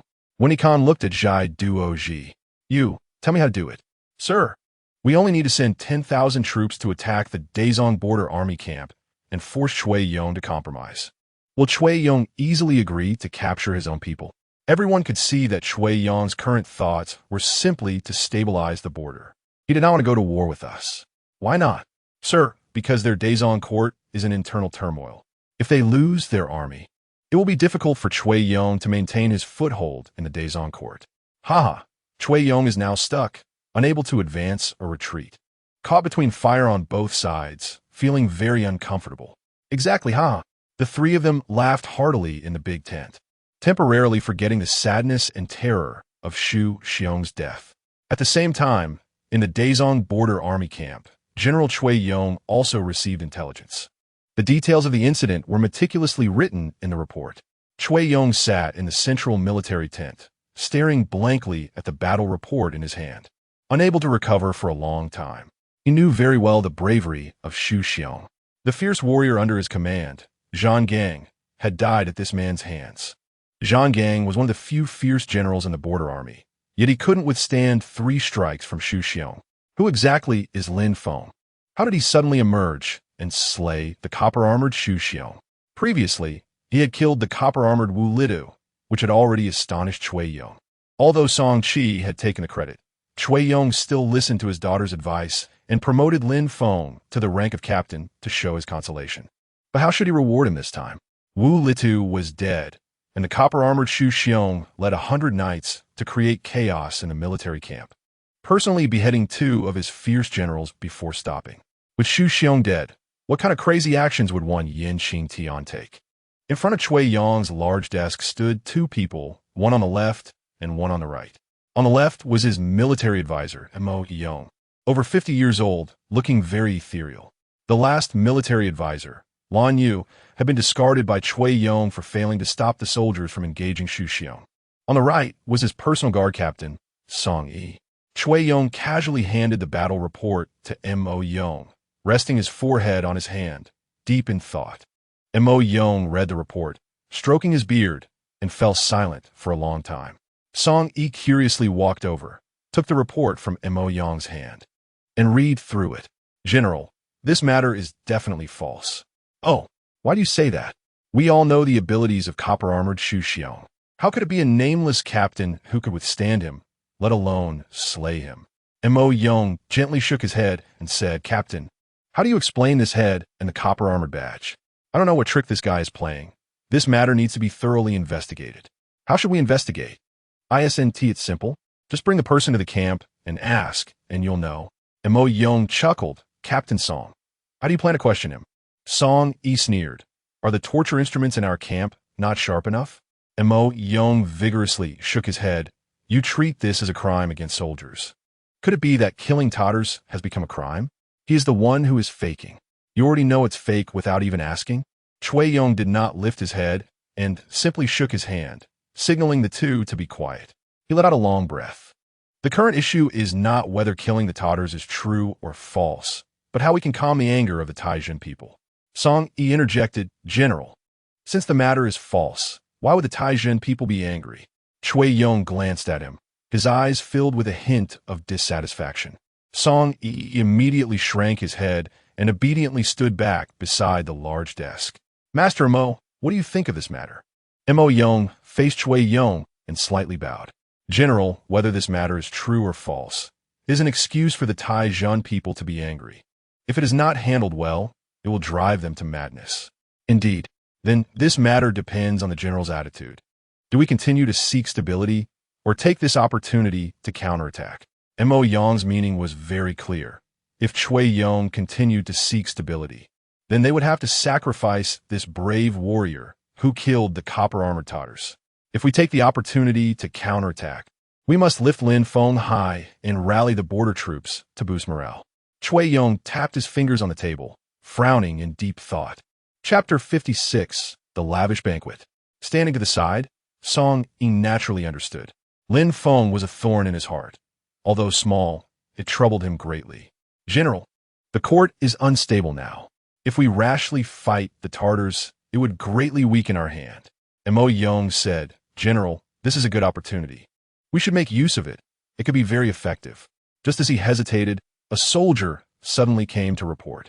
General, a scout has reported that nearly 10,000 Tatar cavalry have arrived within 100 miles of the main camp. Song Yi waved his hand, sent out another scout.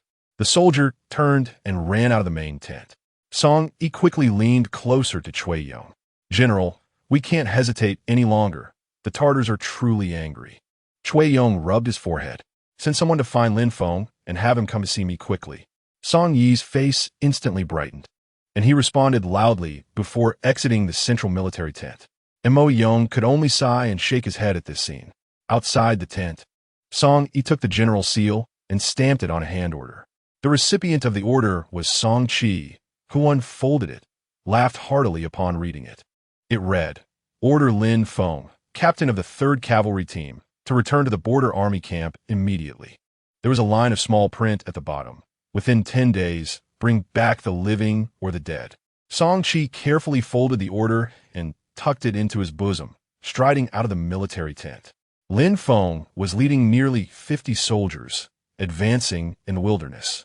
This place was less than 100 miles from Kuiwu Mountain. On the way, he happened to encounter Li Xiong, and the two chatted as they walked. In recent days, Li Xiong had disguised himself as a refugee, mingling among the bandits on Kuiwu Mountain, working as a lowly lackey. After understanding the situation on the mountain, he took the opportunity to escape down the mountain. According to Li Xiong's intelligence, there were a total of more than 140 bandits on Kuiwu Mountain, with nearly 50 elderly and young family members living there. The head of the bandits was called He Jiao Lu Sihua. He was tall and strong, with a dark complexion.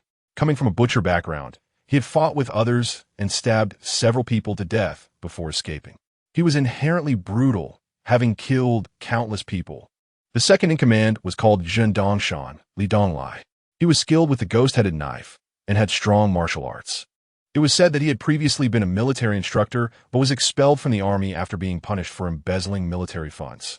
The third in command was a woman named Lin Xiaomei, who could not bear children and was cast out by her husband, seeking death on the mountain, only to be saved by He Jiaolu. Lin Xiaomei was very accurate with her bow and arrows, with a soft bow and a series of arrows. She was hard to defend against. After being rescued by Lu Sihua, she led more than 50 followers and annihilated her husband's family. The three leaders each commanded a group of bandits and collaborated to plunder in all directions. When encountering a significant target, the three armies would unite to commit crimes together.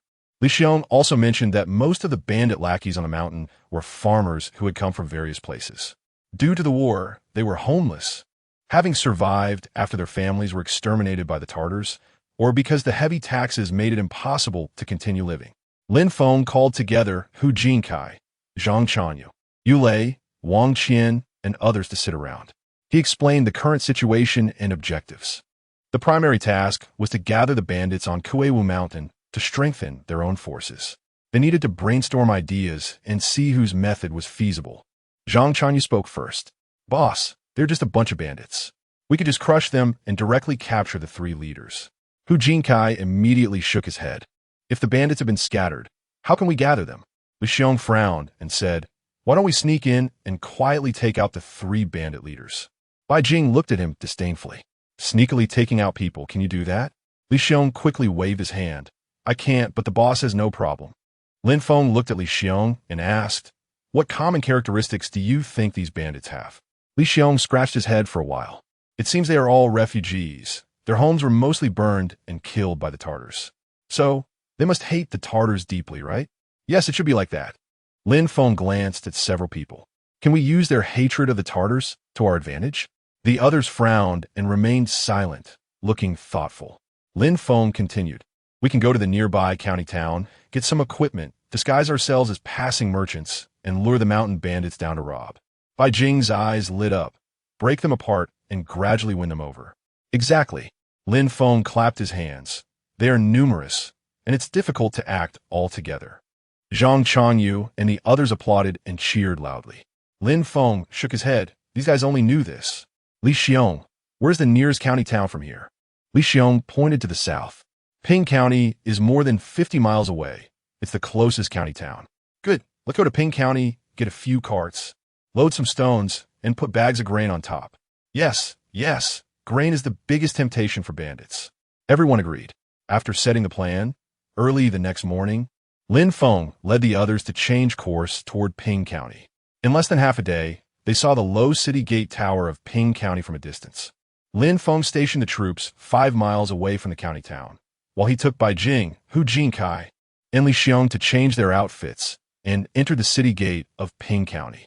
The remaining troops were left with Zhang Changyu, Yulei, and Wang Qian to command the soldiers. Ping County was a small county town with old streets and sparse pedestrians, because it was behind the border army camp. It had not yet been affected by the Iron Immortal. At the street corners and roadside, many figures of refugees and beggars could be seen. As Lin Feng and the others walked through the street, they finally discovered a tavern. This was a rare find, since arriving in this world. Lin Feng had been in impoverished rural villages surrounded by poverty and had never seen such a luxurious place. With a wave of his hand, the four dismounted and strode into the tavern. The light was dim, and the tables were low and dilapidated, which excited them. The waiter rushed over, seeing their imposing presence, and quickly put on a smile. Gentlemen, what would you like to eat? Li Xiong, familiar with the place, waved his hand and shouted, Bring us the best meat dishes, and don't skimp on the good wine. The waiter was instantly excited, repeatedly agreeing as he ran to the back kitchen. In no time, hot water, towels, and tea were served one after another. Lin Feng sat at the head of the table, looking at the excited faces of the few, knowing they were all hard-working men who had never enjoyed any luxuries. As the waiter helped them wash their hands and faces, he loudly introduced the tavern's signature dishes. Lin Feng gestured for Bai Jing to take a look. Bai Jing took out a piece of broken silver and threw it to the waiter. The young boy clumsily caught the silver, his eyes widening immediately. Such a large sum of money. He had never seen such a generous guest since he started working at the tavern. The broken silver in his hand looked like it weighed 2 or 3 coins. The waiter swallowed hard and bent lower. Sir, if you have any other requests, just let me know. Lin Feng nodded slightly. Is there a stable in the county town?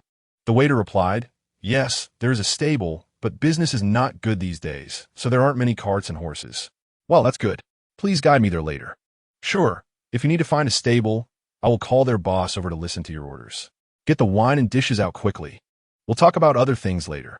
The waiter bowed and agreed, turning to hurry to the kitchen. A middle-aged man standing at the counter looked up at them at this moment.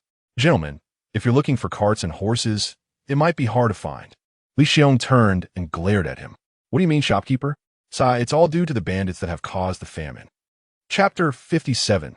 This is how life should be lived. This also involved the bandits, and the few were immediately intrigued. The shopkeeper sighed and continued.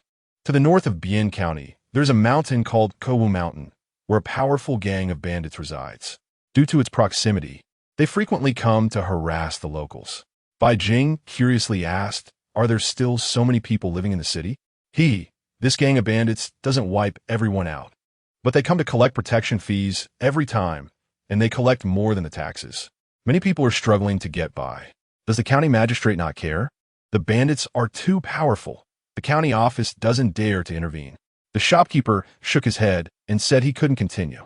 At that moment, the waiter brought a basin of meat and placed it on the table. The county magistrate is flirting with them, he whispered.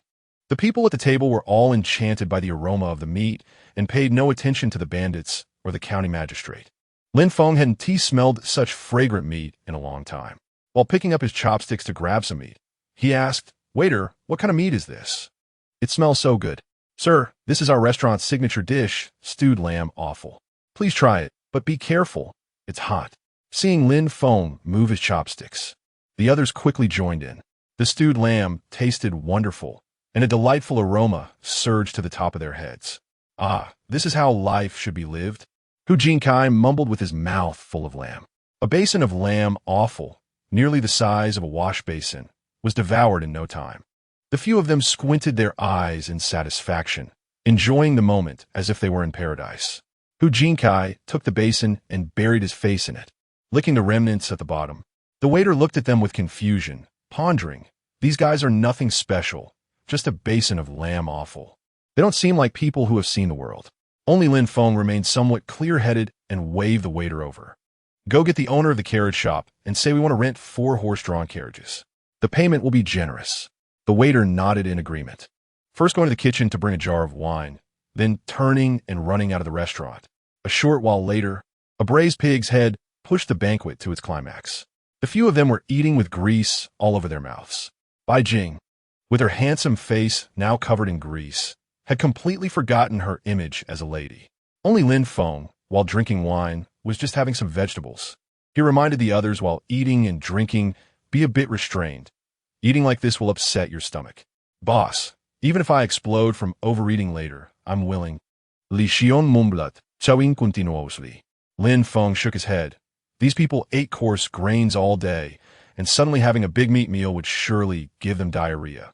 Seeing the satisfied expressions on their faces, he couldn't forcefully stop them, as it would make him seem too stingy. When they had nearly finished their meal, the waiter brought in a man in his 40s. Sir, this is the owner of the Tushuan carriage shop in our county, Mr. Yushuntu. Although the man looked troubled, he was quite polite and bowed to the group. May I ask where you gentlemen are renting the carriages to go? What are you transporting? Li Xiong finally remembered his task and put down the half-eaten pig's ear. Mr. You want to transport some grain, for carriages will do. Mr. Yu squinted his eyes. Given the current situation, transporting grain was risky. For carriages of grain, you'll need a guard escort, right? Li Xiong impatiently replied, what's with all the talk? Just tell me how much. Gentlemen, it's not just a matter of money. To transport grain, you'll need at least 4 or 5 guards with you, or you won't get far. Getting far is my business. Just arrange the carriages. Mr. Yu sighed, I'm sorry, gentlemen, but there isn't a single carriage available. Li Xiong slammed the table in anger. If there are no carriages, why ask so many questions? Are you messing with us? I wouldn't dare. I'm just afraid all the drivers are gone. Speak clearly, or else. Li Xiong stood up, rolled up his sleeves, and glared at Mr. Yu. Mr. Yu smiled bitterly and leaned closer to Li Xiong, whispering, Sir, with such a loud request for carriages to transport grain, you won't be able to leave Bian County. You should turn back. Are you implying that the bandits have ears here? Mr. Yu waved his hands in panic. I didn't say that. I truly have no carriages to rent you. Excuse me. He hurriedly stepped out of the tavern, disappearing in a hurry. Li Xiong turned to look at Lin Feng in a daze. What are you looking at? We'll go to his shop later. Yeah. Does he think he can bully us just because we're more gentle than the bandits? The others didn't care and continued to drink and eat. When all 4 of them were too full to eat anymore, Lin Feng finally asked Bai Jing to settle the bill and leave. The waiter took the silver and quickly retreated to the counter, wearing a half-smile, half-sneer expression. Just as the group was puzzled, suddenly, 7 or 8 men dressed as yamen runners burst in. Some held shackles and iron rods, while others had knives at their waists. As soon as they entered, they surrounded Lin Feng and the others. One of the yamen runners shook the chain in his hand, making a clanking sound. Gentlemen, we heard you came down from the mountain. Come with us. Although Lin Feng and the others had changed their attire, they still carried bows and knives. The 7 or 8 yamen runners held their weapons warily, ready to act at the slightest hint of resistance. Li Xiong sneered, Hey, brothers, who said we came down from the mountain? No matter who said it, someone reported you. You must be bandits. Li Xiong turned to Lin Feng. Lin Feng observed the yamen runners. They were all young men, except for the leader who was in his 30s. It was a pity they weren't soldiers. His eyes were filled with thoughts of needing men. Bai Jing immediately waved her hand. All of you join the army. Saying this, she drew the curved knife from her waist, sheath and all, and charged forward. Li Xiong and Hu Jinkai also didn't hesitate, each raising their sheathed knives and began to smash. These men had fought against the Tatars, so they were naturally different from the usual yamen runners who intimidated ordinary people. In the small tavern, a chaotic fight ensued, 3 against 8. Lin Feng calmly held his wine bowl, sitting at the table watching. One of the yamen runners turned from the corner, raising his iron rod to strike Lin Feng's head. However, before his rod could reach halfway, he received a kick to the stomach. He doubled over in pain and collapsed to the ground. Lin Feng didn't even glance at him, withdrawing his foot and resting on the other leg, shaking it. In just a quarter of an hour, all 8 yamen runners lay on the ground, writhing in pain and howling. The 3 of them might not fare well against the Tatars, but against these guys, they felt relaxed and dealt with them swiftly. The waiter saw the situation was not good and tried to run to the back. However, he was not as fast as Hujin Kai, who caught him just as he reached the door, dragging him back and throwing him in front of Lin Feng, who was now on his knees. Lin Feng glanced at the shopkeeper, who was still calmly standing behind the counter. "A black shop, what do you have to say now?" The shopkeeper, with his right hand tapping on the abacus, had a gloomy expression. "You won't be able to leave the city gates. It would be better to submit early and hand over your valuables. You might still have a chance to live." Bai Jing laughed. "It seems the whole of Bian County has become a den of bandits. The Tatars rampage, and being a bandit might save your life. But being an honest citizen leads only to death. Why not find a way to fight the Tatars instead of harming the common people?" "Ha! If the Tatars were easy to fight, tens of thousands of border troops wouldn't be huddled in their camps, afraid to show their faces." Lin Feng silently waved to Bai Jing. Understanding him perfectly, Bai Jing immediately took off the bow and arrows she had on her back and handed them to Lin Feng. Lin Feng took the bow and arrows, strung the bow, and knocked an arrow. With both arms, he strained to pull the bow back, aiming at the shopkeeper behind the counter. Chapter 58. Not a single one will escape. Everyone was puzzled as to why he suddenly aimed at the shopkeeper. Looking at Lin Feng in confusion, the shopkeeper, standing at the counter, was trembling but tried to maintain his composure, glaring at Lin Feng. Lin Feng smiled slightly at him, and in the next moment, the bow was turned and he released his right hand. The feathered arrow silently flew through the tavern window, disappearing from sight. In an instant, a scream came from outside, followed by a series of gasps. It was only then that the people in the tavern realized that many people had arrived outside. 30 steps away from the tavern, a man holding a bow and arrow was firmly pinned to the wall across the street by an arrow. Lin Feng shook his head, saying, "Ah, what a pity for a good soldier." As he spoke, he knocked another arrow and drew the bowstring.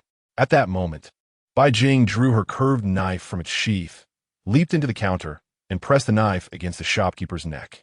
"Even if you don't fight against the Tatars, it's still hard to survive." As she spoke, Lin Feng's second arrow flew out, pinning another man with a bow and arrow to the wall. More than 20 men approached the tavern, each holding knives, guns, and bows. Led by a tall, thin man, they quietly approached the tavern. Unexpectedly, before they could cover the last 30 steps, 2 of them were shot dead. Even more terrifying was that both archers were pinned to the wall by arrows. These 2 archers had drawn their bows, preparing to shoot into the building, yet they hadn't even seen a single figure inside. 4 or 5 other men holding bows immediately lowered their weapons and sought cover. The tall, thin man frowned and stopped. "Is anyone inside the tavern brave enough to reveal their name?" Li Xiong stood at the door and responded loudly. "You are quite rude, friend. Why not introduce yourself first?" "Hee, I am Li Donglai from Dongshan Town." Li Xiong looked at Lin Feng in surprise. "Boss, it's the second in command of the Kuiwu Mountain," Lin Feng said. "With knives, guns, and bows, it seems the mountain bandits are well equipped." Bai Jing tightened her grip on her knife. "Brother, you seem to be possessed by a demon." Lin Feng knocked another arrow again. 4 fierce bandits. If they cannot be subdued, they must be eliminated.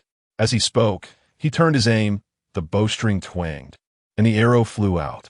The shopkeeper, whose neck was pressed by Bai Jing's knife, had just extended a short knife towards her abdomen when his body went stiff. Lin Feng's arrow pierced through his skull, quivering as it pinned him to the wall. Everyone in the room, whether standing or lying down, screamed in shock.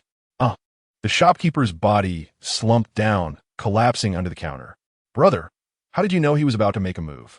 Bai Jing asked, astonished, looking at the shopkeeper who was already dead with the short knife still in hand. "Intuition," Lin Feng replied. At that moment, Li Donglai outside shouted, "Those inside the building, reveal your names. Perhaps we can still be friends." Several people looked at Lin Feng. Meanwhile, Lin Feng was pondering whether to eliminate this mountain bandit second in command or spare him. The plan had been to eliminate the leader and subdue the remaining bandits.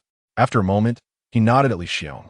Li Xiong immediately shouted outside, "Third Cavalry Team of the Border Army, Captain Lin Feng is here. Li Donglai siga, truly impressiva." He then clasped his hands in salute. "I've long heard of Captain Lin's great fame, having slain countless Tartars. Copper-armored men have died under your sword. Li Donglai pays his respects." Lin Feng smiled, realizing how quickly his reputation had spread.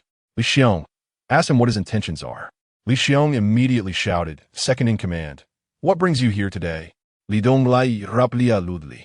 "My family has also been killed by the Tartars, and I had no choice but to become a bandit on the mountain.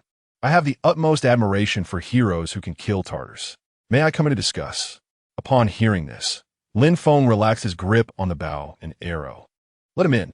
Li Donglai threw his long knife to a lackey and strode into the tavern. Once inside, he scanned the room and approached Lin Feng's table. He bowed and clasped his hands, saying, "Li Donglai greets Captain Lin." Seed. Lin Feng nodded. "I dare not. I will stand and speak." Lin Feng did not insist on formality. "Tell me your background." "I was originally the head of a security company in Anfeng County. The county was breached by the Tartars, who slaughtered the entire town, and I fled here. Do you want revenge?" "I think about revenge every moment. My family of 11 was all killed by the Tartars. If you want to seek revenge, joining the army is the best way." "Why did you become a mountain bandit instead?" "I originally wanted to join the army, but I heard that the border troops dared not engage the Tartars, merely huddling in their camps. So I made many friends on the way and came to Kawu Mountain to settle down." "Have you formed an alliance with Bian County?" "Our leader has reached an agreement with the county magistrate, Lu Yusong, to jointly maintain order in the county." Maintaining order with mountain bandits?" Li Donglai bowed again. "After hearing about Captain Lin's reputation, I thought of bringing my brothers to join you, but before I could gather a meeting gift, you arrived first." Lin Feng stared into Li Donglai's eyes and found he was not lying. His expression was quite sincere. "How many men do you have?" 45 men, with 3 strong horses." Lin Feng felt joy inside. That was quite a number. He still maintained a cold expression. "Li Donglai, I want to believe in your desire for revenge, but it is hard to convince everyone based solely on your word. What does the general require of me?" "You need to bring me the head of the county magistrate, Lu Yusong, right now." "How about that?" Li Donglai's expression became even more respectful. Originally, he thought this young man, with a gentle demeanor, could not be related to slaying copper-armored Tartars, but hearing such a decisive command, he felt reassured. "Please wait, General. I will be right back." After saying this, he clasped his hands to Lin Feng and turned to leave. Lin Feng turned to Bai Jing. "Go retrieve my arrows." Li Xiong pointed to the yamen runners still lying on the ground. "Boss, what should we do with these guys?" "Is that even a question?" "Cut off their heads and take them to report." The 7 or 8 yamen runners who had been lying on the ground and not getting up immediately turned over and knelt, banging their heads on the ground. "General, we were just following the county magistrate's orders. We were blinded by greed. Please let us go." "General, I have an elderly mother over 80 years old. I have a 3-year-old son who needs caring for. If I die, my son cannot survive." The yamen runners cried and wailed, their foreheads bleeding from banging them on the ground. Lin Feng slammed the table and shouted angrily, "What? Do you want to stay and continue harming the common people?" Bai Jing chimed in, "Yes, if you stay here, you are just a disaster. If you do not eliminate them, my brother will not feel at ease." The leading yamen runner sensed something and thought for a moment. "General, I am willing to join the army to kill the Tartars. Just give me a chance to start over." Lin Feng smiled at him. "Good. Since you have this heart, I will grant you this chance." Bai Jing gestured to Li Xiong. "Keep this one. The others will be executed." The other yamen runners immediately shouted loudly, "General, I also want to kill the Tartars. I swear." Lin Feng said to Bai Jing, "Register them. Anyone who dares to lie will have their family exterminated. Don't worry, brother. Not a single one will escape." Chapter 59. Killing on the battlefield in less than half an hour, Li Donglai returned with a still dripping head in his hand, striding in. "General Lin, I have brought Liu Yusong's head. Good. Li Donglai is appointed as the chief of the 3rd Cavalry Team of the Border Army in the West. And this part will be divided into 3 teams, led by Hu Jinkai and Li Xiong. Li Donglai knelt on one leg. Thank you, General Lin, for taking me in. As long as I can kill the Tartars, I will do my utmost. At this moment, Lin Feng stood up, stepped forward, and helped Li Donglai up. In fact, Lin Feng had already learned about Bian County's situation. The people were suffering under the oppression of the Tartars and mountain bandits, and the county was almost deserted. Besides the officials colluding with the mountain bandits, several wealthy households in the city also had unclear relationships with them. With Li Donglai's pledge, Lin Feng felt assured to let people take control of Bian County. After some commotion, the group rearranged the banquet and sat around the table. Li Donglai called in a few brothers who sat at another table. One of them, a man named Tan Mujian, saw Lin Feng and bowed in greeting.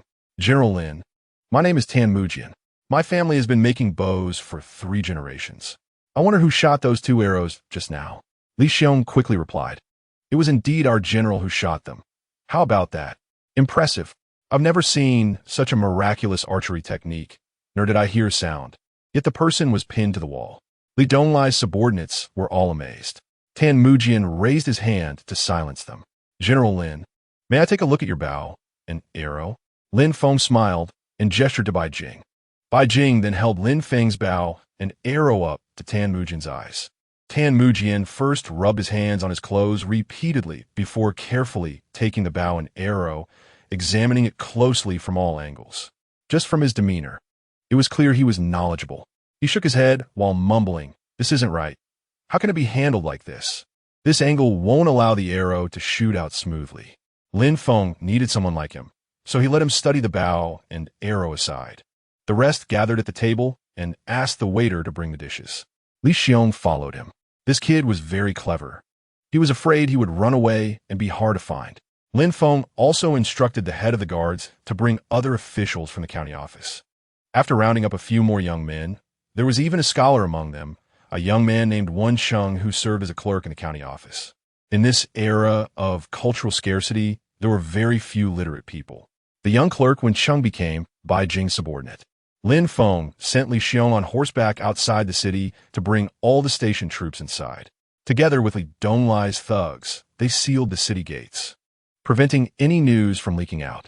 At this time, Bian County had already dispersed due to the station soldiers not receiving any rations. Thus, Lin Feng was able to easily take control, turning it into a temporary base for his army. As night fell, Lin Feng began to create a training plan. The newly enlisted soldiers were generally of very poor quality. To fight against the Tartars, they needed a significant boost in physical fitness and skills. Determining how to train the soldiers scientifically became the most important task at hand. First, Lin Feng changed the breakfast and dinner schedule to 3 meals a day. All soldiers were to rise early and run 3 laps around the city, roughly 10 kilometers. Running was the best way to improve physical fitness. As for skill training, he planned to improve his own wind-splitting blade technique to serve as the standard skill for the army. This sword technique was very suitable for group combat in the cold weapon era. Long-range attacks were also crucial. They would practice drawing and shooting arrows at least 100 times daily. Lin Feng estimated that after 3 months, those who still couldn't keep up would be sent back home to farm. Such individuals, even if they reluctantly made it to the battlefield, would only serve as cannon fodder. 3 days later, Li Donglai found Lin Feng at the county office. "General, there's news from outside the city. El Sihua, the leader of the bandits from Kuelu Mountain, is bringing 4 to 5 dozen men towards the county town. What do you think of him?" Li Donglai hesitated. El Sihua used to be a butcher. After killing people, he fled his hometown, relying on his strength and ferocity to gather a group of vagrants and occupy Kuelu Mountain. Lin Feng pondered for a moment. "You go negotiate with him. If he doesn't want to enlist, we won't force him.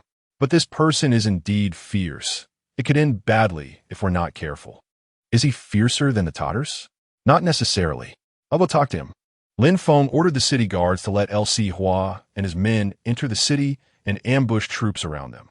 Li Donglai waited in the middle of the only main street in the county town, watching as El Sihua rode a fine horse, bringing his 4 to 5 dozen thugs over. When the two were about 3 to 5 steps apart, El Sihua reined in his horse, looking at Li Donglai with suspicion. What are you doing here, Ergo? Big brother, Bin County has a new master, a border army centurion named Lin Feng, the one we often mention. The one who kills Totters. Where's old Liu? Dead. County Magistrate Tao has been imprisoned. El Sihua, a big and burly man, jumped down from his horse and strode up to Li Donglai. This Bin County was originally ours. How could we let others take it? Big brother, let's follow Lin Feng to kill the Totters? Es-tu agiled? Non sens. I'm not done living yet. Don't go and get yourself killed. Big brother, you know Lin Feng can kill armored Totters. Isn't it good to follow him for a righteous cause? Ha. Armored Totters? Just a legend. If the Totters come, I can deal with them too. Ergo, don't listen to what others say. Following Big Brother will definitely lead to a good life. While speaking, he patted Li Donglai on the shoulder. Just as he was about to walk past him, he suddenly thought of something. Ergo, but what have you promised Lin Feng? Li Donglai nudda. Big brother, I've already promised to follow Lin Feng to kill the Totters. Are you betraying me? El Sihua. Big brother, being a mountain bandit is a road of no return. It's better to break away as soon as possible. Haha. How many people have you killed, and how much wealth have you robbed following Big Brother? Now you want to break away? It's too late. Li Donglai took a deep breath. Being a mountain bandit was forced upon me. I'd rather die on the battlefield to atone for my past sins. Li Donglai, you don't need to die on the battlefield. I'll send you to the afterlife right now. As El Sihua spoke, he drew the curved knife hanging at his waist and slashed at Li Donglai. Li Donglai had long known his temperament. After saying so much, it was already the limit of his patience. He immediately crossed his long knife in front of him, blocking the attack with the sheath. The force sent Li Donglai staggering back several steps. Just as he steadied himself, El Sihua's curved knife came down again. Then don't blame me for being rude. Li Donglai drew his knife from its sheath and engaged El Sihua in combat. The two rolled around, fighting fiercely. The surrounding thugs stared blankly at the two leaders fighting. Unsure of what to do, Lin Feng sat cross-legged on the top of the county office building, watching the two men fighting from a distance. Bai Jing stood behind him. Brother, how are their martial arts? Your skills aren't bad. Can't you tell? Bai Jing shook her head. El Sihua is strong, while Li Donglai is agile. It's hard to tell who will win. Lin Feng slowly stood up, reaching out for Bai Jing to take down the bow and arrow. This is all just street fighting, not battlefield killing. As he spoke, he knocked an arrow on the bowstring and slowly drew it back. Bai Jing frowned and asked, killing on the battlefield? How should that be done? Then there's no need to hesitate. Just take action. Before he finished speaking, the arrow in Lin Feng's hand flew out. Chapter 60. A strong bow. He had already understood that El Sihua was unruly and hard to tolerate. It was better to eliminate him early. Provoked by Li Donglai, El Sihua became fierce, relentlessly swinging his curved knife. Li Donglai gradually couldn't hold on, retreating step by step until he found himself cornered against a wall. Just as he blocked a strike, his arms went numb from the impact, unable to lift them. Another slash from El Sihua came down. Li Donglai barely managed to raise his knife to block in front of him, feeling it was going to be bad. Unexpectedly, El Sihua's knife struck his blade with little force. Surprised, Li Donglai looked up to see El Sihua clutching his neck, his face filled with terror. An arrow was embedded in his neck, the fletching trembling, with the tip emerging from the side of his neck covered in blood. Lin Feng lowered his bow and said calmly, signal them to close in. Bai Jing immediately raised both hands, crossing and waving them in the air. This was a signal agreed upon by Lin Feng and several leaders, with simple gestures representing information like attack or retreat. As Bai Jing waved her arms, shouts of battle echoed around the street. Numerous armed soldiers surged out from the front and back, shouting as they charged towards El Sihua's thugs.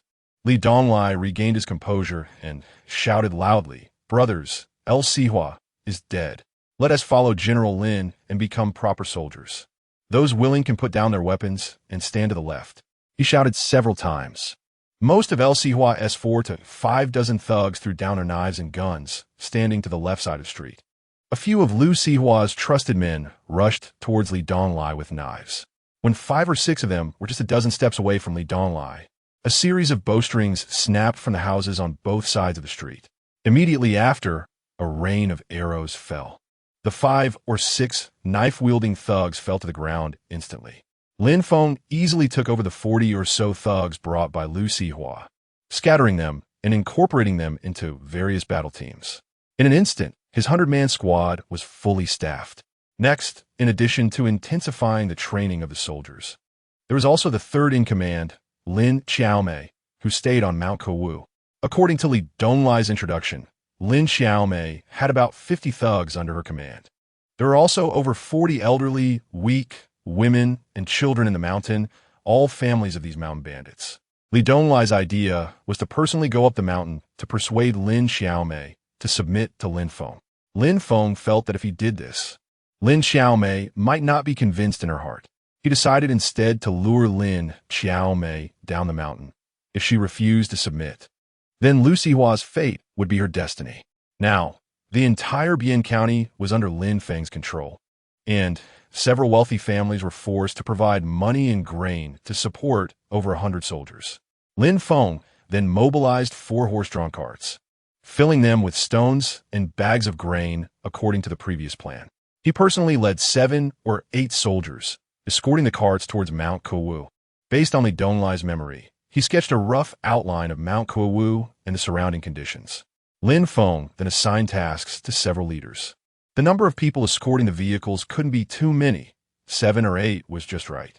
The rest were ambushed in the front and back, ready to capture the fleeing bandits. Lin Feng was responsible for shooting the bandit leader, Lin Xiaomei. A day later, the 4 horse-drawn carts, filled with bags of grain, slowly moved along the mountain path under the escort of 7 or 8 people. Lin Feng and the others had already changed their outfits, and a flag was inserted into the cart. The horses were also replaced with ordinary healthy ones. Lin Feng had his modified composite bow slung over his saddle, with a long knife inserted diagonally beside it. Riding behind the front cart, he dozed off on horseback, while Li Xiong drove the cart at the front. When the convoy reached a small grove, a sudden sound of a gong rang out. Immediately after, a rain of arrows poured down from the grove. Those beside the cart were frightened and quickly hid behind it. Lin Feng also fell from his horse and stood behind the horses. The arrows fell without causing them any losses. Only 2 horses had 1 or 2 arrows stuck in them. As the arrows passed, 3 or 4 dozen bandits sprang out from the grove. Without horses, the bandits were ragged, and many held shovels and pitchforks. Some had wooden sticks, while a small number carried iron knives and wooden spears. Among the 3 bandit leaders, Lin Xiaomei's group was the poorest. The cart was stopped by the driver, and everyone stared blankly at the approaching bandits. Although they seemed stunned with fear, none of them fled. Lin Feng looked over from behind the horse, carefully searching for the bandit leader among them. The leader of this group of bandits was indeed Lin Xiaomei. She received reports from her thugs that a few carts had come down from the mountain, escorted by 7 or 8 bodyguards. Based on past experience, as long as there were bodyguards escorting vehicles, they were unrelated to the border troops and had little to do with the government. Moreover, the carts were filled with grain bags, which were urgently needed supplies for the mountain. Such a juicy piece of meat, so close at hand, could not be easily let go. Although the boss Lu Sihua and the second-in-command Li Donglai were not on the mountain, Lin Xiaomei paid no attention. She immediately decided to lead her thugs down the mountain to rob the cart. Lin Xiaomei was not tall and had a petite frame, but she was an expert with the bow. Although it was not a family tradition, she displayed an amazing talent when she first encountered archery. Not only was she accurate, but she could also shoot continuously, much faster than the average archer. As she charged forward with her thugs, she saw that several of the bodyguards had been so frightened that they stood still by the cart. Not suspecting anything else, she waved her hand, signaling her thugs to rush up and take away the cart. If they encountered resistance, they would kill without mercy. The crowd of thugs shouted, "Get down, get down.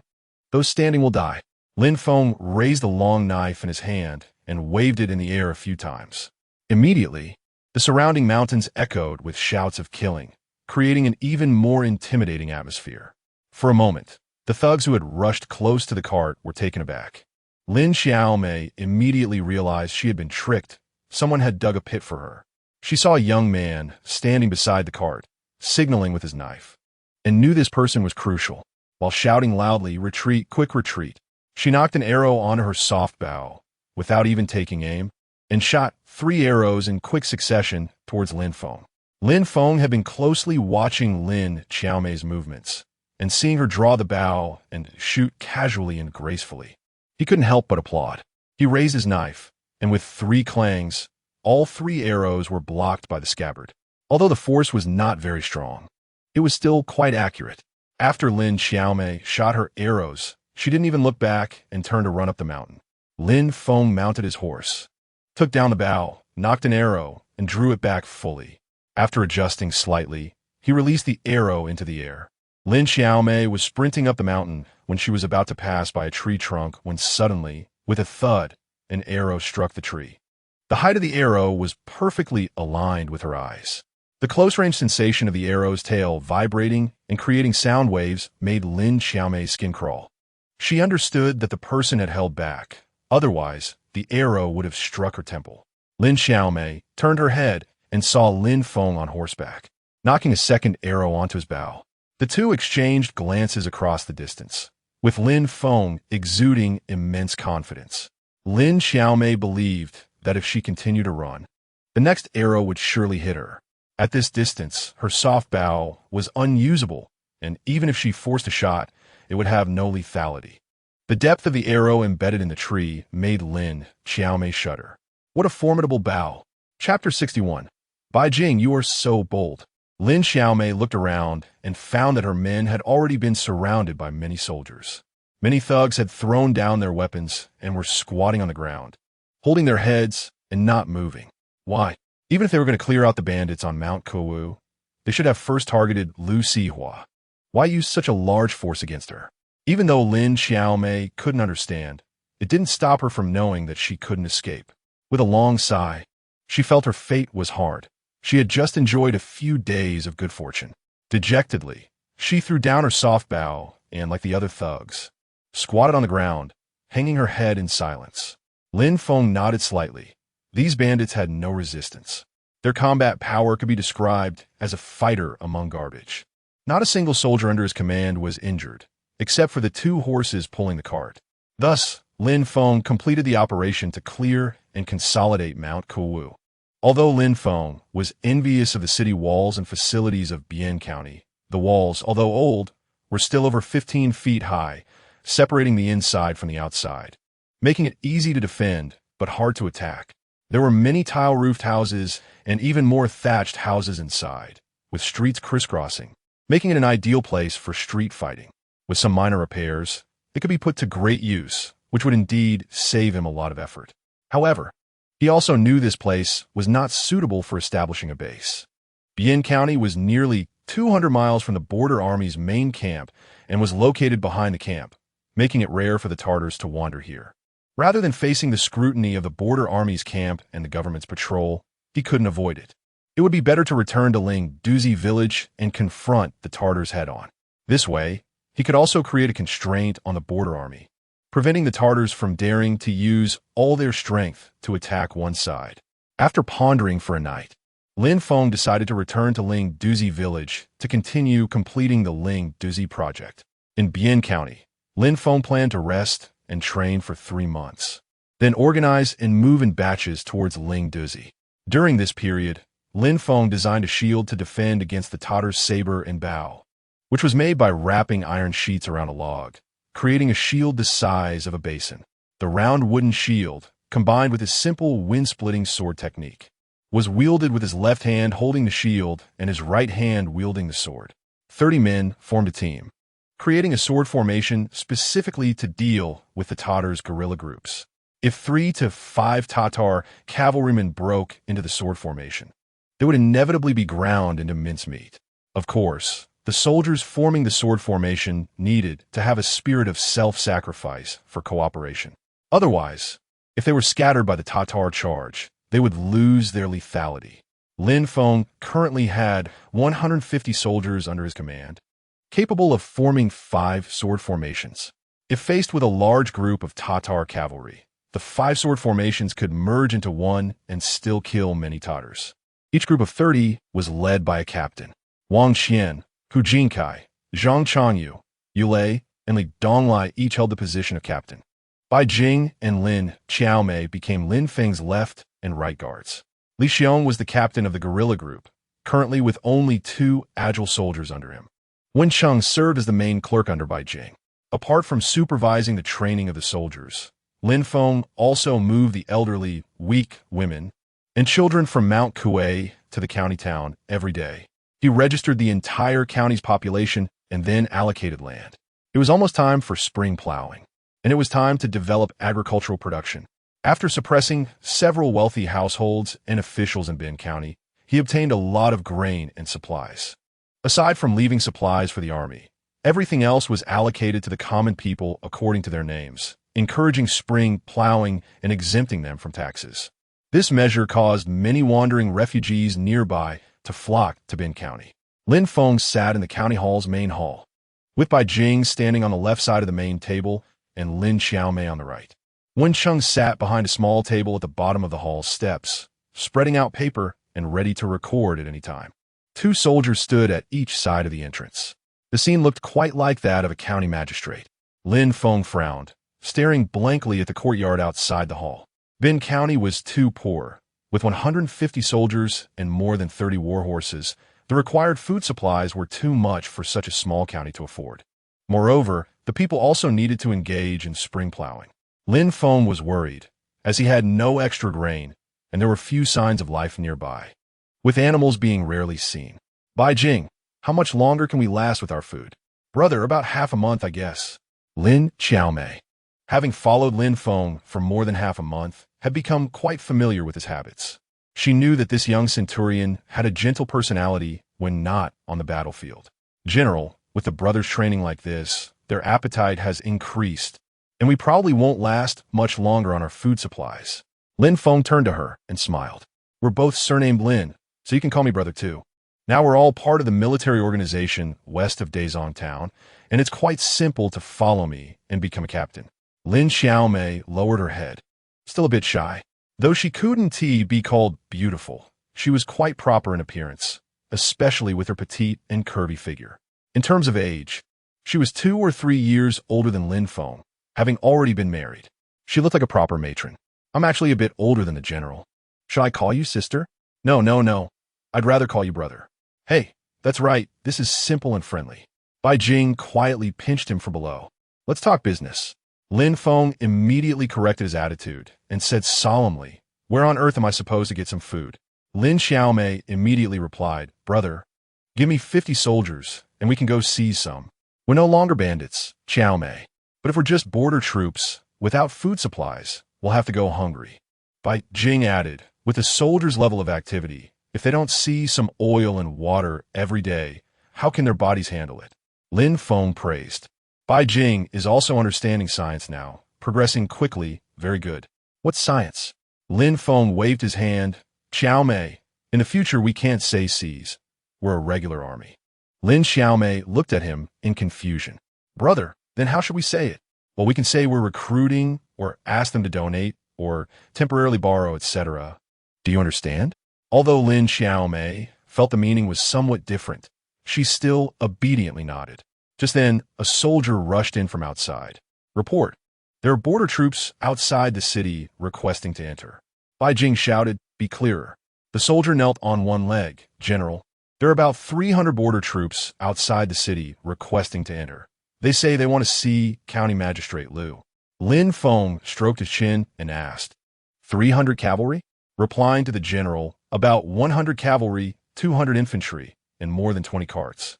Did you not check their waist badges, or seals, or anything? Bai Jing asked with a frown. Replying to the general, he said his name is Ma Fengtang, and County Magistrate Liu knows who he is. Lin Feng waved his hand. Go call that squad leader over to ask. Wen Cheng spoke up from the side. General, this person is indeed from the border troops. He belongs to the 14th team of Dingzi, a centurion responsible for collecting and transporting military food supplies.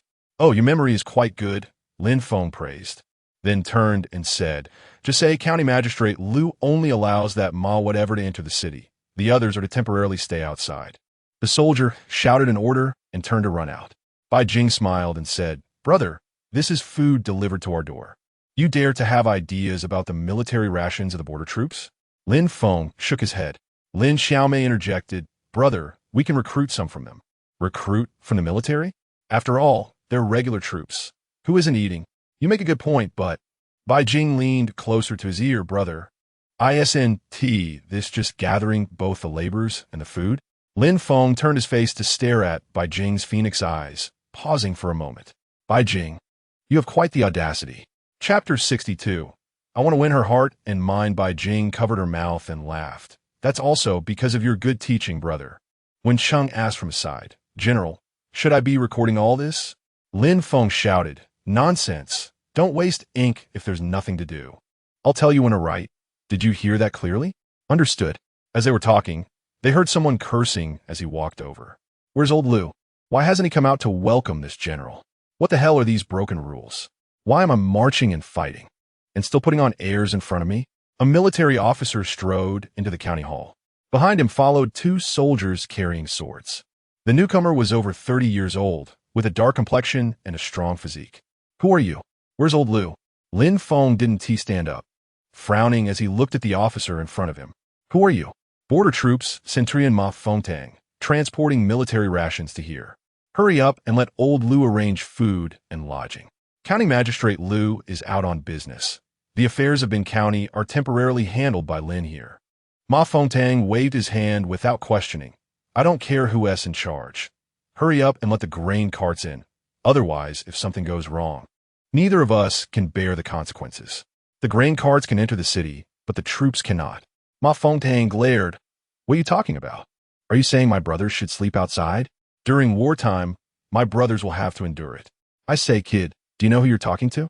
"Border troops, Centurion Ma Fengtang." "You little brat, do you dare disobey military orders?" Lin Feng replied leisurely. "This county is executing the orders of the Town West Protectorate." Ma Fengtang blinked, seeing a chair on one side of the hall, walked over, and sat down heavily. "The grain carts can enter the city with 100 soldiers guarding them. How about that? 50 soldiers. All right, that is how it is." Ma Fengtang had no choice. He was under the roof, and County Magistrate Liu was not present. He ordered the soldiers to go out and convey the message, then slapped the armrest of the chair. "Where's the tea? Is this how you treat guests? Bin County is poor. There's not enough food to eat. Where would the tea come from?" Ma Fengtang was stunned for a moment. "Well, since we're talking about food, we went out to gather food this time, a total of 25 carts. But we are still short of 5 carts of military rations. I had already discussed this with old Liu to take food from our Bin County. You should know about this, right? This county is not aware." "What?" Ma Fengtang jumped up from the chair. "You don't know such a big thing? Where did someone like you come from?" Bai Jing shouted loudly. "Ma Fengtang, do you dare to speak to the county magistrate like this? You have quite the guts." Ma Fengtang was taken aback. "County magistrate? What's wrong with old Liu?" He waved his hand dismissively. "I don't care who the magistrate is. Not a single grain of military supplies can be missing, or else you'll face military law. There isn't a single grain of food here." With a clang, Ma Fengtang pulled out half of his waist knife, glaring as he shouted, "I see you're tired of living." Lin Feng remained calm, but Lin Xiaomei, standing to the side, swiftly drew her soft bow. Her movements were quick, instantly completing the actions of knocking an arrow and drawing the bow. Ma Fengtang was about 5 or 6 steps away from Lin Xiaomei, right within the shooting range of the soft bow. "Huh? You dare to make a move against me?" Ma Fengtang looked at the bow and arrow in Lin Xiaomei's hands in surprise. These local officials always treated their border troops with great respect, serving them well with food and drink. He had never seen anyone so tough. He pointed his thumb behind him. "I have 300 soldiers waiting at the city gate. With a single command, I can have you all arrested and punished." His eyes darted around on Lin Feng and the others, observing. "Ma Fengtang, this county suspects you are impersonating the border troops." Ma Fengtang took out his badge from his waist and held it up. "Do I need to impersonate a military position? If I were to impersonate someone, I would at least take on the role of a general." Lin Feng waved his hand. "Ma Baifu, you are to gather supplies. Not a single grain is here. You will stay here for 1 night and leave tomorrow. There are mountain bandits around here, and it is not peaceful at night. Don't forget this county's reminder." Ma Fengtang was stunned. He really couldn't arrest these officials. He was a supply officer, relying on these people to gather military supplies for him. Lord Lin, can we gather a little less food? His tone softened. Bai Jing shouted, not a single grain. Do you have a hearing problem? Ma Fengtang's chest rose and fell sharply. This county magistrate is too outrageous, with two women standing beside him. What kind of decorum is this? They're even more excessive than the officers of the border troops. All right, you have guts. As he spoke, Ma Fengtang stood up and walked out of the main hall. It turned out that it was always County Magistrate Liu who arranged the banquet. But looking at the current situation, if he stayed any longer, let alone a banquet, he would soon be facing blades and arrows. According to Lin Feng's orders, the city gate only allowed grain carts and 50 soldiers to enter the city. The other soldiers camped half a mile outside the city. Ma Fengtang remained in the city with the concentrated grain carts. This place was originally a wealthy household's residence, spacious enough to park nearly 50 horse-drawn carts. Now, the wealthy household had been suppressed by Lin Feng, and it was an ownerless house, perfect for the 25 grain carts of the border troops and 50 soldiers to stay. Ma Fengtang occupied one room himself and called over a few captains. Brothers, something feels off about this place. I suspect this magistrate is a fake. The captains looked at him in surprise. General, what do you mean? It's very strange. Something is definitely wrong. Tonight, you all take people to seize the city gate and let the troops in. General, are you planning to control the county before saying anything? Old Liu is not here. And this kid doesn't look like a county official at all. One captain asked with concern. If we take the county like this, how do we report it? Report what? They are colluding with the mountain bandits. Do they think I don't know? If old Liu were here, there might be some feelings. Otherwise, I would have dealt with them long ago.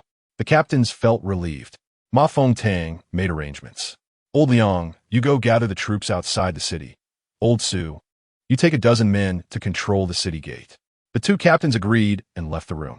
Lin Feng also called Hu Jinkai, Wang Qian, and Zhang Chong to arrange an ambush for the soldiers entering the city.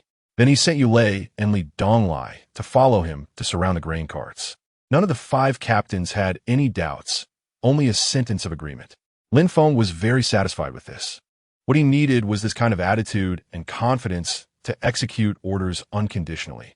As soon as night fell, Wang Qian, who was ambushed at the city gate, noticed a group of soldiers sneaking over. When this group of soldiers got close to the city gate, with a whistle, 30 sword and shield bearers charged out, surrounding a dozen soldiers in the middle. The leading captain was stunned. He had never seen so many border troops in Bin County. Seeing the overwhelming numbers and the gleaming long knives in their hands, he immediately understood that if he dared to resist, they would indeed strike. They all made a living among the border troops. Their lives were more important. Without any resistance, they were disarmed by Wang Qian. A dozen soldiers were driven into a house by the city. Meanwhile, Lin Feng personally led Yulei and Li Donglai with more than 60 soldiers, quietly surrounding the wealthy household where Ma Fengtang was stationed. At the entrance, Lin Feng immediately positioned himself across the street, with Bai Jing on the left holding a hard bow and Lin Xiao Mei on the right with a soft bow. The three quietly watched the courtyard with a few torches lit. Lin Xiao Mei leaned closer to Lin Feng and whispered, "Brother, who did you learn your archery from? You're exceptionally talented." Lin Xiao Mei looked skeptical. Bai Jing smiled and said, "Xiao Mei, go stay on the roof. Let me show you my brother's true skills." Lin Xiao Mei truly jumped off her horse and turned to climb onto the roof behind her. Lin Feng frowned. "You're so troublesome. I want her to be convinced by my brother." In a short while, Li Donglai and Yulei raised their hands to signal that they were ready. Lin Feng nodded to Bai Jing. Bai Jing also signaled for the attack. Several soldiers gathered their strength and forcefully broke open the courtyard door, and a crowd of soldiers immediately surged in. The soldiers in the courtyard were instantly stunned. How could there be so many people? Is this still that little broken county? Hearing the commotion, Ma Fengtang rushed out of the room, drawing his waist knife, and called his men to form a semicircle to protect him inside. "Who are you? Do you know what you're doing?" he shouted sternly. Li Donglai sneered. "You might as well put down your weapons and sit down. I guarantee your lives won't be harmed." Ma Fengtang had a vague impression of Li Donglai. "From Coelho Mountain? I'm a 100-man commander of the 14th team of border troops. We usually don't interfere with each other." "Brother, you must be mistaken." Yulei shouted loudly. I'm telling you to put down your weapons. Or don't blame me for using my knife. Ma Fengtang saw that the situation was not good and raised his waist knife. Brothers, if we lose the military supplies and go back, it's death. Here, we fight for our lives, there is still compensation. He shouted hoarsely. Outside the courtyard, Lin Feng sat on his horse, his expression grim. He didn't expect Ma Fengtang to have some backbone. It would probably be hard to persuade him. Bai Jing silently handed over the bent bow. Lin Feng reached out to take the bow, knocked an arrow, and drew it back. Lin Xiao Mei on the roof watched intently, her eyes fixed on Lin Feng's movements. Lin Feng closed his eyes, raised the bow, and tilted it upward. From his position on the horse, he couldn't see Ma Fengtang, but just by relying on his hearing, he could accurately locate Ma Fengtang's position. Ma Fengtang was still desperately rallying the soldiers to fight. Both sides were on edge. Li Donglai was about to make a move to strike, while Yulei hesitated. As a fellow border soldier, he felt a bit reluctant to take action. Seeing the hesitation on the other side, Ma Fengtang felt somewhat reassured. Brothers, we are all citizens of the great clan and should unite against outsiders. We shouldn't fight among ourselves. His words were cut short. Suddenly, an arrow shot out from the dark night and, with a thud, pierced Ma Fengtang's throat. Ugh! Ma Fengtang's eyes widened in shock as he looked up at the night sky. Until his death, he couldn't understand where this arrow came from or how it could strike without any warning. The soldiers surrounding him were still nervously holding their knives in a standoff when suddenly the noise behind them ceased. Li Donglai saw it clearly and was deeply shocked. What noise could there be, and how did an arrow come out of nowhere? Of course, the one even more shocked was Lin Xiaomei, who was lying on a roof ridge. From her angle, she could see clearly that Lin Feng was sitting on horseback and couldn't see Ma Fengtang at all. Yet that feathered arrow seemed to have eyes of its own, accurately piercing the other's throat. What kind of divine skill is this? She rubbed her eyes vigorously, finding that they were even blurrier. Looking down at Lin Feng, she saw that he had already handed the bow and arrow back to Bai Jing. It seemed he knew that his target had been hit and didn't need further confirmation. The soldier guarding in front of Ma Fengtang turned around to see his superior collapsed on the ground, lifeless. In a moment of panic, the curved knife in his hand slipped to the ground. With a clatter, a series of clattering sounds followed as all the soldiers threw down their weapons and crouched down. Holding their heads, Lin Feng knew the situation was settled and urged his horse into the courtyard. He signaled Bai Jing to collect the waste tokens and other items from Ma Fengtang. He waited for Yulei and Li Dong to come closer. You two swap clothes with these soldiers. Now we are the regular border troops, and they're the bandits from Kowu Mountain. He looked at the two, seeing that their eyes were bright, knowing they understood. He then turned the horse's head and left with Bai Jing, with Ma Fengtang's waist token and seal. The soldiers camping outside the city were easily led into the city to surrender their weapons. 300 soldiers were stripped of their uniforms and corralled in a large courtyard. According to the statistics from Bai Jing and Wen Cheng, 25 carts of grain were present, with 20 of them fully loaded. There were 110 war horses and a complete set of military equipment and armor. Instantly, Lin Feng's 150 soldiers became the true overstrength regular border army, the 3rd cavalry team of the Bingzi. The next day, Lin Feng was even busier. He needed several armor inspectors to select soldiers with good physical conditions from the 300 border troops to join his team. Then, he would pick 4 particularly outstanding youths from these soldiers to serve as his personal guards. After reorganizing, Lin Feng had the soldiers start training. The training plan he devised was very strict, exhausting the soldiers to the point of collapse every day. If it weren't for the promise of enough food, many soldiers would have given up such high-intensity training. During practical training, Lin Feng discovered a fatal flaw. During sword drills, the soldiers' knives were rendered useless after only a few strikes. The quality was too poor. Such weapons would be a fatal flaw on the real battlefield. Lin Feng pondered the alloy weapons he had encountered in his past life. He wasn't too familiar with the specific production process, but improving the strength of iron shouldn't be too difficult. He examined a curved knife in his hand. This iron was even softer than the wrought iron he had encountered in his previous life. By simply using high temperatures to burn away the impurities, he could significantly improve its quality. Lin Feng sighed, muttering to himself, "High temperature, high heat. Firewood won't do. I need coal and good coal at that. First, he needed to find coal, then turn the coal into coke, and then build a blast furnace, using a blower to raise the temperature to the appropriate level. Lin Feng suddenly felt a headache coming on. The long knife in his hand was of good quality, seized from the hands of the copper-armored Tartars. It must have taken countless days and nights of hammering by a blacksmith to produce a good knife. This method definitely wasn't suitable for mass production. How could he achieve high temperatures? Bai Jing, nestled beside him, pressed her soft, fair body against Lin Feng. What's wrong, brother?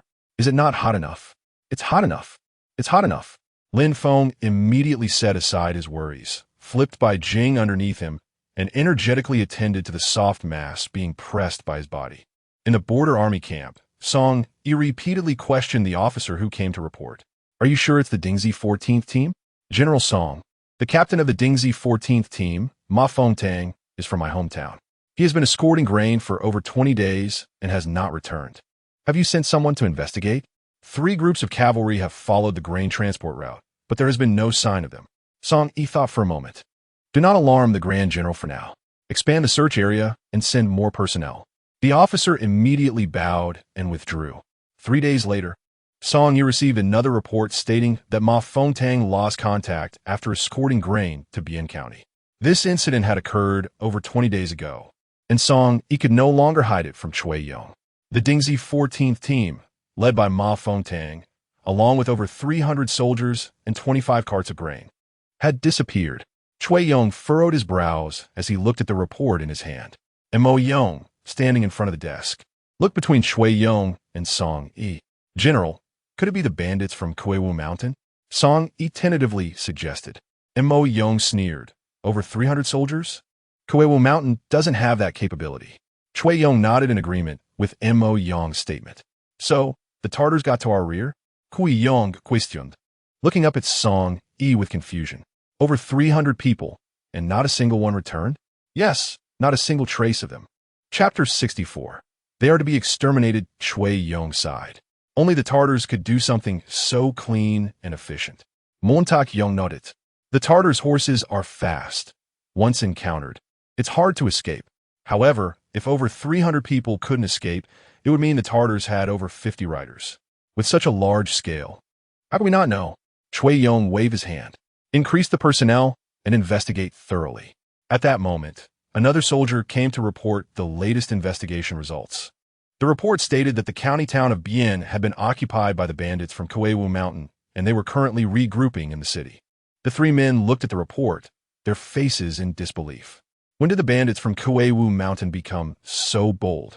The border army camp was less than 300 miles away, and they dared to take a county town. What were they trying to do? Mo Yong's expression changed, and he lowered his voice. General, could it be the Fu Wang? The Daizong court. Due to Fu Wang Zhao Zheng's discontent with his brother Zhao Zheng taking the throne, united various dissatisfied parties in the court and the people to rebel. Fu Wang Zhao Zheng had already occupied several important towns and was in a standoff with the court's army. Among Fu Wang's forces were a portion of wandering heroes and bandits who had taken to the mountains. Cui Yong shook his head. His reach isn't that long.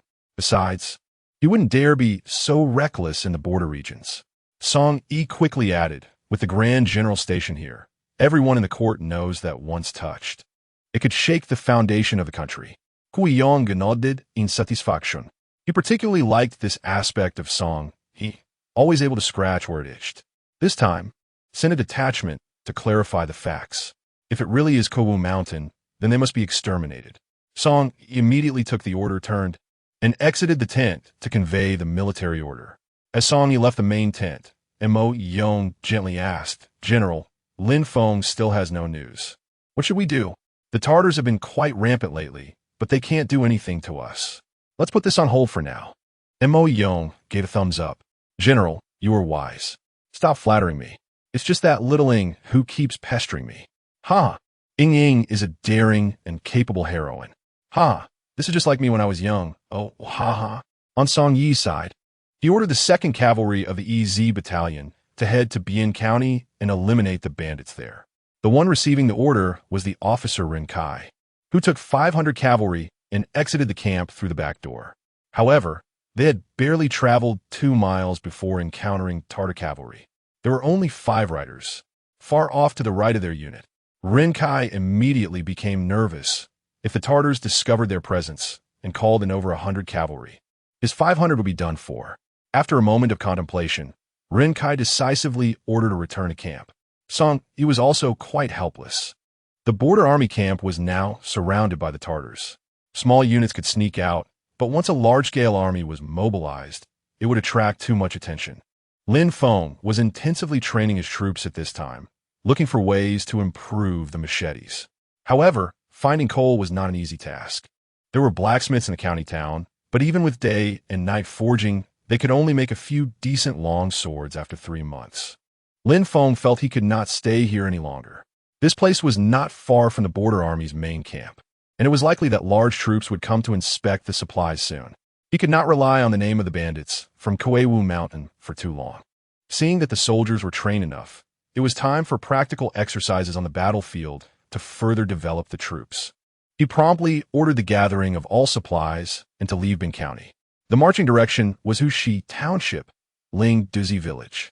This time, the troop was quite large, with nearly 30 carts and over 500 people and horses. 300 cavalry formed 10 combat teams, and new captains were appointed, each leading 30 riders. Of course, they did not have that many war horses, only a little over 100.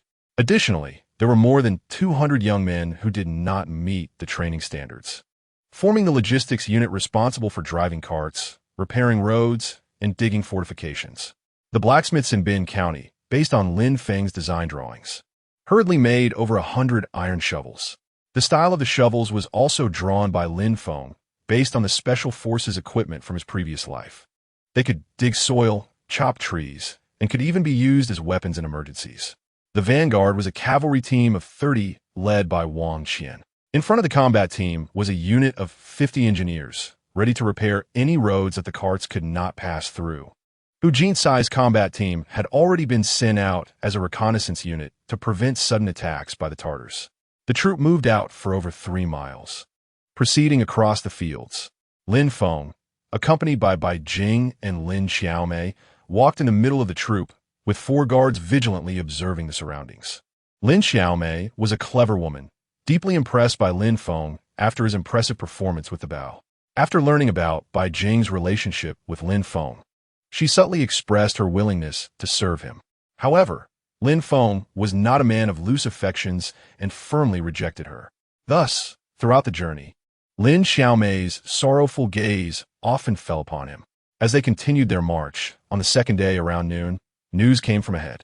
It was reported that Tartars were wandering 5 miles to the right front, with 2 in armor and 3 unarmored, a standard 5-man group. Upon hearing this, Lin Feng immediately commanded all troops to halt. He rode to the front of the troop, signaling Wang Qian.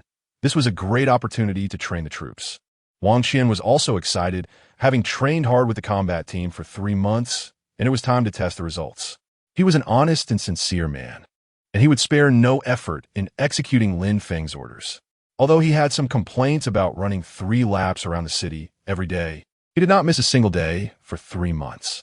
As the Tartar cavalry gradually revealed themselves in the distance, Wang Qian shouted loudly, "All dismount, form the sword formation."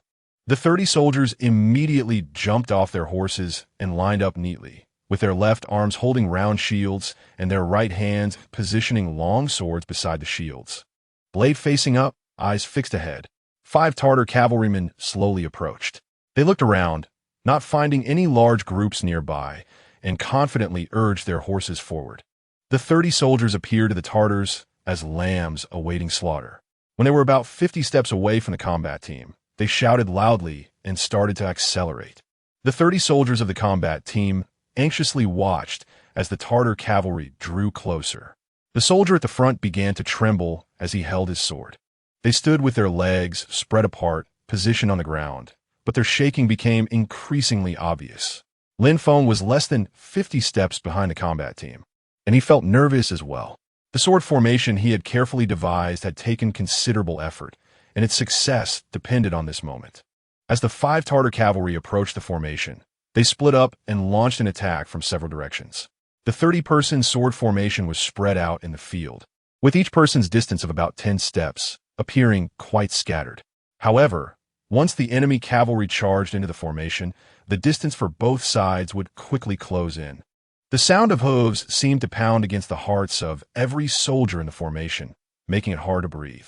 Finally, the first Tartar cavalryman charged into the sword formation. The soldier facing him sidestepped to let the enemy pass, raising his round shield to block his head. There was a loud crash as the Tartar's machete struck the shield. The impact nearly made him lose his grip on it, and the shock reverberated through his body, causing his legs to tremble. Yet he did not retreat a single step.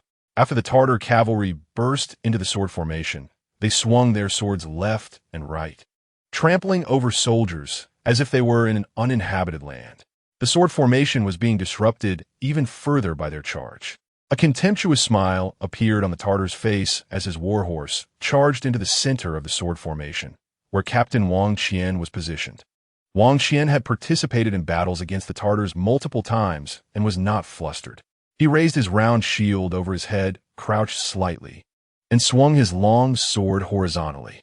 The Tartar's machete struck his shield while his long sword hit the front legs of the warhorse. Wang Qian was pushed back a step by the impact, while the Tartar's horse reared up violently, throwing the Tartar far away. Before the Tartar could hit the ground, soldiers on all sides quickly stepped forward with their swords, pointing their long swords at the falling Tartar. Despite his ferocity, the Tartar's machete came down upon the soldiers' round shields. However, before he hit the ground, four long swords pierced his body. It was as if a wild boar destined for roasting was impaled in midair by 4 long swords. The 4 soldiers quickly withdrew their swords to prepare for the next battle. The Tartar collapsed onto the ground, blood spraying from 4 wounds, dyeing a patch of grass red. The 2nd, 3rd, 4th, and 5th Tartars rushed into the sword formation one after another, hacking and striking at the standing soldiers. The soldiers forming the sword formation immediately unleashed their slicing techniques, each move executed with precision and strength. One person using the slicing technique couldn't reach Lin Feng's level, and even 3 to 5 people couldn't match him. However, when 30 people used the slicing technique together, the effect was entirely different. Lin Feng required that regardless of the opponent's tactics and weapons, they should respond according to the sword techniques practiced in training. They had to be meticulous, without deviation. After 3 months of training, the results were significant. The Tartar cavalry's once advantageous tactics lost their edge here. The psychological intimidation was ineffective, and their formation fell apart. Especially Wang Qian, fighting with all his might, led the soldiers as they moved in accordance with their techniques, delivering blow after blow. The midday sun was intense, reflecting a dazzling light off the blades. The Tartars found themselves surrounded by long swords, having lost all sense of proportion. They knew only to fight desperately with their weapons. It was unclear who delivered the first blow, but soon after, the second strike hit a Tartar. Then came countless blows. Lin Feng calculated that from a moment the Tartar cavalry charged into the sword formation, it had only been a matter of a few breaths. 5 Tartars had already been reduced to fragments by the sword formation. Limbs and heads were scattered across the ground, with even 2 heads rolling outside the formation. Bai Jing excitedly grabbed Lin Feng's arm, pressing her body against his shoulder, her eyes brimming with tears.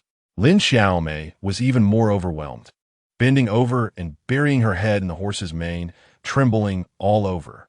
The sight of a sword formation killing enemies so effectively, capable of annihilating an entire family, was enough to leave them in awe. The 4 guards beside Lin Feng were also left dumbfounded, having never witnessed such a lethal sword technique. The ability to reduce people to fragments in an instant. Was this a human or a demon? Lin Feng's expression remained calm, and he felt composed inside. He had long known that as long as the soldiers in the knife formation passed their psychological test, they would become a combined killing machine. Anyone who intruded into the knife formation would be hacked to pieces. Even the warhorses would not survive. A few warhorses lay on the ground, with broken legs and huge wounds on their necks. Lin Feng estimated that if the blades were sharper, the horses' heads wouldn't have remained intact either. He patted Bai Jing on the head, instructing her to tally the battle losses, and then ordered them to clean up the battlefield and continue moving forward. The first battle ended, and Lin Feng was very satisfied with the results. As long as they saw blood and killed, these soldiers would be transformed into elites within the army. Based on the notice from the headquarters of the border troops, he recorded the merits for Wang Qian's team, awarding rewards for each Tatar head according to the standard. This move immediately sparked high morale among all the soldiers. Bai Jing returned to Lin Feng's side and reported the battle losses in a low voice. "Brother, no one died, but 9 were injured. 3 had broken arms. 2 were kicked by horses, and 4 were cut by the Tatars' blades. Is it serious? They won't die for now, but 2 of them might have a hard time surviving." Seeing Lin Feng remain silent, she quickly added, "Brother, I know your medical skills are excellent. Why not go take a look at them?" Lin Feng shook his head. He was very clear about his own level. It seemed he needed to find a military doctor to accompany the troops, otherwise being injured on the battlefield could be fatal. Just as he ordered the troops to move forward for less than a quarter of an hour, Hu Jinkai and Zhang Chongyu rushed over. "Boss, let me go to the front. They've all fought. It's our turn now." The two came to request a replacement for Wang Qian's team. Lin Feng agreed to rotate the troops for training and let the two discuss the order of replacement. Wang Qian also ran back, hanging his head in silence in front of Lin Feng's horse. "If you have something to say, just say it." Lin Feng was annoyed by his honesty, just like his former self. "Boss, can you go save them?" Lin Feng sighed. It was the same request again. Well, he saved Wang Qian. It was purely an instinctive first aid measure. Looking at the eager expressions of the few people, Lin Feng had no choice but to ride forward. The 3 soldiers with broken arms had their arms shattered by the Tatars' immense strength when they struck against the round shield. Lin Feng had someone find a few tree branches, gritting his teeth to align the bones in their arms. Although he claimed to align them, he couldn't actually see. He just straightened the arms and considered it done if he didn't find any abnormal protrusions. Then he fixed them with the branches. The 3rd soldier had his arm dislocated. This posed an even greater challenge for Lin Feng. Recalling what he had seen and heard in his previous life, he needed the soldier's joint. Despite the soldier biting down in pain, he still let out groans. This was all because Lin Feng didn't know how to handle this kind of thing. It wasn't until sweat beaded on his forehead that he finally managed to press the arm back into place. The 3 soldiers knelt on the ground, bowing deeply to Lin Feng. Even with such rough methods, it couldn't stop everyone's admiration. The people around looked up at their general with a worshipful gaze, as if Lin Feng had a halo of divinity illuminating their hearts. For the 2 soldiers whose legs were broken by horses, he treated them according to protocol, straightening the bones and fixing them with branches. The 4 who were wounded by the Tatars could only be bandaged with white cloth to stop the bleeding. Their lives were left to fate. Lin Feng felt an even greater urgency to hire a military doctor. "I'm a commander. How did I become a doctor? This will spoil these soldiers." According to Bai Jing's statistics, Lin Feng also needed to get a few blacksmiths to accompany the troops. The quality of the long swords was too poor. After one training session, 2 or 3 dozen swords would get damaged. In today's battle against 5 Tatars, 7 long swords were damaged, and 2 round shields were hacked apart. After cleaning up the battlefield, the team continued moving forward until night fell, when Lin Feng ordered the troops to stop and camp on the spot. Taking advantage of the night, he summarized the day's actual combat and made adjustments and improvements to the knife formation. In the following march, they encountered 2 Tatar guerrilla attacks. As expected, the Tatars were all ground into meat paste by the knife formation. 5 days later, Lin Feng led 500 men back to Ling Douzi Village. The advance party had already scouted the area, and it was desolate, with not a single commoner in sight. When Lin Feng arrived at the village, he found that the entire village had been burned to ruins by the Tatars. Even the beacon tower and the camp had been completely burned down, leaving only a bare mound of earth. It seemed the Tatars had come here searching for Lin Feng's whereabouts. Upon not finding anyone, they set fire to everything to vent their anger. Lin Feng also had no intention of salvaging anything. After all, everything would need to be rebuilt. Only the Ling Douzi remained as it was before, with the preliminary work still intact. When Lin Feng waited for everyone to gather, he raised his hand and pointed to a stretch of wilderness. "Brothers, our home is right here." Li Donglai, Elayena Kyomei, and a few others who had never been here looked at the overgrown fields in a daze. Chapter 66. Making friends through martial arts. The engineers set up tents, and there had previously been wells in the village, so the water source was not a problem. By the next day, Lin Feng took out his engineering drawings for everyone to examine. He then assigned tasks to the leader of the engineering battalion, instructing them to follow the drawings and complete the work as quickly as possible. Lin Feng stayed at the original site of the beacon tower, where the camp was rebuilt. The foundation of the beacon tower remained. It just needed to be tamped down with earth. Each battle team under his command, in addition to completing their daily training tasks, was also assigned the task of participating in construction. These soldiers were not afraid of hard work. They only feared not having food to eat. After they were well fed, even with added tasks, no one complained about Lin Feng. The nearly 500-strong construction team realized Lin Feng's initial plan. The problem Lin Feng faced now was the issue of food supplies. Eating up the mountain would lead to depletion. Even with over 20 carts of food supplies, if there was no source, they would soon be consumed. Lin Feng turned his attention to Qingshui County, where there was a guy named Mu Bentian, who not only did business with the Tatars, but was also a county lieutenant. With his resources, he should be able to provide for Lin Feng's 500 men for some time. Qingshui County was a step up compared to Bin County, with a significantly larger area. It was less than 200 miles from the border city, allowing the city's soldiers to respond to each other and form some constraints against the Tatars. Therefore, the Tatars could not spare too many men to attack the city. With fewer numbers, they wouldn't be able to break in. The county lieutenant of Qingshui had considerable power, commanding 500 soldiers during wartime to protect the county. He did not belong to the border troops, but was part of the provincial military structure, under the leadership of the Protectorate of the West. Thus, the border troops did not manage him, and the Protectorate was too far away to take care of him. Only the troops in the border city still offered him some consideration. It was a relatively independent, yet awkward city. Since the Tatars did not come often, the city defenses were relatively relaxed. After Lin Feng and his men paid the city gate tax, they swaggered into the city. Once inside, they discovered that Qingshui County had already implemented military control, with soldiers patrolling the streets everywhere. Lin Feng frowned, realizing that he had somewhat underestimated Mu Bentian's capabilities. Under such circumstances, even if he managed to procure food supplies, it would probably be difficult to transport them out. The streets were filled with refugees and beggars, all common folk from nearby areas who had been affected by the war and ended up here. Lin Feng also noticed that there were many figures from the underworld in this area, armed with swords and coming and going freely. Bai Jing became very quiet, obediently staying by Lin Feng's side. This time he had brought Lin Xiaomei, Li Xiong, Hu Jinkai, and Li Donglai.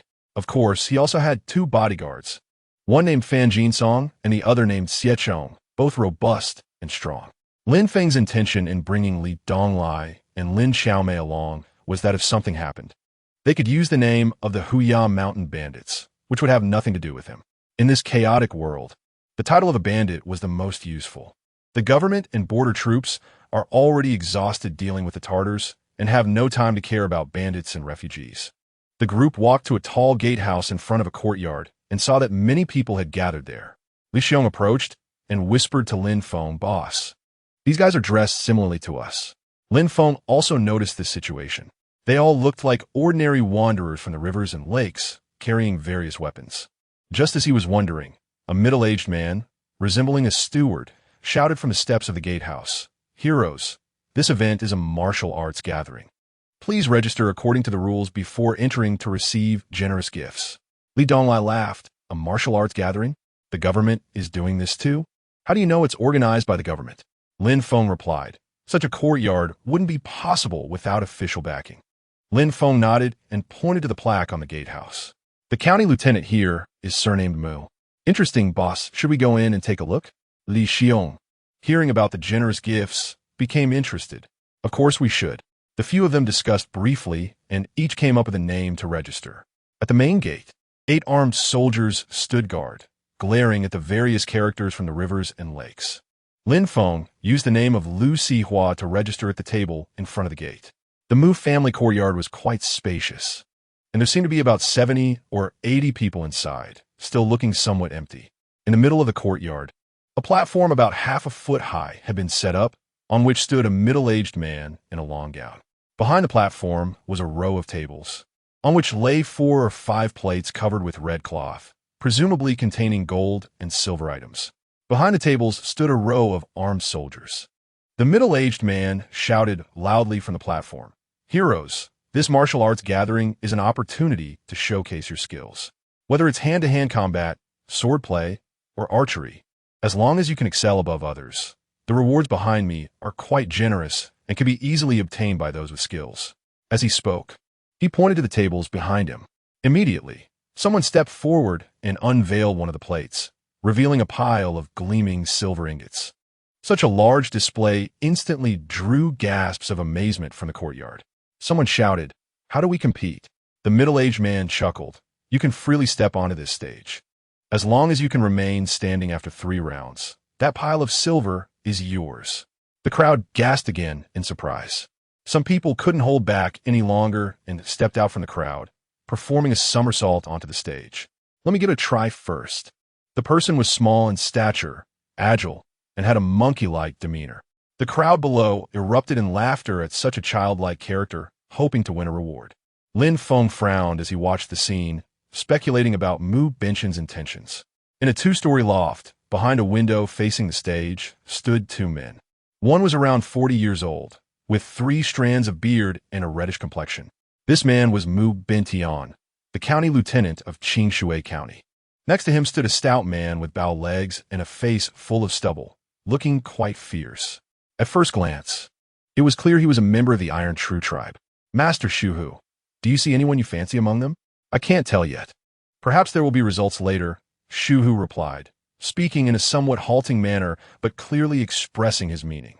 The 2 remained silent for a moment, watching the 2 men fighting on the platform below. "Mr. Mu, has there been any news about Lin Feng?" Mu Bentian frowned. "Master Shuhu, Lin Feng is very cunning. After committing murder, he didn't return to the border army camp. It will be very difficult to find him in such a vast area." Shuhu ground his teeth in frustration. "Mr. Mu, please do your best. If you have any news about this person, be sure to inform me immediately." "Rest assured, Master Shuhu. I will do my utmost to find his whereabouts," Mu Bentian replied, pointing downstairs. "These wandering heroes are most skilled at traversing the wilderness. Let them search, and I'm sure there will be results in a short time." Shuhu nodded, his gaze shifting back to the platform below. "Mr. Mu, your strategy is very good. But will they truly serve the Iron True tribe?" Mu Bentian chuckled.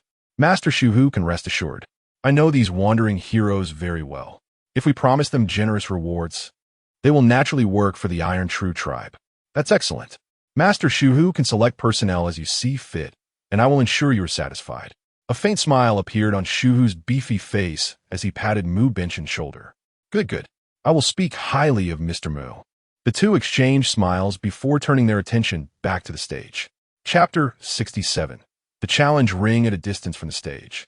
2 young women stood leaning against the railing of a decorated building, with 4 maidservants scattered behind them. "Zista Vanya, I heard Uncle Mu say that he will choose a husband for you from among these people. Is that true?"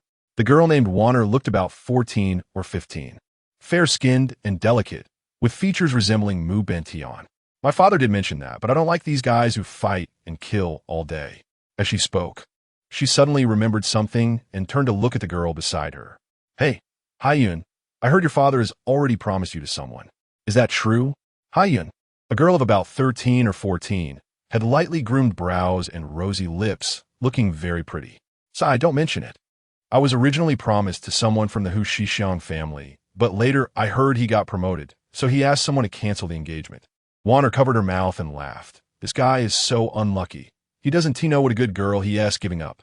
Haiyun shook her head. "Originally, his family was poor, and my father was thinking about how to cancel the engagement. Who would have thought he got a leg up first? Haha. It seems my little Haiyun is holding a lot of frustration." "It's nothing. Why be angry? I heard he was just a rough soldier in the army." Warner pointed towards the distant stage. "Why don't you pick one here, too?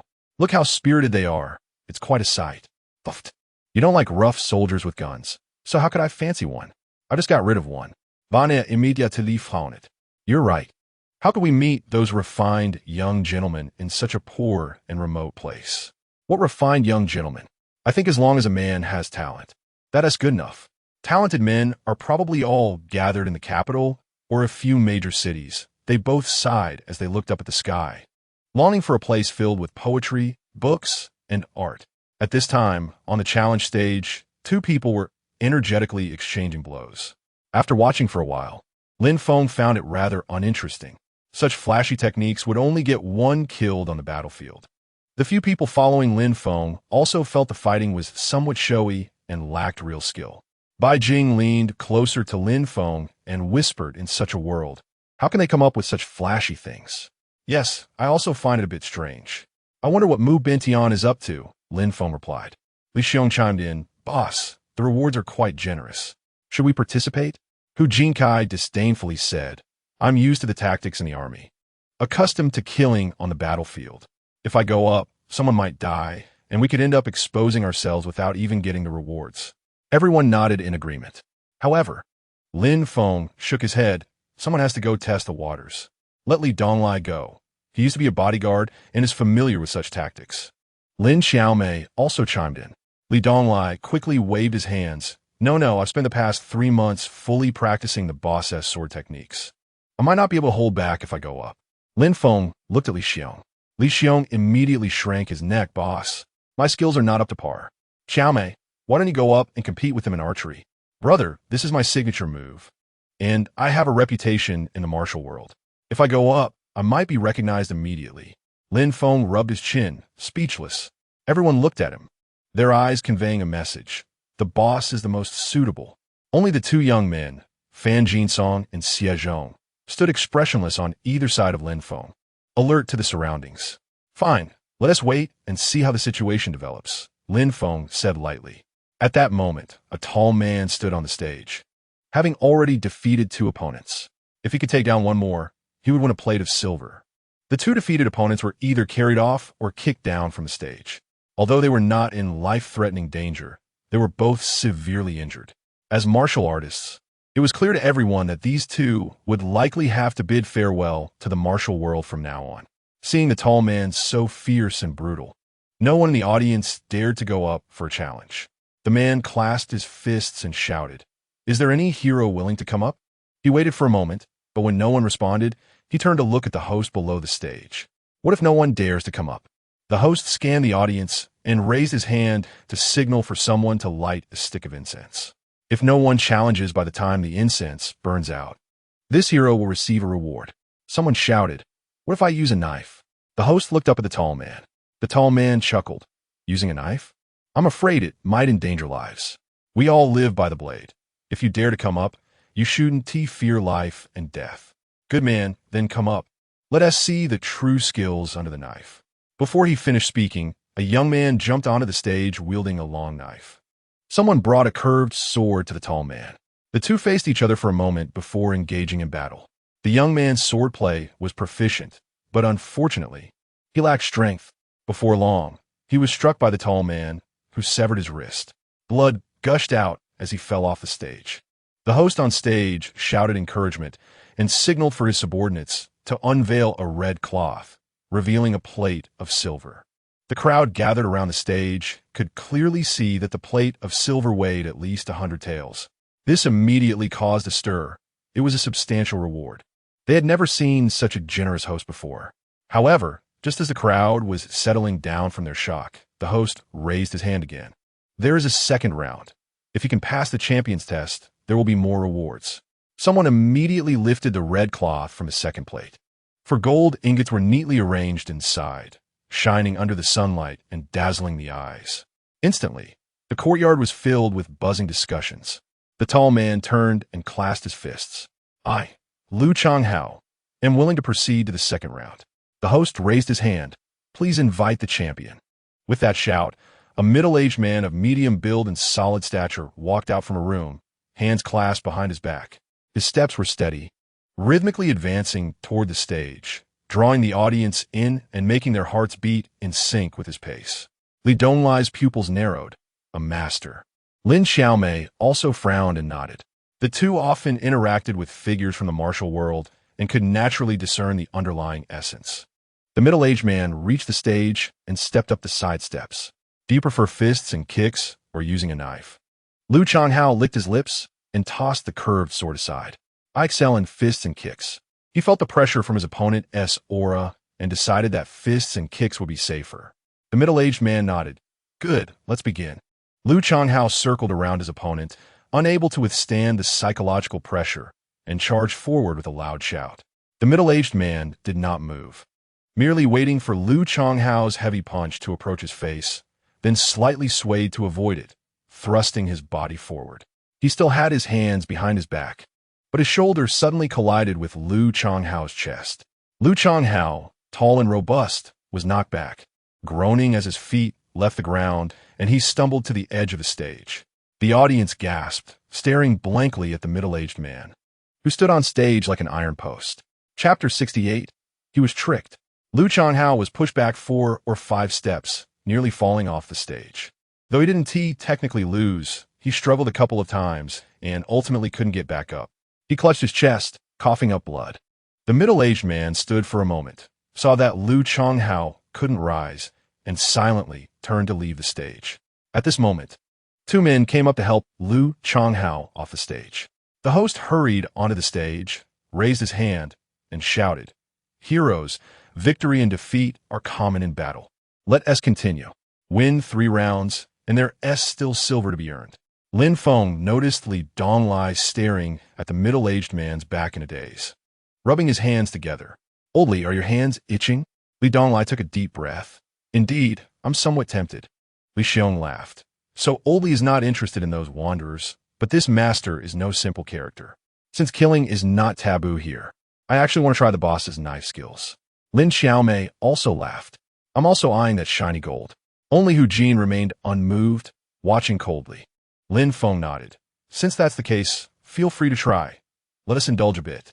Li Donglai clasped his hands. "Boss, 1 word, I admire you." Li Xiong teased. "That is 3 words." Li Donglai did not argue, picked up his knife, and strode up to the stage. The host, seeing someone on stage, immediately greeted him with a smile. "This hero, how should I address you?" Li Donglai, a knife player.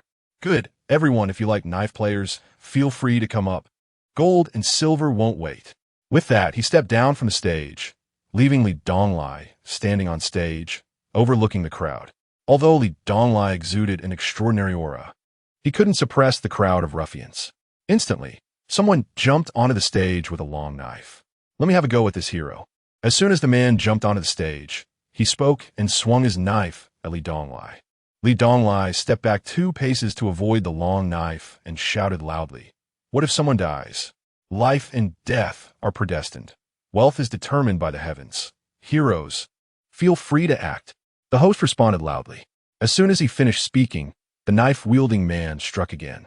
Li Donglai smiled slightly, sidestepped the knife's edge, and his long knife flashed, moving as swiftly as the wind. When the audience next saw his knife, it had already cleaved into the man's body, starting from the shoulder and slashing diagonally to the ribcage, nearly splitting him in half. The audience gasped in shock, then fell silent. Li Donglai fronat, carefully examining the long knife in his hand, and forcefully pulled it out from the man's body, blood and entrails spraying everywhere. Li Donglai held the long knife and turned to nod at Lin Feng, implying that indeed, this knife technique was incredibly sharp.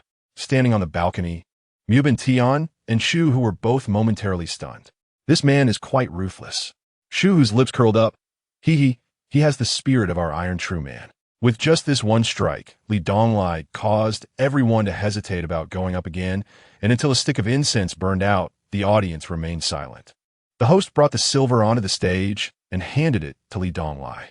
"Hero, would you like to try the second round?" Li Donglai took a deep breath. "I came here for this." "Good, indeed a hero. Please invite the champion to the stage." The next moment, the middle-aged man walked out from the room again, still advancing step by step to the stage. Li Donglai focused intently on his steps, silently adjusting his breathing and heartbeat, until the middle-aged man stood in front of him, still with hands clasped behind his back, his expression calm. Li Donglai felt an immense pressure wash over him.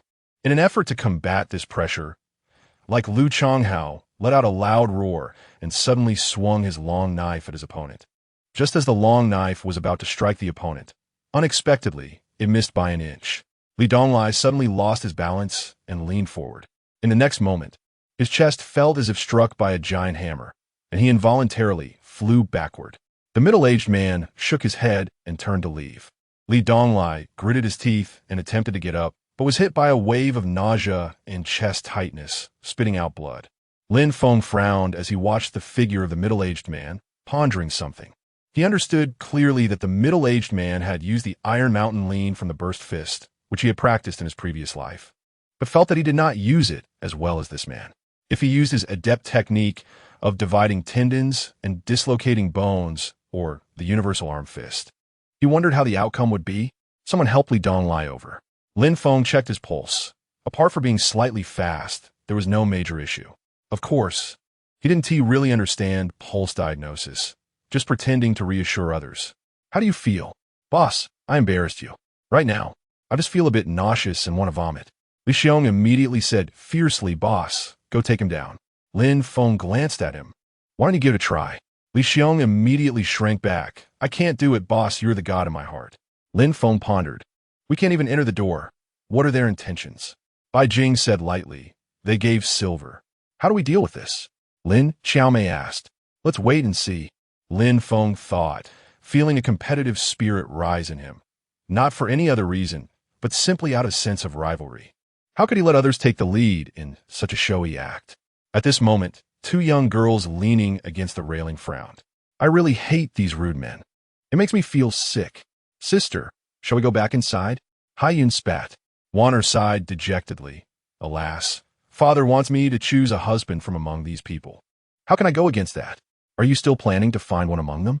Otherwise, Haiyun, how about you try to help sister find someone a bit more pleasing? Haiyun helplessly rested her chin on the railing. All right, for sister's lifelong affair, I'll give it my all. I knew Haiyun was the best. Make sure to look carefully. Another challenger stepped up to the platform, but most who could get past 3 rounds took their silver and left the stage. No one dared to challenge the second round anymore. Li Xiong sighed. That guy got to show off. Just relying on 2 arms, he subdued all the heroes. The sun had passed noon, and although everyone was hungry, none left. They all envied those who received silver, regretting not seeing a master who could take gold. Lin Feng's 2 guards watched with shining eyes, having never seen so many masters compete. Lin Feng had observed for a while, and felt that if he continued watching, nothing new would happen. He rolled up his sleeves and said, All right, let me Lu Xihua meet the heroes of the world. Everyone immediately perked up, excitedly raising their fists in encouragement. Lin Feng took off his outer robe, revealing his inner short attire, took the long knife from Bai Jing's hand, and then, under everyone's anticipation, strode to the platform. With one hand pressing on the edge of the stage, he gracefully flipped up. He pondered for a long time and decided that his wind-splitting knife technique was the safest option. If he used fists and feet, it would only waste time and the outcome would be uncertain. The host of the stage saw someone going up again and immediately shouted, What is this hero's name? Lu Xihua. Good. Wishing Hero Lu a generous reward. Lin Feng held the long knife behind his elbow and surveyed the surroundings. Generally, when newcomers come to the stage, there will naturally be someone eager to challenge. At this time, standing opposite Lin Feng on the platform was a sturdy middle-aged man, his face weathered, showing signs of having experienced the trials of the martial world. His movements were steady and measured, his gaze sharp, wielding a pair of fist-sized iron hammers. Lin Feng didn't move, quietly watching the other party.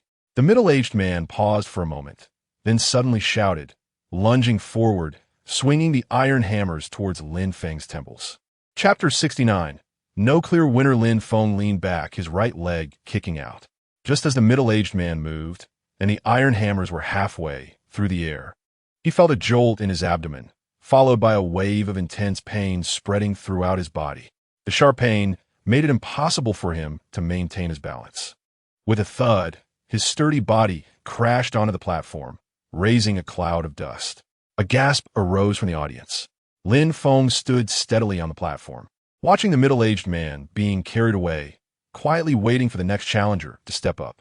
By this time, those who were supposed to have come up had already done so, and some skilled individuals waiting and observing should also make a move. Sure enough, a young man with steady steps, holding a long spear, took 2 steps forward, planted the spear on the ground, and leaped onto the platform. Lin Feng secretly laughed. This kid is doing pole vaulting. Qin Fong from Yong City, please advise. The young man was tall, with long limbs, somewhat resembling Lin Feng. Lin Feng nodded, moving the single knife forward from behind his elbow, spinning it in his hand to create a flower of the blade. The audience suddenly cheered loudly. Lin Feng helplessly shot a glance at Li Xiong and the others, thinking they were truly enjoying the spectacle. The young man in front of him had a composed demeanor, exhibiting a battlefield style, clearly possessing the demeanor of a general, and his skills were undoubtedly formidable. Qin Fong also nodded to Lin Feng, then shook his spear, the red tassel unfurling, and the nearly foot-long spear tip was already thrusting toward Lin Feng's face. Lin Feng stepped back helplessly. Unexpectedly, the spear did not relent, continuing to thrust forward. Lin Feng retreated 3 steps, but the spear's bright tip remained half a foot from his chest. Just as Lin Feng was about to take a 4-step back, Qin Fong's mouth curved slightly, and the spear suddenly accelerated. However, Lin Feng only retreated half a step, turning his body to avoid the spearhead, then spun around. Like a top, he spun 3 or 4 times along the spear shaft, moving so fast that he became a blur. Just as the audience was astonished, both men on the platform stopped their movements simultaneously. Lin Feng grabbed hold of Qin Fong's spear shaft with his left hand, while the tip of his knife was already pressed half an inch against Qin Fong's throat. In that moment of shock, Qin Fong nodded and smiled. Brother Liu is indeed remarkable. Qin Fong has lost. After saying that, he pulled back his spear and jumped off the platform. After burning through an incense stick, no one else stepped up to challenge. The host of the platform held out a plate of silver, looking at Lin Feng with a radiant expression. Hero Liu, do you dare to challenge the second round? The audience held their breath, just waiting for Lin Feng's answer. The champion of the second round was too mysterious and arrogant, despite defeating opponents twice with the same move. He hadn't even moved his hands. This was arrogance taken to the extreme.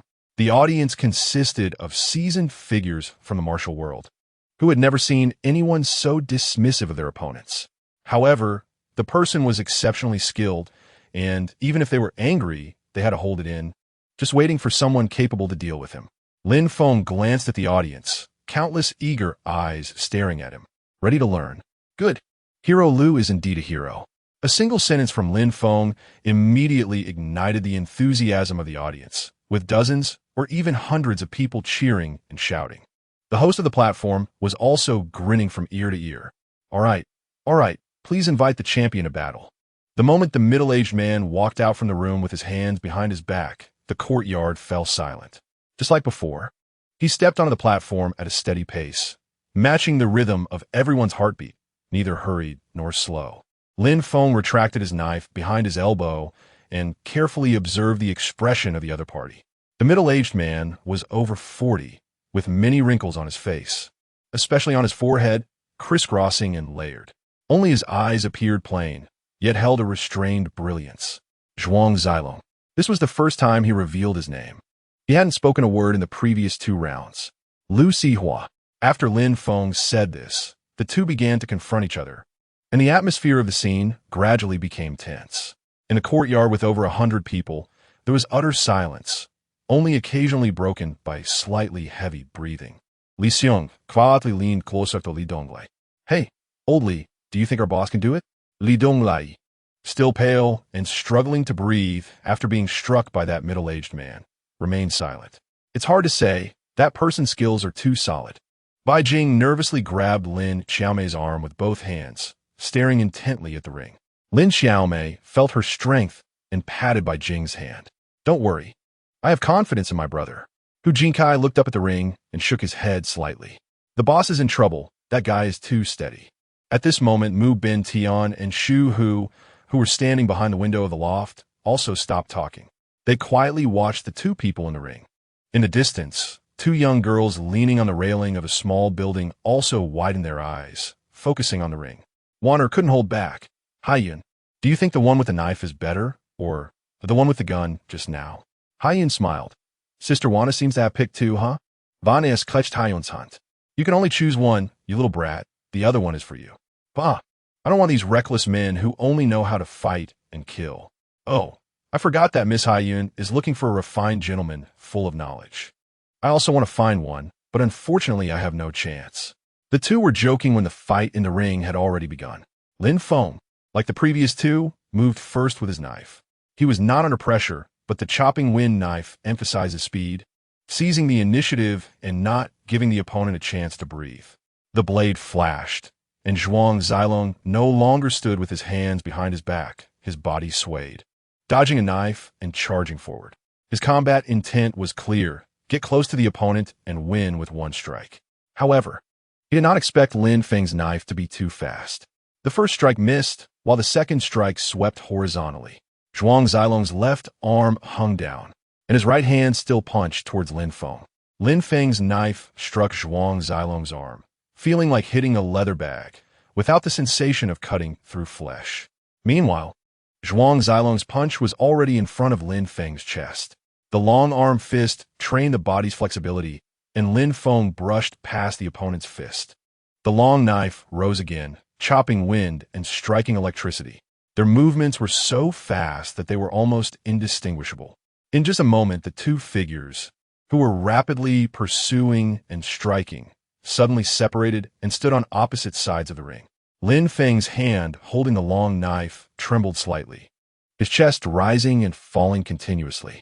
Zhao Zheng still stood there steadily, calm and composed. Everyone looked at them in astonishment, unsure of the outcome. A buzz of discussion arose from the audience. This Liu whatever Huai sound a bit familiar, but I haven't heard of such a master in our area. It suddenly popped up. I haven't seen this Zhao Zheng either. How powerful! If we got on stage, we probably couldn't withstand a single move, right? Who won and who lost? Regardless of the commotion below, the two on stage quietly stared at each other. After a while, Zhao Zheng finally spoke. Little brother has good knife skills. I admire that. Lin Feng nodded and smiled. Brother Zhuang's iron cloth shirt makes me feel ashamed. Although only a moment had passed, the two had exchanged who knows how many moves. Lin Feng felt as if he were facing a copper-armored Tartar. The copper-armored Tartars rely on their armor, while Zhao Zheng's body is genuinely impervious to knives and guns. Let's call it a day. What do you say about not distinguishing victory or defeat? Brother Zhuang is too kind. If we continue, I will surely lose. Zhao Zheng smiled. Lucy Huai, huh? That name doesn't team match your skills. Lin Feng understood that he knew his name was fake. Of course, he didn't mind. How many people here use their real names? Zhao Zheng waved to the audience. Although it was a tie, the reward was still valid. Bring it up. Immediately, someone brought a plate of gold onto the stage. Lin Feng cupped his hands and said, Brother Zhuang, since there is no winner or loser, how can I dare to take this reward? Please take it back. After so many years, I have encountered a rival again. How fortunate. Your reward is well-deserved. Lin Feng firmly declined. Zhao Zheng, helpless, leaned closer to Lin Feng. Little brother, we will discuss this in detail later. You take this gold. Lin Feng wanted to know the inside story of Mu Ben Tian, so he reached out to accept the gold plate upon hearing this. The two exchanged smiles, and each stepped down from the stage. However, when Zhao Zheng leaned in, Lin Feng vaguely saw that his clothes had been cut in several places. Chapter 70.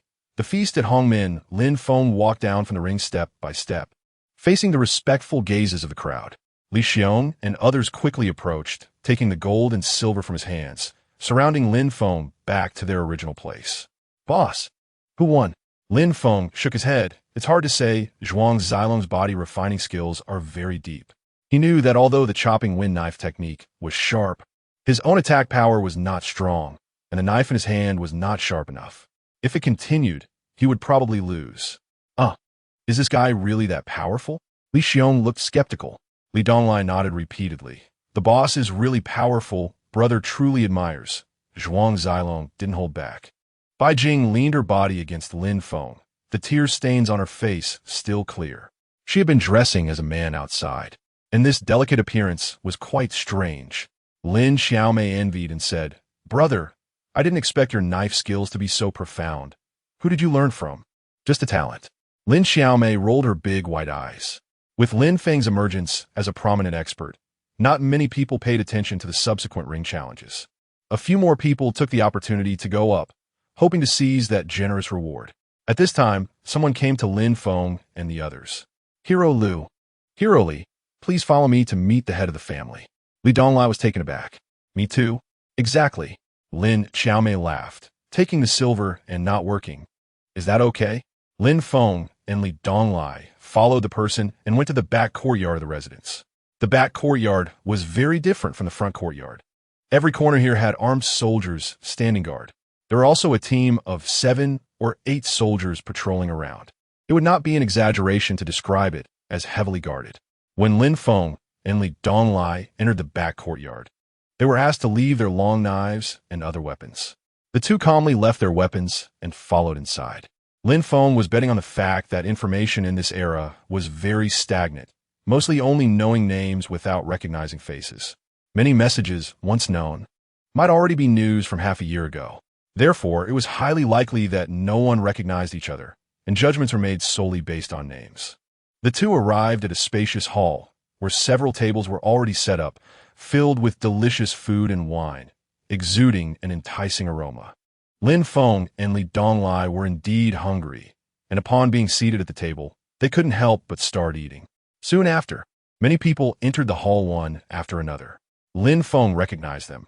Anyone who had received a reward was invited here. The young man with the gun, Qin Feng, came in, first smiled at Lin Feng, and then sat down beside him. Before long, there were 4 people sitting at each table. Lin Feng counted. There were a total of 4 tables. Everyone was hungry after a long wait and began to eat as soon as they sat down. The wine jars were also opened, and they started to drink heartily. They were all men of the Jianghu, and soon the room became lively. After a few rounds of wine and a variety of dishes, many men were already getting tipsy, loudly discussing the day's ring competition. Almost everyone held up their wine bowls, taking turns to toast Lin Feng and saying words of admiration. Just as everyone was enjoying the feast, Zhuang Zilong walked in from the door and stood there. The room suddenly fell silent. Lin Feng couldn't help but sigh. This person's aura is indeed strong, much more intimidating than his own gentle demeanor. Zhuang Zilong scanned the room and intentionally nodded at Lin Feng. Everyone, it's a pleasure to meet today. All of you are famous heroes in the Jianghu. I want to introduce you one by one. He paused. My family head, Lord Mu Ben Tian, the county lieutenant of Qingshui County, takes this opportunity to share a good chance for promotion and wealth with all heroes. Please don't miss it. After saying that, he turned and bowed slightly towards the door. At the entrance, Wei Mu Ben Tian from Qingshui County walked in with a smile. You heroes have impressive skills. I admire you, he said loudly, cupping his hands in salute to the crowd. The people in the room also stood up, returning the gesture politely. After the greetings, just as everyone was about to sit down, Mu Ben Tian raised his hand. Please wait. I still need to introduce an important person to everyone. Following his words, Shu Hu strode in from the doorway, dressed in iron armor. His appearance was unmistakably that of a Tatar. The crowd was momentarily stunned, unsure of what to say. Mu Ben Tian quickly introduced, this is Lord Shu Hu, a warrior of the Iron True clan, a prominent figure who has come here today to discuss important matters with you all. Whether you desire gold, silver, jewels, fertile land, or beautiful women, Lord Shu Hu can fulfill your wishes. Many people slowly sat down, coldly watching the few standing at the door. Many in the room had family members harmed by the Tatars and held a deep-seated grudge against them. Lin Feng maintained a blank expression, continuing to eat. He understood that this Mu Ben Tian had sided with the Tatars and betrayed the Great Clan. The situation for the Great Clan's court was worrying. He had been curious about how the Tatars could easily overlook such a small county. Was Shu Hu related to Shu Xiong, who had died at his hands? Shu Hu laughed heartily. Heroes, I admire brave men the most. All you here are skilled individuals whom I respect. Seeing no response from the crowd, he did not care. Our Iron True clan has plenty of gold, silver, and beautiful women. As long as you complete the task, they will be yours for the taking. Still, no one spoke. Mu Ben Tian glanced at everyone.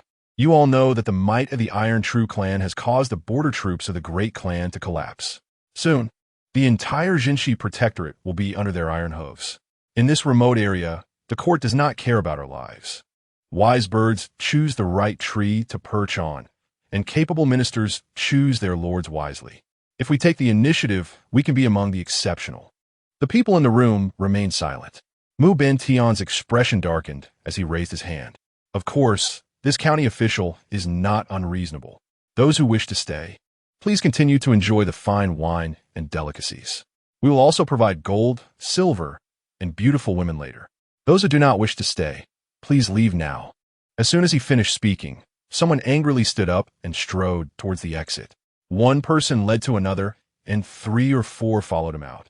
Li Donglai was about to stand up when Lin Feng pressed him down. The first man reached the door and lifted his foot to step over the threshold. At that moment, Zhao Zheng, standing beside the door, leaned forward, his shoulder pressing against the man's chest. The man stumbled and fell out the door, letting out a muffled grunt and spraying a mouthful of blood, then lay still. Li Donglai, sitting next to Lin Feng, gasped. "Boss, that guy really held back during the arena." The 3 or 4 people following the first man immediately stopped, staring at Zhao Zheng in terror. This was serious. Those unwilling to stay needed to keep quiet.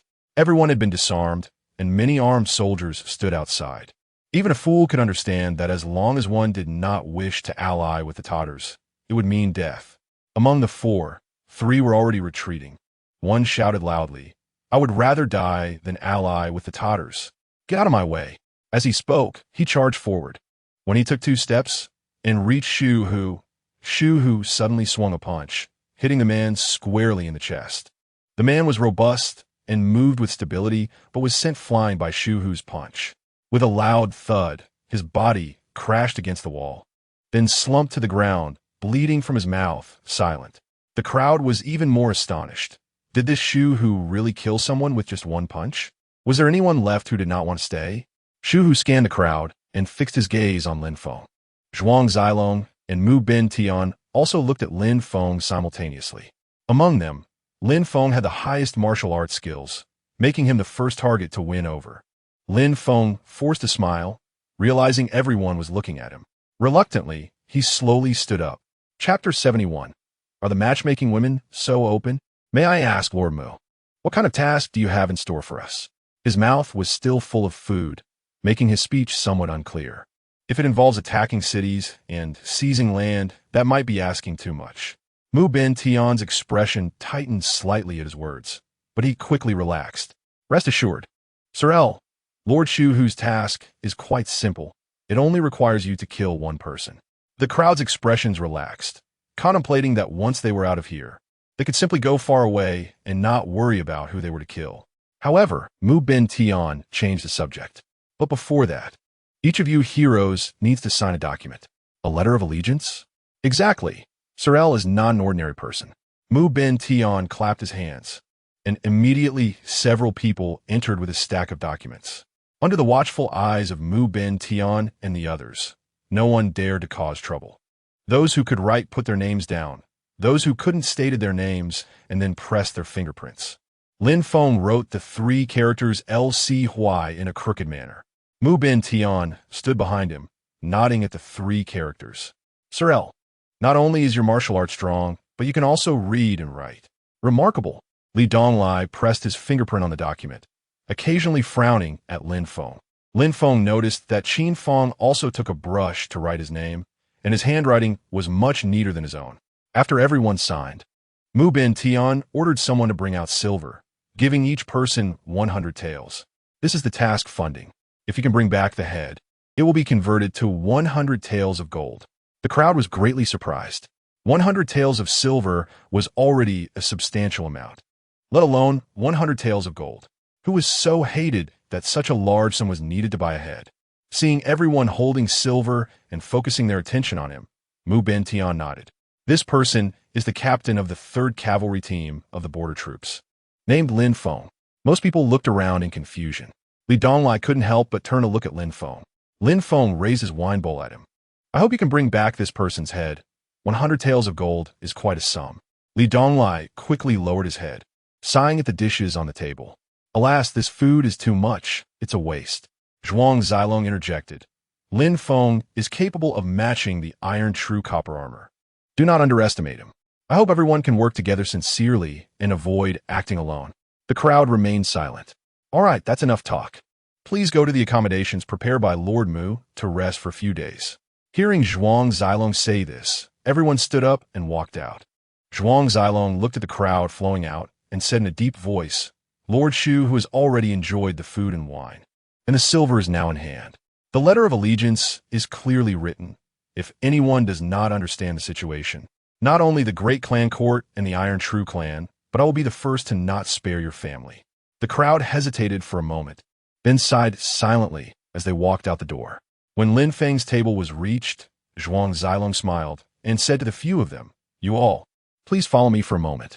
Lin Feng, Li Donglai, Qin Fong, and a robust young man at the same table followed Zhuang Zilong to a private room. The room was exquisitely decorated, with 4 low redwood tables arranged. The 4 of them sat around the tables, and a maidservant brought in tea.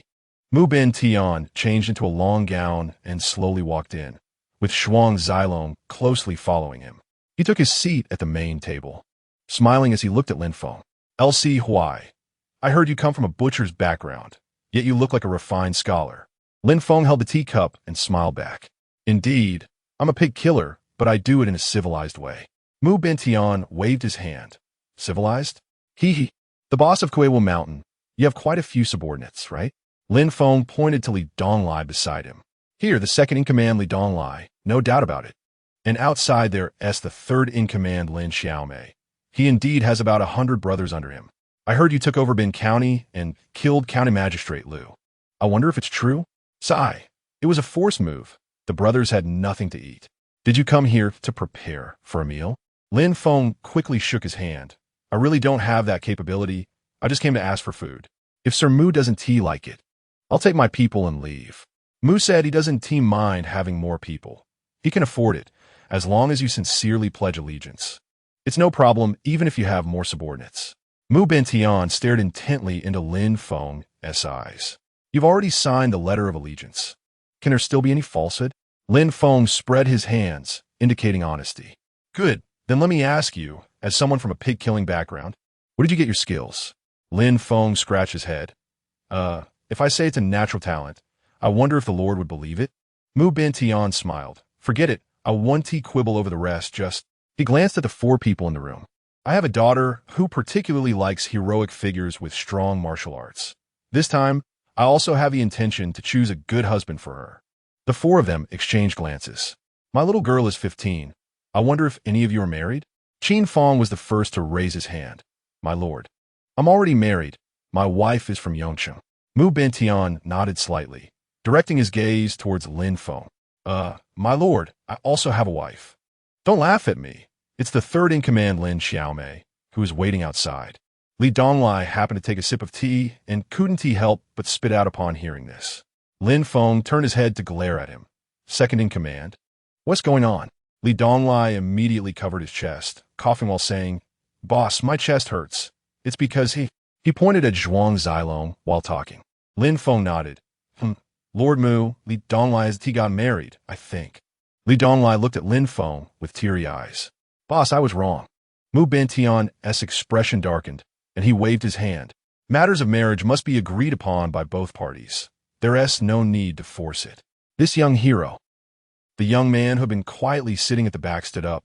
Lord Mu, my name is Zhang Tenghua, from Fengcheng, and I am not married. Good. Good. Mu Ben Tian called out twice, then glanced at Zhuang Zilong and got up to leave. After Mu Ben Tian left the room, Zhuang Zilong smiled at the others. Lord Mu's daughter is as beautiful as a flower. Moreover, with the Mu family as foundation, how about you accompany Miss Mu for a while? Lin Feng frowned and asked, just accompanying this brother Zhang to go through the motions? Exactly, just to show some face. Then there is no problem. Lin Feng relaxed and savored his tea. Zhuang Zilong nodded. That is very good, but since we're just showing face, you all remember to be positive. It's best to let the young lady feel your sincerity in seeking a good match. Qin Feng grinned. Do we have to act like it? We're all men. That shouldn't be difficult, right? Lin Feng murmured. Just don't let my wife find out. Brother L, you can rest assured. The people in the courtyard have already arranged food and lodging. You can leave together after going through the motions. That is good. After Zhuang Zilong gave his instructions, he also left. The remaining four looked at each other, feeling that they had just met and it wasn't appropriate to say much. Just as they were in silence, they heard the sound of jingling bells from outside the house.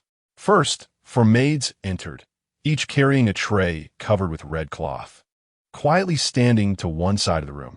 After a while, a beautifully dressed woman walked in at the door.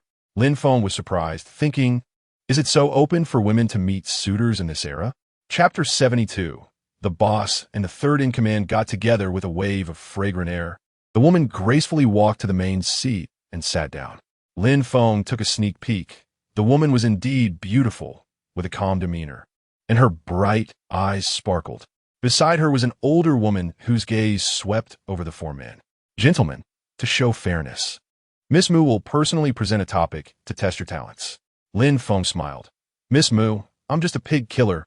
What talent do I have? I only have honesty and kindness. Miss Mu remained seated, lowering her gaze in silence. The woman standing beside Miss Mu covered her mouth and laughed. This young gentleman is joking. I wonder how you kill pigs? Lin Feng stood up and rolled up his sleeves. First, you wash the pig clean. Then 2 or 3 people hold it down on the bench.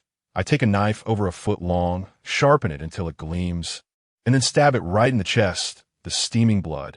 Stop, stop, don't say any more. Just drink your tea. The woman waved her hands repeatedly, stopping Lin Feng from continuing. All right, I haven't killed a pig in a long time. My hands are itching. Lin Feng muttered as he sat down. Li Donglai tried hard to suppress his laughter, bowing his head seriously to look at the tea leaves in his cup. In his heart, Lin Feng's stature had risen again. This person not only has strong martial arts, but also stays calm in the face of problems, fearless in peril. He is truly someone with great potential. Following him, my future is certainly promising. My lady likes great heroes, but she also greatly admires talented men. I wonder if any of you can compose poetry or couplets. Zhang Tenghua raised his hand. I've studied in a private school at home for a few years and am best at couplets. Good. Then I'll give a top line. If you can match it, then match. If you can't, then leave. After saying this, she beckoned to a maid. The maid stepped forward with the tray. The woman uncovered the red cloth on the tray and took out a silk handkerchief. The lady's top line is, the sound of hooves echoes beside the clear water. After she finished reading, her pair of eyes looked at the 4 men sitting across from her. Zhang Tenghua began to scratch his ears and cheeks, thinking hard for a response. The other 3 maintained calm expressions, each sipping their tea lightly. The woman's eyes turned to Lin Feng and smiled. I wonder if the pigmaster has a response? Oh, my surname is L. I have a response. Just listen to me. The woman covered her mouth, widening her eyes to look at him. Lin Feng flicked his sleeves, standing tall with his chest out.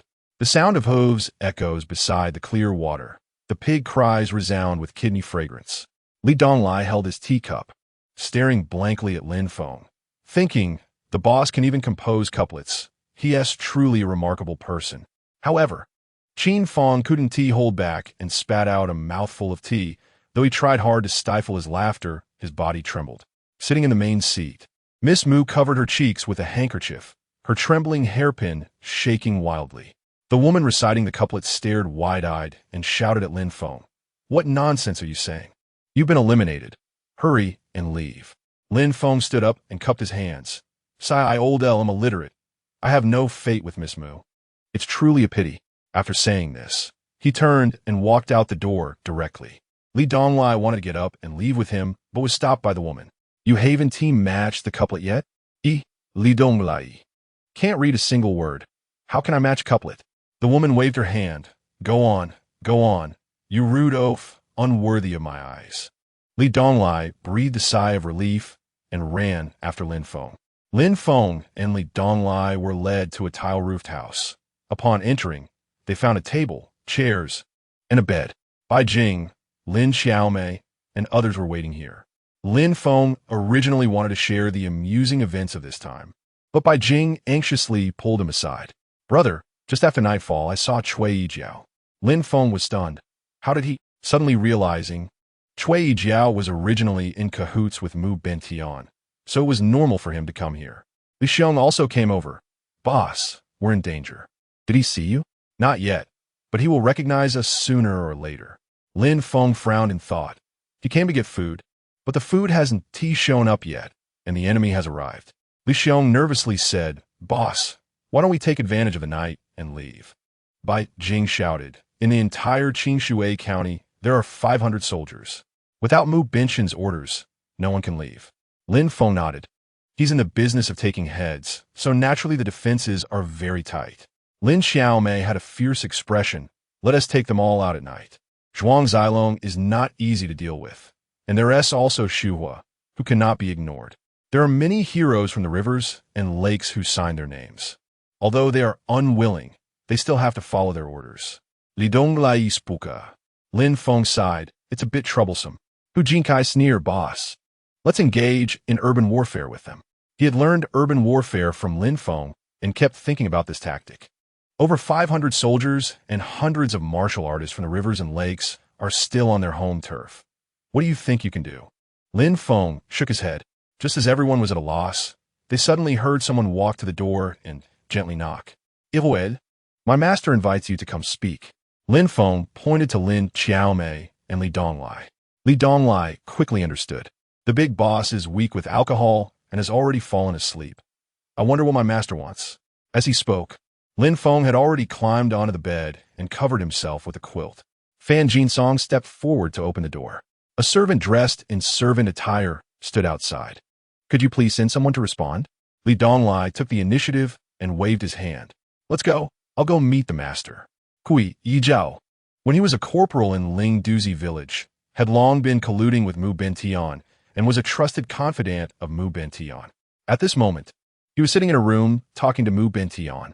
After listening to Mu Bentian's narration, he felt increasingly that this matter was strange. He especially suspected El Sihua from Kuowushan. Although he had never met him, he had heard that he was a butcher, a person who played with slaughter knives all day long. How could he become so formidable? Zhuang Zilong's skills were well known to Cui Yijiao.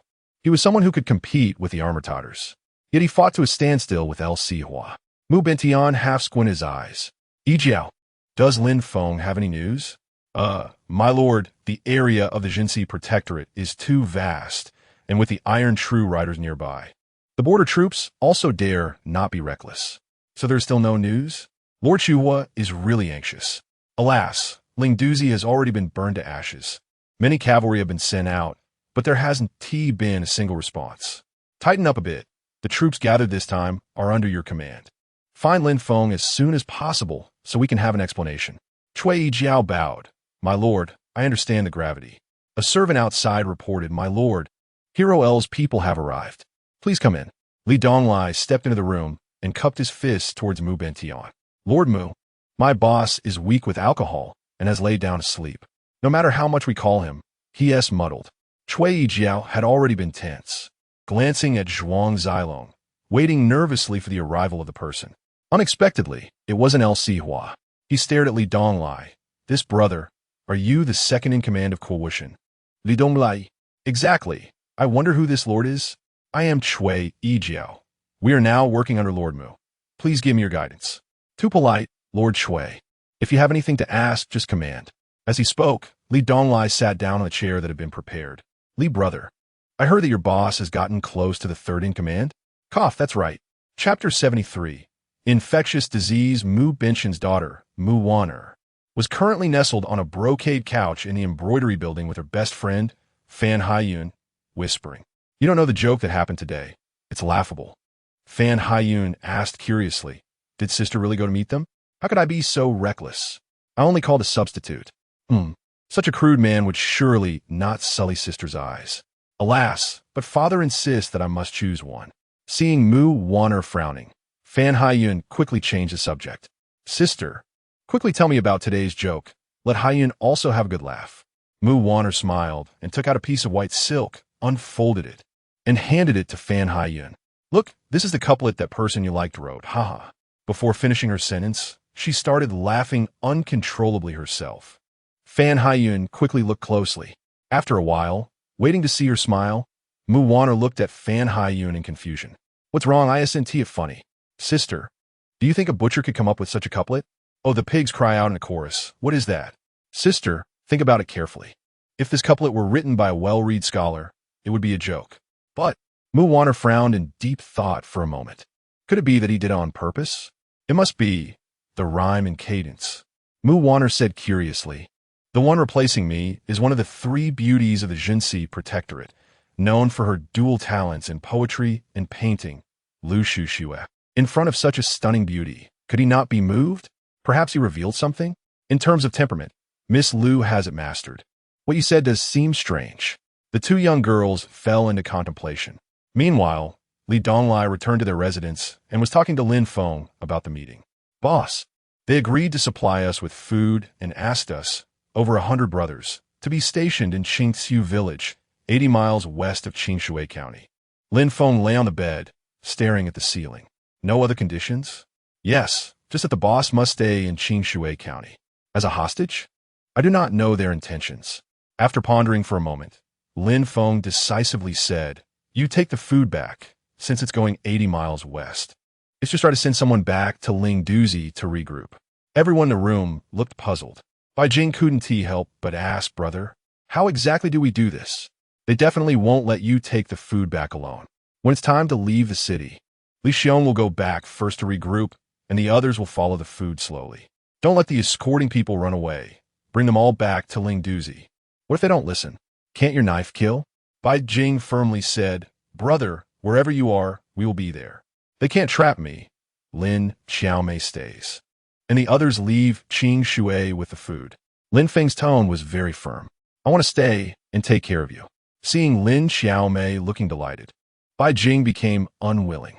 Anyone Shui Yijiao knows must leave. After exiting the city, listen to Lao Hu's arrangements. Hu Jinkai clasped his fists. "Rest assured, boss. We will definitely bring both people and food back." Bai Jing anxiously said, "Then what about you? From now on, just say I have typhoid fever, besides Xiaomei. Stay away from me." "Why her again?" Bai Jing was truly anxious. Li Donglai coughed. "Sister-in-law." The boss was forced to say that he has already married Lin Xiaomei. The room instantly fell silent. How could he say such a thing? Bai Jing was furious. Li Donglai had no choice but to recount the matter. Bai Jing was not an unreasonable woman. Although she didn't speak any further, she felt very unhappy. Lin Feng instructed, "Give me some hot water. Then bring in a toilet bucket with excrement, and then go find a doctor. Fan Jinsong and Xiechong will guard the door.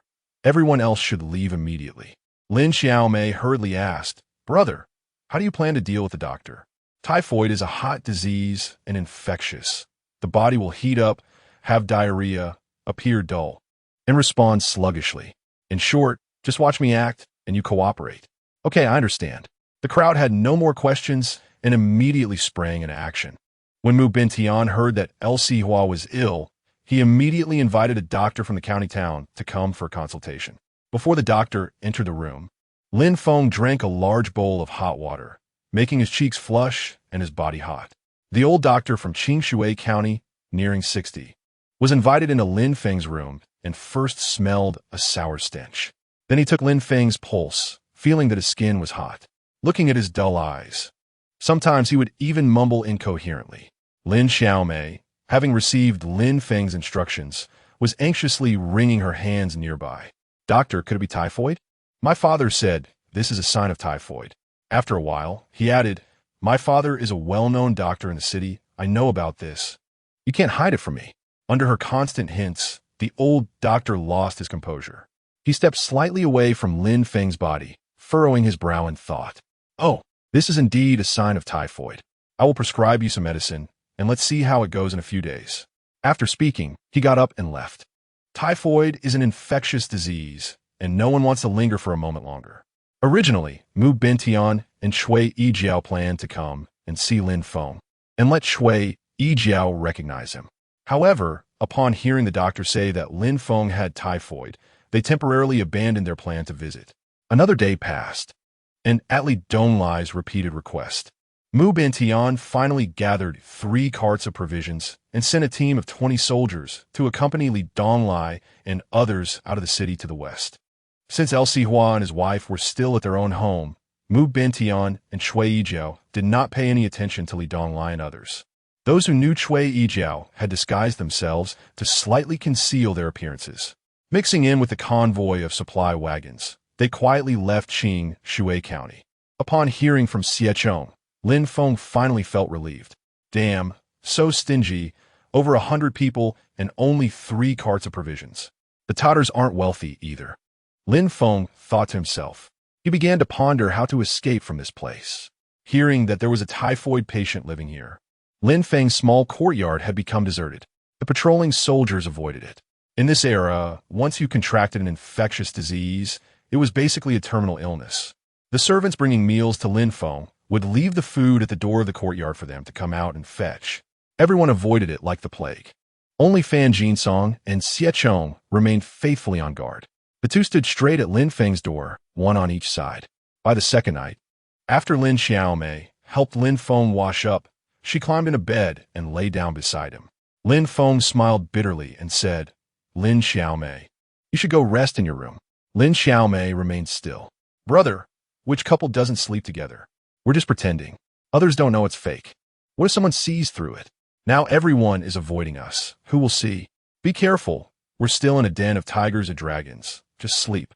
Lin Feng, helpless, had no choice but to forcibly close his eyes. Little did he know that in the middle of the night, Lin Xiaomei quietly crawled into Lin Feng's bed, and the two squeezed together. Lin Xiaomei was petite but curvy, her soft body pressed against Lin Feng's side, making it impossible for him to pretend to ignore it. Moreover, Lin Xiaomei had already been married, so she was quite familiar with this. Intentionally rubbing against him in sensitive areas, she ignited Lin Feng's desires. This young and strong body could hardly withstand such teasing. In the latter half of the night, Lin Feng gritted his teeth and said, "This is all you're doing. Don't blame me for going crazy." Chapter 74.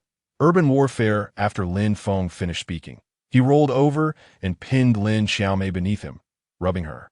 Lin Xiaomei giggled, her petite body allowing him to do as he pleased, and she even tried to cooperate. This only made Lin Feng more furious. For a moment, the quiet night was filled with the creaking of the bed frame. Originally, Mu Benshin's daughter Mu Wanner wanted to come and see Lin Feng, but upon hearing about his illness, she had to give up that thought.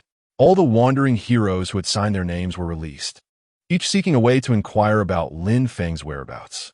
Cui Yijiao, now a sergeant in the frontier army, could not leave the camp for long. After waiting for 3 days, upon hearing from the doctor that El Sihua's condition had not improved, he had to leave in disappointment.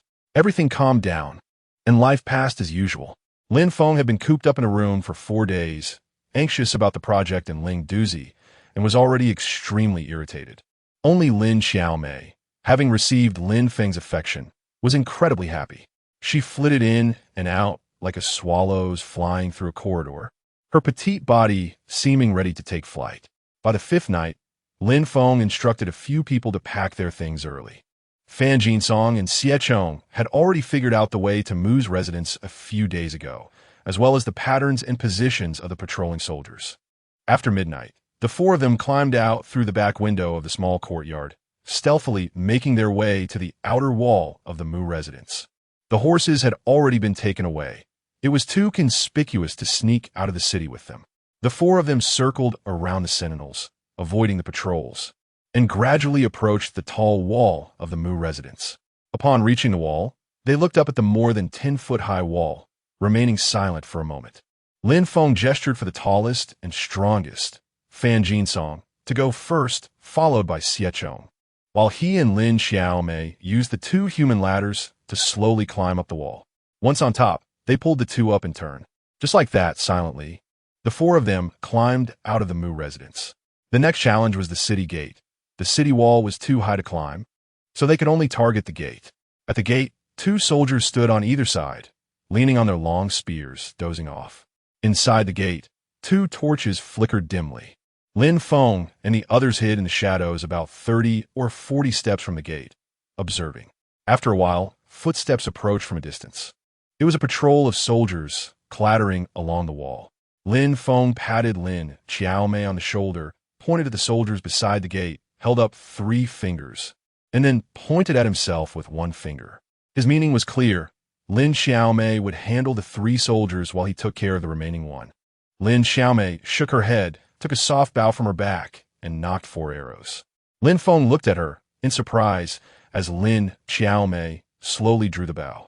They exchanged a nod, and almost simultaneously, the arrows were released. Lin Xiaomei's 4 arrows simultaneously struck the 4 soldiers.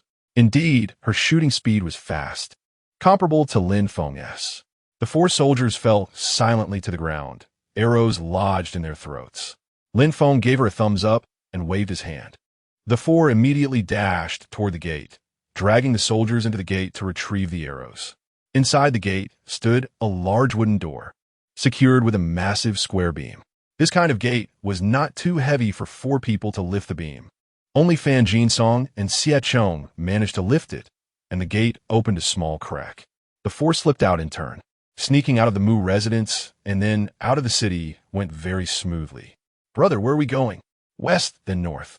It was a moonless night with a strong wind. The 4 dared not delay and quickly ran westward. At that time, to train the soldiers' physical fitness, Lin Feng had run alongside them for 3 months. Now the 4 ran quite easily.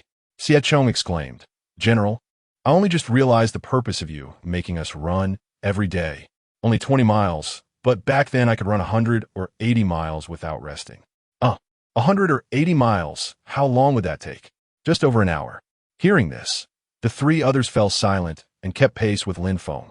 After running for a while, Lin Xiaomei suddenly laughed. What are you laughing at? 100 miles in just over an hour? Are you kidding? Lin Feng shook his head. When I have time, I'll run for you to see if I'm just playing with you. I believe the general's words, Xie Chong said. I'm not a child either, said Fan Jinsong. Half an hour later, the 4 were panting heavily, their legs sore and their vision blurry. Lin Feng gasped. Let's take a break. I can't run anymore. The 3 were waiting for his words, suddenly collapsing like deflated balloons, rolling onto the grassy ground. The 4 lay in the fields like corpses, gazing at the faintly visible stars. Is this even 20 miles? It must be over 30 miles. Don't talk. Lin Feng shouted and flipped his body, pressing his ear to the ground. He could hear the sound of hooves. The pursuers were probably coming. In this vast wilderness. How do they find us? Their horses are fast. They only need to spread out a net, and by dawn, we won't be able to escape. Is it almost dawn? Lin Feng got up and looked into the distance. There were a few flickering lights moving around. From the general direction, they still guessed we were heading west. Now we're going north. Let them guess. The 4 of them got up, identified the direction, and then ran northward. They ran until dawn before Lin Feng called for them to stop and rest. However, less than a quarter of an hour after the 4 sat down to rest, Lin Feng heard the sound of hooves again. This is really strange. How do they guess we changed direction? Lin Feng stood up and found a slightly higher dirt slope to look south. In the far distance, he saw a few small black dots moving. Something's off. Lin Xiaomei stood beside him, straining to see. Brother, what's strange? It shouldn't be. How could they know we ran here in the dark? It must be someone skilled at tracking. You've been reading too many stories. Otherwise, Lin Feng recalled the previous events and didn't find any flaws. Clearly, Mu Bentian never believed in him from the start and had long sent someone to keep watch. This is to fish for a big catch. Brother, you are the biggest fish. We still have over 100 brothers under us, right? Catch them all at once? Exactly. We'll head toward Ling Douzi at natural speed. They will only follow. The 4 of them turned and continued towards Ling Douzi. Brother, we can't expose Ling Douzi, right? As Lin Feng walked, he said, of course not. I'm thinking about how to shake them off. I have confidence in you, brother. Sorry, I don't even have confidence in myself. Lin Xiaomei rolled her eyes in frustration. The 4 walked for quite a while, and Lin Feng led them to make a turn and continued forward. Brother, where are we going? I want you to learn how to fight in urban warfare against the enemy. Urban warfare? What does that mean? Lin Feng pointed ahead in the distance. A village appeared faintly in their line of sight. We'll circle around them in the village. Anyone can do that. We used to play it often as kids. But this isn't childhood. Urban warfare is all about heartbeats. The 3 were left confused. After a jog, Lin Feng and the others reached the village entrance. It seemed the village had just been raided. Walls were down, houses collapsed, covered in black ashes. It was obvious it had been burned not long ago. In a yard at the village entrance, they suddenly saw a broken corpse lying face down on a pile of rubble. Chapter 75. Patience. Lin Xiaomei looked around. Brother, this village has just been slaughtered. Judging by the methods, it must have been the Tatars. Lin Feng didn't speak, frowning as he walked into a half-collapsed house. Beside the door, at the stove, a woman lay naked, half her body propped up on the stove. Her body was covered in blood that had dried to a dark brown color. The lower half was hacked to pieces. Lin Xiaomei gritted her teeth and said, "Those damn Tatars, they kill and then defile people." Even she, a woman who has exterminated entire families, couldn't stand it. The three turned around the small village, where there were more than 10 corpses, mostly old, weak, women, and children. The sight of death was tragic. After observing the terrain, Lin Feng led the three forward while pointing to a broken house. Fan Jinsong, you ambush here. If anyone passes through this alley, strike once and leave immediately. Do not linger. Yes, General. Remember, do not get attached to the fight. Be patient. Do you understand patience? The three nodded continuously. Tie Zhen, you hide here. Strike once and move far away. Yes, General. Remember the terrain? After one strike, choose a similar place for a second ambush. Understood, General. Lin Feng brought Lin Xiaomei to the middle of the village, where there was a slightly more intact house on the left. You will be on the roof of this house, sniping the approaching enemies from a distance. Okay, brother. Keep an eye on the enemy's movements and remember to signal me. Got it, brother. Lin Xiaomei was excited. Lin Feng found a room facing the empty space of the village and hid by a window. He took his bow down, strung it, and there were 20 arrows in his quiver. He pulled each one out, rubbed the arrowheads, and checked the condition of the fletching. Then he unsheathed his long knife and wiped the blade with a piece of white cloth. As the sky gradually darkened, there was still no movement outside the village. Lin Xiaomei lay quietly on the roof, bored, counting the arrows in her quiver, occasionally glancing at the broken house where Lin Feng was. When the night had completely fallen, the ruined village was filled with chilling winds, like a ghostly realm. Fan Jinsong and Tie Zhen, hiding in the places Lin Feng designated, were already feeling anxious. There had been no movement at all. Why were they still hiding? Did the general forget about them? Or did he want them to hold the rear while he ran away? Various chaotic thoughts invaded their minds. Lin Xiaomei lay on the ridge, feeling uncomfortable in the cold wind, looking around, but there wasn't even a ghost. Did they expect her to lie here and catch a cold? No matter how they pondered, there was no movement from Lin Feng. Lin Feng was leaning against a broken wall, pulling out a wine pouch from his waist and taking small sips. No matter where one is, patience is a necessary thing, especially on the battlefield. To seize a fleeting opportunity, one might have to wait all night. Just as everyone was reaching their limit of patience, Lin Xiaomei, through her drowsy gaze, noticed a flicker of fire moving to the east of the village. She felt a bit excited. Finally, they're coming. If they don't come soon, I'll freeze to death. Twisting her stiff neck and glancing down, she suddenly saw another flicker of fire moving to the west of the village. What is going on? Are they surrounding the village? Lin Feng had already heard the sound of hooves moving from both sides of the village toward the center. In the pitch-black night, amidst such a complex and ruined village, it was precisely the battlefield he liked. He moved his limbs slightly, his joints cracking. He drew his bow, knocked an arrow, and silently waited. After nearly another quarter of an hour, he heard footsteps moving lightly. Someone began to speak. Are you sure they didn't escape from the village? I've been keeping my eyes wide open. Not even a ghost could escape. Once they got here, I didn't see any shadows. Strange, after waiting so long. Why is there still no movement? Who says there isn't? We've been hiding at the village entrance for half a day. It's all been in vain. The two moved quietly, close to Lin Feng. Where's Mr. Zhuang? He said he would be here soon. He wants to let us act until he arrives. We want to act, but where is he? Lin Feng recalled Lin Xiaomei's archery skills in the dark. He had once asked her how she could shoot arrows so fast in succession. But Lin Xiaomei also said she had a natural talent. He gently drew out another arrow, knocking it on the bowstring, one arrow pressed against the string, the other temporarily held by his fingers. Slowly, he pulled back the bow. His bow had been modified, making no sound when drawn. The two were talking as they began to move elsewhere. Lin Feng listened intently to their footsteps, slowly adjusting the direction of his bow and arrow. In the next moment, the bowstring made a slight sound, and an arrow flew out, followed quickly by a second arrow. He heard the two say, "Where are you going? What's wrong?" Then came the sound of bodies hitting the ground. After that, everything fell silent. One shot, one kill. Accurate and precise.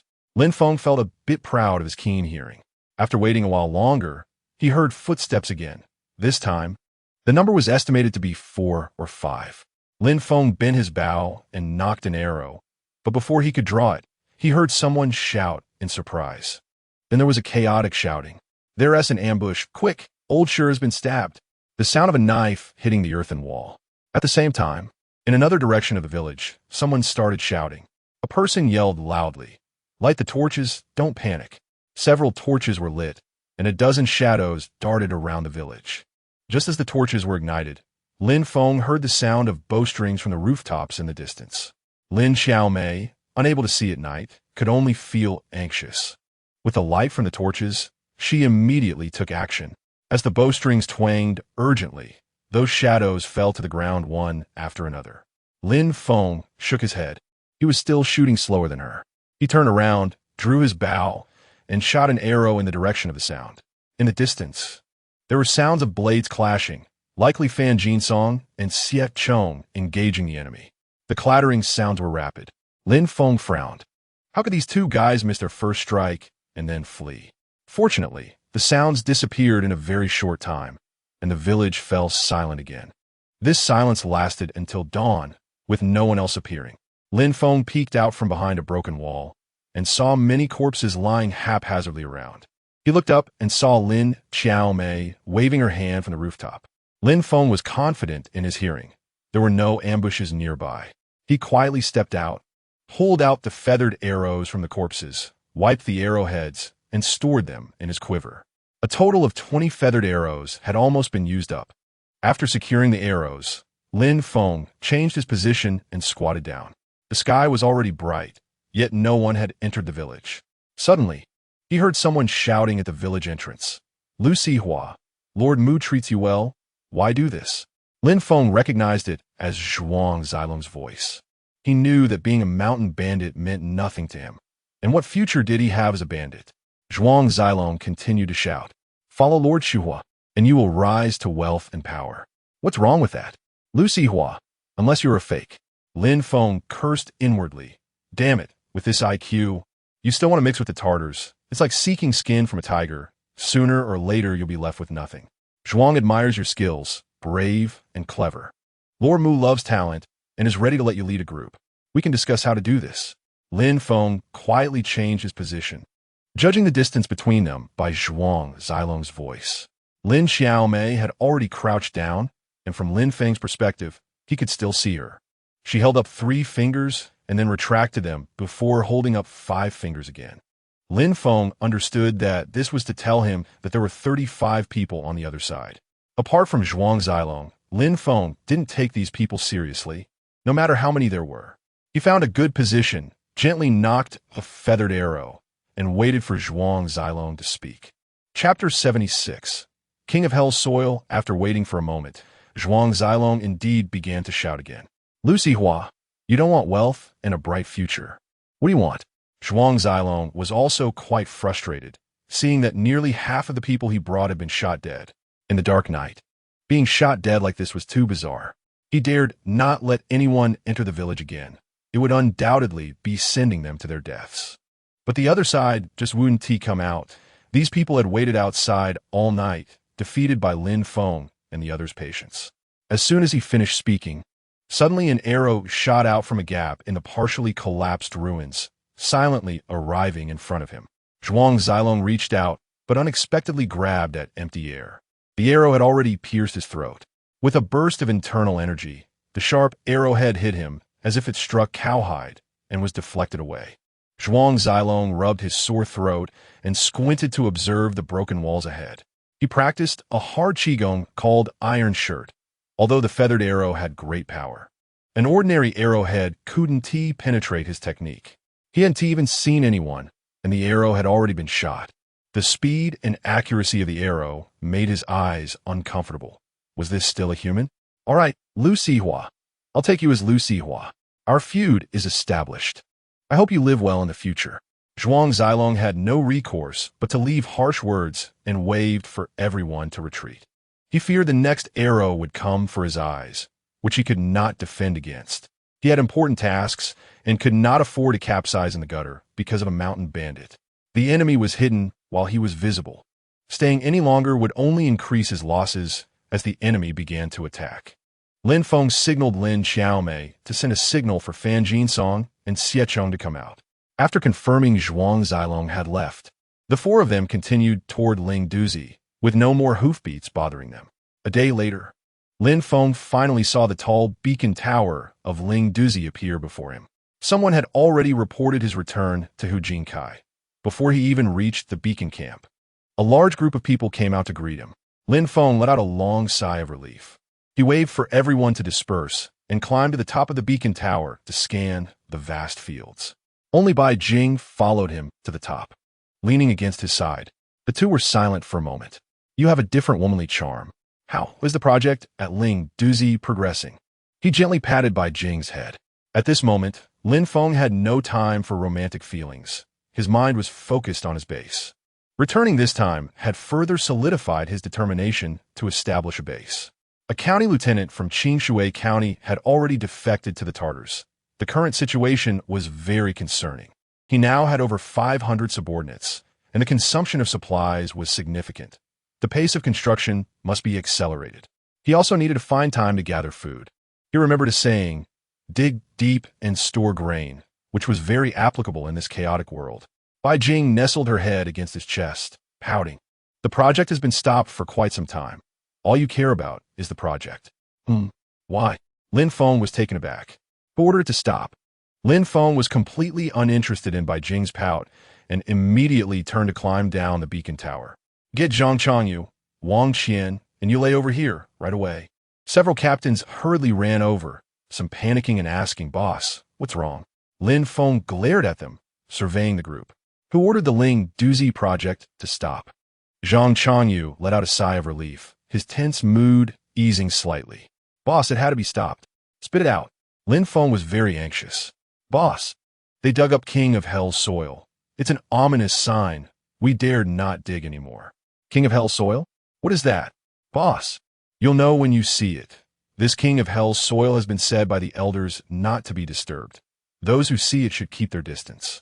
Lin Feng didn't wait for him to say more and immediately had Bai Jing bring the horse over.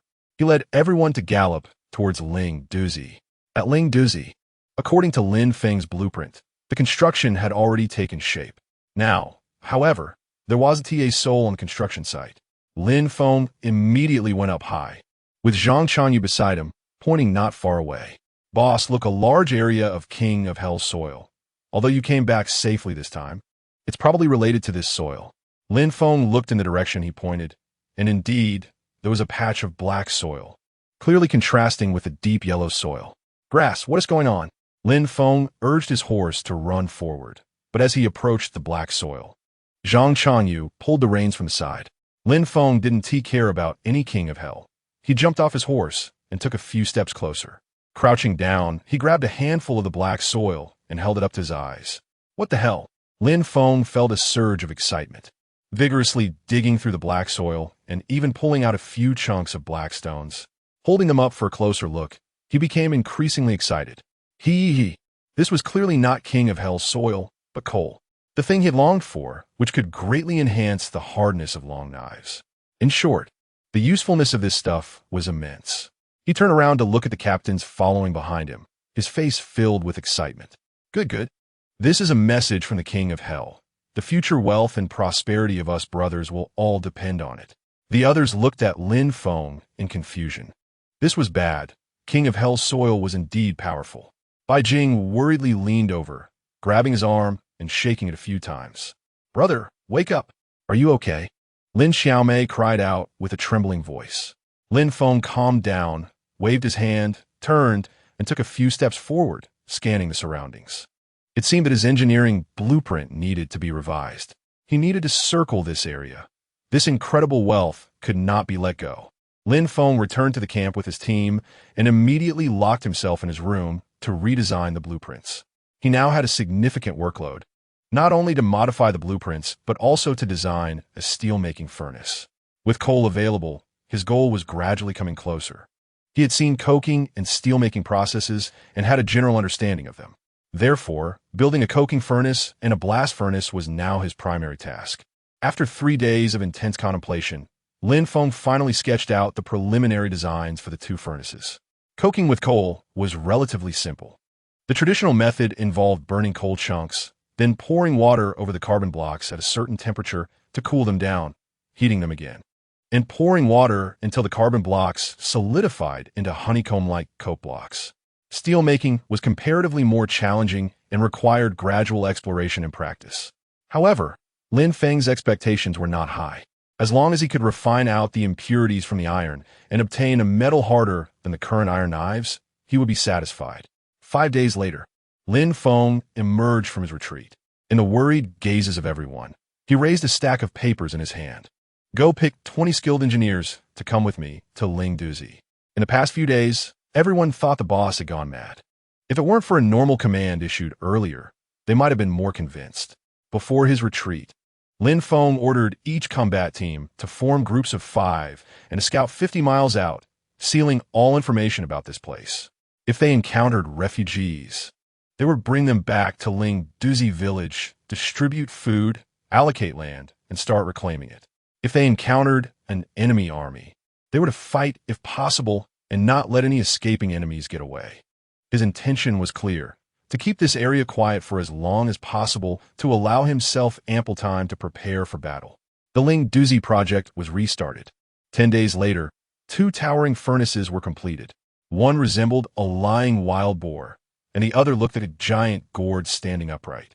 This was what Lin Feng referred to as the new inventions of the coking furnace and the blast furnace. Next, he sent engineers to mine and select coal chunks, which were then placed into the coking furnace.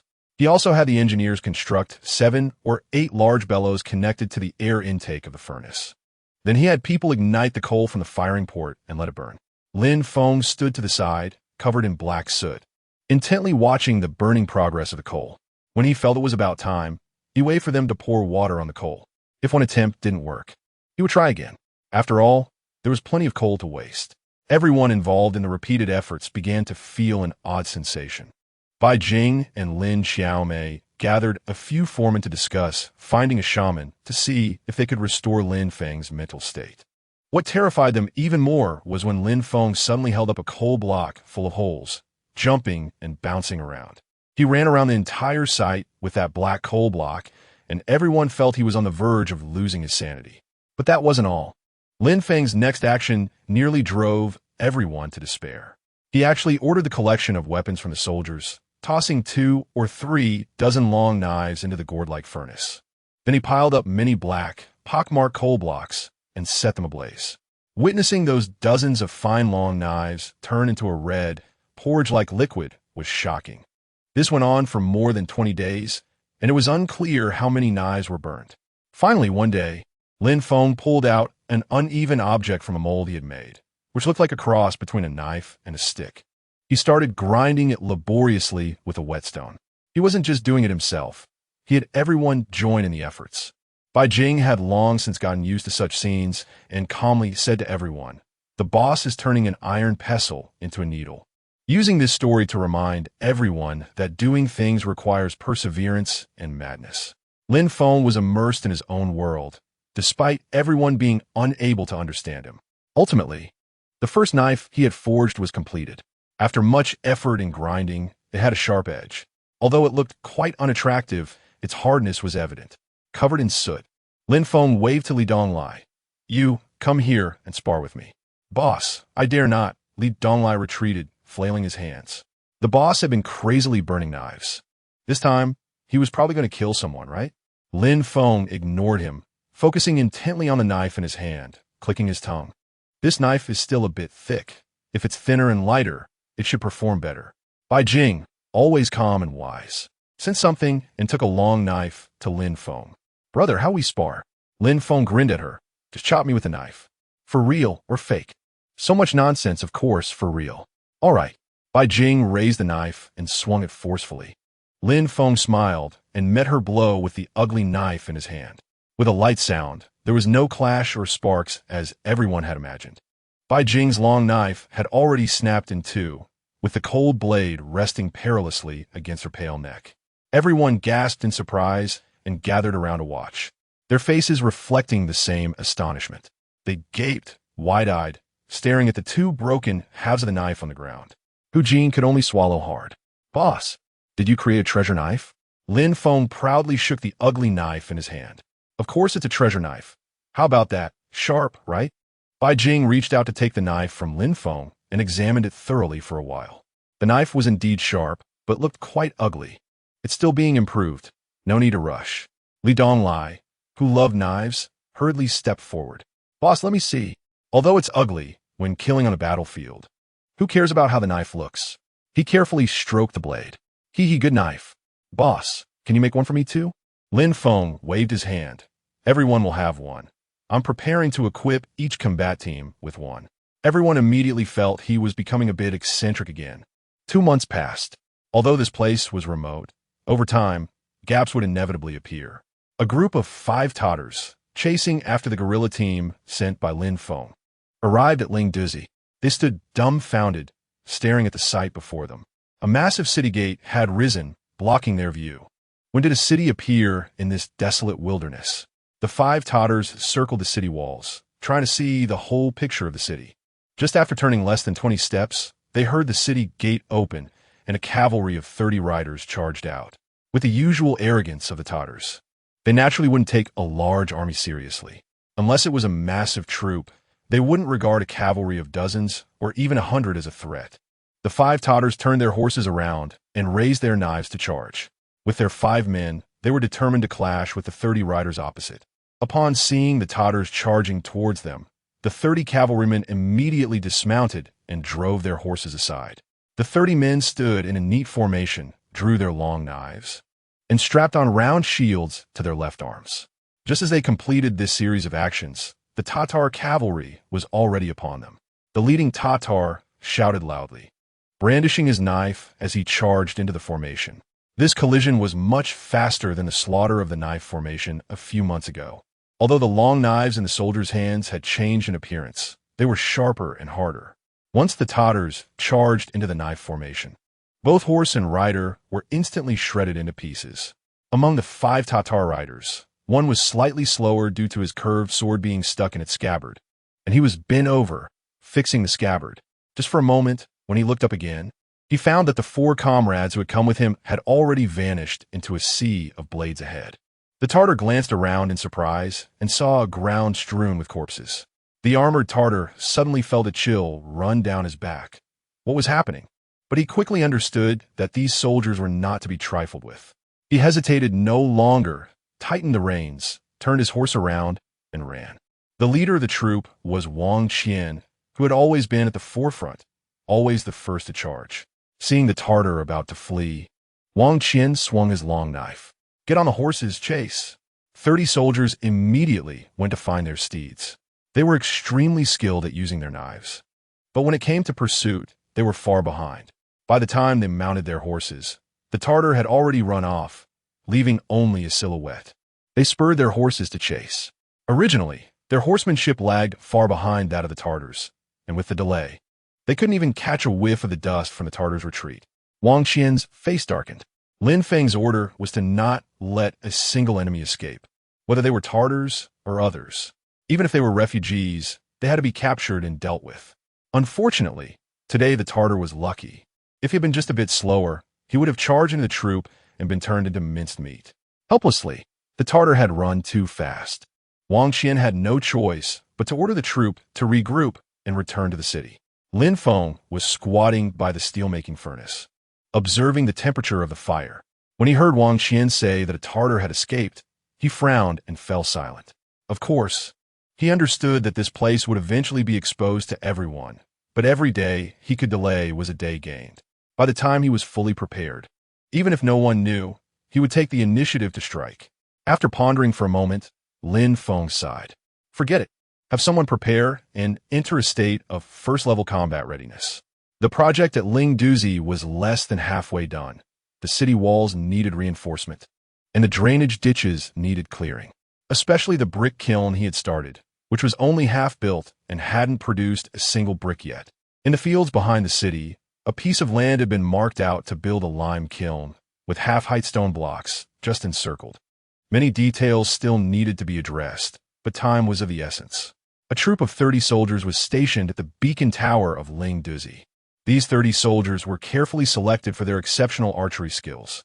The beacon camp and the Ling Douzi castle formed a mutual constraint situation. Over 300 other soldiers entered the semi-finished Ling Douzi castle, and Lin Feng would make timely adjustments based on the number of incoming enemies. In recent days, he had gathered many refugees from various places. Those in better physical condition were employed as laborers. Those in poorer condition or of inappropriate age either went to farm or did some light manual labor.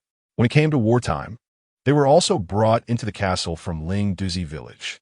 In less than a day, the entire ground of Ling Douzi was ready to face battle. Lin Feng stood on the city gate tower, gazing into the distance.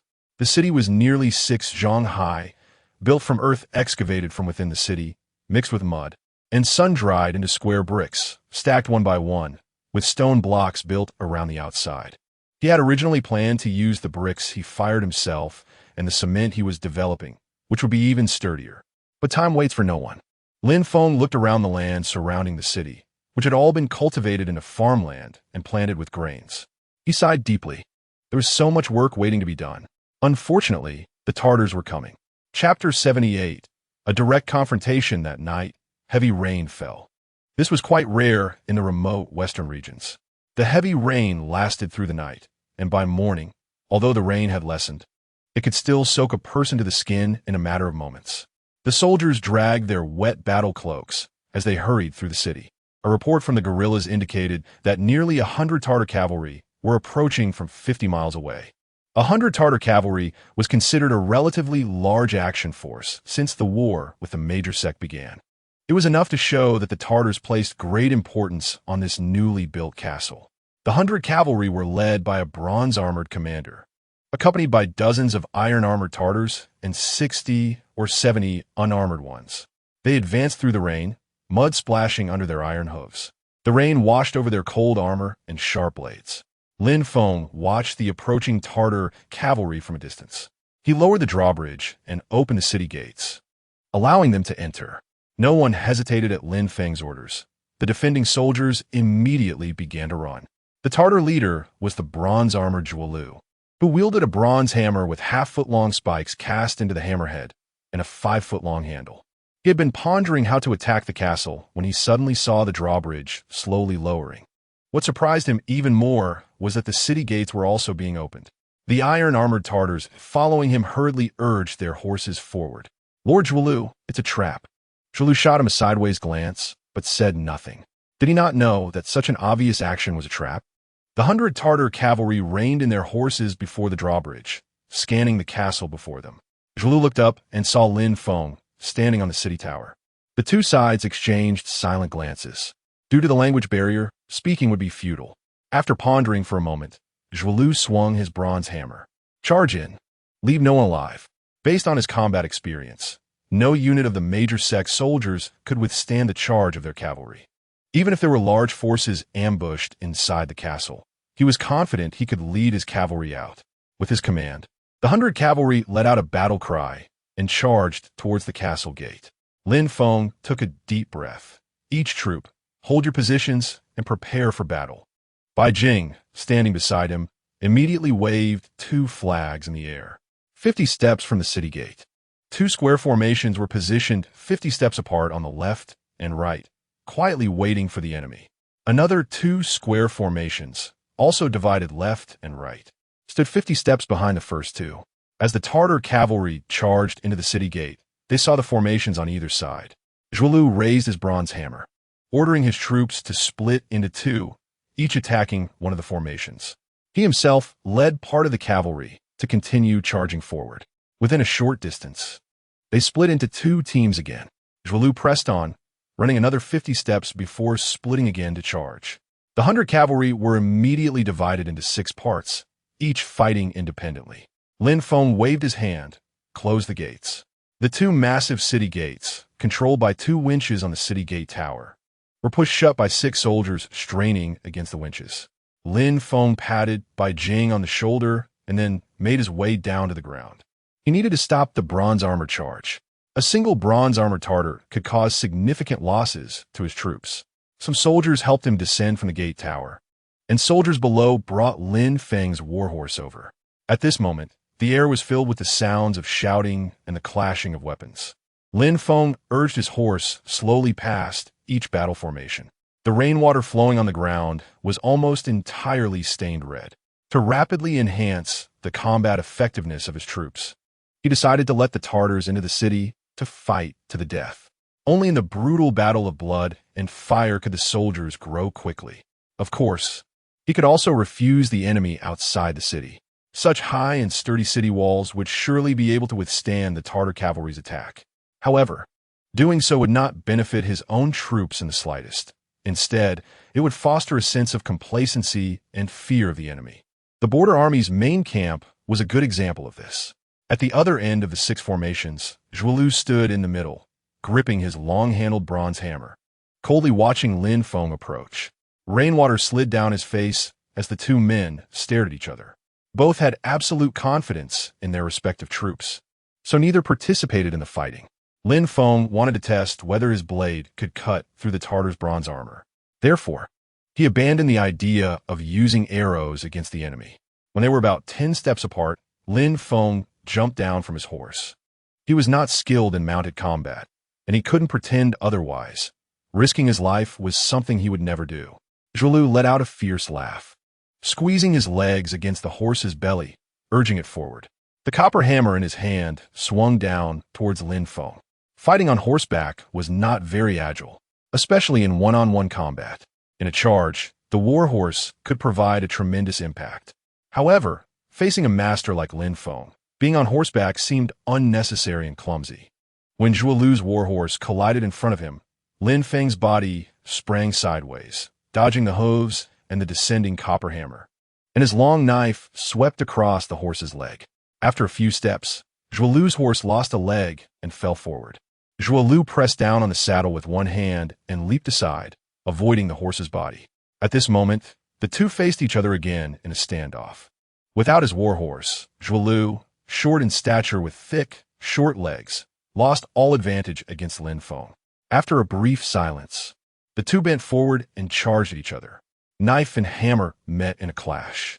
Lin Feng's long knife struck sparks on Zhao Zheng's copper armor, while Zhao Zheng's copper hammer created a deep pit in the ground. In a real battlefield, there were not so many tricks. The 2 collided 2 or 3 times, and the victor was determined. Lin Feng's steel knife did not disappoint him, and this body executed his combat intentions from his previous life well. After multiple life-and-death battles, it had become increasingly coordinated.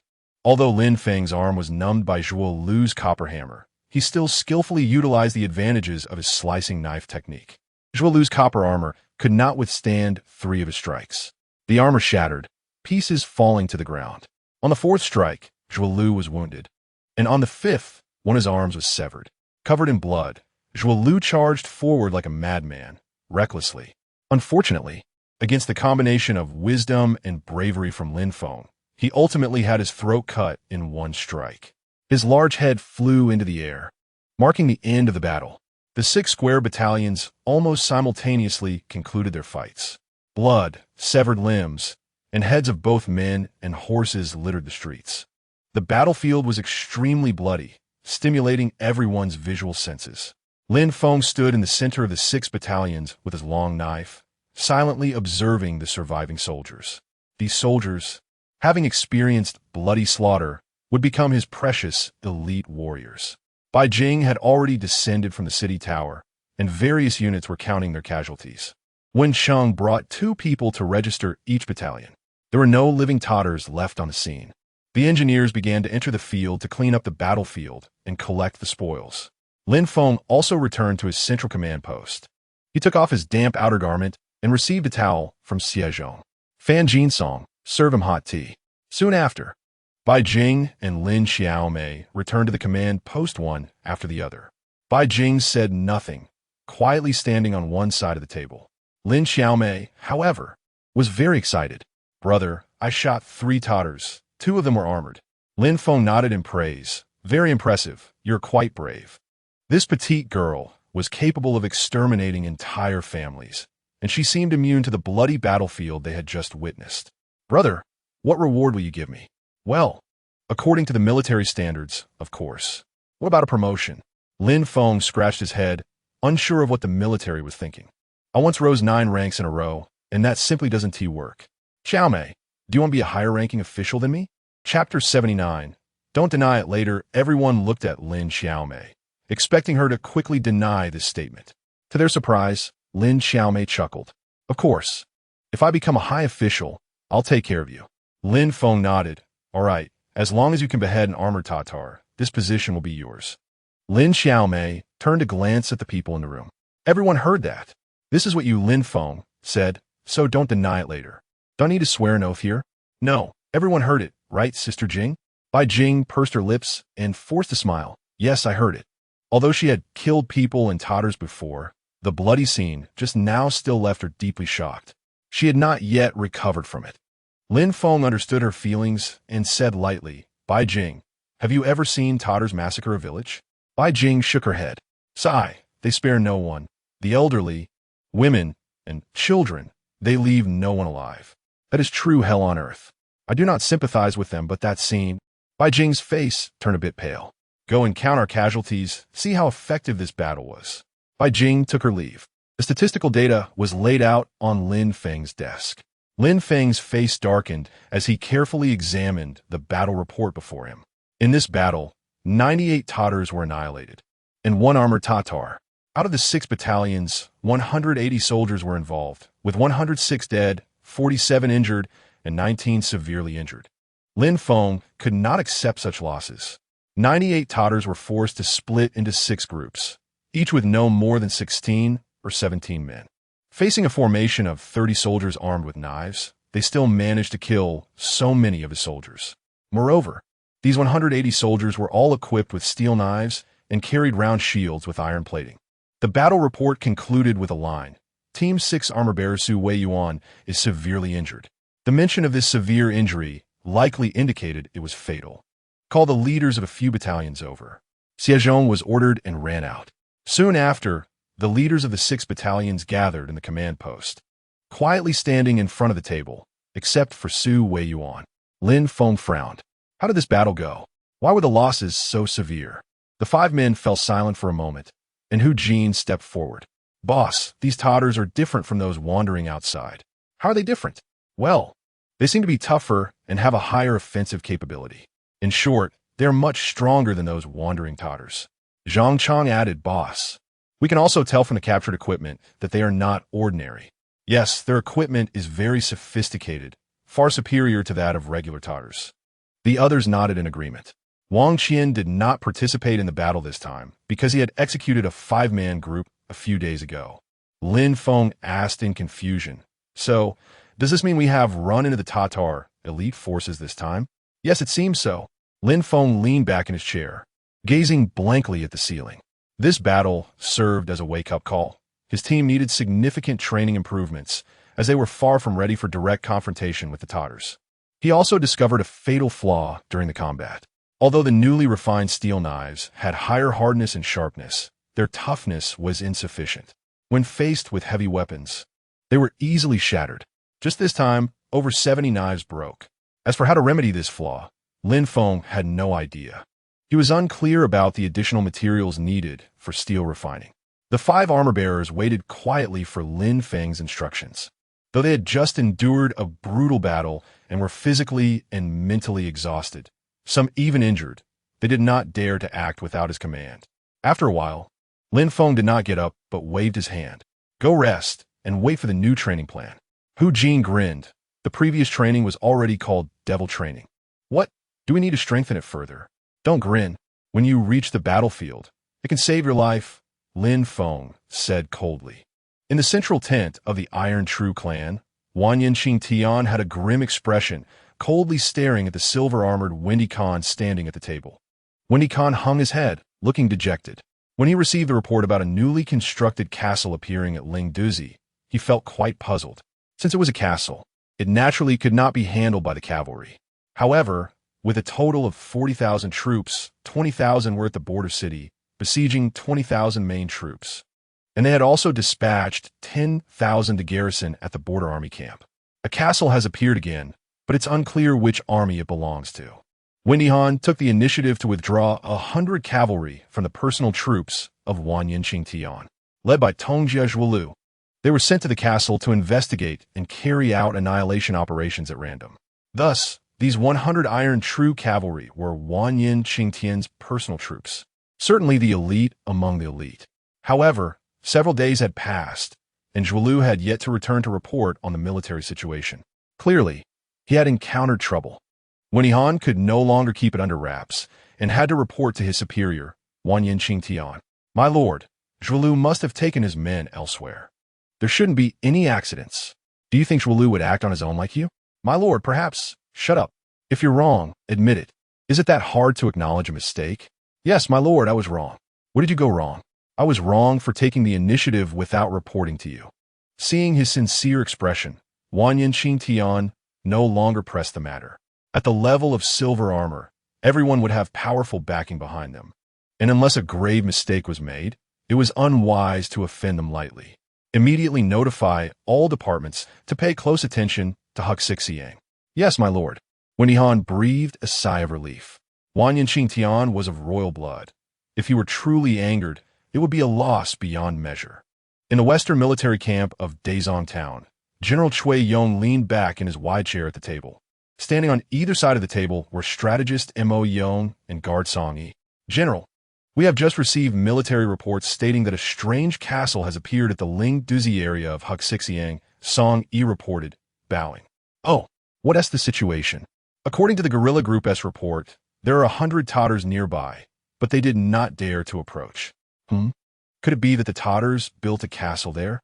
Mo Yong shook his head, saying, "Tatars don't build castles.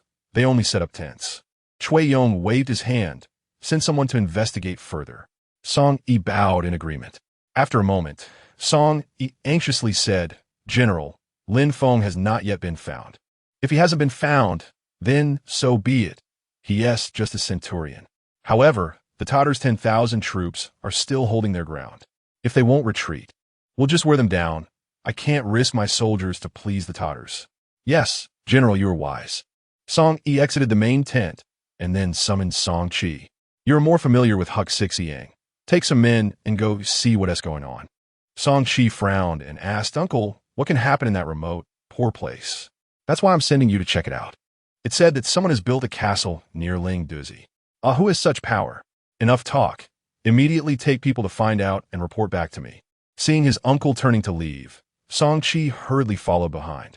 "Uncle, although it's remote, the Tatars' cavalry often roam around. It's dangerous." Song Yi turned around and glared at him. "Can't you give your uncle some face?" I want to, but find a soldier familiar with the area. Minimize exposure while moving. You fool, can't you do that?" Song Yi said hatefully before leaving in a huff. Song Qi stood there, frowning in a daze. After a while, he finally regained his senses and turned back to his camp. After careful consideration, Song Qi summoned 20 soldiers, packed supplies, and set out under the cover of darkness from the border army camp.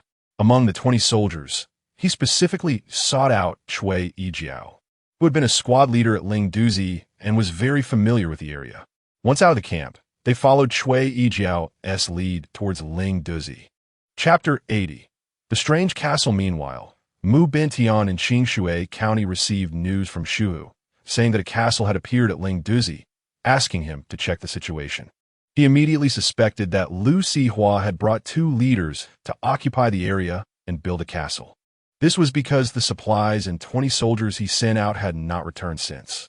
Moreover, Zhuang Zilong, while pursuing Lu Sihua, was also heading towards Ling Douzi. Subsequently, Mu Bentian summoned Zhuang Zilong to discuss. "My lord, I don't think Lu Sihua has that much ability. How could he build a castle? He has over 100 men under him. If he recruits some refugees, it's about enough, right?" Zhuang Zilong still shook his head in disbelief. Mu Bintian stopped elaborating further. Old Zhuang, take some men to see the situation. If you can make contact, that would be best. But prioritize safety. Zhuang Zilong nodded in agreement and exited the hall. The next day, Zhuang Zilong called Qin Feng and Zhang Tenghua, along with a few Jianghu heroes. 5 or 6 people, lightly equipped, rode swiftly towards Ling Douzi. While various parties pondered the castle at Ling Douzi, Lin Feng continued to build various facilities and intensify the training of his soldiers. He doubled the training plan. This time, the soldiers had to run 20 miles daily, carrying 30 pounds. They also had to swing their swords 1,000 times and shoot arrows 300 times. Additionally, push-ups and sit-ups were added to the training regimen. The more than 200 soldiers cried out in exhaustion, barely able to walk after completing their daily tasks. However, despite the tiring training, the food was plentiful. They could eat as much as they wanted. Soon, Bai Jing found Lin Feng. "Brother, our food is running low." "So soon? These men eat too much. Each one needs to consume 2 to 3 pounds a day." Lin Feng's biggest headache was the food supply issue. Huxipu was a vast, barren land with no farmland at all. This was of course due to the war and drought, leaving large areas of farmland barren. Now the people in the villages had fled, and who had time to farm? "We can't go back to Qingshui County. We need to find another way. How much silver do we have left?" The gold and silver brought back from Qingshui County, plus what we already had, is about 1,000 taels. "Is that all? Look at how much we bought. Also the soldiers who died or were injured. You raised the compensation so high." Okay, but how much food can we buy?" Bai Jing frowned and calculated. "Well, food prices are shockingly high now. It's probably 1 tael for a stone of grain. We can barely buy 1,000 stones. How much do we consume daily? There are over 400 soldiers in our castle, plus more than 200 refugees. We consume 5 stones a day." Lin Feng thought for a moment. "Have a few armor captains come over." Currently, there were 9 armor captains gathered in Lin Feng as command center. Upon hearing that they were going out to procure food, all 9 fell silent. This is too hard to manage. During wartime, everyone values food highly. "Why don't we raid the Tatars' food supplies?" Lin Feng suggested. "The Tatars have no supply line. They rely on plundering to supplement their food." Hu Jinkai quickly explained. Wang Xian, in a deep voice, said, "Boss, we have nearly 100 Tatar heads, and their S1 copper armor. Can we trade for some food at their camp?" Lin Feng shook his head resolutely. "They're already looking for him. Will we be walking into a trap?" Bai Jing pondered and spoke up. "South of Qingshui County, 330 miles away, there's a large county town called Weiyuan County, about 500 miles from here. It takes 20 days for a round trip. It's a bit far." Li Xiong frowned. "Better than having no food at all, right?" Zhang Chong nodded slightly. "This is feasible. To the northwest is the border city, and to the southeast is the border army camp. The Tatars wouldn't dare go deep, so this food route is relatively safe. Yes, we're not afraid of small groups of Tatar cavalry. They might even need to go around us." Hu Jinkai immediately agreed. Lin Feng nodded, agreeing with the plan. As for who should go to buy the food, he glanced at the armor captains. "All right, Wang Qian is responsible for the safety of the food convoy. Zhang Chong will handle overall coordination, and Li Xiong will be in charge of negotiating the purchase of food. 2 combat teams plus 50 engineers and 20 horse-drawn carts." The 3 stood up together and bowed. "Say yes. I must see food in the castle within 20 days. "Yes, boss. No one is allowed to touch the food without permission. Anyone who violates this will be killed." Wang Qian asked nervously, "Boss, what should we do if we encounter officers from a main camp? No matter where these officers come from, no one can act without my orders." The 3 immediately stood up straight and shouted in unison. "All right, go back and pack up, set off as soon as possible, and start timing from now on." "Huh?" Lin Feng stopped speaking, and the 3 knew that arguing was useless, so they immediately rushed out of the room. Song Qi, with Cui Yijiao and 20 cavalry, advanced in the dark towards Ling Douzi. He thought that the darkness would help them avoid the Tatar scouts. With only a few of them, if they were to encounter Tatar scouts, they probably wouldn't even have a chance to escape. After traveling nearly 100 miles, everything was calm and peaceful under the night sky. Song Qi breathed a sigh of relief as he looked at Cui Yijiao beside him. Indeed, the Tatars wouldn't come out at night. Cui Yijiao immediately smiled and said, General Song, there's no need to worry. I'm very familiar with this area, and we won't encounter the Tatters. That's best. This general is not afraid of those Tatters, just don't want to waste time.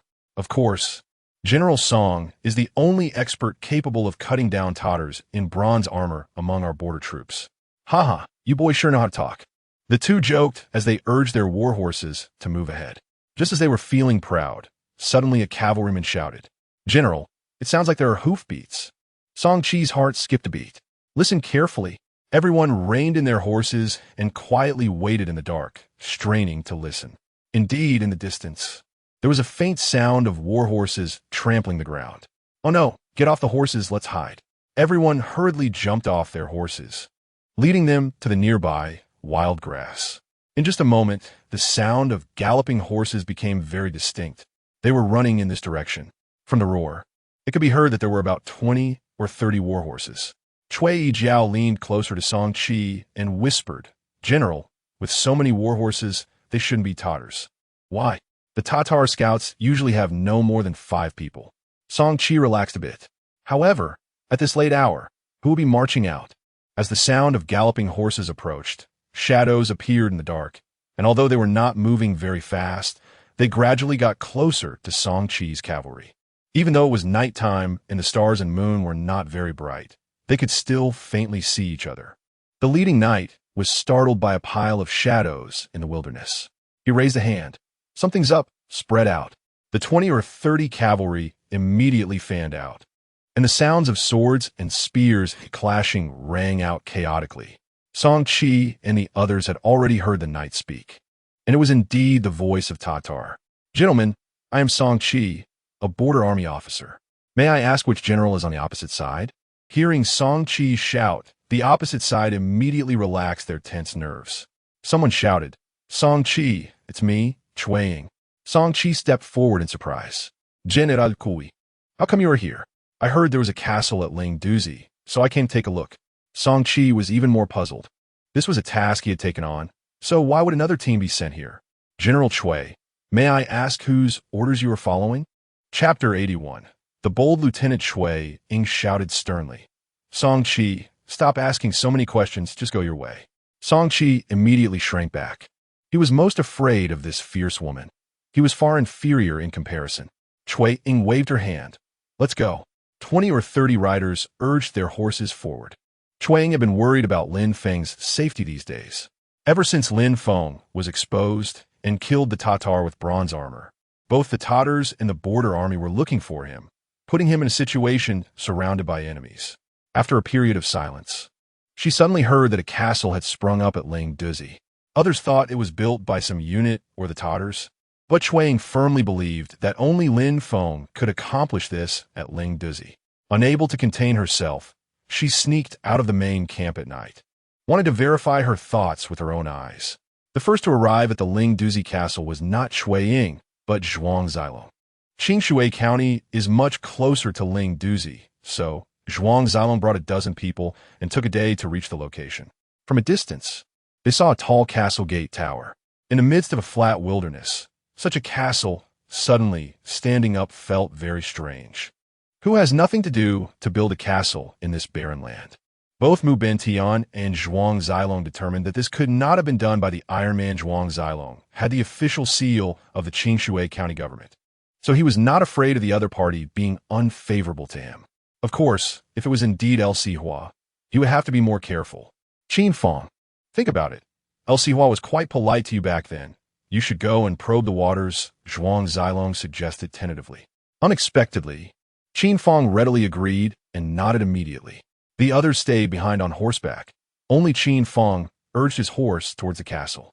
When he arrived at the drawbridge, he shouted loudly to the soldiers on the castle, I am Qin Feng from Qingshui County. Please allow me to see the castle lord. He shouted 3 times and then quietly waited for a response. After a while, just as Qin Feng was preparing to leave in disappointment, the drawbridge suddenly began to lower slowly. Qin Feng was overjoyed. When the drawbridge was stable, he pulled the reins and ran across. Below the castle, the heavy wooden door slowly opened a crack, just enough for a person and a horse to pass through. Qin Feng urged his horse into the castle gate. And when he reached the base of the castle, he suddenly discovered that there were many severed heads hanging above the gate. Dense and numerous, they made one feel a chill. Qin Feng focused and saw that all those heads resembled the Iron Man. How could there be so many Tatar heads? His heart felt increasingly mysterious about the castle's master. The ability to kill so many Tatars showed that the castle's owner had considerable power. At least this many Tatars couldn't be dealt with by the border army's main camp, let alone Qingshui County. Perhaps only the border city had the capability to match. With a sense of awe, Qin Feng rode into the castle gate. Immediately, isn't it surrounded by the Tatars? It's been besieged for half a year. So how did you get out? Qin Feng stared intently into Lin Feng's eyes. I want to know the truth. Lin Feng nodded. Do you have any proof? Qin Feng immediately took out a bamboo plaque from his bosom and handed it forward with both hands. Lin Feng took it and examined it carefully. The plaque was engraved with the words Provincial Army Qin Feng, and on the other side, it said Wagon Captain. You belong to the Provincial Army series? Exactly. We are the Provincial Army of the Town West Protectorate, under the command of General Qin Zheng. Lin Feng nodded in realization and returned the waist badge to Qin Feng. I see, but the border city has been besieged for so long. Why haven't the border troops gone to rescue it? Qin Feng sneered. The border troops? That guy Cui Yong, where would he have the courage? He's already scared to pee at the sight of the Tatars. That's considered strong for him. Doesn't the Town West Protectorate do anything? Most of the provincial soldiers of the Town West Protectorate are trapped in the border city. What can they do? So what is your purpose in coming out?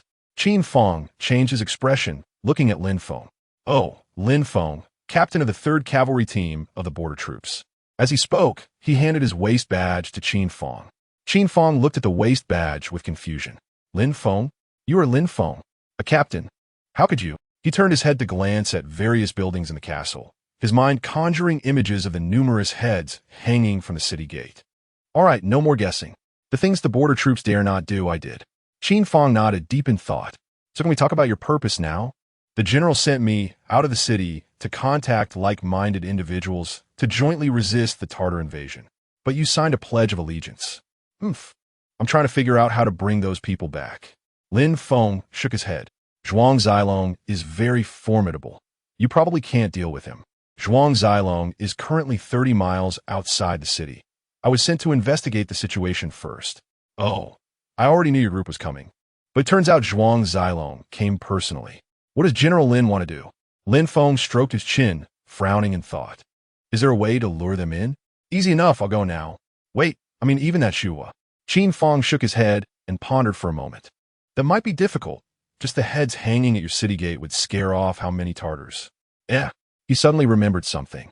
General Lin, with so many Tatar heads. What a great achievement. Do you know why Shuhua and Mubin Tian are looking for me? Why? Because I killed Shuhua's brother, Shu Xiong. He's here for revenge. But the border army is under threat from the Tatars and is also looking for me. Otherwise, how could they explain to the Tatars? Qin Feng's eyes widened with anger. Chapter 82. Another battle with Zhuang Zilong. The two fell silent. After a while, Lin Feng asked, Do you know Zhuang Zilong's background? Qin Feng hesitated and said, I only heard that he seems to be a guard for a high official in the capital. I don't know why he ended up here. Can this person be recruited? Difficult. Such a master won't be tempted without a high price. Lin Feng shook his head and sighed, Alas, it's a pity to kill him. Qin Feng laughed. In General Lin's eyes, there are no masters. I heard Shu Xiong is one of the best among the bronze-armored warriors, yet he also fell at your hands. I admire that. Enough small talk. Hurry up and get that Zhuang Zilong in here. Right, take out one of Mubin Tian's fierce dogs to make them uncomfortable. Qin Feng vigorously nodded in agreement. As he turned to leave, Lin Feng raised his hand to stop him. Wait, Officer Qin, can we take the city of Qingshui? Qin Feng's eyes widened in surprise as he turned to look at Lin Feng. General Lin has great ambitions, a large county city. Lin Feng pointed in the direction of the city gate. Aren't they fiercer than those Tatars? That can be done, quite feasible. Qin Feng was left speechless. Thinking of the numerous Tatar heads, a county city was just too easy for Lin Feng. He was very clear on the combat capabilities of the 500 provincial soldiers in the county. Facing a Tatar assault, just 30 or 50 cavalry would break their morale. Lin Feng waved his hand, signaling him to hurry and deceive Zhuang Zilong. He was eager to test whether the steel knife he refined in the high furnace could pierce through Zhuang's iron shirt. Qin Feng took a few steps back, mounted his horse, and galloped toward the city gate. After exiting the castle, he rushed 30 miles back to where Zhuang Zilong and the others were hiding. Seeing Qin Feng return safely, Zhuang Zilong breathed a sigh of relief. He also had high hopes for this young man, a skilled gunman and fierce commander on the battlefield. "Brother Qin, what's the situation inside?" Zhuang Zilong asked eagerly. "Lord Zhuang, inside there's a captain from the border army. He heard we are from the Qingshui County Yamen and has set up a grand banquet to welcome us." Zhuang Zilong looked at Qin Feng in confusion. "A captain? Why such enthusiasm? They urgently need food and are about to run out." "Oh, how many troops are inside?" "From my observation, there are at least 50 or 60. Zhuang Zilong turned to look at the tall city gate tower. "How can such a large castle have only 50 or 60 people?" "I don't know either. The time was too short to discuss in depth." "Then why did they build such a castle in this wilderness?" Qin Feng shook his head. "I don't know either." Zhuang Zilong was still hesitating when Zhang Tenghua said from the side, "My lord, since they are all part of the same large army, it should be possible to pull them over." Zhuang Zilong also felt that since Shuhua wanted them to find out about the castle situation, it wouldn't be good to just return without any information. Since there were only 50 or 60 people inside the castle, even if there were 100 or 80 troops, with his skills, Zhuang Zilong could still charge out. Thinking of this, he waved his hand. "Let's go, enter the city, and meet this captain." Qin Feng breathed a sigh of relief, turning his horse around. "Good, I'll lead the way." A group of more than 20 cavalry followed Qin Feng straight toward the castle. When Qin Feng arrived at the drawbridge, he glanced at the city gate tower. He noticed that the Tartar heads that were originally hanging on the city wall were now gone. The city gate was also wide open, with 2 rows of soldiers standing in front, holding guns in a welcoming posture. As the drawbridge was lowered, Qin Feng led the group in at a gallop. Zhuang Zilong followed Qin Feng through the city gate, and everything before him left him even more perplexed. What is this place? So many strange buildings. Aren't they meant for people to live in? Before he could ponder this, the city gates slowly closed behind them, following the wide avenue in front. After walking about 100 steps, a tall man stood in the middle. As the war horse galloped forward, Zhuang Zilong finally saw the man's face. It was Lin Feng, with both hands resting on a somewhat peculiar long knife, smiling at Zhuang Zilong. Zhuang Zilong's pupils contracted, and he turned to look at Qin Feng. He found that Qin Feng was also smiling at him. Sighing, he realized he had fallen into Qin Feng's trap, but it was too late. Changing to a gentle expression, Zhuang Zilong clasped his hands from horseback. "So it is the head of the Liu family here. I have lost my respect. Zhuang Zilong, I'm doing well. I wonder how we can resolve our grudge." Lin Feng borrowed Zhuang Zilong's words and used it to test the other's thoughts. "Head of the Liu family. Our grudge can be resolved easily, but your pledge of allegiance is still in Lord Mu's hands. Have you considered this?" "Unfortunately, I signed the pledge of allegiance as L.C. Hua. Let me formally introduce myself." Lin Feng paused. "I am Lin Feng, captain of the 3rd Cavalry Team of the border troops." Zhuang Zilong's pupils contracted again, his brows furrowing tightly, his right hand instinctively reaching for the weapon by the saddle. Qin Feng laughed. "Mr. Zhuang, are you surprised?" "Hee, truly impressive means. I wonder what Captain Lin's intentions are." "There's no particular intention. I just want to trick some food to eat. I didn't expect that you guys would collude with the Tatars, ruining the conscience of the common people." "Oomph. Does the Great Zone Court still have a conscience for its subjects?" Lin Feng waved his hand to stop Zhuang Zilong's words. "This level is too high.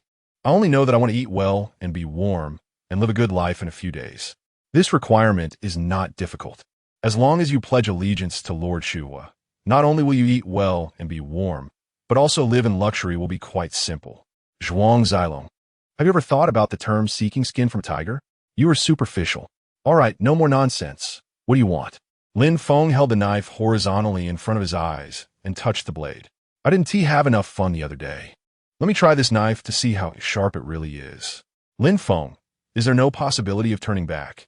Lin Feng pointed the knife at the city gate tower behind Zhuang Zilong. "Look closely Is there a way back? Zhuang Zilong turned his head in confusion and suddenly discovered that on the tall city gate tower, countless heads of totters were hanging. Brother Qin thinks it looks bad hanging outside, so I had them hung inside, which can inspire the soldiers' bloodlust. Qin Feng immediately raised his hand. General Lin, I have no complaints. I admire you even more. Zhuang Zilong knew that things had become irreversible. Of course, before it was just a test. Giving himself a little time to think of a strategy. He knew very well who Lin Feng was. He was a person destined to be killed by Lord Shua. How could he cooperate with him? Zhuang Zilong remained calm. He was very confident in his abilities. He slowly took down an iron rod hanging by the saddle and dismounted. He had used this iron rod for a long time, and relying solely on his internal strength, he had no rivals. Using a weapon at this time was also a way to honor Lin Feng, this master. The 20 riders behind him sat dumbly on their horses, unsure of what to do, because they saw rows of bows and arrows already peeking out from the rooftops, aimed at them. No one dared to make a slight move. Zhuang Zilong's eyes were only on Lin Feng as he raised the iron rod and stepped forward, one step at a time. Chapter 83, Official Recognition. Lin Feng was loose on the outside but tight on the inside, adopting a slicing wind knife stance, his eyes fixed on the approaching Zhuang Zilong. The distance between the two grew closer until Zhuang Zilong stopped 5 steps away. The people around held their breath nervously, their eyes fixed on the two. Tie Zhen, at a window on the side, looked pale with anxiety. Lin Xiaomei, however, was much calmer. She simply knocked 3 arrows on her soft bow and quietly watched Zhuang Zilong. Zhuang Zilong adjusted his breathing and exerted pressure on Lin Feng. Unfortunately, Lin Feng remained unmoved, firmly holding the long knife in his hand, his eyes searching for a flaw in his opponent. Just then, amidst the silence, a war horse suddenly neighed, breaking the surrounding stillness. At the same time, Lin Feng moved, the long knife slicing through the air straight at Zhuang Zilong. Zhuang Zilong swung the iron rod to block the long knife and squeezed his body sideways. Lin Feng changed his knife stance and struck at his opponent again. The weapons of the two did not touch. They merely exchanged movements with their bodies.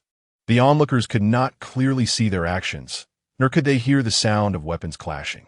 This battle lasted much longer than the last one. After about a dozen breaths, the two finally retreated and separated. Lin Feng's face was somewhat pale, his breathing rapid, and the long knife in his hand trembled slightly. Zhuang Zilong, however, appeared calm, his internal energy skill remarkably refined, steadily holding the iron rod. However, Qin Feng, who was nearby, noticed that there was red seeping from Zhuang Zilong's waist. After another moment of silence, the two charged forward together. When they separated again, Lin Feng remained as before, while Zhuang Zilong's hand began to shake. His originally rosy complexion appeared somewhat pale. He was dressed in gray warrior attire, and the fabric around his waist clung to him. The third collision happened quickly. They almost instantaneously separated. Zhuang Zilong's hair was somewhat disheveled, and the bloodstains on him had become very apparent. Those around could see that Zhuang Zilong's clothes were torn in several places, with blood seeping out uncontrollably. He had retreated 2 steps more this time, holding the iron rod, narrowing his eyes. Lin Feng, good tactics, your knife is not ordinary. At this moment, Lin Feng was almost bent over, gasping for breath, with the knife leaning on the ground. He had exerted too much energy and stamina. Fortunately, the knife in his hand had been lightened significantly. If it had still been the original thick-backed long knife, he might have already been defeated by now. Zhuang Zilong, you are hard to kill. If it weren't for the countless eyes watching, Lin Feng would want to step back and sit down to rest. Suddenly, Zhuang Zilong threw away the iron rod in his hand, for he knew that the iron rod could not stop Lin Feng's long knife. It was better to focus on using his physical skills to fight Lin Feng desperately. The two clashed again. This time it lasted a bit longer, and no one could clearly see their movements. All that was visible was a flurry of flashing blades. Suddenly, Lin Feng's long knife flew into the air, and he retreated several steps, falling onto the ground. The crowd gasped in surprise. He originally wanted to hold himself up, but after trying to push himself up a couple of times, he finally gave up. Zhuang Zilong casually threw 3 arrows to the ground, wearing a tragic smile. Lin Feng, Does this count as you finding help? Lin Feng sat on the ground, panting, casting a glance at Lin Xiaomei hiding by the window. We didn't greet each other. Well, you Lin Feng are the first formidable opponent Zhuang has encountered, and also the last. If it were solely about fists and kicks, you would still not be my match. Lin Feng shook his head. Why not use a knife when you have one? Zhuang has lost without injustice. In the brief moment they spoke, more blood gushed from Zhuang Zilong's body. He swayed slightly, finally losing the imposing presence he had. If it were possible, I could still spare your life. Lin Feng stared at the increasing amount of blood on Zhuang Zilong, feeling somewhat regretful. Zhuang Zilong smiled wryly and shook his head. It's too late. Zhuang accepts his fate. However, you Lin Feng have caused great trouble, so take care of yourself. After Zhuang Zilong finished speaking, his body could no longer support itself, and with a thud, he fell to the ground. Lin Feng stared blankly at the body lying on the ground, momentarily unsure of what to think. Qin Feng turned to Zhang Tenghua and the others, shouting, "What? Do you want to go with this person?" As soon as he finished speaking, there was a clatter, and more than 20 riders almost simultaneously threw their weapons to the ground.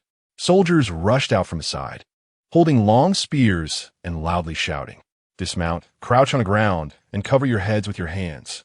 Bai Jing and Lin Xiaomei helped Lin Feng up from either side, stumbling as they walked into the room. I didn't expect this battle to be so hard fought. However, it also proves that my knife is very sharp. All right, as long as you're fine. Lin Xiaomei, however, seemed quite frustrated. Brother, is my arrow so useless? That depends on who you shoot at. How do you feel now? Just feel completely drained, limp, and lacking spirit. This battle was really tough. I couldn't even see how you two fought. Lin Feng half lay on the chair, recalling the battle just now. Although he was exhausted, he felt that his spirit and this body had further integrated. Bai Jing prepared a pot of hot tea, one hand supporting Lin Feng's back, and the other gently feeding him a couple of sips. After resting for a quarter of an hour, Lin Feng finally recovered. Let Qin Feng come in. I have something to say. When Qin Feng walked into the room, Lin Feng was already sitting upright in the chair, smiling at Qin Feng. General Lin is truly remarkable. In Qin Feng's view, Zhuang Zilong's skills had already reached the pinnacle, yet he unexpectedly died at your hands. Em enlightened. All right, don't you see I'm exhausted? Sit down and talk. The two sat opposite each other, and Bai Jing served tea. Lin Feng pondered for a moment. I want to know the current situation of the border city. The Tatars are not good at besieging cities. The border city is currently relatively stable, but it's difficult to transport supplies inside. Stability is good. I want to capture Qingshui County to alleviate the current predicament. General Lin, go ahead. Qingshui has already defected and should return to the zone. Lin Feng was silent for a moment before looking up at Qin Feng. I'm afraid the border troops won't support me. Qin Feng raised a hand. I represent the troops of the Town West Protectorate and fully support General Lin. Lin Feng smiled and said, your support is of no use. I need official recognition. I will return to the border city as soon as possible to strive for official credit for General Lin. Lin Feng glanced at him in confusion. You? Is that possible? Please believe me. Qin Feng, go ahead and take Qingshui. I guarantee the official credit will follow. Are you saying General Qin Zhong will give me, Lin Feng, credit? Exactly. Lin Feng fell silent again, pondering the direction for the future. Establishing a base indeed requires official support. General Cui Yong of the border troops clearly does not recognize me, and he tacitly allows military achievements to be falsely claimed and does not actively resist the invasion of the Tartars. The Qin Feng before him, with his upright character, seems to be a man of his word. In any case, I must develop and grow stronger as soon as possible. Only by becoming powerful can I be the most reliable. Qin Feng, why do you believe in me, Lin Feng, so much? Qin Feng stood up and pointed toward the city tower. Just based on the Tartar head hanging on the tower, I ask, who would dare to provoke the Tartar like that? Qin Feng's face flushed with excitement. And look at this castle. A centurion, without the support of the border troops, can build such a large-scale castle. How can I, Qin Feng, not trust my own eyes? Good. Then let's sincerely cooperate and drive the Tartars out of the zone border. Agreed. Qin Feng will do his utmost. Chapter 84. Is there ever an inconvenient time? Lin Feng and Qin Feng's equally determined gazes met. After a moment, Lin Feng waved his hand. Go ahead. I await your news. Qin Feng clasped his hands. Farewell. After saying this, he turned and strode out the door. Lin Xiaomei, watching from the side, felt her blood boil and leaned closer to Lin Feng. Brother, what are we going to do next? I think this knife is still a bit awkward. The shape needs some improvement. As Lin Feng spoke, he picked up the long knife beside him, looking at it as he walked outside. Bai Jing and Lin Xiaomei exchanged glances. Aren't we supposed to go fight for Qing Shui? Why suddenly focus on your own knife? Lin Feng truly felt there was a problem with the long knife. He noticed several points during the recent combat that weren't quite right. He raised the long knife, walked out of the house, and stepped over a pool of blood on the street. Huh, where are the people? Fan Jinsong stepped forward, approaching Lin Feng. What orders does the general have? Go tell them that the body of Zhuang Zilong needs to be buried properly in the cemetery. Of course, their proper burial is just a thin coffin and a simple entombment. Yes, General. Fan Jinsong agreed and ran out. Lin Feng felt that Zhuang Zilong was a rare master and deserved a proper burial. This is a sign of respect for martial arts experts. Although he defected to the Tartars and betrayed the DEADLIEST, he has already paid the price with his life for his choices. Lin Feng arrived at the steelmaking furnace and ordered the prepared knife mold to be brought out. He wanted to improve the shape and weight of the long knife to further enhance its effectiveness in future battles. Lin Xiaomei chased after him, trying to figure out when they would attack Qing Shui. Lin Feng thought this girl was a battle fanatic particularly fond of fighting. Moreover, she was energetic, training with the soldiers all day long, and her results were no worse than those of the other soldiers. Xiaomei, you train every day without a break. Don't you ever take a holiday? What holiday? Are you going to give me a day off? No. Don't you ever have inconvenient times? No. I eat well and sleep well. What's inconvenient about that? Lin Feng looked at her in surprise. What kind of energy was stored in such a petite body? If he hadn't already slept with her and noticed her distinctly curvy figure, he would have doubted whether she was a girl. Then, you go organize all the battle teams, train them in cavalry archery, and once I think they're competent, we will go attack Qing Shui. How about that? No problem. I'll go right now. After finishing her words, Lin Xiaomei got up and ran off. Bai Jing smirked beside them. We can't let her be idle. Yes. If she's bored, she'll double the trouble for you. All right, I really can't stand you two. Hey, brother, what does it matter to me? All right. Keep an eye on the molten iron in the furnace. If it turns this color, it should cool down. Did you see that clearly? Lin Feng pointed at the observation hole on the furnace. Bai Jing, skilled with her hands, particularly liked the strange things Lin Feng created. She followed closely behind him, learning diligently, especially the water wheels on several deep wells, where few soldiers could step on them to draw water. This not only replaced training tasks, but also contributed to the construction site work. There was also the use of coal to burn stones, which produced a pile of white powder. When this powder was poured over water, it could actually boil eggs and sweet potatoes. Mixing this white powder into the soil made the roads and walls incredibly sturdy. Bai Jing's mind was already in a mess, not bothering to think about how Lin Feng's brain worked, just focusing on learning. Seeing Bai Jing entering a deep learning state, Lin Feng picked up the knife mold and left. Keeping these two girls occupied with things they liked would allow him to have some peace. Just as he returned to the command center, Hu Jinkai slipped in. Boss, I heard you're going to attack Qing Shui. Who told you that? Nonsense. Hu Jinkai scratched his head. It turns out it was just a rumor, and I took it seriously. Train the soldiers well. Look at how many died in that battle. Hu Jinkai stuttered. Boss, you don't know. That batch of Tartars can really take a beating. I don't care if they can take a beating. I only care whether our soldiers can survive.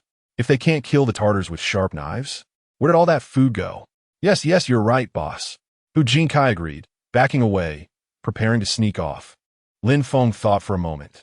Don't just focus on fighting. You need to use your brain too, all right? Huh? Hu Jinkai was stunned, looking at Lin Feng, wondering how they were suddenly talking about him. What do you mean? You said to attack Qing Shui. How should we attack? When to attack? What to do after we attack? A series of questions left Hu Jinkai's mind completely fried.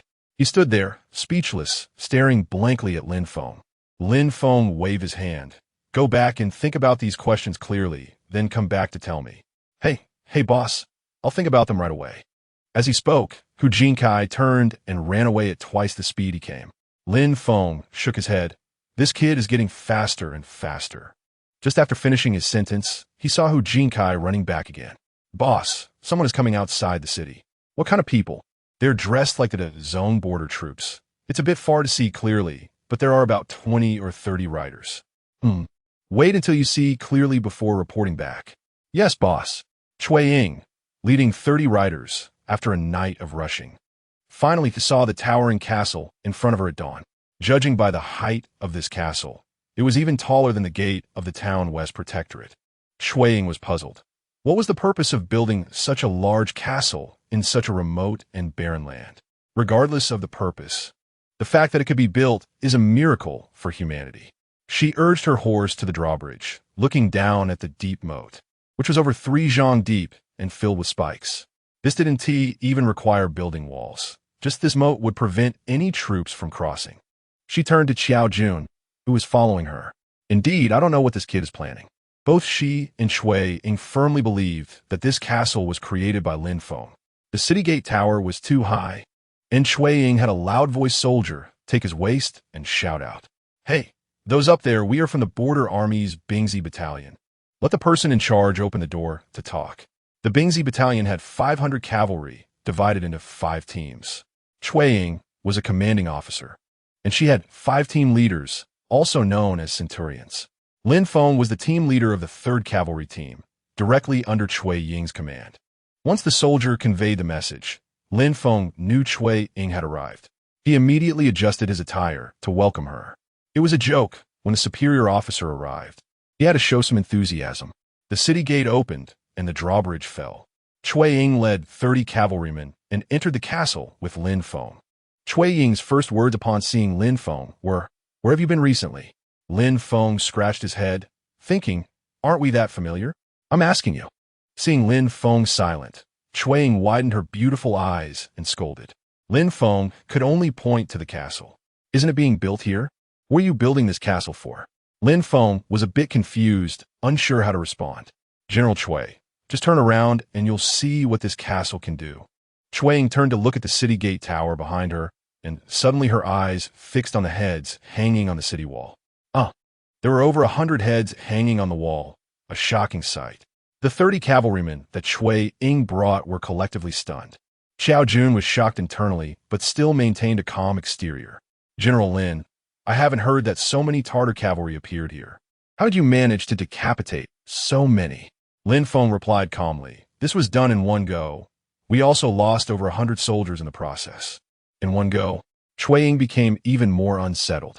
Chapter 85. A rare beauty in the world. Since seeing the tall city gate tower, Chui Ying had been in shock, especially at this moment. 100 Tartar heads, all taken in one battle. Even if the border army attacked with the strength of over a dozen battalions, it wouldn't be easy to decapitate so many Tartar heads. How many soldiers could a centurion command to achieve such a feat? Chui Ying was going a bit crazy. "Lin Feng, tell me in detail what exactly happened."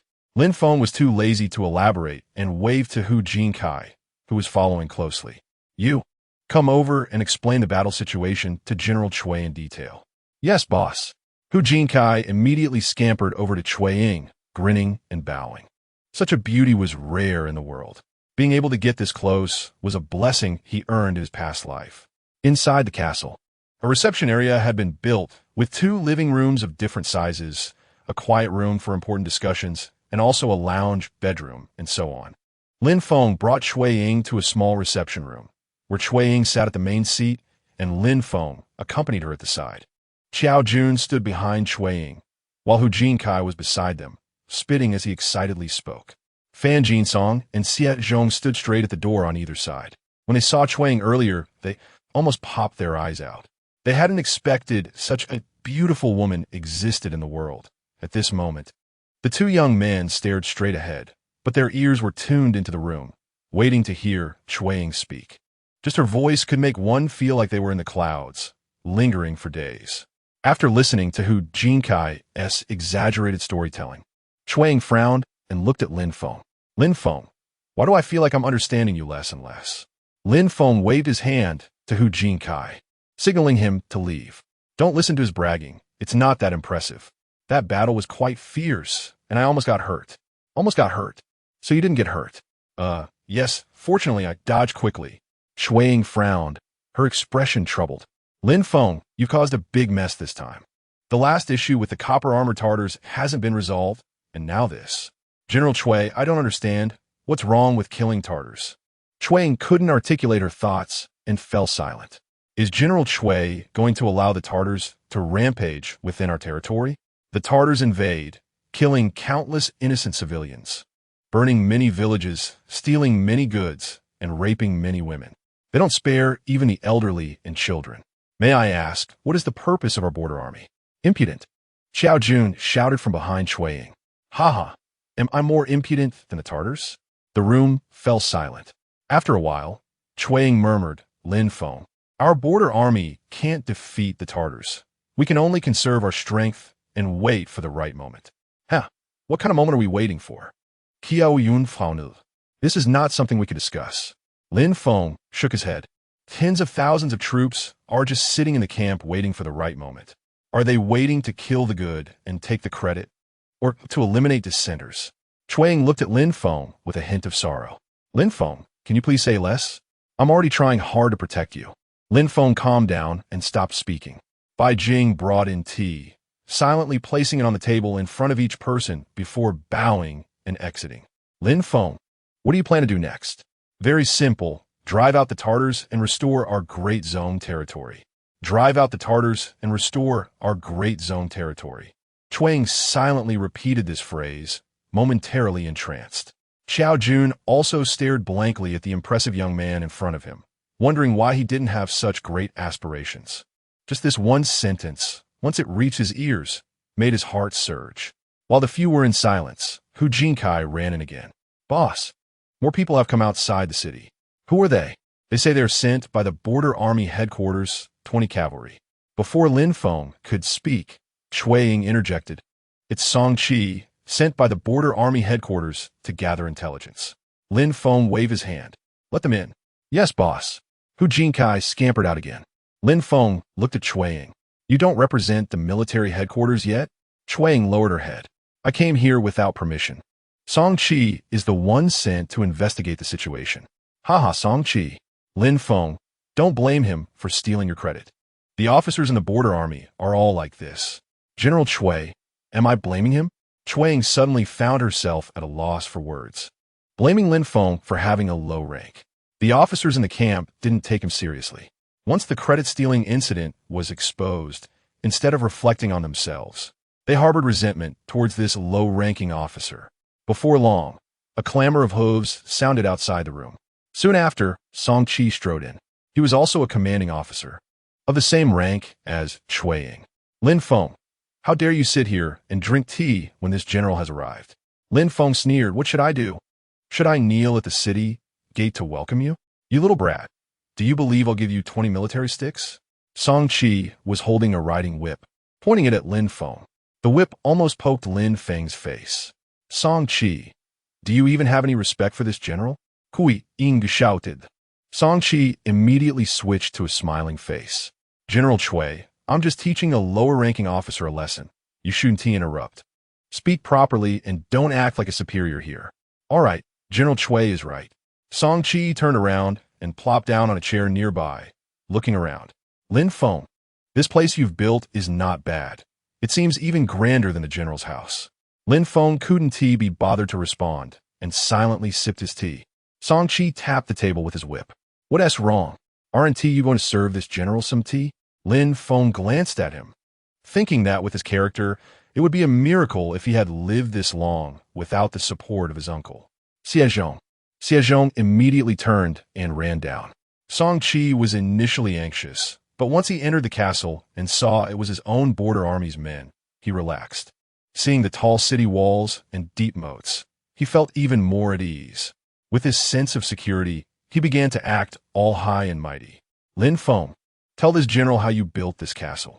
Song Qi crossed his legs and held a teacup in his hand, casually asking. Lin Feng frowned. Jin Song, call Hu Jiazhen over. Before long, Hu Jinkai hurried in. He was agile on his feet and quick with his words. Hu Jiazhen, Report to General Song about the situation in the castle. All right, General Song, here's the situation. Hu Jinkai began to chatter away. Cui Ying wanted to laugh but felt it inappropriate, so she had to stand up. Lin Feng, accompany me to take a look outside. Lin Feng quickly got up and followed Cui Ying out of the living room, riding out of the reception area. He didn't notice that among the 20 soldiers who came with Song Qi, Cui Yijiao was hiding behind others, trembling all over. Upon entering the castle, he realized it was built by Lin Feng. Suddenly, it felt like thunder striking him, and all hope vanished. He had delivered himself, a lamb, right to the mouth of a wolf. Since it was Song Qi who had asked him to lead the way, his task was complete, so he didn't need to stay by their side. Thus, Cui Yijiao mixed in his Song Qi's guard, constantly avoiding Lin Feng's gaze. Chapter 86. Let him learn to disappear. Lin Feng accompanied Cui Ying as they wandered around the castle. Cui Ying became a curious baby, exclaiming in surprise at everything she saw. Lin Feng was also troubled and had a summon by Jing to explain the functions of these buildings in detail. Although Cui Ying couldn't understand, it didn't stop her from feeling impressed. She carefully examined each building for a long time. The two women chatted for a long while, leaving Lin Feng with little to do. He could only walk slowly a few steps behind, accompanied by Zhao Zheng. The two men were silent for a while before Zhao Zheng spoke. Lin Feng, have you considered that continuing to be at odds with the main camp will be detrimental to your future development? Please, General Zhao, teach me how I should proceed. Zhao Zheng pondered for a moment. General Cui values you greatly. Her status is not ordinary. You might be able to change this situation through General Cui. Lin Feng shook his head. I still don't quite understand. What I mean is, be soft where you should be soft and do not confront head-on. General Xiao, Lin Feng, did not complain when someone took credit for my achievements, right? However, like the main camp, if we shrink back and allow the Tatars to rampage across our territory, I cannot endure that. The current situation is such that the border troops lack fighting strength. If we forcibly confront the Tatars head-on, the border troops may not last long. He did not allow Lin Feng to argue and continued. Without the deterrence of the border troops, the Tatars will advance unchecked, resulting in greater loss of territory and more of our people being enslaved and killed. General Xiao, have you never thought about driving the Tatars out from here? How difficult that would be. After another long silence, Lin Feng slowly said, Thank you for your reminder. General Xiao, however, Lin Feng, am not someone who will just endure when wronged. What is owed to me, I will make them repay double. Just like the Tatars, I will find a way to drive them out of the borders of our nation. Good ambition. I hope you can persist and go further. I will try. This conversation wasn't pleasant, but it did indicate Lin Feng's stance. He knew Zhao Zheng was extraordinary and might represent the attitude of certain figures. And this attitude might also be conveyed to some important people. However, Lin Feng didn't care, given the current momentum of development. One day, Lin Feng, would no longer have to look at other people's faces. Finally, after Cui Ying had seen the entire castle, she felt a bit tired. The group returned to their guest house and found rooms for Cui Ying and the others to rest. Lin Feng finally breathed a sigh of relief, stretched his arms and legs, and walked out. Just as he stepped out, he encountered a soldier with a cold expression. You're Lin Feng, right? My general wants you to come over. Who is your general? General Song Qi. Oh, what position do you hold? I am General Song's bodyguard. Is this how you speak to your superiors? I always speak this way. If you can't stand it, then just watch. This soldier was very arrogant and looked down on Lin Feng. What if I don't want to watch? Then please keep it to yourself. The soldier now wore a triumphant expression. Lin Feng sighed. It's a pity. I dislike holding back the most. For those things or people I can't stand, my usual method is to make them disappear. Oh, how are you going to make me disappear? The soldier looked at Lin Feng in surprise. Lin Feng waved his hand. You two teach him the technique of disappearing. Fan Jinsong and Xie Zhong, who were following Lin Feng, immediately stepped forward. Xie Zhong, being quicker, took 2 steps forward and delivered a punch to the soldier's face. The soldier cried out, blood spraying from his mouth and nose as he fell backwards. Fan Jinsong arrived in front of him at that moment and kicked him. While kicking, he asked, Kid, have you learned? Make sure to learn well. Lin Feng didn't even look back and directly turned to leave. As soon as he returned to his command post, he heard hurried footsteps approaching. Soon after, Song Qi's furious face appeared at the door. Lin Feng, you are so bold, daring to let your subordinates beat my personal guard. Is there no military law? Lin Feng stood up in surprise, looking at Song Qi. General Song, please speak slowly. What exactly happened? Stop playing dumb with me. If I don't teach you a lesson today, do you think I, Song Qi, am easy to bully? Since General Song doesn't want to listen to my explanation, that's unfortunate. Someone drag him out and give him 20 military sticks. No, 30 military sticks. Song Qi shouted loudly.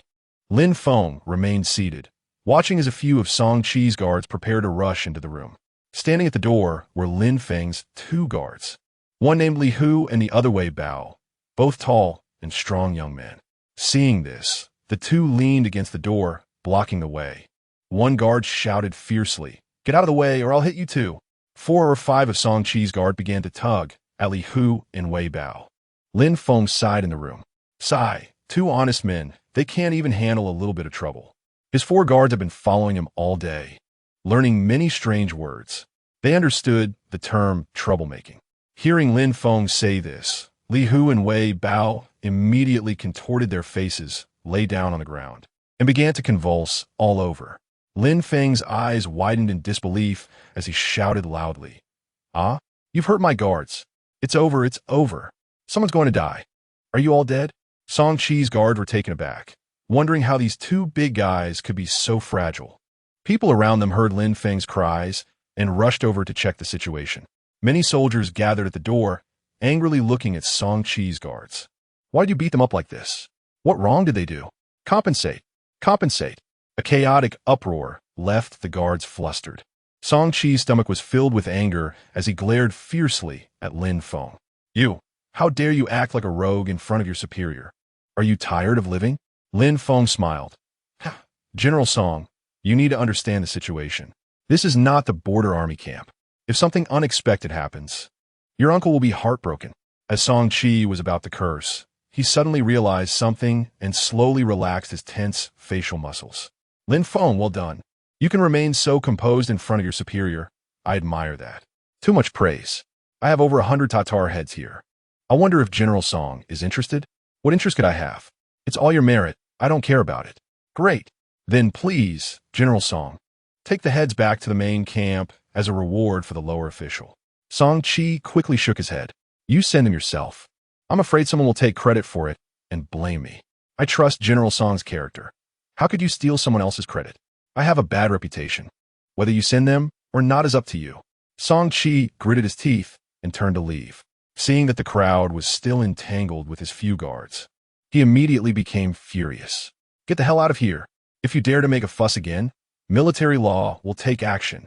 At his shout, all the soldiers were momentarily stunned, subdued by his imposing presence. Lin Feng walked out of the room and glanced at the 2 guards lying on the ground. It wouldn't be easy to leave after injuring them like this. Chapter 87. Staging an accident. Song Qi glared at him fiercely. "What do you want? There has to be some compensation for the medical expenses, right? Were they injured?" "It's hard to say, but it looks quite serious." Just as they were arguing, Chuang heard the news and rushed over with Zhao Zheng. Seeing the chaos of the scene, he frowned and shouted, "Song Qi, Lin Feng, what are you doing?" Seeing Chuang arrive, Song Qi seemed to find his backbone and immediately started to complain. "General Chuang, look at Lin Feng. Not only did he beat up my guards, but he is also being unreasonable."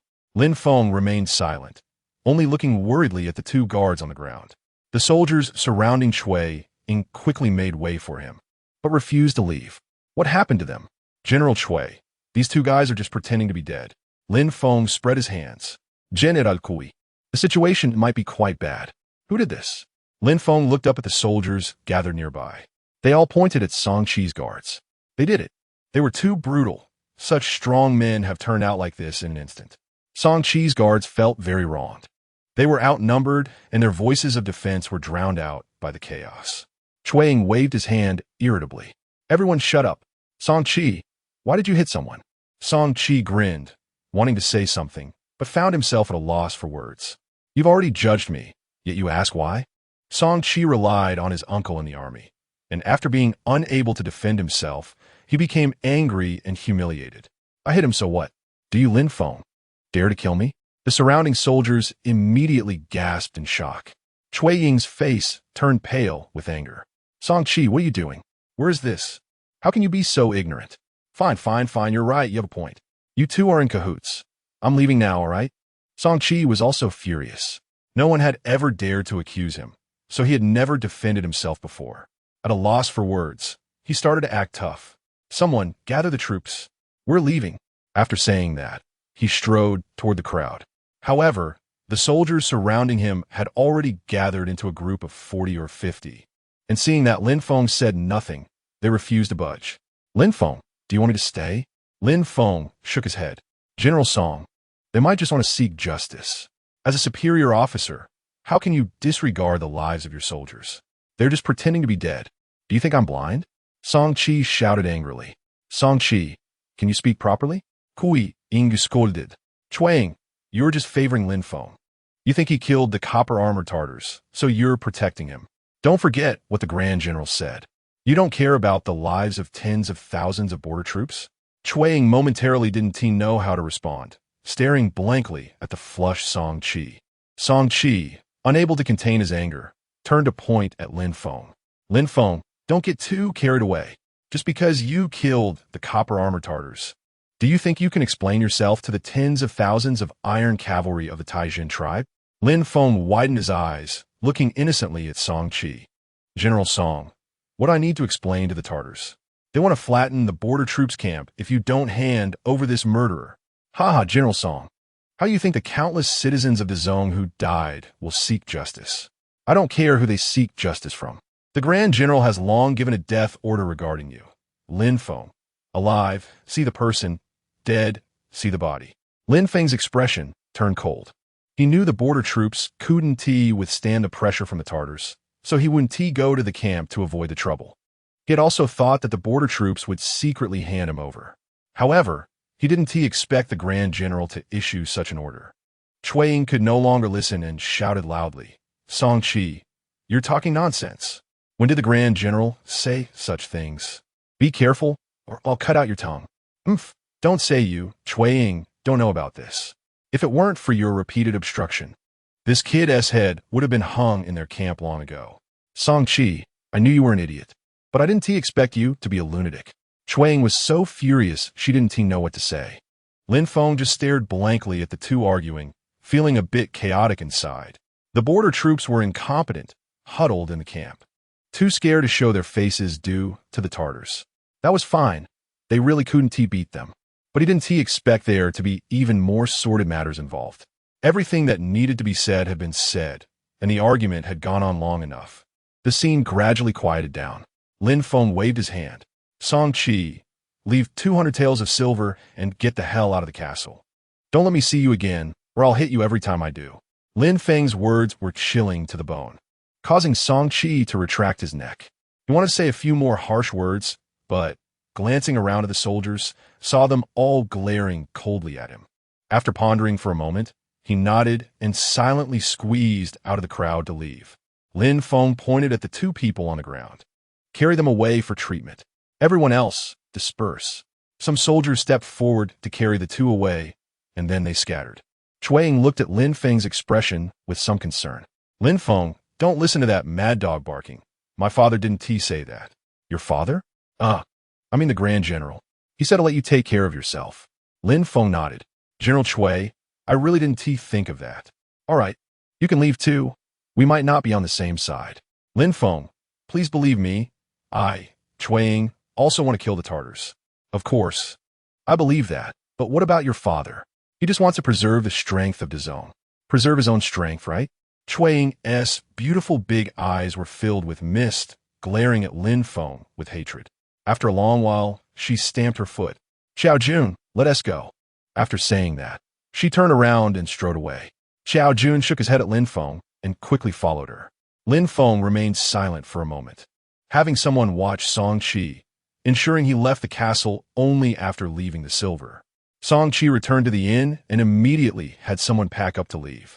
He secretly made up his mind that once he returned to the camp, he must have his uncle help him get revenge. He gathered his guard team and rode out of the courtyard. Who would have thought that at the gate he saw a line of soldiers standing outside with guns? coldly watching them. "Get out of the way. Do you want a rebel? I'll destroy your 9 clans." The soldiers remained unmoved. Hu Jinkai stepped forward. "My boss said, leave 200 taels of silver, and you can leave the city." Song Qi was about to faint from anger.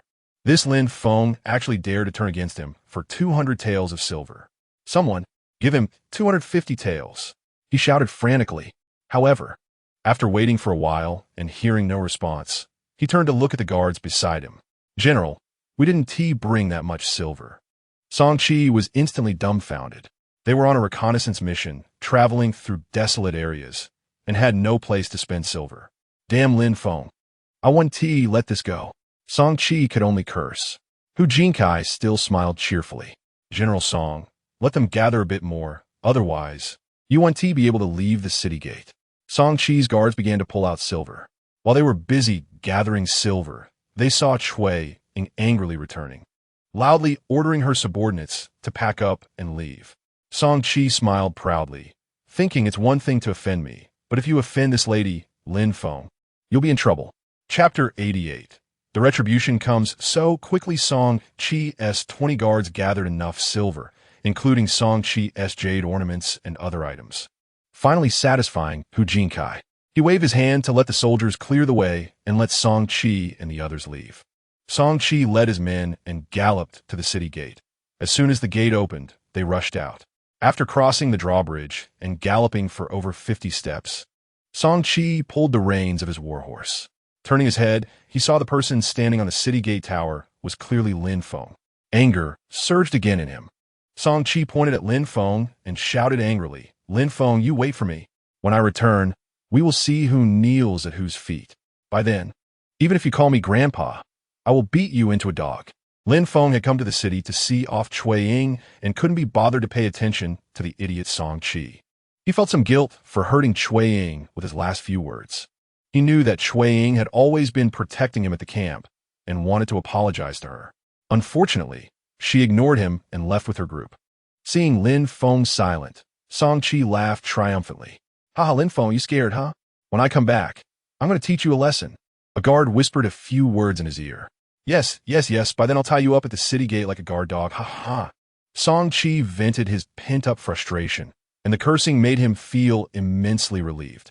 He raised one hand and shouted loudly, "Brothers, let's go back to the camp."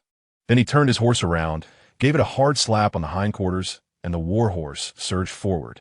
The 20 guards followed, creating a loud, thundering sound, stirring up dust as they chased after him. They left with an imposing demeanor. Bai Jing, standing beside Lin Feng, casually uttered 2 words, "Idiot." Lin Feng smiled faintly and turned to look at the distant horse team of Chui Ying, sighing inwardly. Was this the moment he completely severed ties with a border army? Suddenly, several cavalrymen galloped in from a distance, and soldiers shouted hoarsely from their horses. "Report! The Tatars are attacking! The Tatars are attacking!" They shouted while desperately urging their horses, which ran even faster in pain. Song Qi was riding light-heartedly with his guards when he heard the soldiers' shouts from afar. He turned to ask the guard beside him, "Did you hear what they were shouting?" The guard cautiously replied, "General, it seems they said the Tatars are attacking." Song Qi asked several people, and they all confirmed it was the Tatars attacking. In an instant, Song Qi's face changed color. He knew how formidable the Tatars were. In such an open field, escaping would be difficult. Unconsciously, he pulled the reins to stop the warhorse, sitting on its back in a dilemma. If he stubbornly ran elsewhere, could he escape the Tatars' pursuit? Kui Zhao nervously leaned forward. He had been hiding among the guards, wearing a helmet that covered half his face, and had finally escaped the castle, only to breathe a sigh of relief. "General, we should head in the opposite direction of the Tatars. They will only attack the castle and won't chase us." Song Qi stared at Chui Yijiao's face, hesitating for a moment. "The Tatars' horses are fast, and their arrows are accurate. Are you sure we can dodge them? Hurry, General. The sooner we go, the safer we will be. Where should we run?" Chui Yijiao pointed to the open field beside the castle. "Over there, it's directly opposite the Tatars' direction and will get us out of their sight." Song Qi didn't dare to delay further. He immediately turned his horse's head and urged it in the direction Chui Yijiao pointed. However, to his surprise, after running a few hundred steps, he saw a cloud of dust rising in the distance. Clearly, a large troop was approaching. Damn it, there are Tatars here too. Song Qi quickly reined his horse, stunned. Cui Jiao knew Song Qi was a fool, especially on the battlefield, even more so than an idiot. General, we have to go back. Huh? Where to? To the castle. That's the only way to preserve our lives. You mean back to Lin Feng's castle? Cui Jiao forced a smile and said, General, that should be the border army's castle. Song Qi suddenly became energized. Right, that's the border army's castle. I'm the highest commander here. Exactly, General, let's hurry. Song Qi waved his hand. Let's go to the castle. After saying that, he turned his horse's head again and fled towards the castle with his guards. The 3 war horses ran to the edge of the castle's drawbridge, shouting loudly to report. As soon as the drawbridge was lowered, they immediately galloped in. After Lin Feng waited for a few people to enter the city, he urgently asked, How many Tatars are there? Report, General. Nearly 200 cavalry have approached within 30 miles. 200? 200. Lin Feng frowned in thought. The Tatars were increasingly valuing this castle. Each time, more of them came. They wanted to eliminate him as a thorn in their side. Bai Jing anxiously said, Brother, we can't fight against 200 Tatars. We should defend the city. Come, issue my orders. All units to the city, prepare bows and arrows. Lin Feng also felt it was unwise to engage. The Tatars were too numerous, and even if they could win, it would be a Pyrrhic victory. With such a small force, they couldn't afford to be worn down. Soldiers on the tower shouted again, Report, General, someone is requesting to enter the city. Who? It looks like that group of cavalry that just left. Song Qi. Yes. Lin Feng chuckled, thinking that karma had come quickly. Tell them to surrender their weapons and horses. Otherwise, they will be refused entry. The soldiers on the tower immediately shouted outside. Song Qi, feeling aggrieved, heard that entering the city required surrendering weapons and war horses, and his face instantly fell. Damn it, I should have cursed less back then. The heavens truly have no mercy. Cui Jiao looked into the distance, feeling more and more anxious. In front was the gate of hell, and behind was the gate of ghosts. He truly felt trapped. General, just surrender, otherwise, it will be too late. Song Qi reluctantly waved his hand in agreement to surrender their weapons and horses. A group of 20 was allowed into the city. They were escorted by soldiers into a guest house and stripped of their armor, while a dozen armed soldiers stood outside. Almost simultaneously, Cui was also forced to return. When encountering the Tatar cavalry in the wilderness, the best way was to find a nearby camp or castle to hide. Cui stood with Lin Feng on the tall city tower, gazing at a group of Tatar cavalry raising clouds of dust as they approached the castle. After roughly counting, indeed, there were nearly 200 Tatar cavalry. They split into 2 groups and gathered in front of the castle. However, Lin Feng noticed that most of this batch of Tatar cavalry were unarmored. They were led by a dozen armored Tatars, with not a single copper-armored soldier among them. Lin Feng found it very strange. Was this a sign of respect or contempt? In battle, a single copper-armored soldier was worth dozens or even hundreds of unarmored ones. Copper-armored Tatars were like tanks charging around, unstoppable and invincible, causing immense damage to the enemy. Watching the Tatar cavalry up close, Lin Feng's blood began to boil. This battle could be fought. However, Cui beside him was extremely nervous. Although she was no longer trembling all over, her face was pale. She only knew that there were only 50 to 60 soldiers in Lin Feng's castle, and not even a 100-man captain was fully equipped. With so many Tatars, how could they hold out? Zhao Zheng remained calm, standing beside Cui like a mountain. Lin Feng had also pondered whether this guy's skills were even stronger than Zhuang Zilong's. Turning his head to glance at Lin Feng, this calm and composed guy, Cui thought to himself, this guy is really impressive. Not only can he defeat the copper-armored Tatars, but he can also build such a sturdy castle. The only things that can leave the Tatars with no options are the border army camp and the border city's defenses. Now, there's an additional castle at Ling Douzi. However, the border army camp and within the border city both have tens of thousands of soldiers on defense. But does Ling Douzi Castle even have 100 people inside? In comparison, Lin Feng's stature rose significantly in Cui Ying's mind. The Tatars in front of the castle were not in a hurry, facing the arrows from the castle. Many Tartars dismounted and, basking in the sunlight, laid down in the weeds. The war horses also wandered about, looking for grass roots to eat, giving one the impression of horses grazing in the southern mountains. Lin Feng frowned. What are the Tartars doing? If they have a way, they should attack the castle. If not, they should retreat. Continuing to drag this out is meaningless, right? But he soon found out what the Tartars were up to. A group of people appeared in the distance, and as they got closer, it turned out to be a group of common folk from the zone. They were being herded by dozens of Tartar cavalry, stumbling toward the castle. Among this group of zone commoners were men and women, with many elderly, weak women, and children, occasionally mixed with a few able-bodied young men. The children cried, and the adults shouted, each sound tugging at the heartstrings. When the leading Tartar drove the commoners to the trench, he pointed with his whip and gestured for the people on the castle to look over. 2 Tartars jumped down from their horses and dragged a ragged old man to the edge of the trench, kicking him to his knees. The Tartar leader grinned savagely and swung his whip down. 1 Tartar raised his machete and, with a single stroke, decapitated the old man. The corpse was kicked into the trench. The Tartar leader shouted into zone language, "Open the gate." His vocabulary was too limited to say any more.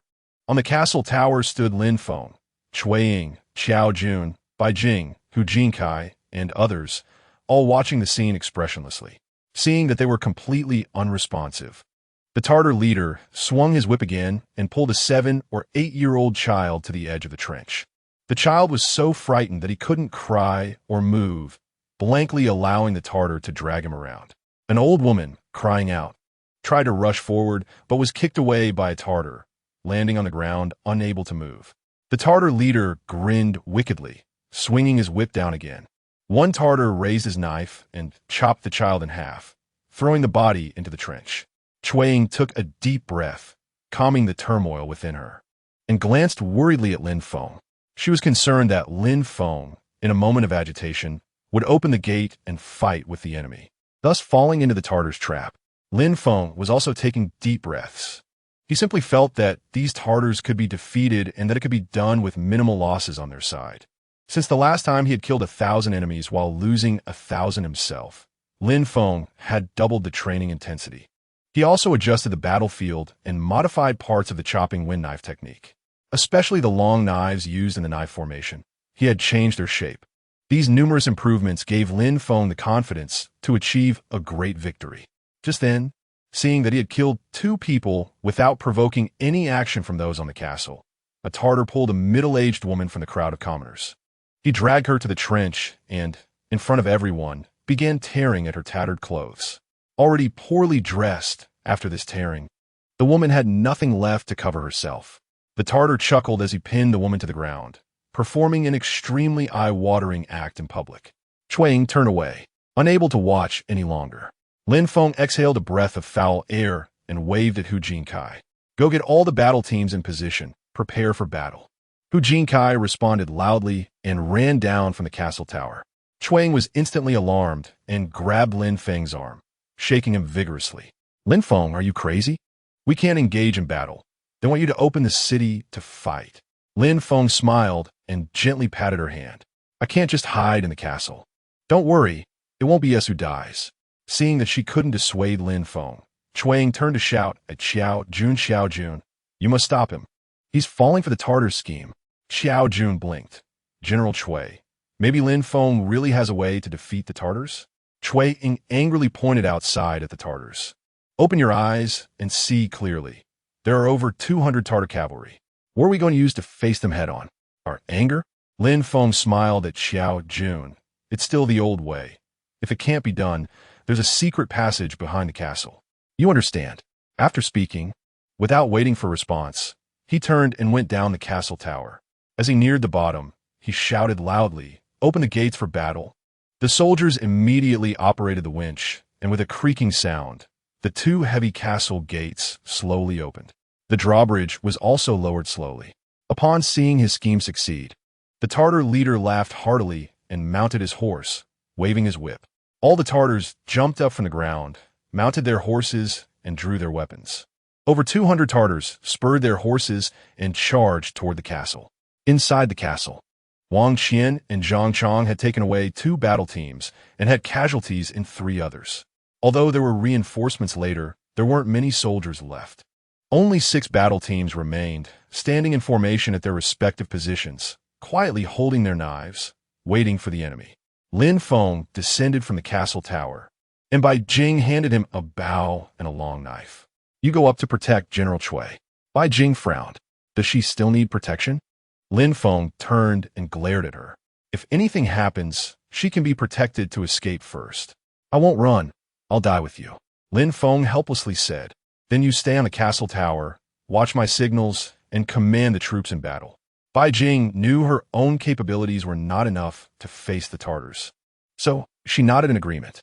At that moment, Lin Xiaomei suddenly appeared from somewhere, her little face excited as she looked at Lin Feng. Brother, are we going to fight? Stay back. Just provide long-range support with arrows. I want to use this knife to chop the Tartars. Those who don't follow commands in battle. How should they be punished? You know better than I do. Lin Feng said as he walked. Lin Xiaomei pouted and ran toward a distant building. When Lin Feng stood at the back of the 6 battle teams, the Tartar cavalry had already rushed into the castle gates. The scene inside the castle was quite novel for them. Nearly 200 soldiers formed 6 square formations, standing with their knives. The Tartar leader immediately raised his hand and shouted. His intention was to divide the troops and attack all the formations. After shouting, he himself charged on horseback toward Lin Feng, who stood in the middle of the formation. He understood clearly that this was the leader of the Dezong army. If he could kill this person first, the opposing side would collapse without a fight. A large number of Tartar cavalry surged into the castle like a flood, splitting apart and rushing into the knife formation. A brutal and bloody battle erupted. Chapter 90. Almost out of control, the first Tartar cavalryman, who charged into the knife formation, didn't have time to swing his knife before he felt the ground drop out from under him. His warhorse stepped into a pitfall and rolled out. Before the Tartar hit the ground, his body was chopped into several pieces by the long knives coming from all directions. This was Lin Feng's improved knife formation. The ground had been dug out with many horse traps to